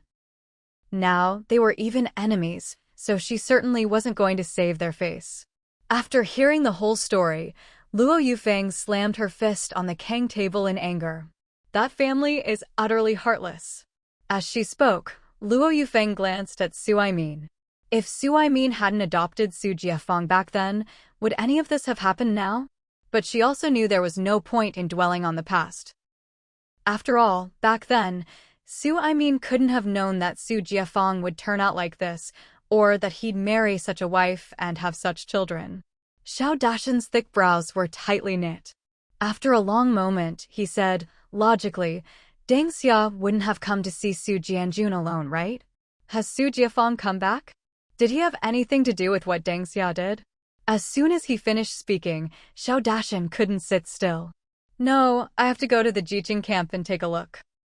He had thought that after the past 6 months, Su Jianjun had finally settled down and wouldn't cause any more trouble. He never expected that not only would something happen, but it would be something this serious. Seeing Xiao Dashan about to leave, Su Aimin stood up as well. I'll go with you.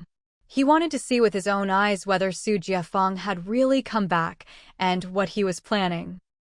The two of them left without hesitation, and the others in the room could only watch as they walked out one after the other. Once they were gone, Granny Chen finally let out a sigh of relief. When Su Ruanruan was injured, for a moment, she thought, if only Su Aimin hadn't come back. If that were the case, she and Su Ruanruan would still be living their quiet little lives, and Su Ruanruan wouldn't have had to suffer like this today. But now, seeing how upset Su Aimin was over Su Ruanruan's injury, and how determined he was to seek justice for her, Granny Chen knew she couldn't blame everything on him. After all, no one can predict what the future holds. Without Su Aimin, perhaps something else would have happened. Now, Granny Chen only hoped that after this ordeal, Su Ruanruan's days ahead would be peaceful and smooth. The other members of the Xiao family didn't stay much longer, since there wasn't much they could do anyway. Before leaving, Xian Aiju went to Su Ruanruan's room again and told Xiao Chenjin to take good care of her. She said she'd make some nourishing food to help Su Ruanruan recover her strength and blood, hoping she'd get better soon. Until Su Ruanruan recovered, Xiao Chenjin wouldn't leave the Su family. Although some people outside might gossip, the two of them had been engaged for a while now and would get married sooner or later, so it didn't really matter. After the Xiao family left, the Su house finally quieted down. Granny Chen came by to check on Su Ruanruan twice, and seeing she still hadn't woken up, went to the kitchen to make some soup. Su Ruanruan's injury was to her stomach, so she couldn't eat much else, but some nourishing soup would still be good for her. Su Ruanruan didn't wake up at all that afternoon. Seeing her dry, cracked lips, Xiao Chenjin moistened them with some warm water, but didn't dare give her too much. As evening approached, Su Aimin returned, bringing news from the educated youth spot. This time, it really was only Deng Xia who had come. Su Jiafeng didn't come, nor did Deng Xia's other 2 children. When Su Jianjun heard that Deng Xia had stabbed Su Ruanruan, his face was full of shock and disbelief. Su Jianjun said that Deng Xia had brought him some food, money, and ration coupons. After chatting for a while, Deng Xia said she wanted to walk around the production team by herself and asked him to talk to the female educated youths to see if she could stay the night, squeeze in with them, and leave the next day, so she could spend more time with him. He didn't think much of it and agreed. When Su Aimin and Xiao Dashan arrived, Su Jianjun had just come out of the female educated youth's room. They went in to ask, and the female educated youths confirmed Su Jianjun's story. Whether Su Jianjun was telling the truth or not, Su Aimin couldn't say for sure yet. But one thing he did know, Su Jianjun truly put righteousness above family. After learning that Deng Xia had committed an assault, Su Jianjun was first shocked, then angry and disappointed. He didn't plead for Deng Xia at all, only said that Su Aimin should do whatever needed to be done, he wouldn't beg for mercy. Su Jianjun also said that Deng Xia was an adult, had lived for decades, and knew right from wrong. If she did something wrong, she should bear the consequences. Su Aimin and Xiao Dashan spent the whole afternoon at the educated youth spot, questioning everyone there about what happened after Deng Xia arrived, including whether anyone had overheard Su Jianjun and Deng Xia's conversation. Unfortunately, Su Jianjun's roommate, Li Weigua, was mentally unstable and not in his right mind. Not only did Li Weigua say nothing, but even if he had, Su Jianjun could simply deny it. After all, Li Weigua's mind wasn't clear who would take his words as evidence. After hearing Su Aimin's account, Granny Chen's face turned quite grim. But she also knew there was nothing else to be done for now. They could only hope the police would find something. Once night had fully fallen, Granny Chen finished preparing dinner.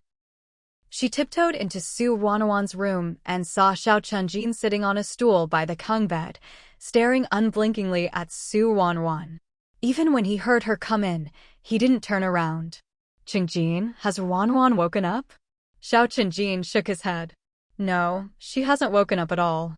Although she hadn't woken up, her complexion and body temperature were normal, which was something to be grateful for. Granny Chen sighed. "Go eat something first. I'll watch her."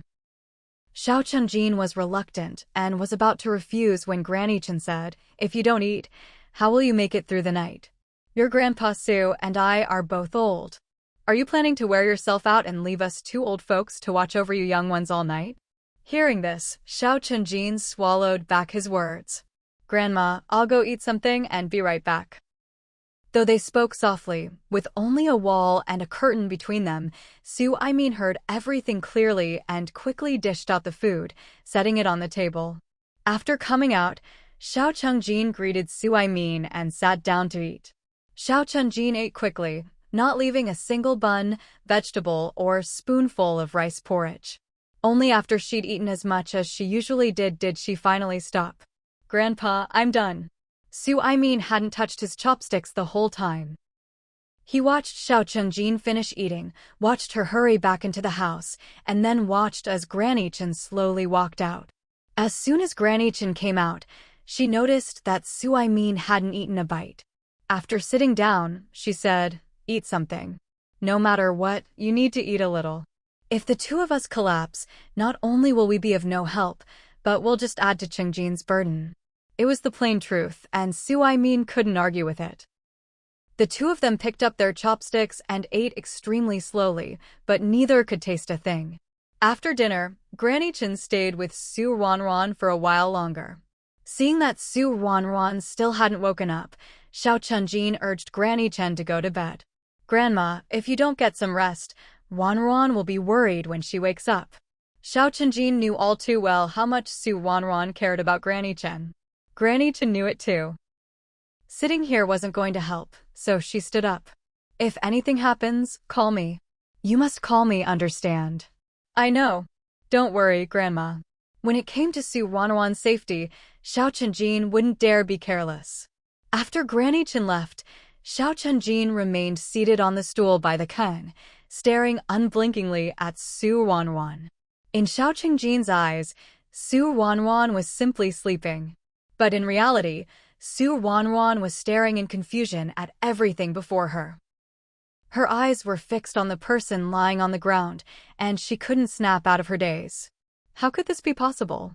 Why was this happening? No matter how hard it was to believe, Su Ruanruan had no choice but to accept it. Because after blinking countless times, she still saw someone lying on the ground. That person had dry, yellow hair, and a pool of blood had formed beneath their head. Not far away, there was a wooden box. Su Ruanruan knew that wooden box all too well. It was the very one that had hit her twice, and which she'd later discovered contained the Baibao space. Ever since she'd learned that the Baibao space and the wooden box were now two separate entities, she'd put the box inside the Baibao space. So why was it here now? But as soon as that question popped up, Su Ruanruan couldn't help but laugh. Why wouldn't it be here? The person lying on the ground, wasn't that her? The very self who'd been killed by Wang Aijuan with the wooden box. Su Ruanruan's emotions were a tangled mess, memories of her past and present lives flashing through her mind as if countless years had passed. "Aijuan, how could you do this to your own sister?" Suddenly, a voice exploded in her ears, snapping Su Ruanruan out of her thoughts. She looked up in the direction of the voice and saw Lu Xiuli's shocked face. Lu Xiuli was staring at something. Su Ruanruan followed her gaze and saw Wang Aijuan. But it wasn't the Wang Aijuan who could kill 6 people with a smile, but a woman in her 30s, her figure out of shape. Wang Aijuan's expression was crazed.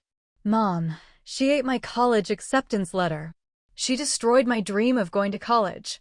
She ruined my whole life. I'm going to kill her. Kill her. Only then will I be rid of this hatred in my heart." Hearing Wang Aijuan's words, Su Ruanruan froze again. Those words were all too familiar. Even though nearly 2 years had passed since she'd last heard them, she still remembered every single word with perfect clarity. Ruanruan didn't stay dazed for long. Instinctively, she looked back at Lu Xioli. After hearing Wang Ijuan's words, Lu Xioli was dazed for a moment, then looked at Wang Ijuan with loving eyes. Ijuan. My dear Ijuan. Don't cry, sweetheart. Seeing you cry breaks my heart. Don't worry, I'll find a way for you. Who says you can't go to college just because the admission letter is gone? It's just a piece of paper, isn't it? It'll be fine, okay? The words were exactly the same as before, even the tone hadn't changed at all. Back then, Ruansoft had been lying on the ground, her vision blurry, unable to see Lu Xioli's expression. But in her mind, she could picture exactly how Lu Xioli looked as she spoke, just like what she was seeing now. Mom, can I really still go to college? You can, Ijuan. As long as you want something, I'll give it to you. But this isn't the time to talk about that. Xian, deal with them. When Lu Xioli said this, her expression was cold and indifferent. It was as if by deal with them, she was talking about handling 2 chickens, not 2 people.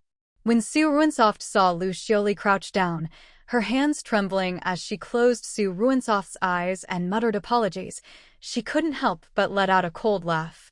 This was the kind of woman she was. She had lied to her for over 10 years. Even as she was dying, she was still lying to her. What did she mean by, there's nothing I can do? She just didn't like her, she just liked Wang Ijuan more. For Wang Ijuan's sake, she was willing to sacrifice her. Ruansoft had always thought she no longer hated or resented them. After all, her own life was getting better and better. She had people who truly loved her, while the Wang family's life had only gotten worse and worse. In the end, they all died at Wang Ijuan's hands. Whether in her previous life or this one, she was finally free and had said goodbye to the past. But now, suddenly witnessing the scene, Ruansoft still felt like she couldn't breathe. It wasn't heartache. It was suffocation. Ruansoft slowly closed her eyes, not wanting to look at this disgusting mother and daughter any longer. She remembered now she had been stabbed by Deng Xia and was injured. Now, she was probably unconscious, right? So all of this must be a dream. Just as Ruansoft closed her eyes, she heard hurried footsteps. She didn't know why, but the sound of those footsteps made her heart clench, and she instinctively opened her eyes. She saw it. Her body was being held in someone's arms. The figure was tall and broad. Even though she couldn't feel it, she sensed that embrace was incredibly warm, so warm it could heat her body, which was already growing cold. Ruansoft, hang in there. I'm taking you to the hospital. Don't fall asleep. Do you hear me? A voice both familiar and a little strange. That was Xiao Qijin.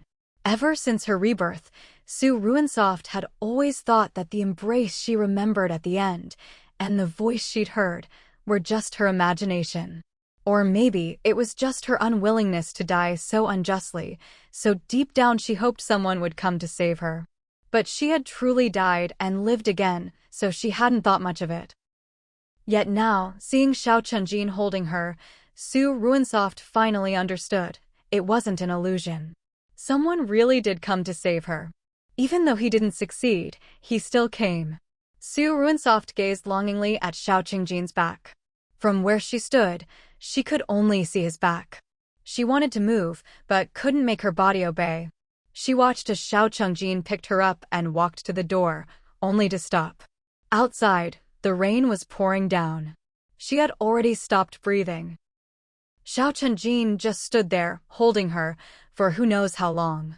Ruanruan wanted to keep watching, but suddenly a white light flashed before her eyes, dazzling and harsh. She had no choice but to close her eyes. Only when the blinding light faded did Ruanruan open her eyes again. What she saw this time was still the Su family's courtyard. She stood in the yard, beneath a makeshift shelter of plastic sheeting. Under the shelter was a mourning hall. There were no photographs on the table because she and Granny Chen had never taken any pictures together, but there were 2 portraits. On white paper, 2 faces outlined in black ink. Su Ruanruan stared at them for a while, then suddenly smiled. These must have been drawn by Xiao Chenjin. Other than him, there was no one else who would have painted her portrait. Su Ruanruan still couldn't move, but she didn't need to look to know that behind the portraits were two coffins, holding her and Granny Chen. After the college entrance exam was reinstated, many old customs returned. The mourning hall was one of them. The mourning hall, the funeral, the burial. All these things that should have been handled by family and descendants were now being done by Xiao Chenjin. The courtyard was empty, not a single person was there. Where had Xiao Chenjin gone? As Su Ruanruan was wondering, she heard voices outside the gate. Chenjin, it's been so many years. You've really made something of yourself now. When did you and Ruanruan get so close? I never heard about it. That girl Ruanruan, she was good in every way, just a bit too quiet, not much of a talker. Now that she and Granny Chen are both gone, of course we're sad, but life goes on, don't you think? You're really something, handling her funeral for her. She'd be so happy if she knew. It was Lu Xiuli's voice. The reason she was saying all this, Su Ruanruan guessed instantly. She just wanted to use this chance to cozy up to Xiao Chenjin through her. Even in death, Lu Xiuli was still trying to use her. Su Ruanruan didn't know whether to feel lucky that, even after dying, she was still of some use. Xiao Chenjin didn't respond, and soon Wang Aijuan's voice sounded outside the door. Chenjin, don't be sad. I'm Ruanruan's own sister, I know everything about her. If you want to know anything, just come to me, I'll tell you. Really? He asked. Of course. Then how did she die? How would I know? There was a hint of unease in Wang Aijuan's voice. You don't know? But I do. I haven't touched anything in the house. When I came that day, I saw two people fleeing in a panic. You thought the rain washed away all the traces in the yard, but there was still evidence inside. The police have already been here and collected it. Do you know why I chose today for the funeral? It's so she could see what happens to the people who killed her. Not long after Xiao Chenjin finished speaking, the sound of police cars could be heard. Su Ruanruan stood in the courtyard, unable to see what was happening outside the gate.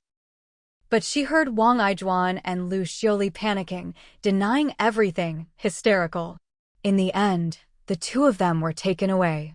The sound of police cars faded into the distance, but footsteps drew closer and closer. Xiao Chenjin walked in, and Su Ruanruan finally saw his face clearly. In his 30s now, Xiao Chenjin's features were strong and handsome as ever, but he was no longer the young man he once was. A deep sorrow lingered between his brows, a melancholy that never seemed to lift. His brows were tightly furrowed, marked by the passage of time and endless worry. Su Ruanruan suddenly wanted to reach out and smooth his brow. I've avenged you. In this life, you were just too foolish. I warned you back then, but you wouldn't listen. Before I left, I reminded you again, and still, you didn't listen. I thought as you grew older, you'd finally wise up a bit, but it seems I was wrong. Not only were you foolish, but you were soft-hearted too. If you didn't end up like this, who else would? Su Ruanruan. After a long silence, Xiao Chenjin let out a heavy sigh. If there's a next life, don't be so foolish again.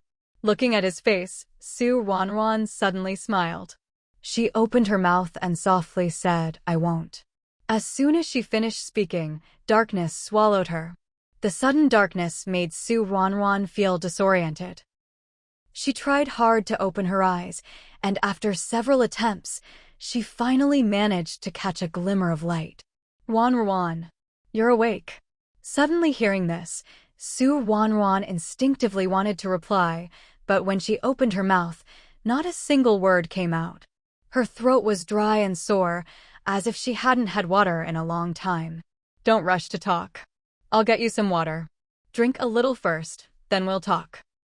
Xiao Chenjin hurriedly got up, walked to the table, poured a cup of warm water, and came back. Su Ruanruan was injured in the abdomen and couldn't sit up, so he simply slipped one hand behind her neck to prop her up a bit, and with the other hand, brought the enamel mug to her lips. Feeling the warm water on her lips, Su Ruanruan drank eagerly. Seeing this, Xiao Chunjin felt both heartbroken and helpless. Don't rush, drink slowly. Don't choke. Su Ruanruan listened to him and slowed down. After drinking less than a fifth of the cup, she shook her head, not wanting any more. Lying here was so inconvenient, it was better not to drink too much water. Xiao Chunjin gently laid her back on the pillow, and only then did Su Ruanruan get a good look at his face. The room was bright, sunlight streaming in through the window. It was definitely daytime. Xiao Chunjin's chin was covered in stubble, his eye sockets sunken, and there were dark circles under his eyes. It was obvious he hadn't slept in a long time. Seeing him like this, Su Ruanruan was startled. You. How long was I unconscious?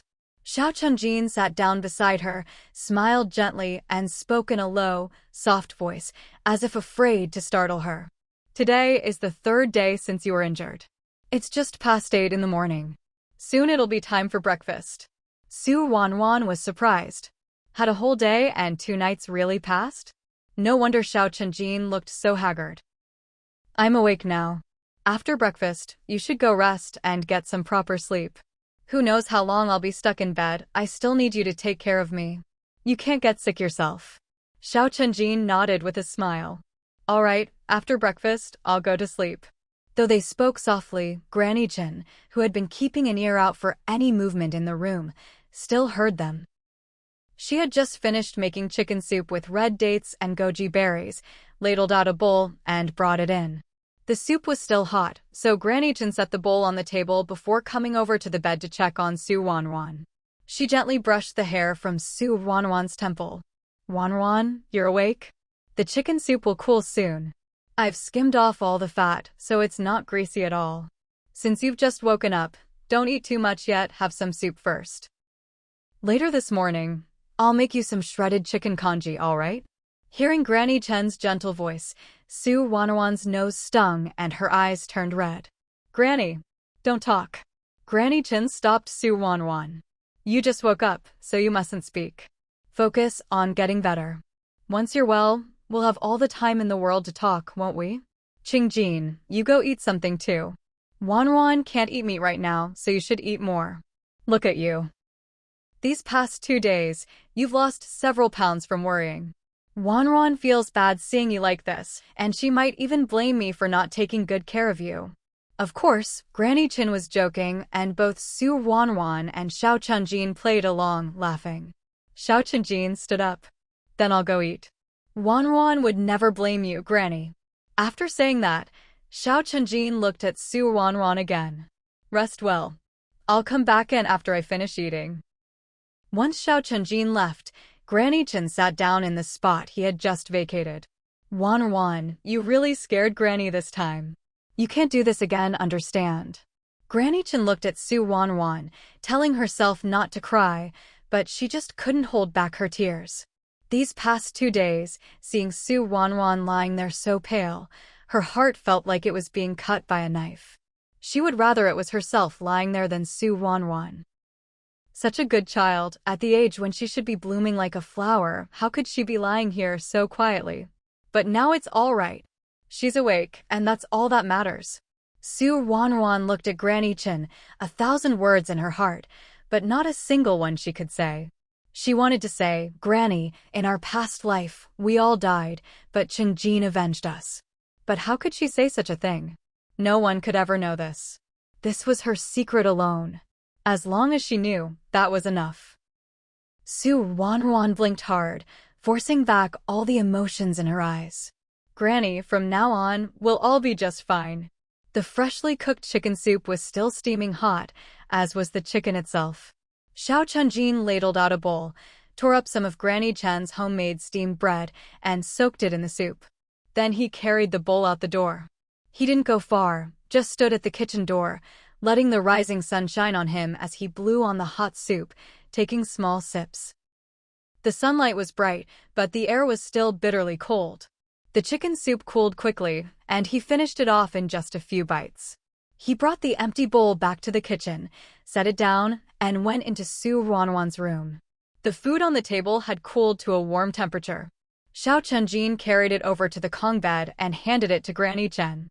Granny, I'll help support Ruanruan. You feed her some soup. Granny Chin was getting on in years and couldn't feed Su Ruanruan by herself. The three of them worked together seamlessly, and soon, half the bowl of chicken soup was gone. Su Ruanruan didn't actually feel hungry right now, all she felt was pain in her stomach.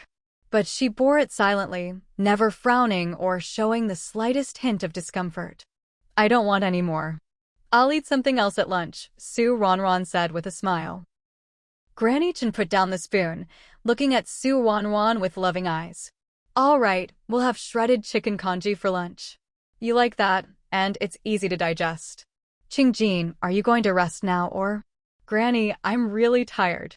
I'll nap for a bit on the canyon in Grandpa's room, all right. Xiao Chunjin went to sleep in Granny Chin and Su Aimin's house, while Su Aimin and Granny Chin came over to Su Ruanruan's room.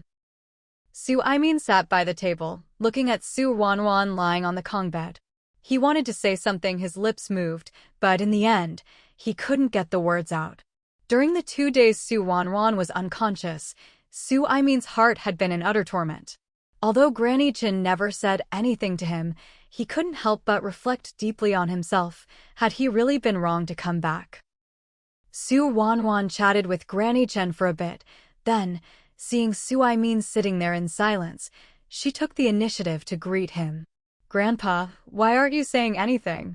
Hearing Su Ruanruan suddenly call out to him, Su Aimin was a little surprised. Ruanruan, you. He wanted to ask, don't you blame me?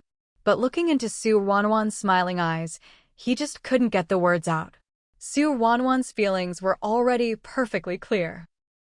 If he asked that kind of question now, where would that leave her? Su Aimin gave a bitter laugh. He couldn't believe he was less open-minded than a teenage girl. I just saw you and your grandma talking so well, so I didn't want to interrupt. Is there anything you want to eat? When he didn't speak, it felt like the words were stuck in his chest, impossible to say. But once he actually said them, it didn't seem so hard after all. Granny Chin listened to their conversation, watching the smiles bloom on both their faces. Her own heart was a mix of emotions, but she finally let out a sigh of relief. Xiao Chunjin slept straight through until lunchtime. He'd been worried about Su Ruanruan, otherwise, after staying up for 2 days and nights, he would have slept even longer to recover. After getting up, Xiao Chunjin fetched a basin of cool water, washed his face and rinsed his mouth, and felt much more refreshed. When he went to see Su Ruanruan again, his whole expression was relaxed and cheerful. Xiao Chunjin thought he'd tidied himself up and looked full of energy, but he hadn't checked a mirror. He didn't realize his dark circles were still heavy, his eyes bloodshot, and his lips and chin covered in stubble, with those pronounced shadows under his eyes. Xiao Chunjin was a handsome man, but with all that on his face, even the best looks would lose a few points. But Su Ruanruan acted as if she didn't see it at all. Or rather, even if she did see it, she didn't care.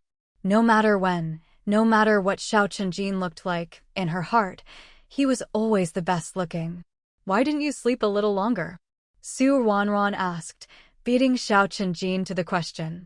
Xiao Chunjin walked over and sat by her side, holding her hand. Feeling its warmth, his smile grew even brighter. Why didn't you sleep a little longer? Su Ruanruan pouted. I just woke up. You want me to go right back to sleep? She'd slept for so long already, she wasn't sleepy at all now. Her body was still a bit tired, but her spirits were high.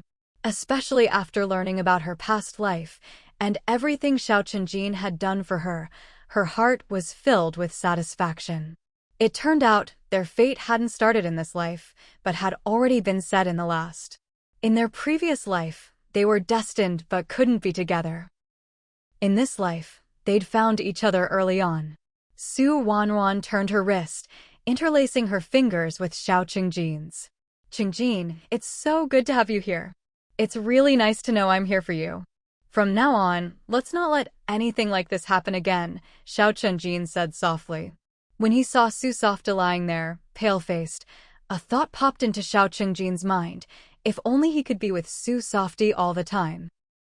If he could stay by her side every moment, he would never let her face such danger. It wasn't that he thought Su Aimin or Granny Chin treated Su Softa badly. After all, the two elders were getting on in years, and most of the time, it was Sue Softy who had to look after them. When something like this happened, they simply couldn't help her. Now, hearing Sue Softy's words, Xiao Chengjin's determination only grew stronger. "Softy, let's get married." Sue Softy was startled by his words. "Am married?" She had just turned 16 this year. She was still 2 years away from being old enough to get a marriage certificate. She'd always known that sooner or later she would marry Xiao Chengjin, but she hadn't expected that day to come so soon. In the production brigade, people didn't fuss over such things. Regardless of age, as long as both families agreed and held a banquet, it was considered a marriage. Whether or not they got an official certificate didn't really matter. Sue Softy knew from her previous life that many people had been married for over a decade without ever getting that piece of paper. Weddings and divorces were all handled in front of friends and family. She and Xiao Chengjin could certainly do the same, but Sue Softy pursed her lips. "I'd still like to wait until after we graduate high school, when we're both old enough, before we get married." She and Xiao Chengjin were only a year apart. Even when she turned 18, he'd only be 19, so they'd still have to wait another year. In other words, they'd have to wait 3 more years. After so many years of schooling, Xiao Chengjin could certainly do such simple math. In fact, he'd calculated it quickly and precisely, which was why his face darkened just a little. Just a little. 3 more years to wait. Xiao Chengjin sighed and pretended to be heartbroken. As the old saying goes, 1 day apart feels like 3 years. If we have to wait 3 more years to get married, that's over 3,000 days. "Softy, you're really making me wait so long. How could you be so cruel?" Sue Softy was stunned by his words, staring at him in disbelief. She had no idea what kind of thought process could lead him to say something like that. But after her surprise, Sue Softy pursed her lips and smiled. "So, are you willing to wait?" "Of course I am," Xiao Chengjin replied without hesitation. "Even if it's not just 3,000 days, but 30,000, I'd still wait." "But Softy, you're so wonderful, I know you won't make me wait that long, right?" Xiao Chengjin was genuinely worried that Sue Softy would take his words at face value, so he quickly blocked off any chance of her extending the wait. In truth, Sue Softy had never intended to delay things. If it were other than him, there was no one else who would have painted her portrait. Ruanruan still couldn't move, but she didn't need to look to know that behind the portraits were 2 coffins, holding her and Granny Chen. After the college entrance exam was reinstated, many old customs returned. The mourning hall was one of them. The mourning hall, the funeral, the burial. All these things that should have been handled by family and descendants were now being done by Xiao Chengjin. The courtyard was empty, not a single person was there. Where had Xiao Chengjin gone? As Su Wanwan was wondering, she heard voices outside the gate. "Chengjin, it's been so many years. You've really made something of yourself now. When did you and Wanwan get so close?" "I never heard about it." That girl Ruanruan, she was good in every way, just a bit too quiet, not much of a talker. Now that she and Granny Chen are both gone, of course we're sad, but life goes on, don't you think? You're really something, handling her funeral for her. She'd be so happy if she knew. It was Lu Xiuli's voice. The reason she was saying all this, Su Ruanruan guessed instantly. She just wanted to use this chance to cozy up to Xiao Chengjin through her. Even in death, Lu Xiuli was still trying to use her. Su Wanwan didn't know whether to feel lucky that, even after dying, she was still of some use. Xiao Chengjin didn't respond, and soon Wang Aijuan's voice sounded outside the door. "Chengjin, don't be sad. I'm Wanwan's own sister, I know everything about her. If you want to know anything, just come to me, I'll tell you." "Really?" he asked. "Of course. Then how did she die?" How would I know?" There was a hint of unease in Wang Aijuan's voice. "You don't know? But I do. I haven't touched anything in the house. When I came that day, I saw 2 people fleeing in a panic." "You thought the rain washed away all the traces in the yard, but there was still evidence inside. The police have already been here and collected it. Do you know why I chose today for the funeral? It's so she could see what happens to the people who killed her. Not long after Xiao Chunjin finished speaking, the sound of police cars could be heard.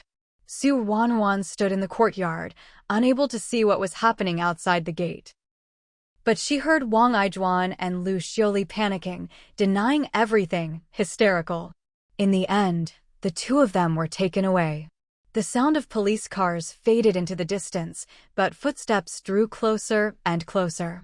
Xiao Chunjin walked in, and Su Ruanruan finally saw his face. Before she reached the door, she heard Xiao Chunjin calling from outside, "Granny, it's me, Chunjin." Hearing his voice, Granny Chen finally relaxed. She walked the rest of the way and opened the door. "Chunjin, why are you back again? Didn't I tell you to go home and get some rest? I'm here to bring my sister. She said it wouldn't be easy for you to look after Ruanruan alone tonight, so she came to stay and help out if anything happens." Only then did Granny Chen notice that someone was standing next to Xiao Chunjin. A crescent moon hung in the sky, its cool light shining down on Xiao Xiulan's face. "You two really are thoughtful. All right, Xiulan, come in and sleep with me. Chunjin, you'd better hurry home now. Don't make your family worry coming out so late at night. With Xiulan here, you can rest easy." Of course, Xiao Chunjin felt reassured. He watched Granny Chen close the door and heard the bolt slide into place from inside.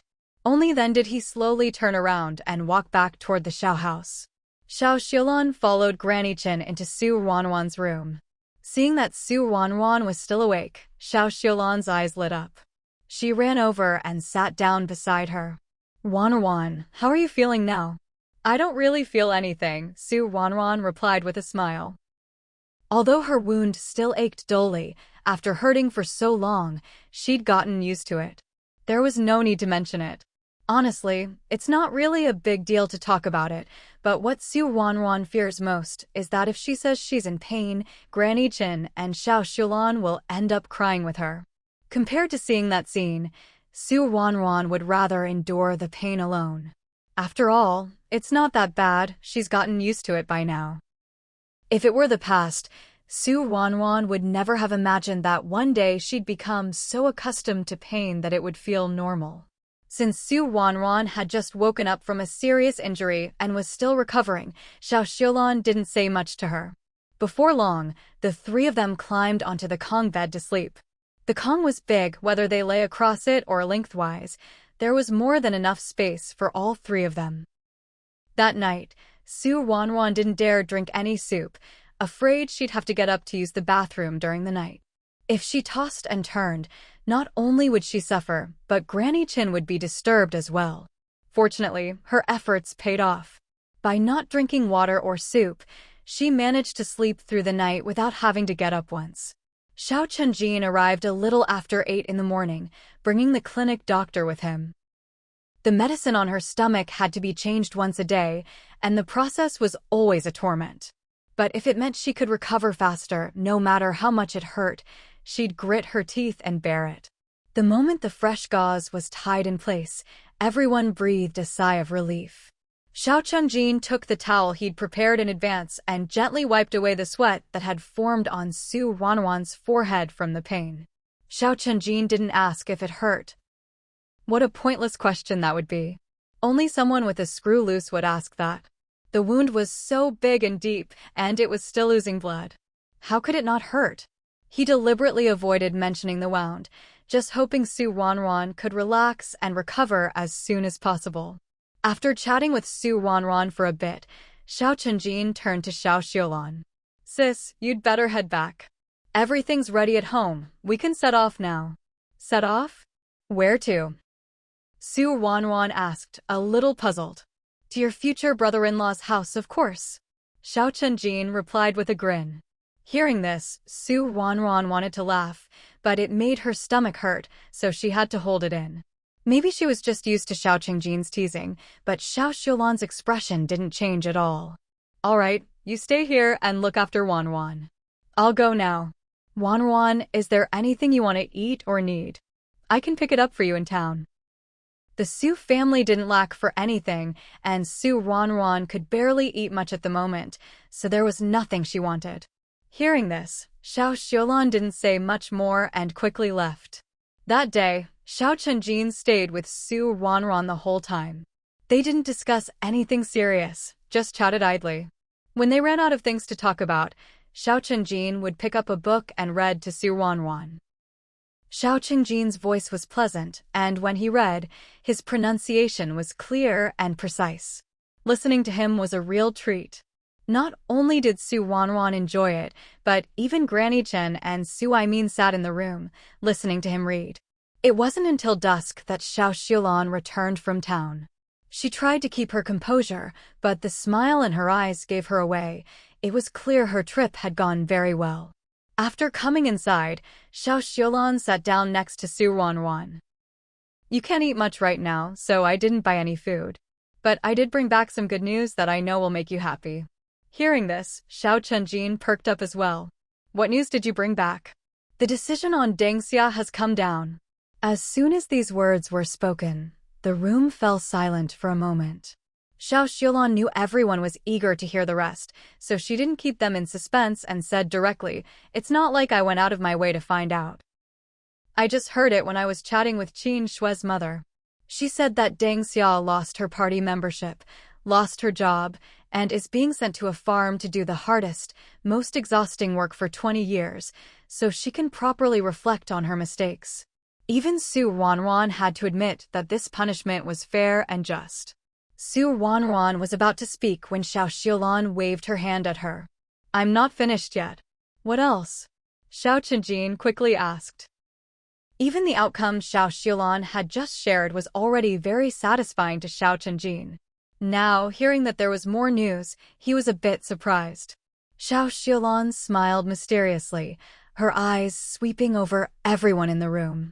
Seeing that everyone was watching her eagerly, she finally said, her husband divorced her, saying he wanted to draw a clear line between them. Divorced? At first, Su Ruanruan was shocked, but after thinking about Su Jiafeng's character, she quickly understood. For someone like Su Jiafeng, making such a decision wasn't surprising at all. Su Ruanruan wasn't surprised, but Su Aimin was still a little taken aback. Su Aimin knew that Su Jiafeng wasn't a good person, but he thought at least he cared about his wife and children. All these years, the allowances he secretly kept were probably to help support his family.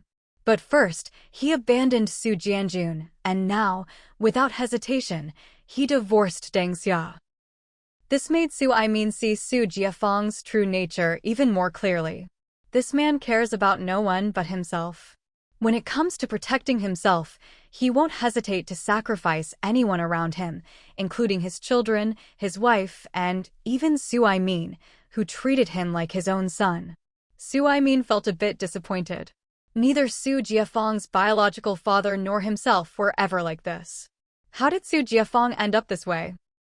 While Su Aimin was lost in thought, Su Ruanruan and the others had already moved on to another topic. This time, it was about Xiao Xiulan's marriage.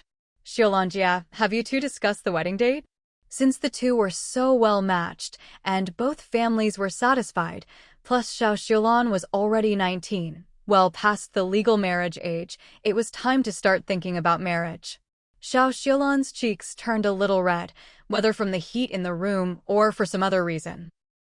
After a while, Su Ruanruan heard Xiao Xiulan say, "We're planning to get married in the summer.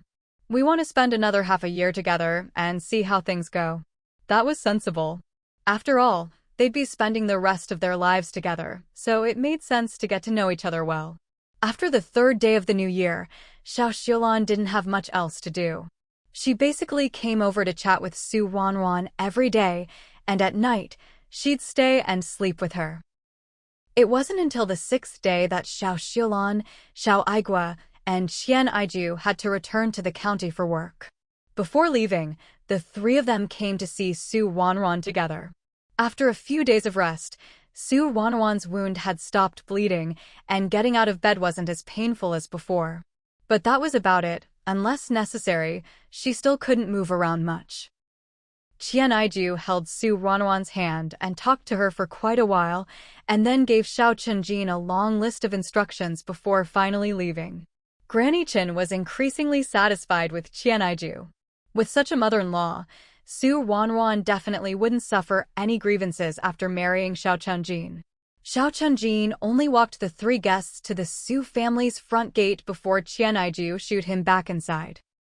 As soon as he entered the house, Xiao Chunjin saw Su Ruanruan frowning slightly. He hurried over and asked, "Ruanruan, what's wrong?" Su Ruanruan looked at him, her face full of worry. "My injury won't heal anytime soon. What am I going to do when school starts? What else can you do?" "Of course you're not going," Xiao Chunjin replied without the slightest hesitation. Seeing Su Ruanruan's conflicted expression, he softened his tone and added, "You definitely can't go. Forget about school. Even the bumpy ride to the county would be too much for you. Take Su Jianjun, for example. After he got injured, he was bedridden for several months. Although Su Jianjun's recovery was mostly thanks to Xiao Chunjin, he still felt that even if Su Ruanruan didn't need to stay in bed for several months, she'd need at least a month or 2. Haven't you heard the saying, 100 days to heal bones and tendons? Even if her muscles and bones weren't hurt this time, that wound on her stomach was no small thing. It wouldn't heal so easily. Even the doctor from the clinic said Su Ruanruan was lucky. If she'd been less fortunate, the knife could have hit her kidney or liver. Su Ruanruan also felt she was pretty lucky. Otherwise, how could her life keep getting better and better? Even if you're lucky, you can't take risks. Don't even think about school for now. When the semester starts, I'll go to school and ask your homeroom teacher for a month off. We'll see if you recover by then. If not, we'll ask for more time. Ruanruan, we both know the first-year high school material inside out. Whether you go to school or not doesn't matter. Even if you don't, we can study at home." It wasn't like the 2 of them hadn't studied at home before. Of course, Su Ruanruan understood this. She was about to agree when Granny Chen lifted the curtain and walked in.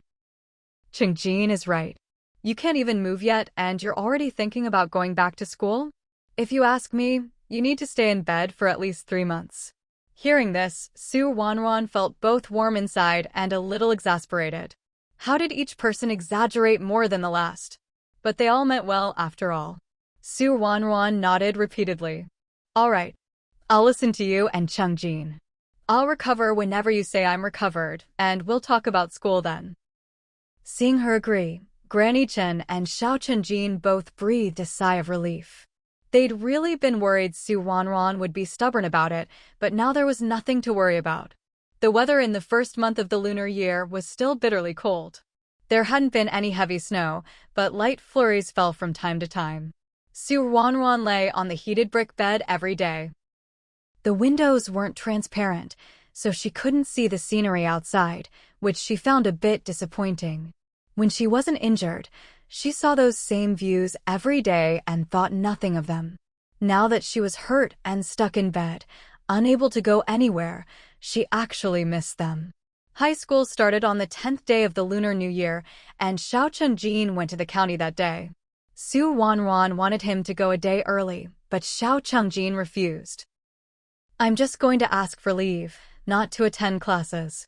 What difference does it make if I go early or late?" That made sense, and Su Ruanruan couldn't find a way to argue, so she let him do as he pleased. Xiao Chunjin sped down the road on his bicycle, drawing surprised looks from every pedestrian he passed. The road was covered in snow and ice, yet Xiao Chunjin was still riding so fast who wouldn't be amazed.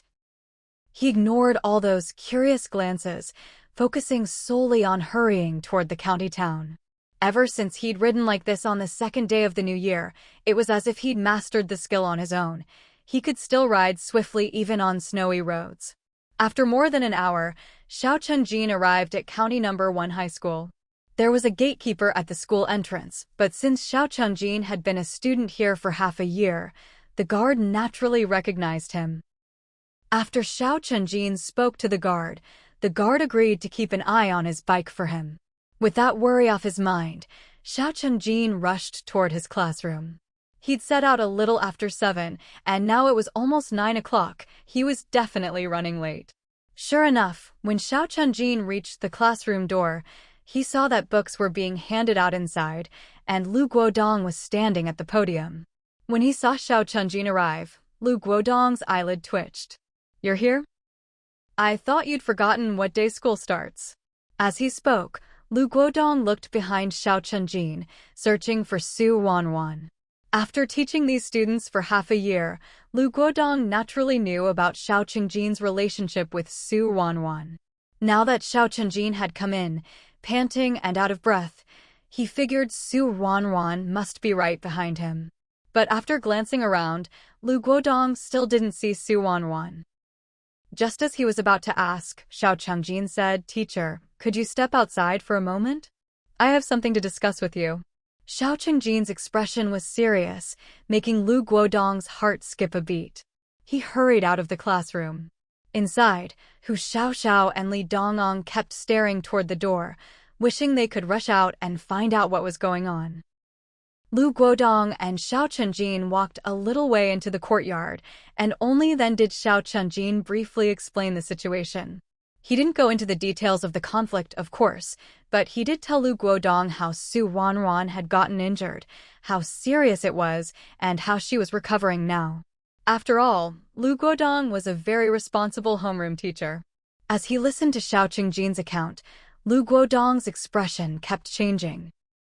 It wasn't until the end, when he learned that Ruanruan was no longer in any danger and just needed to rest and recover, that he finally breathed a sigh of relief. "All right, I'll approve a month's leave for both of you. But once she's better, you need to hurry back to class, understood? I know you're both smart kids and you've pretty much kept up with the first-year curriculum, but there's always more to learn and reviewing is important too. When you go back in, pick up books for both of you and take them home. Don't forget to study while you're at home recovering, especially you."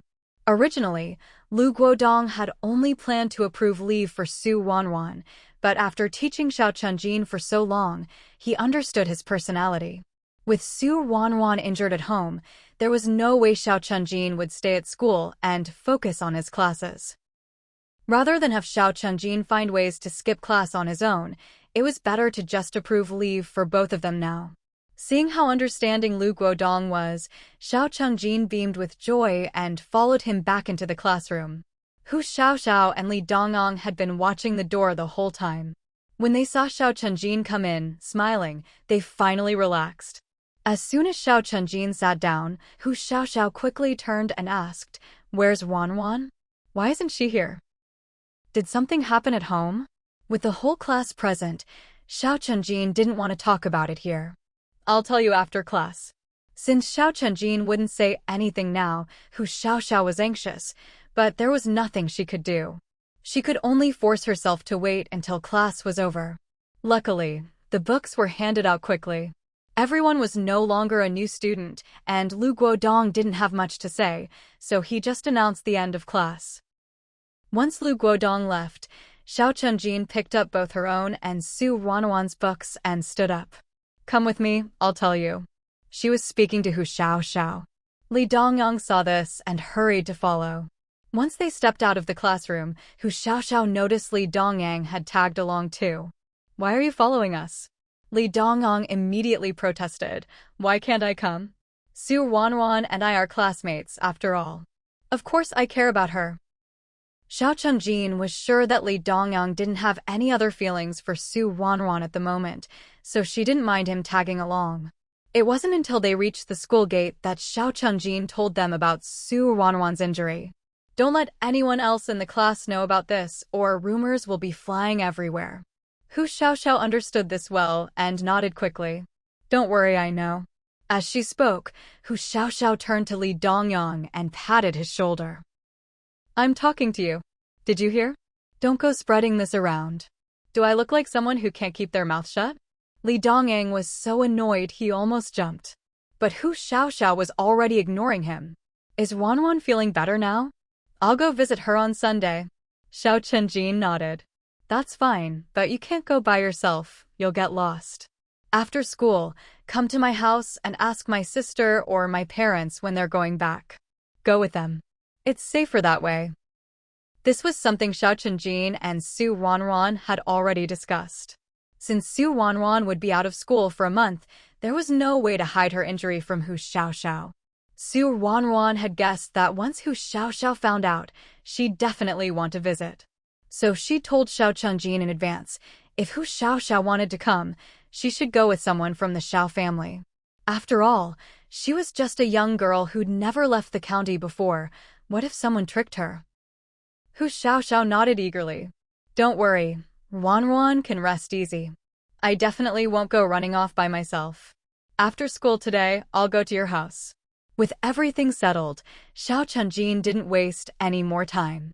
She waved to the two of them, left the school gate with her books, and rode off on her bicycle. Only when Xiao Chunjin was out of sight did Hu Xiaoxiao look away, muttering, Ruanruan must be in so much pain. She's always been afraid of pain. What should I bring her when I visit? Li Dongyang saw Hu Xiaoxiao talking to herself as she turned back toward the classroom and quickly chased after her. Once you've figured out the time, let me know tomorrow.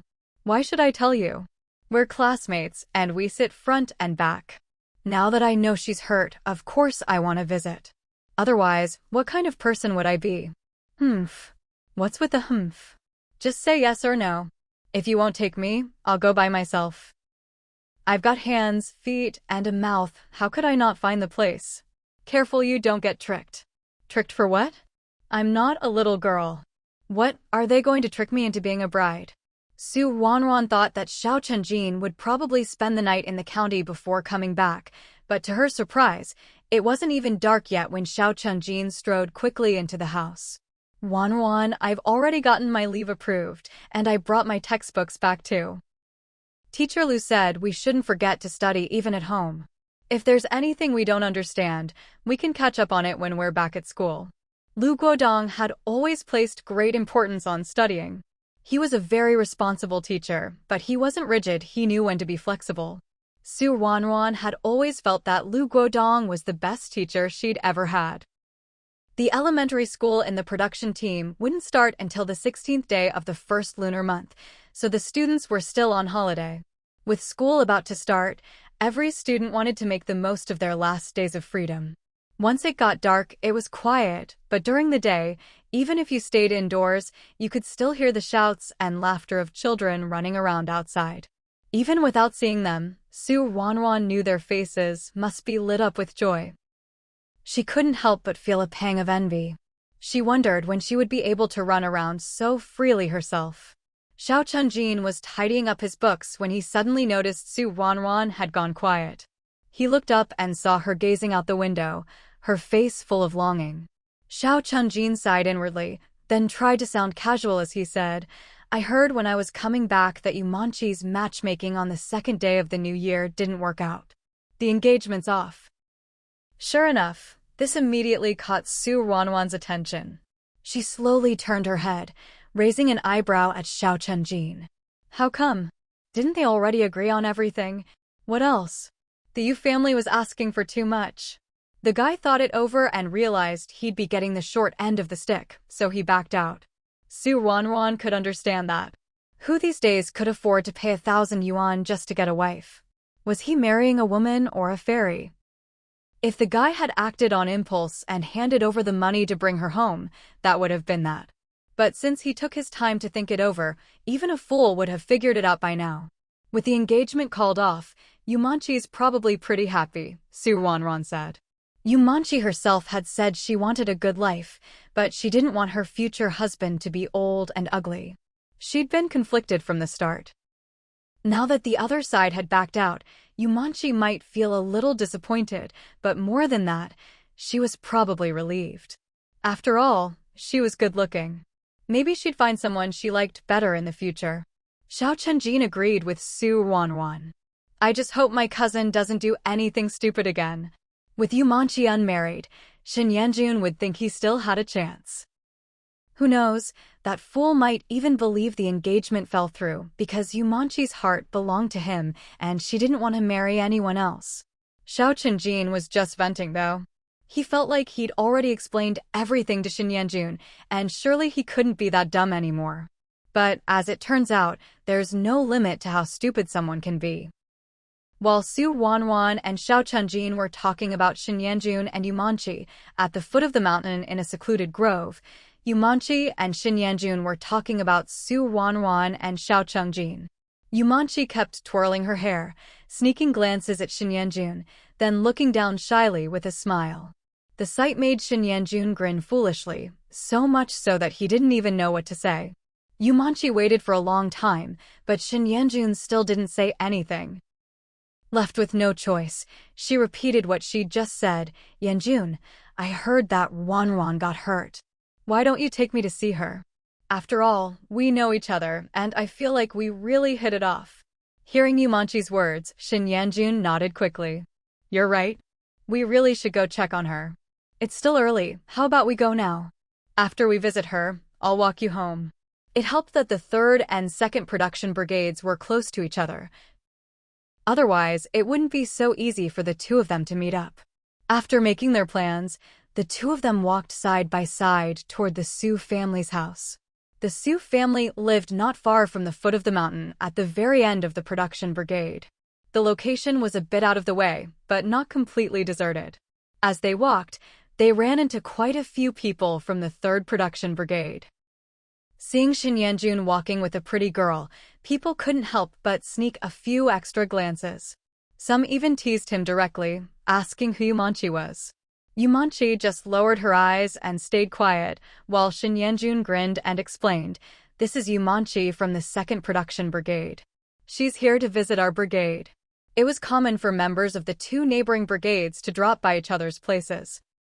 But usually, it was the gossiping aunties, the men who worked together, or the young folks who went to school together. No matter the age, though, it was always men with men, women with women. It was extremely rare to see a young man and woman like Shin Yanjun and Yumanchi walking side by side. Once they'd walked past, the people behind started exchanging knowing looks. "That Shin family kid sure has some skills. Without making a fuss, he's already found himself such a pretty wife. The Shin family won't have to worry anymore." Shin Yanjun had no idea that just by walking Yumanchi over, rumors that the two of them were a couple were already spreading throughout the 3rd production brigade. By this time, Shin Yanjun had already led Yumanchi to the Su family's house. He knocked on the door, and it was soon opened from the inside by Su Aimin. Su Aimin recognized Shin Yanjun and greeted him with a smile. "Oh, Yanjun, it's you? Come on in. Qingjin is here too." Shin Yanjun smiled and greeted him. "Grandpa Su, I brought Manchi with me to visit Ruanruan." Su Aimin nodded repeatedly. Good, good. Come on in, they're inside." After Shin Yanjun and Yumanchi entered the courtyard, Su Aimin closed the gate behind them. When he turned around, he only caught a glimpse of Yumanchi slipping into the kitchen. "Huh? Who's Manchi? Why does that name sound so familiar?" Su Aimin didn't care much for gossip and never paid attention to such things, so even if he'd heard the name before, he'd forgotten it right away. After thinking for a bit, and still not remembering who Yumanchi was, he simply let it go and headed inside. Inside the house, Su Ruanruan and Xiao Chenjin looked at the two people coming in one after the other, and both struggled to keep their expressions in check. What's going on here? Can't even mention them without them showing up? They'd just been talking about them, and now here they were. Shin Yanjun didn't notice anything odd about Su Ruanruan and Xiao Chenjin's expressions. As soon as he walked in, he smiled and said, "Chenjin, didn't you go to school today? Why didn't you stay in town for the night?" "Ruanruan, Manchi heard you got hurt and came especially to see you." Yumanchi wore a smile as she walked step by step to the edge of the kang bed. "Ruanruan, are you feeling better? I heard before that you were injured, but there's been so much going on at home that I couldn't get away. I was also worried it might not be appropriate to visit alone, so I went to find Yanjun first, and now we've come together to see you. You're not upset, are you?" Su Ruanruan moved the corners of her mouth. "Why would I be upset? They weren't even close, right? Come or not, it didn't matter, right? In fact, not coming would be even better, right?"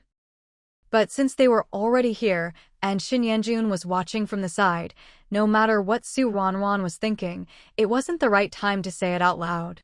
When Su Ruanruan was younger, she never bothered to pretend. Back then, if she liked someone, she liked them. If she didn't, she didn't. There was no need to put on a front or play games. But as she grew older, Su Ruanruan came to understand that it wasn't about being two-faced. It was just that until you're strong enough, you can't do whatever you want. Otherwise, a careless word or a stray glance could earn someone's grudge, and when you least expect it, they might stab you in the back. Yumanchi had already sat down beside Ruanruan and reached out to take her hand. Yanjun's always said you have a good temper and a kind nature. Now that I see for myself, it's really true. I'm so glad you're not upset. Maybe because she'd just come in from outside, Yumanchi's hand was a bit cold, making Ruanruan shiver. Xiao Chenjin reacted quickly, hurrying over to pull Ruanruan's hand away. Ruanruan is still recovering and is especially sensitive to the cold right now. Yumanchi's eyes instantly reddened when she heard this. She looked at Ruanruan apologetically. I'm sorry, Ruanruan. I was just in a hurry and forgot I'd just come in from outside. Ruanruan shook her head. It's fine. Anyway, you know now. Yumanchi's smile froze for a moment, but she quickly recovered. You're right, Ruanruan. By the way, how's your recovery going? Isn't it boring lying in bed all day? How about I come over every day to keep you company and chat? It just so happens that things are quiet at home for a while, and I have plenty of free time. Hearing this, Yanjun immediately nodded, about to chime in. Before, Xiao Xiulan would come over every day to keep Ruanruan company, but now that Xiao Xiulan had gone to work in the county, having Yumanchi come by seemed like a good idea. Having a young girl around would be much more convenient than Xiao Chenjin. But before Yanjun could say anything, Xiao Chenjin had already turned down Yumanchi's suggestion. I went to school today and picked up our textbooks. The teacher said that even though we're recovering at home, we can't neglect our studies. We should both study hard on our own. On the low table beside them, 2 neat stacks of brand new high school textbooks proved Xiao Chenjin wasn't making this up. At that, Yumanchi's expression froze completely. The reason was simple. Yumanchi had only graduated from elementary school. In the Yu family, Yumanchi was the eldest, with 3 younger brothers. Originally, her family hadn't planned to let her go to school at all. What's the point of a girl studying? Can't she still get married, have children, and work even if she can't read? It was only because Yumanchi told her family that if she learned to read, she might be able to marry better. After all, some families didn't want a daughter-in-law who was illiterate, that she was allowed to finish elementary school. By the time she graduated, she was 12. She still couldn't go out to earn work points, but she could do housework, laundry, and cooking at home, so her family refused to let her continue on to middle school. Yumanchi, who hadn't even attended middle school, looked at the high school textbooks as if they were written in an alien language. Studying together with Ruanruan was out of the question. Yumanchi wasn't stupid. She understood that Xiao Chenjin was turning her down, hinting that she shouldn't come by every day to bother them. She pressed her lips together, but quickly forced a smile. Since you two are busy studying, I won't come over anymore. Though she was smiling, her eyes were tinged red. Yumanchi's skin was already fair, so the redness at the corners of her eyes was even more noticeable. Seeing this, Ruanruan felt a little stifled. Was she here to visit the patient, or just to make people upset? But that blockhead Yanjun didn't notice anything amiss. He hurried to comfort her. Manchi, don't be sad. Ruanruan and Chenjin need to study, but it's not like they study all day long. If you want to hang out with Ruanruan, just come find me first. I'll bring you over and we can play for a bit before leaving. At that, Yumanchi's smile brightened. Really? Then I'll come find you when I have time, okay? Okay. Watching Yanjun go along with Yumanchi and settle things just like that, Ruanruan and Xiao Chenjin could only close their eyes in resignation. Forget it, there's no saving this idiot. Let him be. Yumanchi didn't stay long. Before Ruanruan and Xiao Chenjin could say anything to send her off, she stood up herself. Ruanruan, get some good rest. It's getting dark, so I'll head home now. I'll come see you again tomorrow. Yanjun, let's go. Okay. Yanjun followed Yumanchi out, waving to Ruanruan and Xiao Chenjin. Ruanruan, Chenjin, I'll walk Manchi home first. It wasn't until the two of them had walked far away that Xiao Chenjin pressed his throbbing forehead. What on earth was that all about? Chenjin, maybe you should head home for now? This business with those two, we should probably talk to the family about it, Ruanruan said. Xiao Chunjin thought so too, so he didn't stay any longer and headed straight home. But as soon as he got home, before he could even say a word, Grandpa Xiao was already sitting there with a dark face. Shen Yanjun took Yumanchi to see Ruanruan, didn't he? Why yeah. Grandpa, you already know. Xiao Chunjin was a bit surprised. Do I know? Grandpa Xiao was practically snorting fire. Not only do I know, the whole production team knows. Go take a walk outside and listen to what people are saying. They're all saying that brat Shen Yanjun took his future wife to visit his future sister-in-law. Xiao Qingjin's eyes widened in shock. Visiting his future sister-in-law was one thing, but future wife. Grandpa, what should we do? How should I know? Do whatever you want. He's not my grandson anyway. If anything happens, it's the Shin family's problem. If he dares bring Yumanchi over again, just throw them both out. But Grandpa, we can't do that. If we really did, people in the production team would say we're fighting with Aunt's family. Wouldn't that sound even worse? Grandpa Xiao glared fiercely at Xiao Chunjin, but had to admit he was right. After a long while, Grandpa Xiao let out a heavy sigh. That Yumanchi girl, she's something else. I bet she planned this from the start, otherwise why would she insist on visiting Ruanruan? She's only met her once before, hasn't she? Xiao Chunjin nodded. Yeah, just once. Shen Yanjun accompanied Yumanchi all the way to her doorstep. He watched her walk through the gate before turning around to leave. He had barely taken 2 steps when Yumanchi called out to him. Shen Yanjun turned back. What is it, Manchi? Yumanchi smiled, her lips pressed together. Would you like to come in for a glass of water? Shen Yanjun was first surprised, then delighted. See, can I?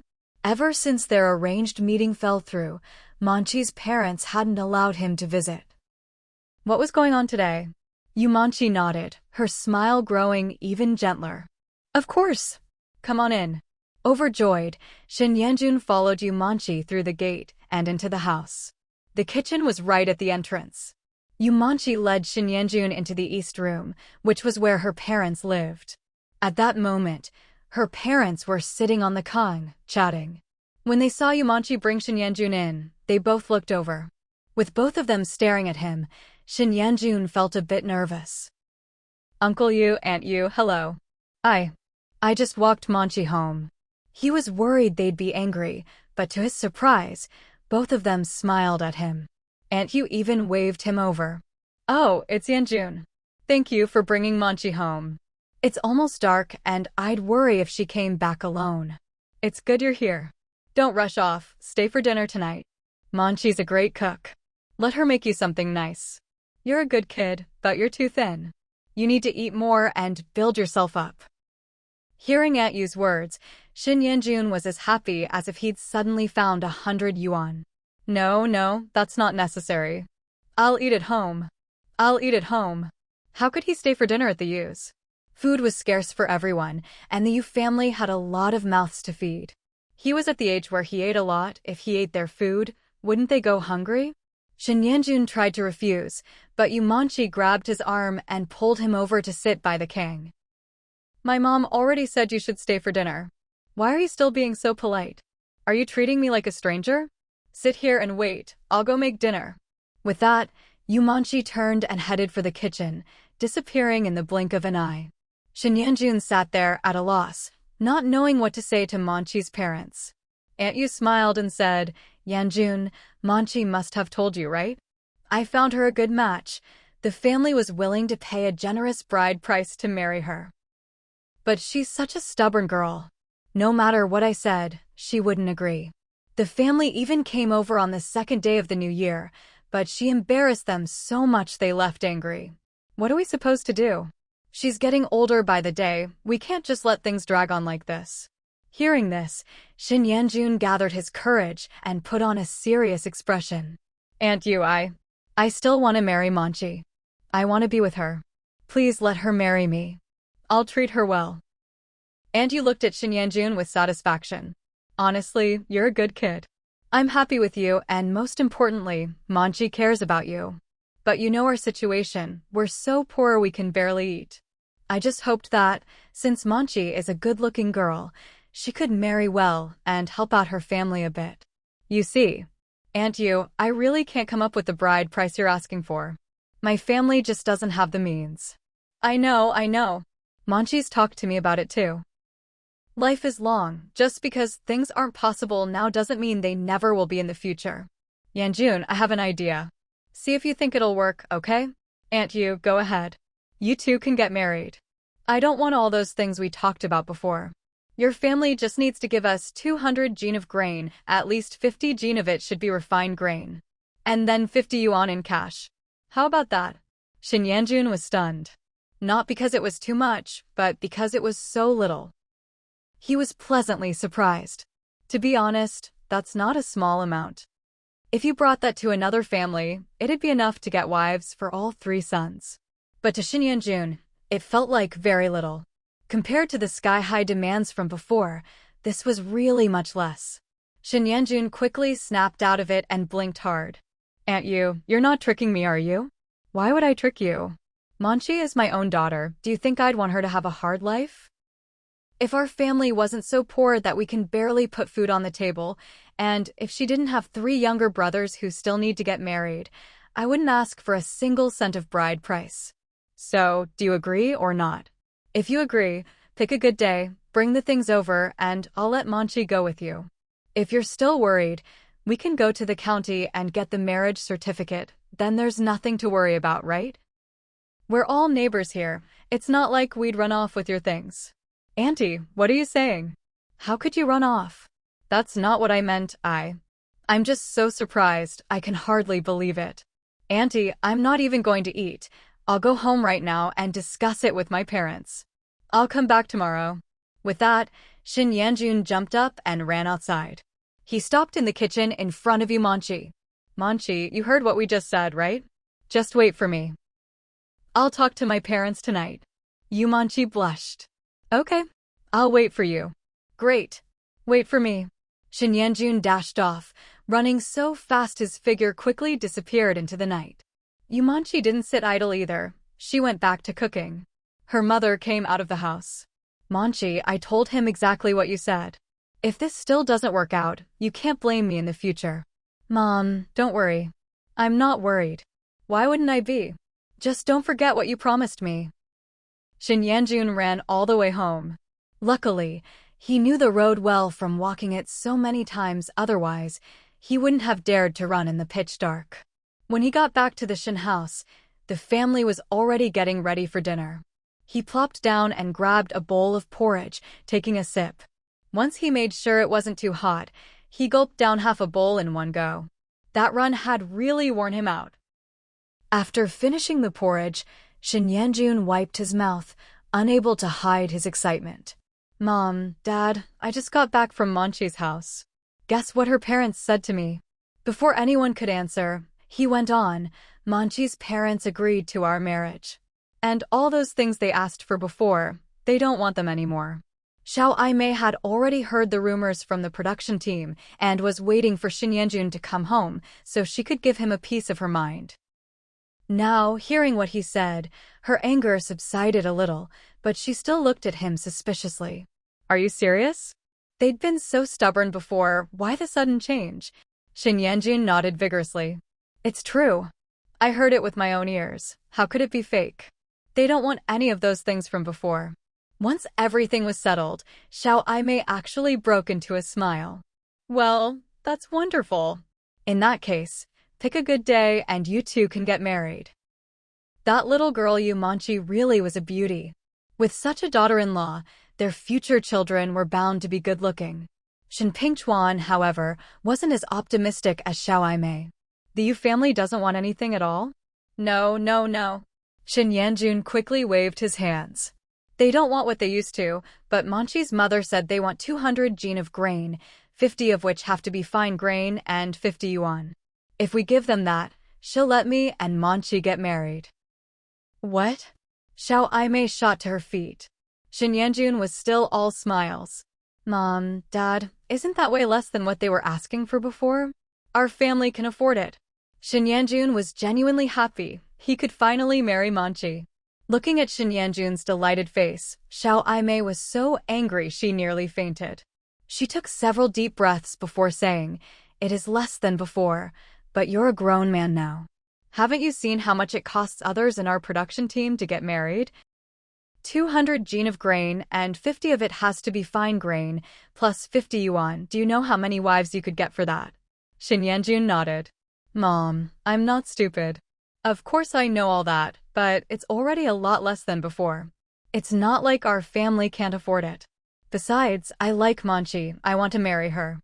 Before, there was nothing we could do, but now there is. You can't still refuse to let me marry her, can you?" Seeing how Shin Yanjun looked like this was all perfectly reasonable, Xiao Aimei was furious and was about to refuse, but the Shin family's old lady cut her off. "Yanjun's right. Since he likes her, and that girl is indeed a good one, our family can afford this. Let them get married. Yanjun is already 19. If he doesn't get married now, how much longer is he supposed to wait?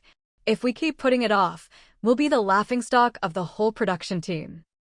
With the old lady putting her foot down, there was nothing Xiao Aimei could do but glare in frustration. Early the next morning, Xiao Aimei went back to her mother's house and complained to Luo Yufeng at length, finally saying, "Anyway, it was the old lady who agreed to this. She's paying, not me. I'm staying out of it." Luo Yufeng patted her hand. "That's fine. Don't fight them on this.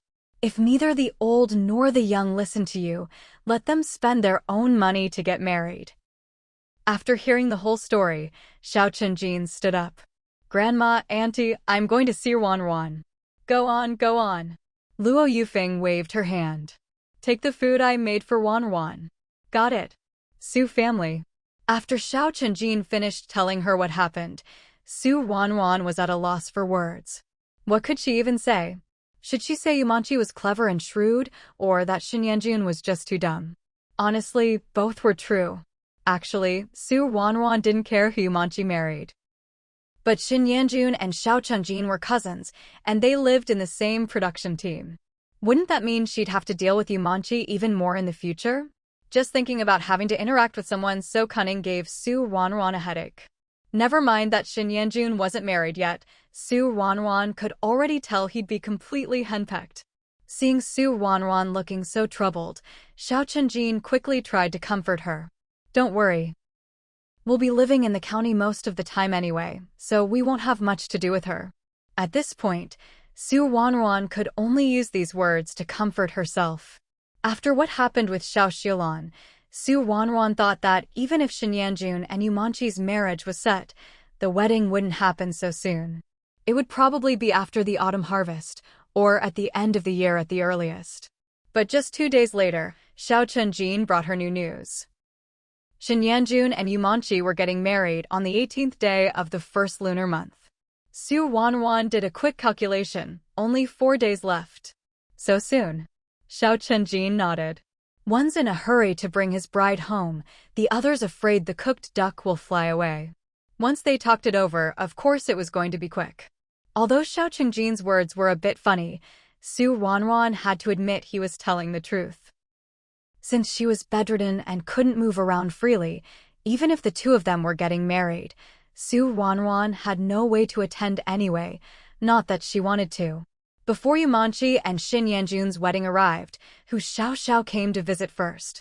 That Saturday morning, Xiao Xiulan, Hu Xiaoxiao, and Li Dongeng all came to the Su family's house. Su Ruanruan heard the three of them chatting in the courtyard from inside her room. She was so happy she wanted to get up, but Xiao Chenjin quickly pressed her back down. "They'll be in soon. Don't move." Helpless, Su Ruanruan could only stare eagerly at the door. Sure enough, a moment later, Hu Xiaoxiao lifted the curtain and ran in. Hu Xiaoxiao wanted to throw herself onto Su Ruanruan for a hug, but just as she reached the edge of the bed, she managed to restrain herself. Luckily, she remembered that Su Ruanruan had injured her stomach. If she really had pounced, Su Ruanruan would have been in a world of pain. Hu Xiaoxiao sat down on a small stool by the bed, hugging Su Ruanruan's arm. "Ruanruan, you really scared me. Are you feeling any better? When will you recover? It's so boring going to class alone without you." Oh, I brought you some cookies my mom baked. I helped make them too. They're really delicious and easy to digest. There are lots of eggs and sugar in them, super sweet. If you eat something sweet, you won't hurt anymore. The moment Hu Xiaoxiao entered, the whole room became lively. She could lift the mood all by herself.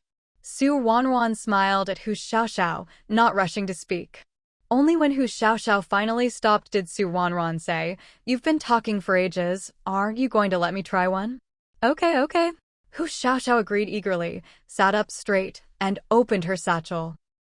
She took out a wooden box, and when she opened it, inside were cookies wrapped in oiled paper. Each cookie was perfectly intact. It was clear Hu Xiaoxiao had been very careful on the way over. Ruanruan took one and bit into it. The cookie was crisp but didn't crumble, nor was it too hard, just right. "It's delicious," Ruanruan praised.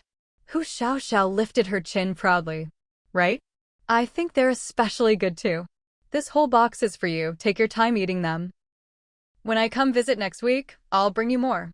Now that Hu Xiaoxiao had finally stopped talking, Li Dongyang stepped forward. "Ruanruan, I came to see you too. I can't bake cookies, so I just brought you some eggs and brown sugar." Hearing this, Hu Xiaoxiao burst out laughing. "Who said you had to bake cookies?" At that, Ruanruan glanced suspiciously at Hu Xiaoxiao, then at Li Dongyang, feeling like there was something odd between the two of them. But exactly what was off, she couldn't quite put her finger on. Not long after lunch, Hu Xiaoxiao and her two friends headed back to the county town together. By the time they got there, it would almost be dark.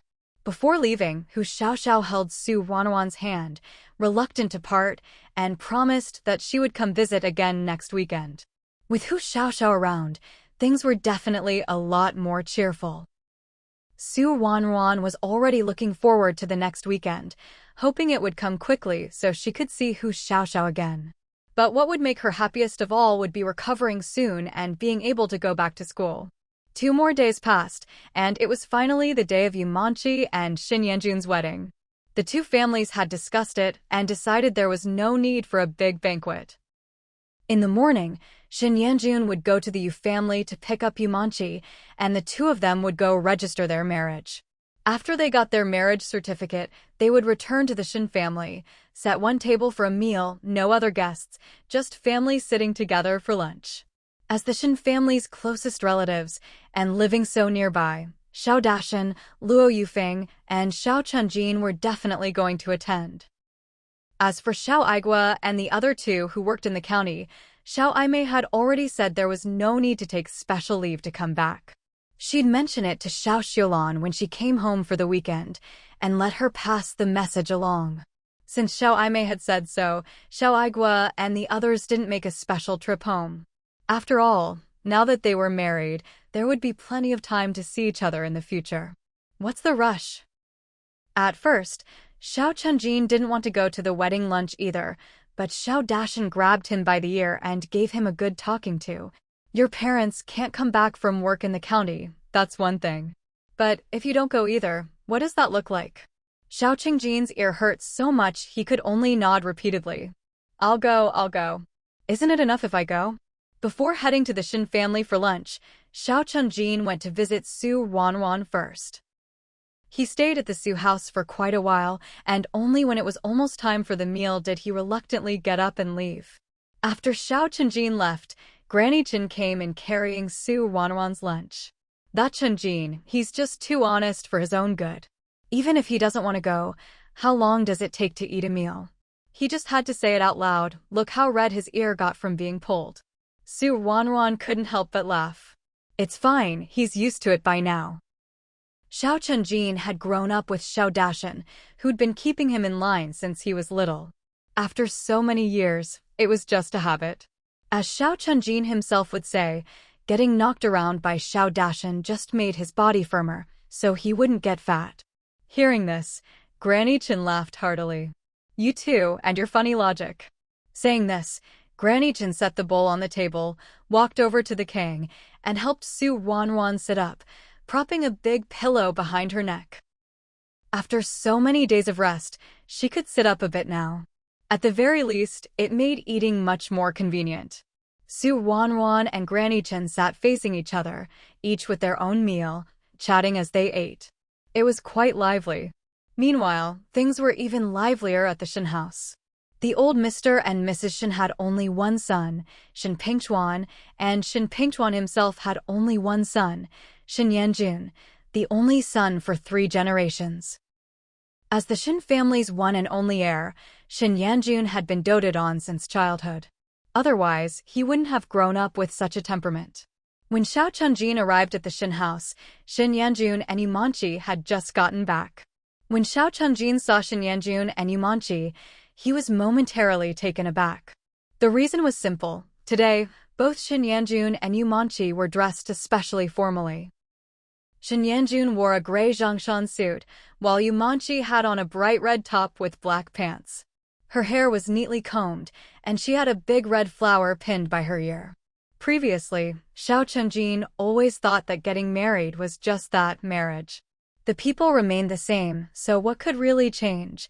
But seeing the two of them now, he realized that while they were still the same people, something truly had changed. He couldn't help but wonder what Su Ruanruan would look like all dressed up like this. Thinking about it, Xiao Chunjin's ears turned even redder. Shen Yanjun looked up and saw Xiao Chunjin standing dazed at the doorway, his ears red from the cold. He quickly called out, "Chunjin, what are you doing standing there? Come on, hurry inside. Look at your ears, they're frozen red." Hearing this, Xiao Chunjin instinctively touched his ears. They were indeed hot and burning. He couldn't see them, but he knew they must be bright red. But it wasn't from the cold. Still, Xiao Chunjin didn't bother to explain and simply followed Shen Yanjun inside. Inside, everyone else had already arrived. Xiao Dashan had been sitting and chatting with old Master Shen, but his ears were tuned to the sounds from the yard, anxiously wondering why Xiao Chunjin still hadn't shown up at this late hour. Now, seeing Xiao Chunjin finally walk in behind Shen Yanjun, he let out a sigh of relief. Later than even the bride and groom. Oh well. At least he showed up, what more could you ask for? Thinking this, Xiao Dashan allowed himself a faint smile. Just as the 3 of them entered, Xiao Aimei came in carrying a tray of dishes. Come, come. Everyone's here, let's start eating. Yumanchi, quick on the uptake, immediately stood up. Mom, let me help you bring the food. Hearing Yumanchi call her mom so naturally, whatever had happened before didn't matter. At least at this moment, Xiao Aimei was genuinely happy, especially since Yumanchi was so considerate. Still, as happy as she was, the Shen family wasn't the kind to make things hard for their new daughter-in-law. She'd just entered the family, hadn't even warmed her seat yet. How could they have her working already? What would that make Xiao Aimei look like? No, no. Manchi, you just sit down. You're not familiar with the house yet. Your grandma and I will bring the food out in a moment. With that, Xiao Aimei turned and left, disappearing quickly. Yumanchi sat down slowly, her expression still a bit conflicted. After a moment's thought, she leaned over to Shen Yanjun and whispered, "Yanjun, are you sure I shouldn't help?" Shen Yanjun waved his hand. "Didn't Mom just say so? You don't need to help. Just sit and relax. Mom and Grandma handle everything at home." I'm not familiar with it either. Hearing this, Yumanchi finally let out a quiet sigh of relief. Even though they couldn't have a big wedding banquet, it was still a joyous occasion. The Shen family had put a lot of thought into this lunch. Xiao Aimei had even gone to Granny Chen 2 days earlier to exchange for a few pounds of meat coupons and got some of Granny Chen's homemade sausages. Now, the table was laden with big, glistening pieces of pork belly, braised ribs, fish head tofu soup, stir-cooked fish fillets, and slices of steamed sausage. There weren't many vegetable dishes, after all. At this time of year, every household was short on greens.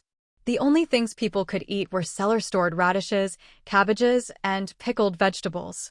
But nobody cared much about vegetables. As long as there was meat on the table, that was considered a real feast. Yumanchi ate very modestly, hardly ever reaching for food herself. Most of the dishes she ate were the ones Shen Yanjun picked out for her. The meal was quite lively, as it was a big, happy occasion. Everyone was considerate of Yumanchi, the new daughter-in-law. Well, everyone except for Xiao Chunjin. From start to finish, Xiao Chunjin just kept his head down and ate. When he was done, he put down his chopsticks and sat quietly to the side. What was he waiting for? He was waiting for everyone else to finish so they could leave the table together. It would be very rude for the younger generation to leave the table before the elders had finished eating. Even though Xiao Chungjin often got scolded by Xiao Dashan, he had never made a mistake when it came to important matters. The meal lasted from noon until 2 in the afternoon. The dishes on the table were reheated 2 or 3 times before the meal finally ended. Afterwards, when it was time to clear the table, Yumanchi didn't wait for anyone to ask. She stood up on her own, rolled up her sleeves, and started helping to clear the dishes. Shen Yanjun was just about to pull her aside to talk, but when he saw her helping out, he quickly tried to stop her. "Manchi, you don't have to. I'm used to doing this at home. Besides, this is what I should be doing. You go and rest. I'll follow Mom and Grandma and get to know where things are." With that, Yumanchi carried a stack of dishes into the kitchen. Xiao Chunjin hadn't left the room yet and happened to see this scene. He glanced at Shen Yanjun, shook his head, and walked out. When he got back to the Su family's house, Xiao Chunjin told Su Ruanruan all about it. After listening, Su Ruanruan couldn't help but praise Yumanchi.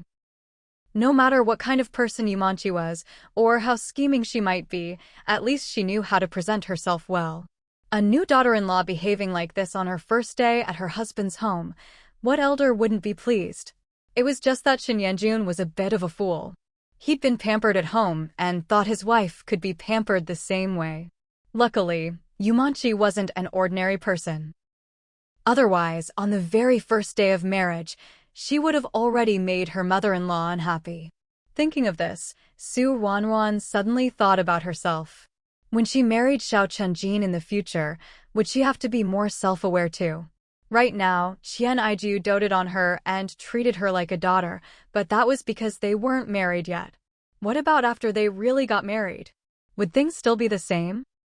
As Su Ruanruan was thinking this, she heard Xiao Chungjin say, "When we get married in the future, Ruanruan, you don't have to do all that, or worry about these things." Su Ruanruan looked up at Xiao Chungjin. "Why not?" "Because I'll be the first to do it. You know my cooking skills, right? Don't worry, after we get married, I'll get up early to make breakfast every day, and after dinner, I'll do the dishes. If you change your clothes, just leave them there, I'll wash them for you." Su Ruanruan couldn't help but laugh at Xiao Qingjin's string of promises. "Are you marrying a wife or raising a daughter? It wasn't easy to finally marry you, of course I'm going to treat you like a daughter." Xiao Qingjin said this so matter-of-factly that Su Ruanruan didn't even know how to respond. But in her heart, she was overjoyed. It was sweeter than drinking honey. "Then you'd better remember what you said today," Su Ruanruan said seriously. "If you go back on your word or don't do what you promised, I'll knock your head crooked. If I don't do it, you can knock my head crooked." Su Ruanruan felt a little awkward. Could this be considered a kind of telepathy? It was on the 4th day, after Yumanchi and Shen Yanjun's wedding, that Su Ruanruan saw Yumanchi again. The two had only been married for 4 days, and Yumanchi was still wearing a bright red top. The only difference was that she didn't have the big red flower on her head that Xiao Chunjin had mentioned before. But Su Ruanruan didn't think that mattered. After all, Yumanchi was beautiful, and the red top only made her look even more radiant. With Shen Yanjun's personality, he was lucky to have married such a pretty wife as Yumanchi, all thanks to the fact that the Yu family's circumstances weren't great. Otherwise, with Yumanchi's looks and cleverness, there was no way she would have married someone like Shen Yanjun. Yumanchi came in carrying an oil paper package, which she immediately set down on the Kang table and quickly unwrapped. "Ruanruan, these are egg cakes. They're especially soft, fragrant, and sweet, easy to digest, and nutritious too. You should eat more." The moment Su Ruanruan heard the words, egg cake, her whole body stiffened. She didn't even hear what Yumanchi said after that. By the time Yumanchi handed an egg cake to Su Ruanruan, she noticed that Su Ruanruan's face had gone stiff and unsightly. Seeing this, Yumanchi was puzzled. "Ruanruan, what's wrong? Don't you like egg cakes?" Only then did Su Ruanruan snap back to her senses. Staring at the egg cake so close to her, All she could picture in her mind was Wang Ijuan's face, and she shuddered involuntarily. No, no, you keep them for yourself. I don't like egg cakes. Su Ruanruan refused so firmly that she looked at the egg cakes as if they were poison.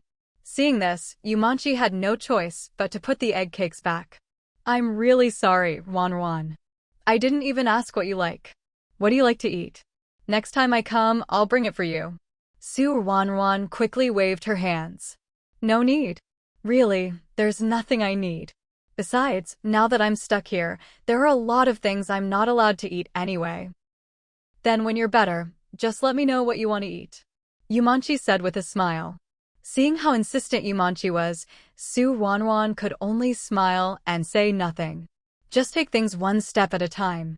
Anyway, once she recovered, it would be time to go back to the county.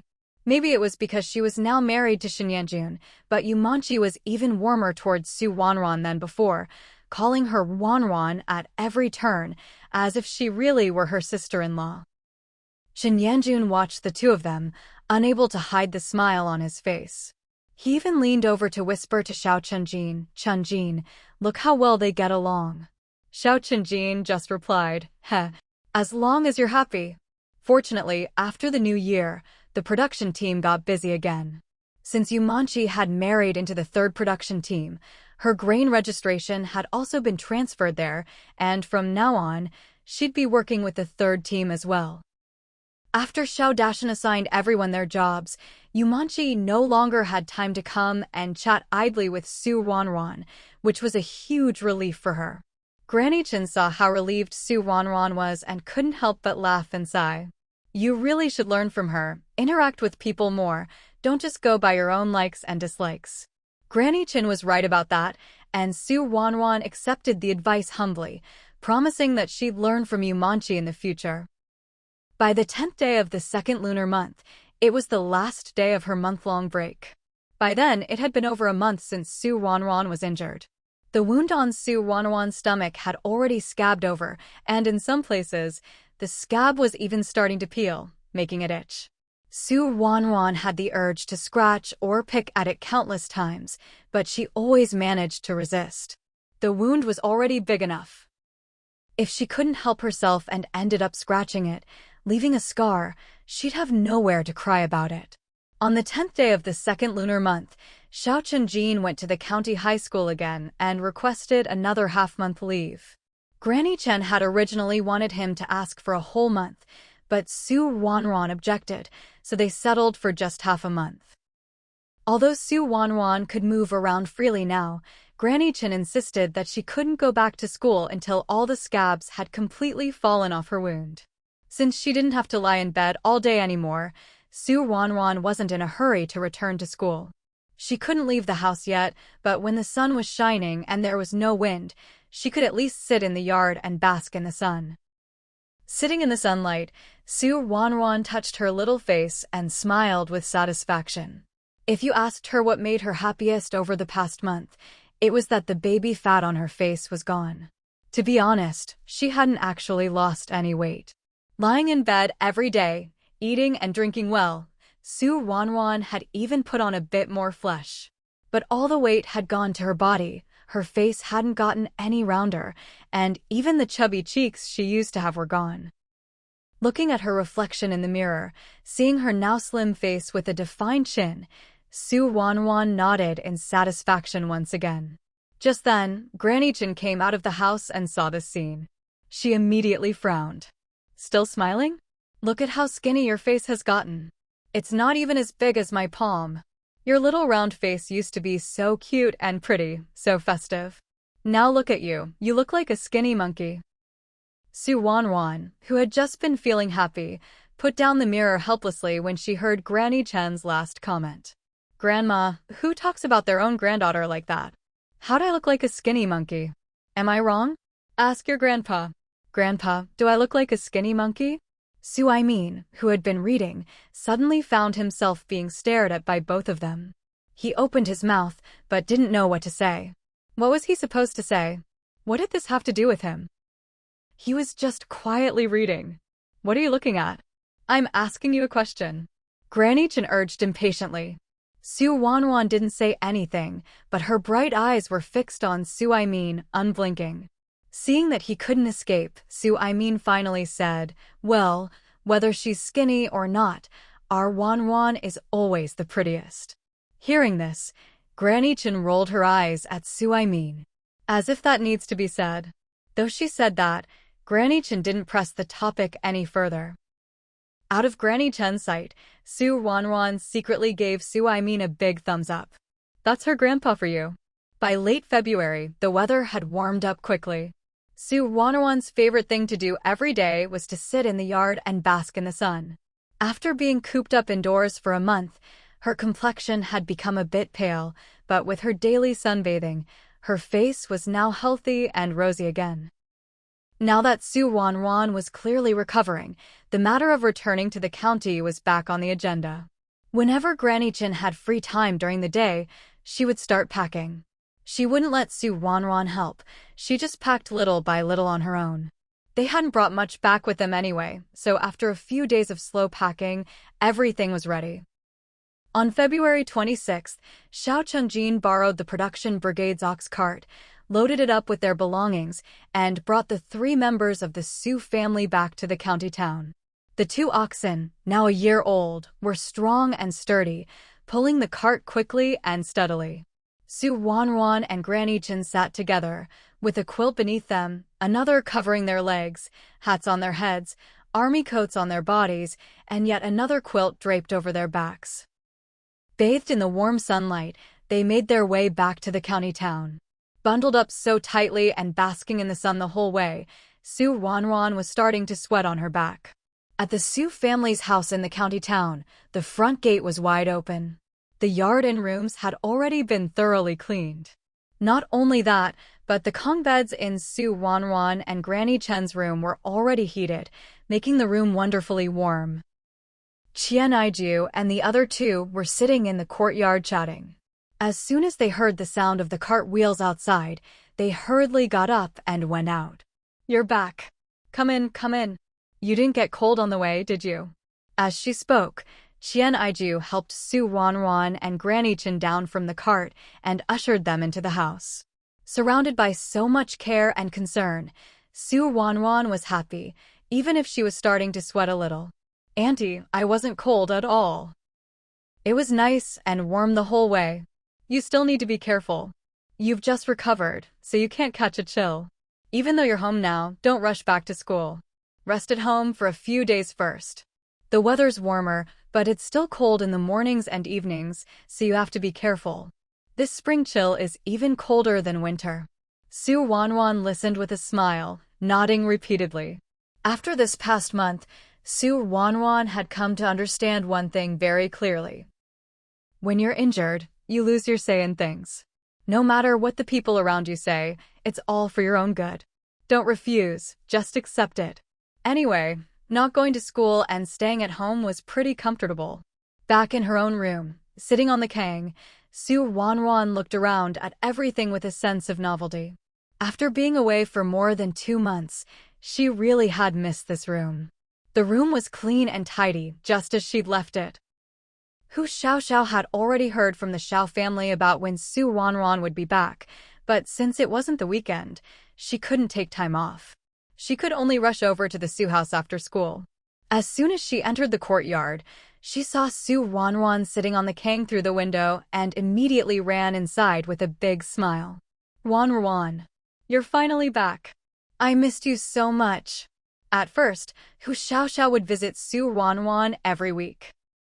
But later, since Xiao Xiulan didn't go back every week and Su Ruanruan wouldn't let Hu Xiaoxiao go alone, they saw each other less often. Now that Su Ruanruan was finally back, and they could see each other every day again, how could Hu Xiaoxiao not be happy? It had been over half a month since they last saw each other. "Ruanruan, when are you going back to school?" "You have no idea. Mr. Lu keeps asking me.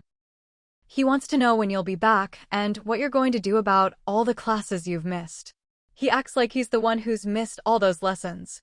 Just from a few words, Su Ruanruan could already picture Lu Guodong's expression when he said that, and she couldn't help but laugh.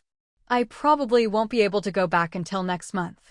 Chunjin still has to ask for leave for me tomorrow, but he can go back to school now. Now that they were living in the county town, Xiao Chunjin could come home after school every day, so there was no reason for him to stay home anymore. Early the next morning, Xiao Chunjin came over to say a few words to Ruanruan before hurrying off to school. After being away for so long, Xiao Chunjin really wasn't used to being back at school. But no matter how uncomfortable it was, he still had to go. Coincidentally, the first class of the day was Lu Guodong's. As soon as Lu Guodong walked into the classroom with his book, he immediately spotted Xiao Chunjin. It was hard not to notice him. Among all the boys in the class, Xiao Chunjin was easily the most striking. You couldn't miss him even if you tried. Seeing Xiao Chunjin, Lu Guodong smiled. This student had missed so many classes, but he was finally back. Then Lu Guodong's gaze shifted forward, looking at the seat next to Hu Xiaoxiao. Empty. Lu Guodong's brow twitched, but since class was about to start, he couldn't ask about it right then. He had no choice but to start teaching. It wasn't until class ended that Lu Guodong walked over to Xiao Chunjin. Where's Ruanruan? Why isn't she here yet? Teacher, I was just about to tell you. Ruanruan still hasn't fully recovered. Grandma Chen wants her to wait until next month before coming back to class.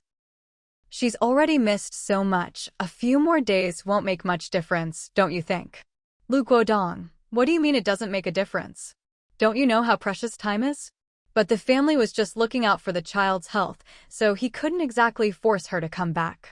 After thinking for a moment, Lu Guodong said, "Don't rush home after school today. I'll go with you to her house to check on her." He'd been too far away and too busy before to visit Ruanruan. Now that she was back in town as her teacher, he really ought to check in on her.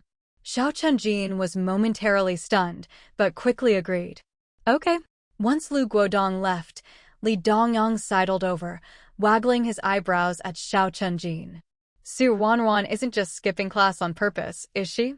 If that's the case, it'll be bad if the teacher finds out. What are you talking about? Hu Xiaoxiao smacked Li Dongyang on the back. Do you really think Ruanruan is that kind of person?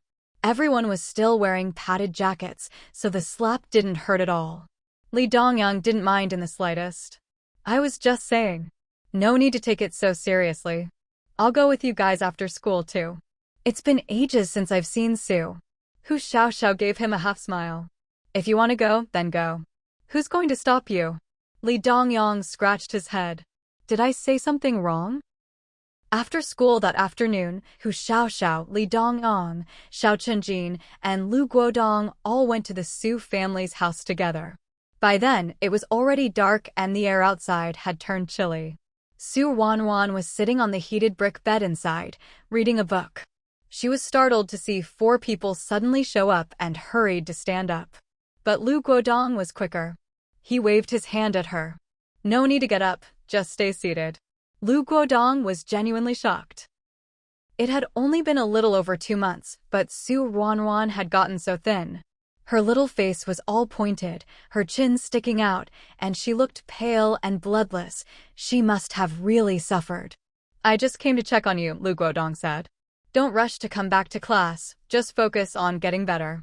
I see you're reading? I brought some practice problems for you. If you feel up to it, you can try them on your own. If there's anything you don't understand, you can ask me when you're back in class. But don't worry about it for now, getting healthy is the most important thing. Lu Guodong didn't stay long. Even though Granny Chen repeatedly asked him to stay for dinner, he still left resolutely. Instead, Xiao Chunjin, Hu Xiaoxiao, and Li Dongyang all stayed behind and had dinner with Ruanruan in her room. The Zhang family. Now, it could also be called the Wang family. After all, the Zhangs were all gone, and the one living in the Zhang family courtyard now was Wang Aijuan. The Wang family courtyard was pitch dark, with only a faint light coming from one room. The light seeped through the gap in the curtains, but was blocked by the high courtyard walls, so no one else could see it. Wang Aijuan slowly turned the enamel mug in her hands.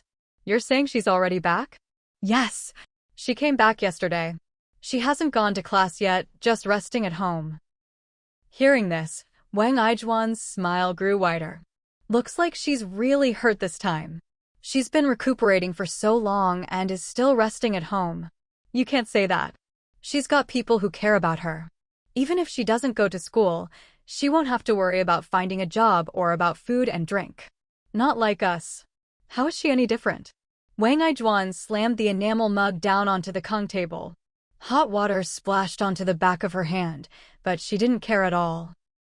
We both came out of the same womb. What's so different about us? After a moment of silence in the room, Wang Aijuan's voice softened again. Sigh, now that the main and second branches have split up, she's my only family left. Since she's back, if I don't go see her, it wouldn't be right. I still have some sponge cake at home. I'll bring it over to her tomorrow. Pfft. Bringing sponge cake? That's not very sincere. I'm plenty sincere. How is it not? What, you want some? I don't want any. I'm leaving. As long as you don't go overboard, do whatever you want. The next day, Xiao Chijin left early for school again. Su Ruanruan sat alone on the king. She could bask in the sun without leaving the house and see everything happening in the yard.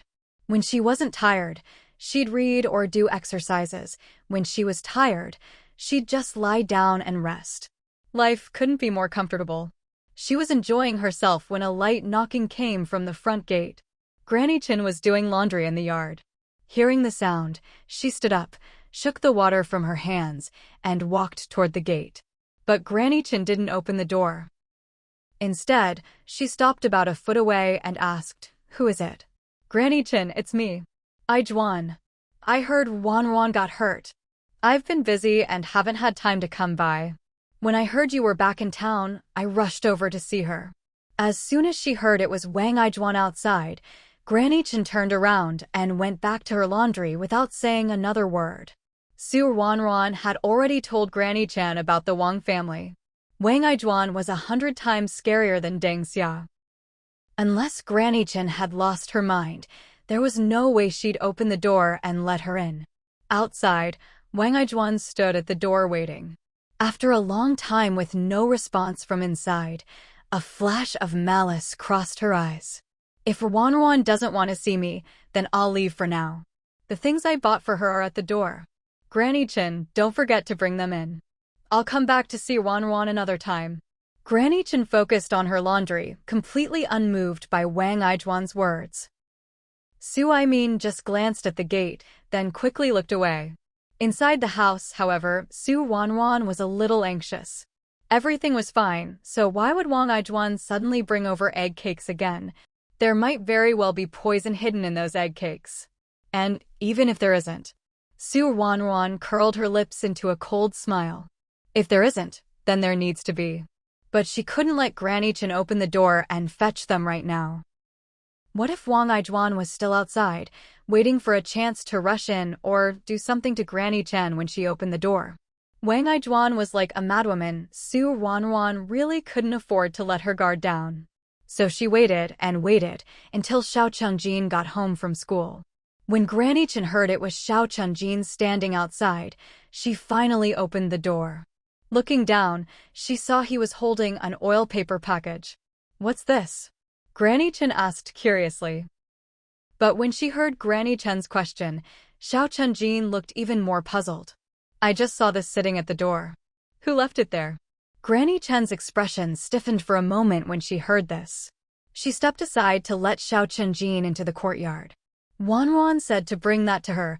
Granny Chen whispered to Xiao Chengjin. Xiao Chengjin's heart tightened. He nodded and hurried off towards Su Ruanruan's room with the package. Su Ruanruan had been waiting. As soon as Xiao Chengjin came in, she called out, "Chengjin, come here, give it to me." She took the oil paper package and set it on the king bed. First, she carefully checked the outside, then cautiously untied the string and opened it up. Xiao Chengjin sat across from her, watching her actions with curiosity. He really wanted to know what was inside and why Su Ruanruan was so tense. When he saw it was egg cakes inside, his expression froze. Egg cakes? Ruanruan, this. Ever since what happened with the Wang family, Su Ruanruan had avoided egg cakes like the plague. She wouldn't eat them, wouldn't even look at them. Why was she acting so out of character today? Just as he was wondering, he heard Su Ruanruan muttering to herself, "They look and smell fine." Did Wang Aijuan really not do anything this time, or is it just not obvious from the outside? Xiao Chenjin, who had been relatively calm, nearly jumped off the kang when he heard that. Wang Aijuan left this at the door? Ruanruan, how do you know it was her? She knocked this morning. But Granny didn't open the door, so she just left it there. And you still had me bring it in? I just want to see what's inside.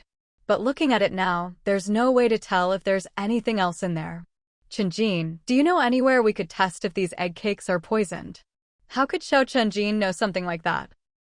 Even though Xiao Aigua and Qian Aiju had worked in the county for years, they were just factory workers in a food plant. Wait, Xiao Aigua and Qian Aiju worked at a food factory. Places like that had higher standards for food safety, didn't they? There must be some sort of lab, right? Xiao Chenjin was just guessing, he couldn't be sure. But Su Ruanruan didn't care about all that. Seeing the look on Xiao Chenjin's face, she knew he'd thought of something and hurried over. Chenjin, did you think of something? Tell me. You don't want to keep seeing Wang Aijuan hanging around, do you? If we can prove there's poison in here, we'll have evidence. Of course, Xiao Chenjin knew that if they could find out what had been added to the sponge cakes, Wang Aijuan's days of freedom would be numbered. But right now, there was something even more important. Xiao Chenjin's expression suddenly turned serious. Ruanruan, whatever you want to do in the future, you have to discuss it with me first. You can't act alone. You have to promise me this, or I won't help you. Otherwise, I'd rather you do nothing at all. Su Ruanruan had just been hurt once, and the pain of cleaning her wound still lingered in her memory. Xiao Chenjin was truly scared that Su Ruanruan might try something reckless, like testing poison on herself again. Su Ruanruan nodded vigorously. Of course. I promise I'll do whatever you say. She thought Xiao Chenjin was overthinking it. She had never intended to test poison on herself. She wanted to catch Wang Aijuan, but never at the cost of her own safety. With Su Ruanruan's promise, Xiao Chenjin finally stood up and returned to the Xiao family's courtyard. By now, it was already completely dark outside, and Xiao Aigua and the others had come back from work. Seeing Xiao Chenjin come in, Qian Aiju teased, "Why are you home so early today?" I thought you'd be having dinner with Ruanruan again. She'd heard this joke countless times, but Xiao Chenjin didn't take it to heart at all. Mom, I have something to ask you. Qian Aiju rarely saw Xiao Chenjin so serious, so she straightened up as well. Go ahead. I just wanted to know, does your factory have any kind of lab or equipment to test if food is poisonous? Why are you asking about that? Xiao Aigua looked over too. Of course, the food factory had such a lab, but outsiders usually didn't know about it. How did Xiao Chenjin think to ask this?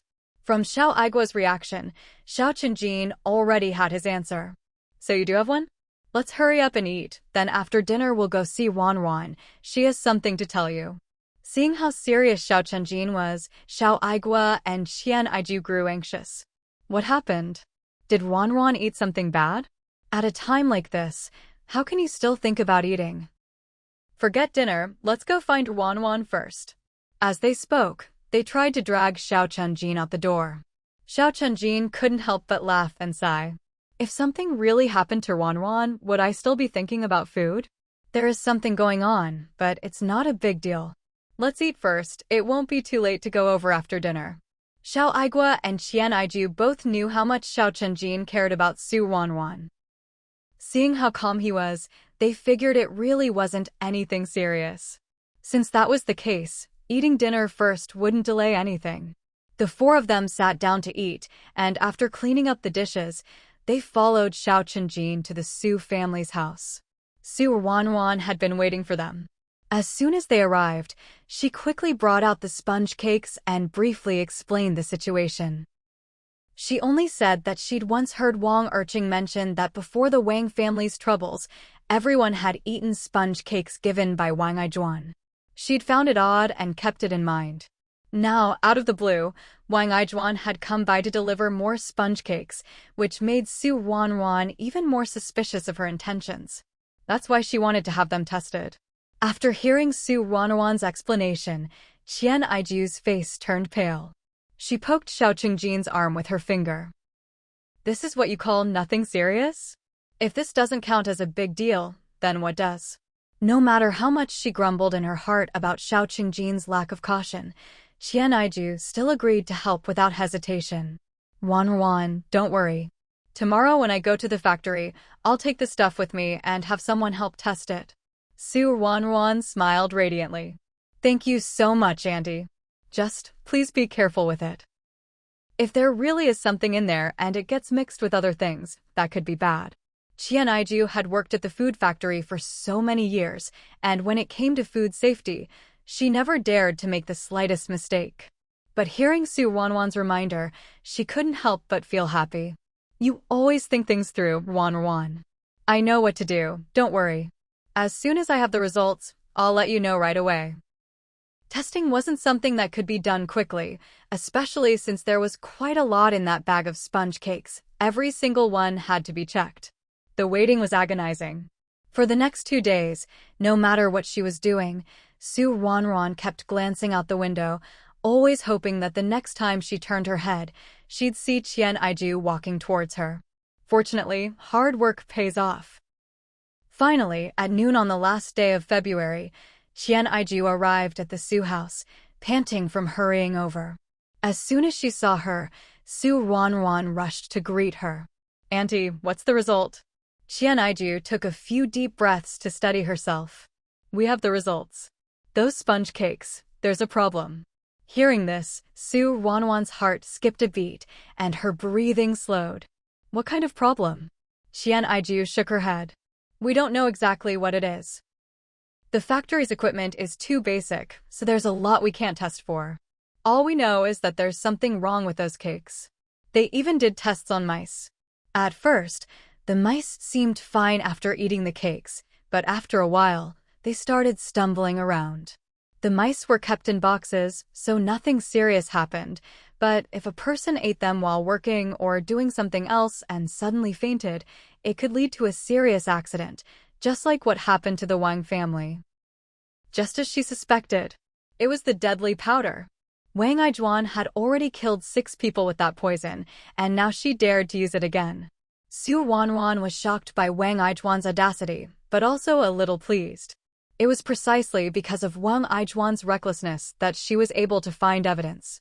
After all, the Su family's alley wasn't just home to the Su and Xiao families, there were always people coming and going. If they asked around carefully, they'd definitely be able to confirm that Wang Aijuan brought those sponge cakes over that day. With both physical evidence and witnesses, there was no way Wang Aijuan could clear herself this time. Su Ruanruan clenched her hands tightly. Auntie, there's no time to lose. We should report this to the police right away. They'll know what to do better than we do. She was anxious, really afraid that if they delayed even a little, something unexpected might happen. Seeing how flustered Su Ruanruan was, Qian Aiju smiled and patted her hand. Look at you, all worked up. Do you think your aunt doesn't know how to handle urgent matters? When I came over, the police had already gone to the lab and taken everything away. By now, I'd guess Wang Aijuan has already been arrested. Hearing this, Su Ruanruan finally let out a long sigh of relief. That very afternoon, the police came to the door. They carefully questioned Su Ruanruan about Wang Aijuan bringing over the sponge cakes, then went to ask the other families living in the alley. Some people confirmed that Wang Aijuan had indeed come carrying something, and they also heard her say she was going to leave the sponge cakes at the door.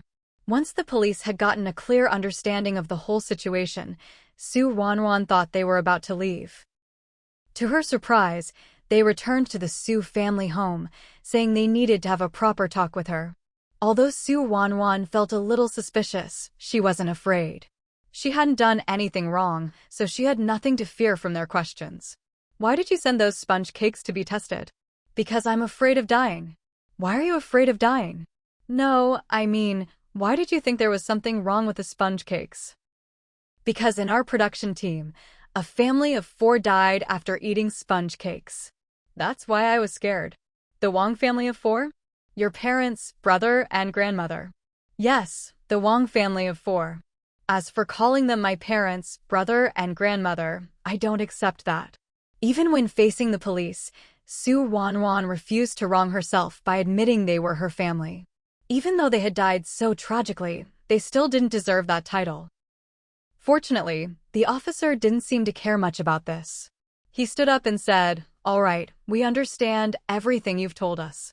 We'll investigate the rest thoroughly. Just wait for the news." After sending the group off, Su Ruanruan felt much more at ease.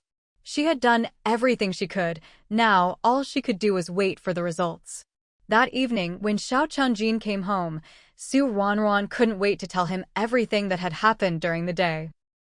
After hearing her out, Xiao Chungjin was visibly pleased. "Good, it's settled. Now you don't have to keep worrying about it. Don't think about it anymore. Tomorrow you have to go back to school. Let's have dinner and get some rest early tonight." Hearing this, Su Ruanruan suddenly remembered she was supposed to return to school the next day. She had been so preoccupied with the whole Wang Ijuan incident these past few days that she'd completely forgotten about school. Early the next morning, Su Ruanruan bundled up warmly for the first time in a while and left the house with Xiao Chunjin. She felt she had recovered, so carrying her own backpack and lunchbox should have been no problem. But Granny Chen and Xiao Chungjin both disagreed, so she had no choice but to walk empty-handed beside Xiao Chungjin, watching as he carried 2 satchels and 2 lunchboxes all by himself. As soon as they walked out of the alley, they ran into Hu Xiaoxiao coming toward them. The moment Hu Xiaoxiao saw Su Ruanruan, she rushed over, but only dared to gently hug Su Ruanruan's arm. "Ruanruan, we can finally go to school together again." After being away from school for so long, even the road there felt both familiar and strange to Su Ruanruan. Thankfully, the people walking beside her hadn't changed. The 3 of them chatted and laughed along the way, and that familiar feeling quickly returned.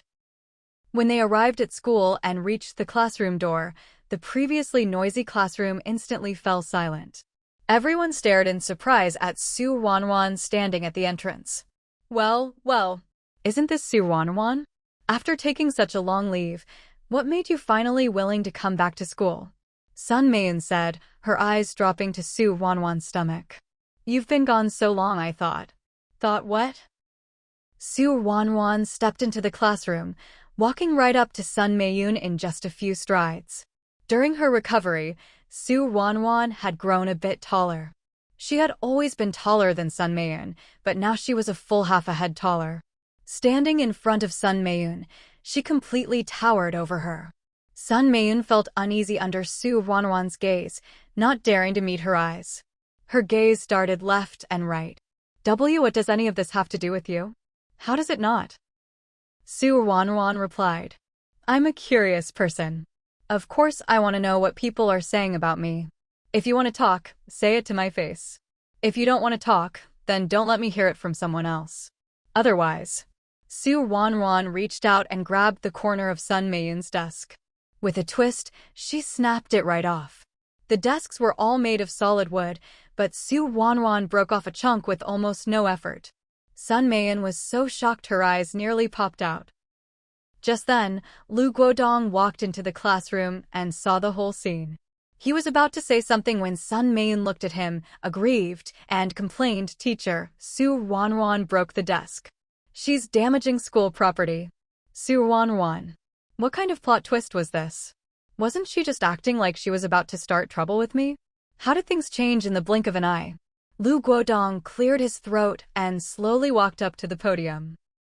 From his vantage point, he could easily see the chunk of desk still in Su Ruanruan's hand. Then he looked at Sun Meiyun's desk, now missing a corner, and his expression became a bit complicated. "Su Ruanruan, this is your first day back in class. How can you damage school property? Fix Sun Meiyun's desk after class. It was just a broken corner, just nail it back on and it'd be fine." Su Ruanruan, still holding the desk corner in one hand, reached into her pocket with the other. In a moment, she pulled out 2 long iron nails and grinned at Lu Guodong. "Look, teacher, I just happen to have some nails with me. I'll fix Sun Meiyun's desk right now." With that, Su Ruanruan lined up the broken piece, picked up a nail, and, without seeming to use any force, pressed the nail straight in. By the time she'd pressed in both nails, the classroom was still dead silent. No wonder Ruanruan's actions had left everyone completely stunned. Some students even snuck over to press on their own desks, wondering if they were made of tofu. Of course, the answer was obvious. The desks were solid wood, sturdy as could be. On her first day back, Ruanruan had shut everyone up. No one dared to gossip about why she'd taken time off, not to her face, not even behind her back. Instead, the talk of the class was that Ruanruan must have spent the past 2 months training in martial arts. She must have found some legendary master and learned secret techniques. Otherwise, where did all that strength come from? After all, just last semester, Ruanruan was still a soft, delicate girl. Whenever Li Dongyang overheard the rumors, he would just smile mysteriously. What could he do? When everyone else is lost in the fog, only he knows the truth. Aside from that little incident in the morning, Ruanruan's first day back at school was a happy one. At school, the world always seemed simple and beautiful. But once she stepped outside those gates, there were so many more things to worry about. If she could, Ruanruan really wanted to finish high school, go to college, and then pursue further studies. Unfortunately, she was born in the wrong era. She could only hope for another day.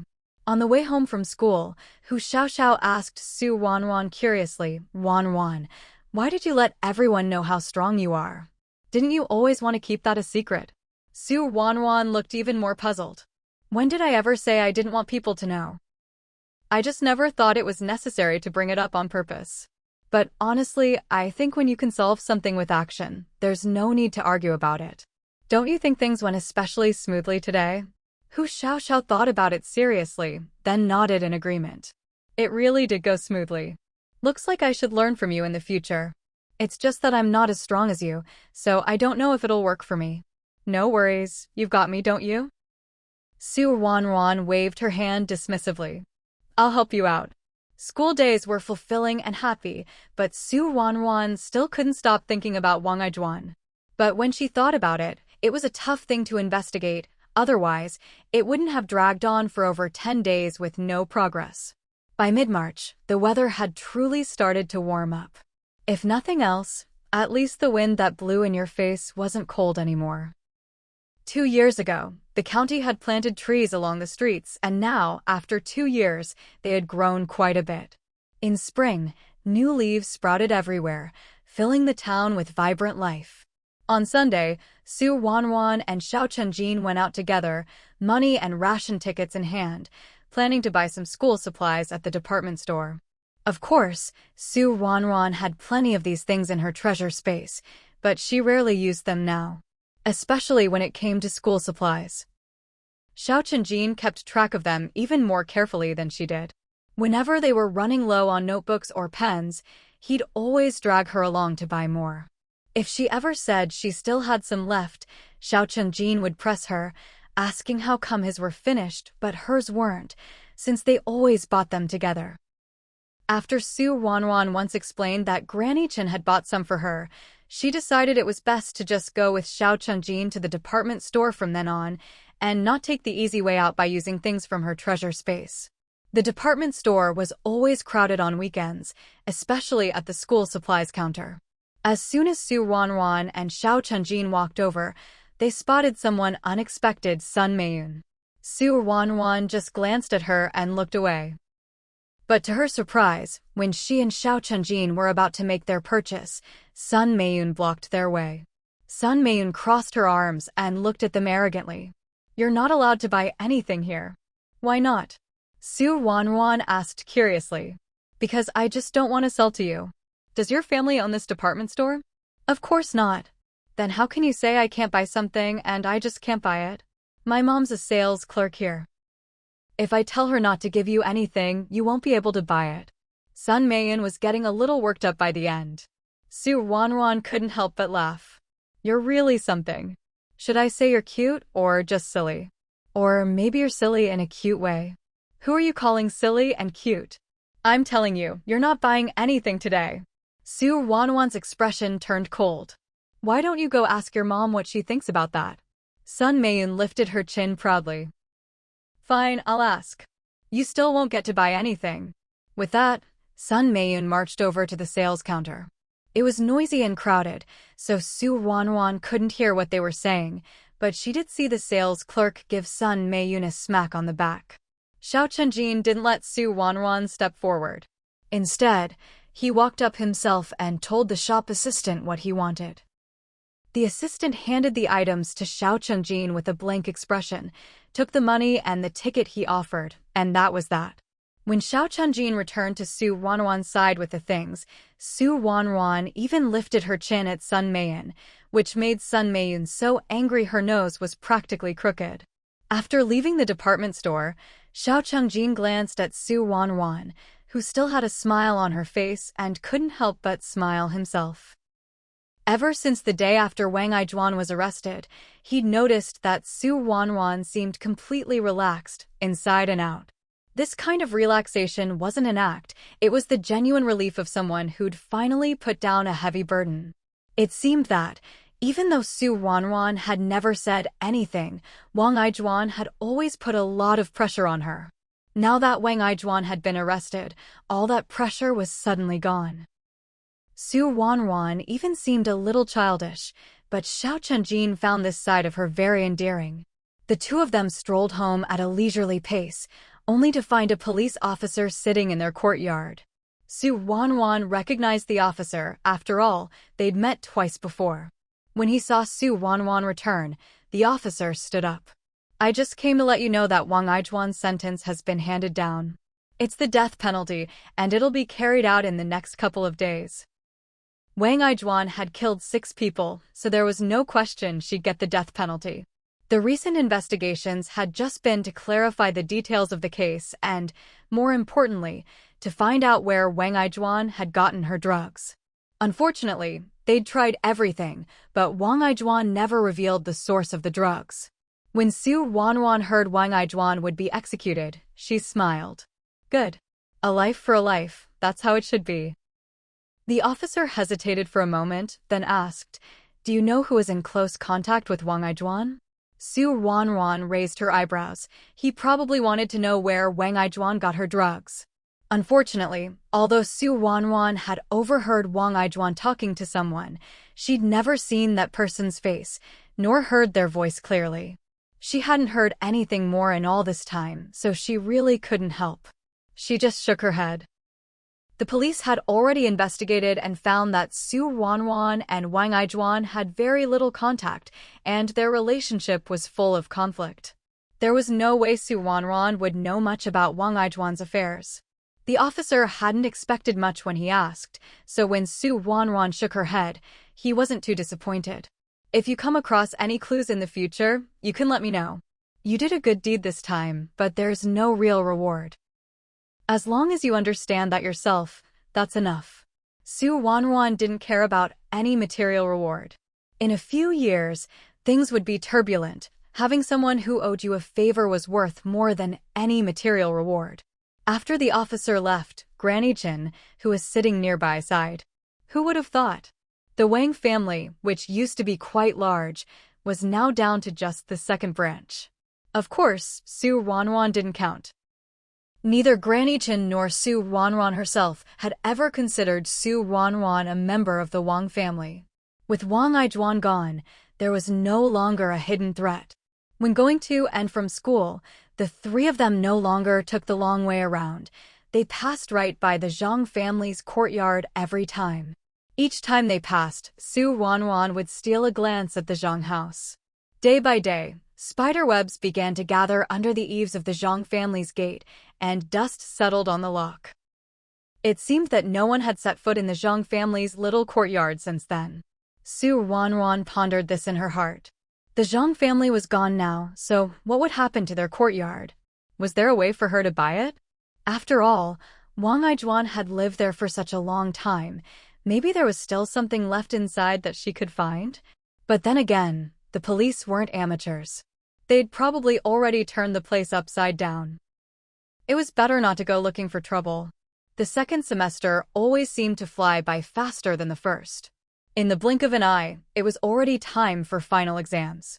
Even though Ruanruan had missed a month or two of classes, she still held onto the top spot in her year, right alongside Xiao Chenjin, making the rest of the class green with envy. If it weren't for the vivid memory of Ruanruan breaking a desk and hammering in nails with her bare hands, they really would have wanted to ask her how she managed to study so well. With the end of their first year of high school, there was only 1 year left before graduation. Those who wanted to go to college had to work even harder, even during summer vacation. Those who didn't want to go to college were already planning where they'd work in the future. Ruanruan was among them. "Chenjin, after we graduate, do you want to go to college?" she asked. Xiao Chenjin looked puzzled. Not go to college? Why not? Of course, Ruanruan couldn't tell him that even if they got into college, they might not be able to graduate smoothly and could even get swept up in bigger troubles. It was better to find a stable job first. Since she couldn't say that, she had to come up with a reasonable excuse. After thinking for a while, Ruanruan said seriously, "Because I want to start working early and make money as soon as possible." Remembering that the Su family didn't lack money at all, she added, "and get married early." As soon as he heard that last part, Xiao Chenjin immediately forgot all about the question of college. "Actually, I don't really want to go to college either." With their goals now aligned, Ruanruan moved on to the next topic. "So, after we graduate, what kind of job should we do? Is there anything you'd like to do?" Instead of answering her question, Xiao Chenjin asked, "What about you, Ruanruan? What do you want to do?" Where they lived, graduating from high school was already considered a high level of education. There were plenty of jobs they could do, as long as they caught the right recruitment drive and passed the exams. After thinking it over for some time, Ruanruan decided she wanted to work at the county hospital. If she could go to college, she'd actually want to study medicine. But since college wasn't an option for now, she figured she could start as a nurse at the hospital. Gaining hands-on experience was a way of learning, too. Books could give her theoretical knowledge, but real practice would give her practical skills. Bit by bit, she'd get closer to her goal. "I want to work at the hospital," Ruanruan said, sharing her thoughts. "Start as a nurse." Seeing that she wasn't just saying this casually, that she'd clearly thought it through, Xiao Chenjin suddenly fell silent. Without realizing it, Ruanruan already knew what she wanted to do with her life. But what about him? Xiao Chenjin knew that working wasn't like going to school. They couldn't always sit together as front and back desk mates. He couldn't just follow Ruanruan into the hospital, either. So what should he do?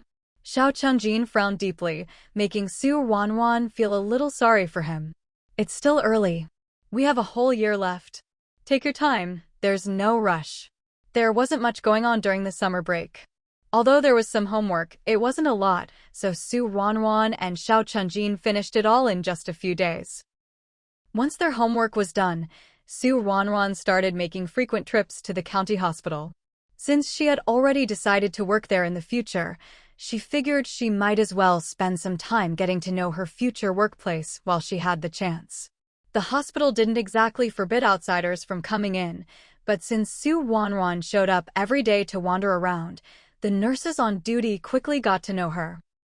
One day, as soon as she arrived at the hospital, a nurse on duty called out to her. The nurse looked about 18 or 19, dressed in a white uniform with a matching cap and her hair in 2 braids. She waved at Ruanruan. "Hey, little girl, I see you come by every day. Are you looking for someone and can't find them? Or do you not have money to see a doctor?" That's what Zhao Hongyan said, but it wasn't really what she was thinking. She kept her eyes fixed on Ruanruan, waiting for her answer. Ruanruan had noticed before that this nurse always watched her whenever she came by, but she hadn't expected to be stopped like this. She had no choice but to walk over and give Zhao Hongyan a sweet smile. "Big sister, I've always wanted to be a nurse since I was little, a real angel in white. But I haven't graduated from high school yet, so I don't know when I'll be able to work in a hospital. Since it's summer break and I have some free time, I just come by to look around. I hope I'm not bothering you at work? If I am, I won't come anymore." Even as she said this, Ruanruan stared straight at Zhao Hongyan, making no move to leave. After a moment, Zhao Hongyun's expression softened. So you want to be a nurse too? I thought you came here every day because you had something going on. But just watching here won't help much. Our hospital hires new staff every year, but since you haven't graduated yet, you can't work here for now. If you're really interested, keep an eye out when you're about to graduate. We usually recruit in late spring or early autumn. If you pass, who knows, maybe we'll be colleagues someday. Hearing this, Ruanruan was delighted. All her days hanging around the hospital had finally paid off. She'd found out exactly what she wanted to know. Her smile grew even sweeter. She quickly took something from her shoulder bag and slipped it into Zhao Hongyun's uniform pocket. Big sister, you're so nice. Thank you for telling me all this. I'll come take the exam next year, and then we can work together. I'll get going now. With that, Ruanruan dashed off. Zhao Hongyun watched as Ruanruan ran farther and farther away, only looking away when she finally disappeared into the crowd. Remembering what Ruanruan had done before leaving, Zhao Hongyun instinctively reached into her pocket. She felt a small, hard paper packet, but couldn't tell what it was. There were too many people around, so Zhao Hongyun didn't dare take it out to look. It wasn't until her shift ended and she was in the changing room alone that she finally took the packet out.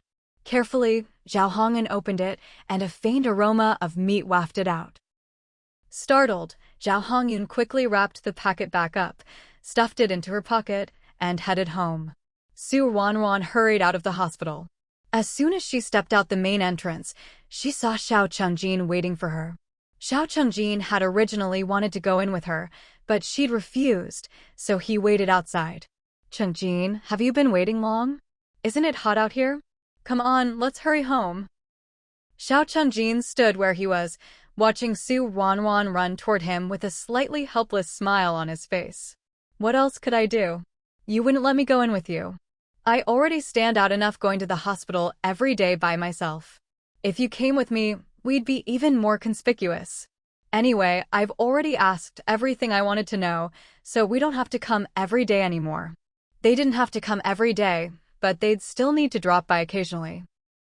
After all, relationships between people aren't something you can smooth over just by giving a few pieces of jerky. Of course, if you give it a few more times, things might just work out. Chengjin, let's go home. Grandma made us something delicious today. Ruanruan grabbed Xiao Chengjin's hand and jogged home, deliberately sticking to the shady spots under the trees. The gentle breeze felt nice and cool on their faces, at least, if you ignored the sweat beading on both their foreheads. By the time they got home, they were both hot and sweaty, panting for breath. Spotting a big basin of water set out in the yard, Ruanruan didn't hesitate. She dragged Xiao Chengjin over and reached out to scoop up some water. But before she could, Granny Chen rushed out of the house and stopped her. What do you think you're doing? Granny Chen glared at them. That water was just drawn, it's still ice cold. How many times have I told you, girls shouldn't use cold water directly? Wait, I'll get you some hot water. With that, Granny Chen turned and went to the kitchen, not the least bit worried that Ruanruan would ignore her advice as soon as her back was turned. When Granny Chen came back out carrying a small basin of hot water, sure enough, Ruanruan and Xiao Chengjin were still standing there, both their faces sweaty. There was a ladle in the big basin. Granny Chen scooped up 2 ladles of cold water and poured them into the small basin. In an instant, the half basin of hot water became a full basin of warm water. She tested the temperature with her hand, then stood up and said, "All right, you can wash now." Ruanruan and Xiao Chengjin immediately crouched down to wash their hands, faces, and feet, making Granny Chen shake her head in exasperation. Chengjin, even though you're a boy, you should still be careful. Washing up with cold water like that. You might not feel anything when you're young, but when you're older, you'll end up with chronic aches. You'll see how serious it is then. Xiao Chengjin put down his hands and gave Granny Chen a bright smile. Got it, Grandma. If he didn't know for sure that it was Granny Chen standing next to him, Xiao Chengjin would have thought it was his own grandma, Luo Yufeng, nagging at his side. Ever since he was little, every time he tried to wash his hands or face with cold water, Luo Yufeng would always show up right on cue to stop him and lecture him. He always listened obediently, but then he'd forget the next time and get scolded all over again, just like Ruanruan was now. Granny Chen knew, too, that no matter how much she nagged, these two would probably forget all about it as soon as her back was turned. Once they'd finished washing up, she called them inside. "You two got back just in time. The food's ready, come eat." Every summer, Granny Chen would make special grass jelly tofu. Immortal grass is a type of herb. When you add water and boil it, it produces a black juice. Once this juice cools, it solidifies into a jelly-like form that looks crystal clear and translucent. Cut the immortal grass tofu into strips, toss it with chopped chili peppers, and mix it with oil, salt, soy sauce, and vinegar for a cold salad. It's a wonderfully refreshing dish, especially delicious when eaten with congee. But if you pair it with a sweet syrup and chill it in freshly drawn well water, it exceptionally cool and sweet, without any greasiness at all. Ruanruan's favorite is the immortal grass tofu made by Granny Chen, especially the sweet version.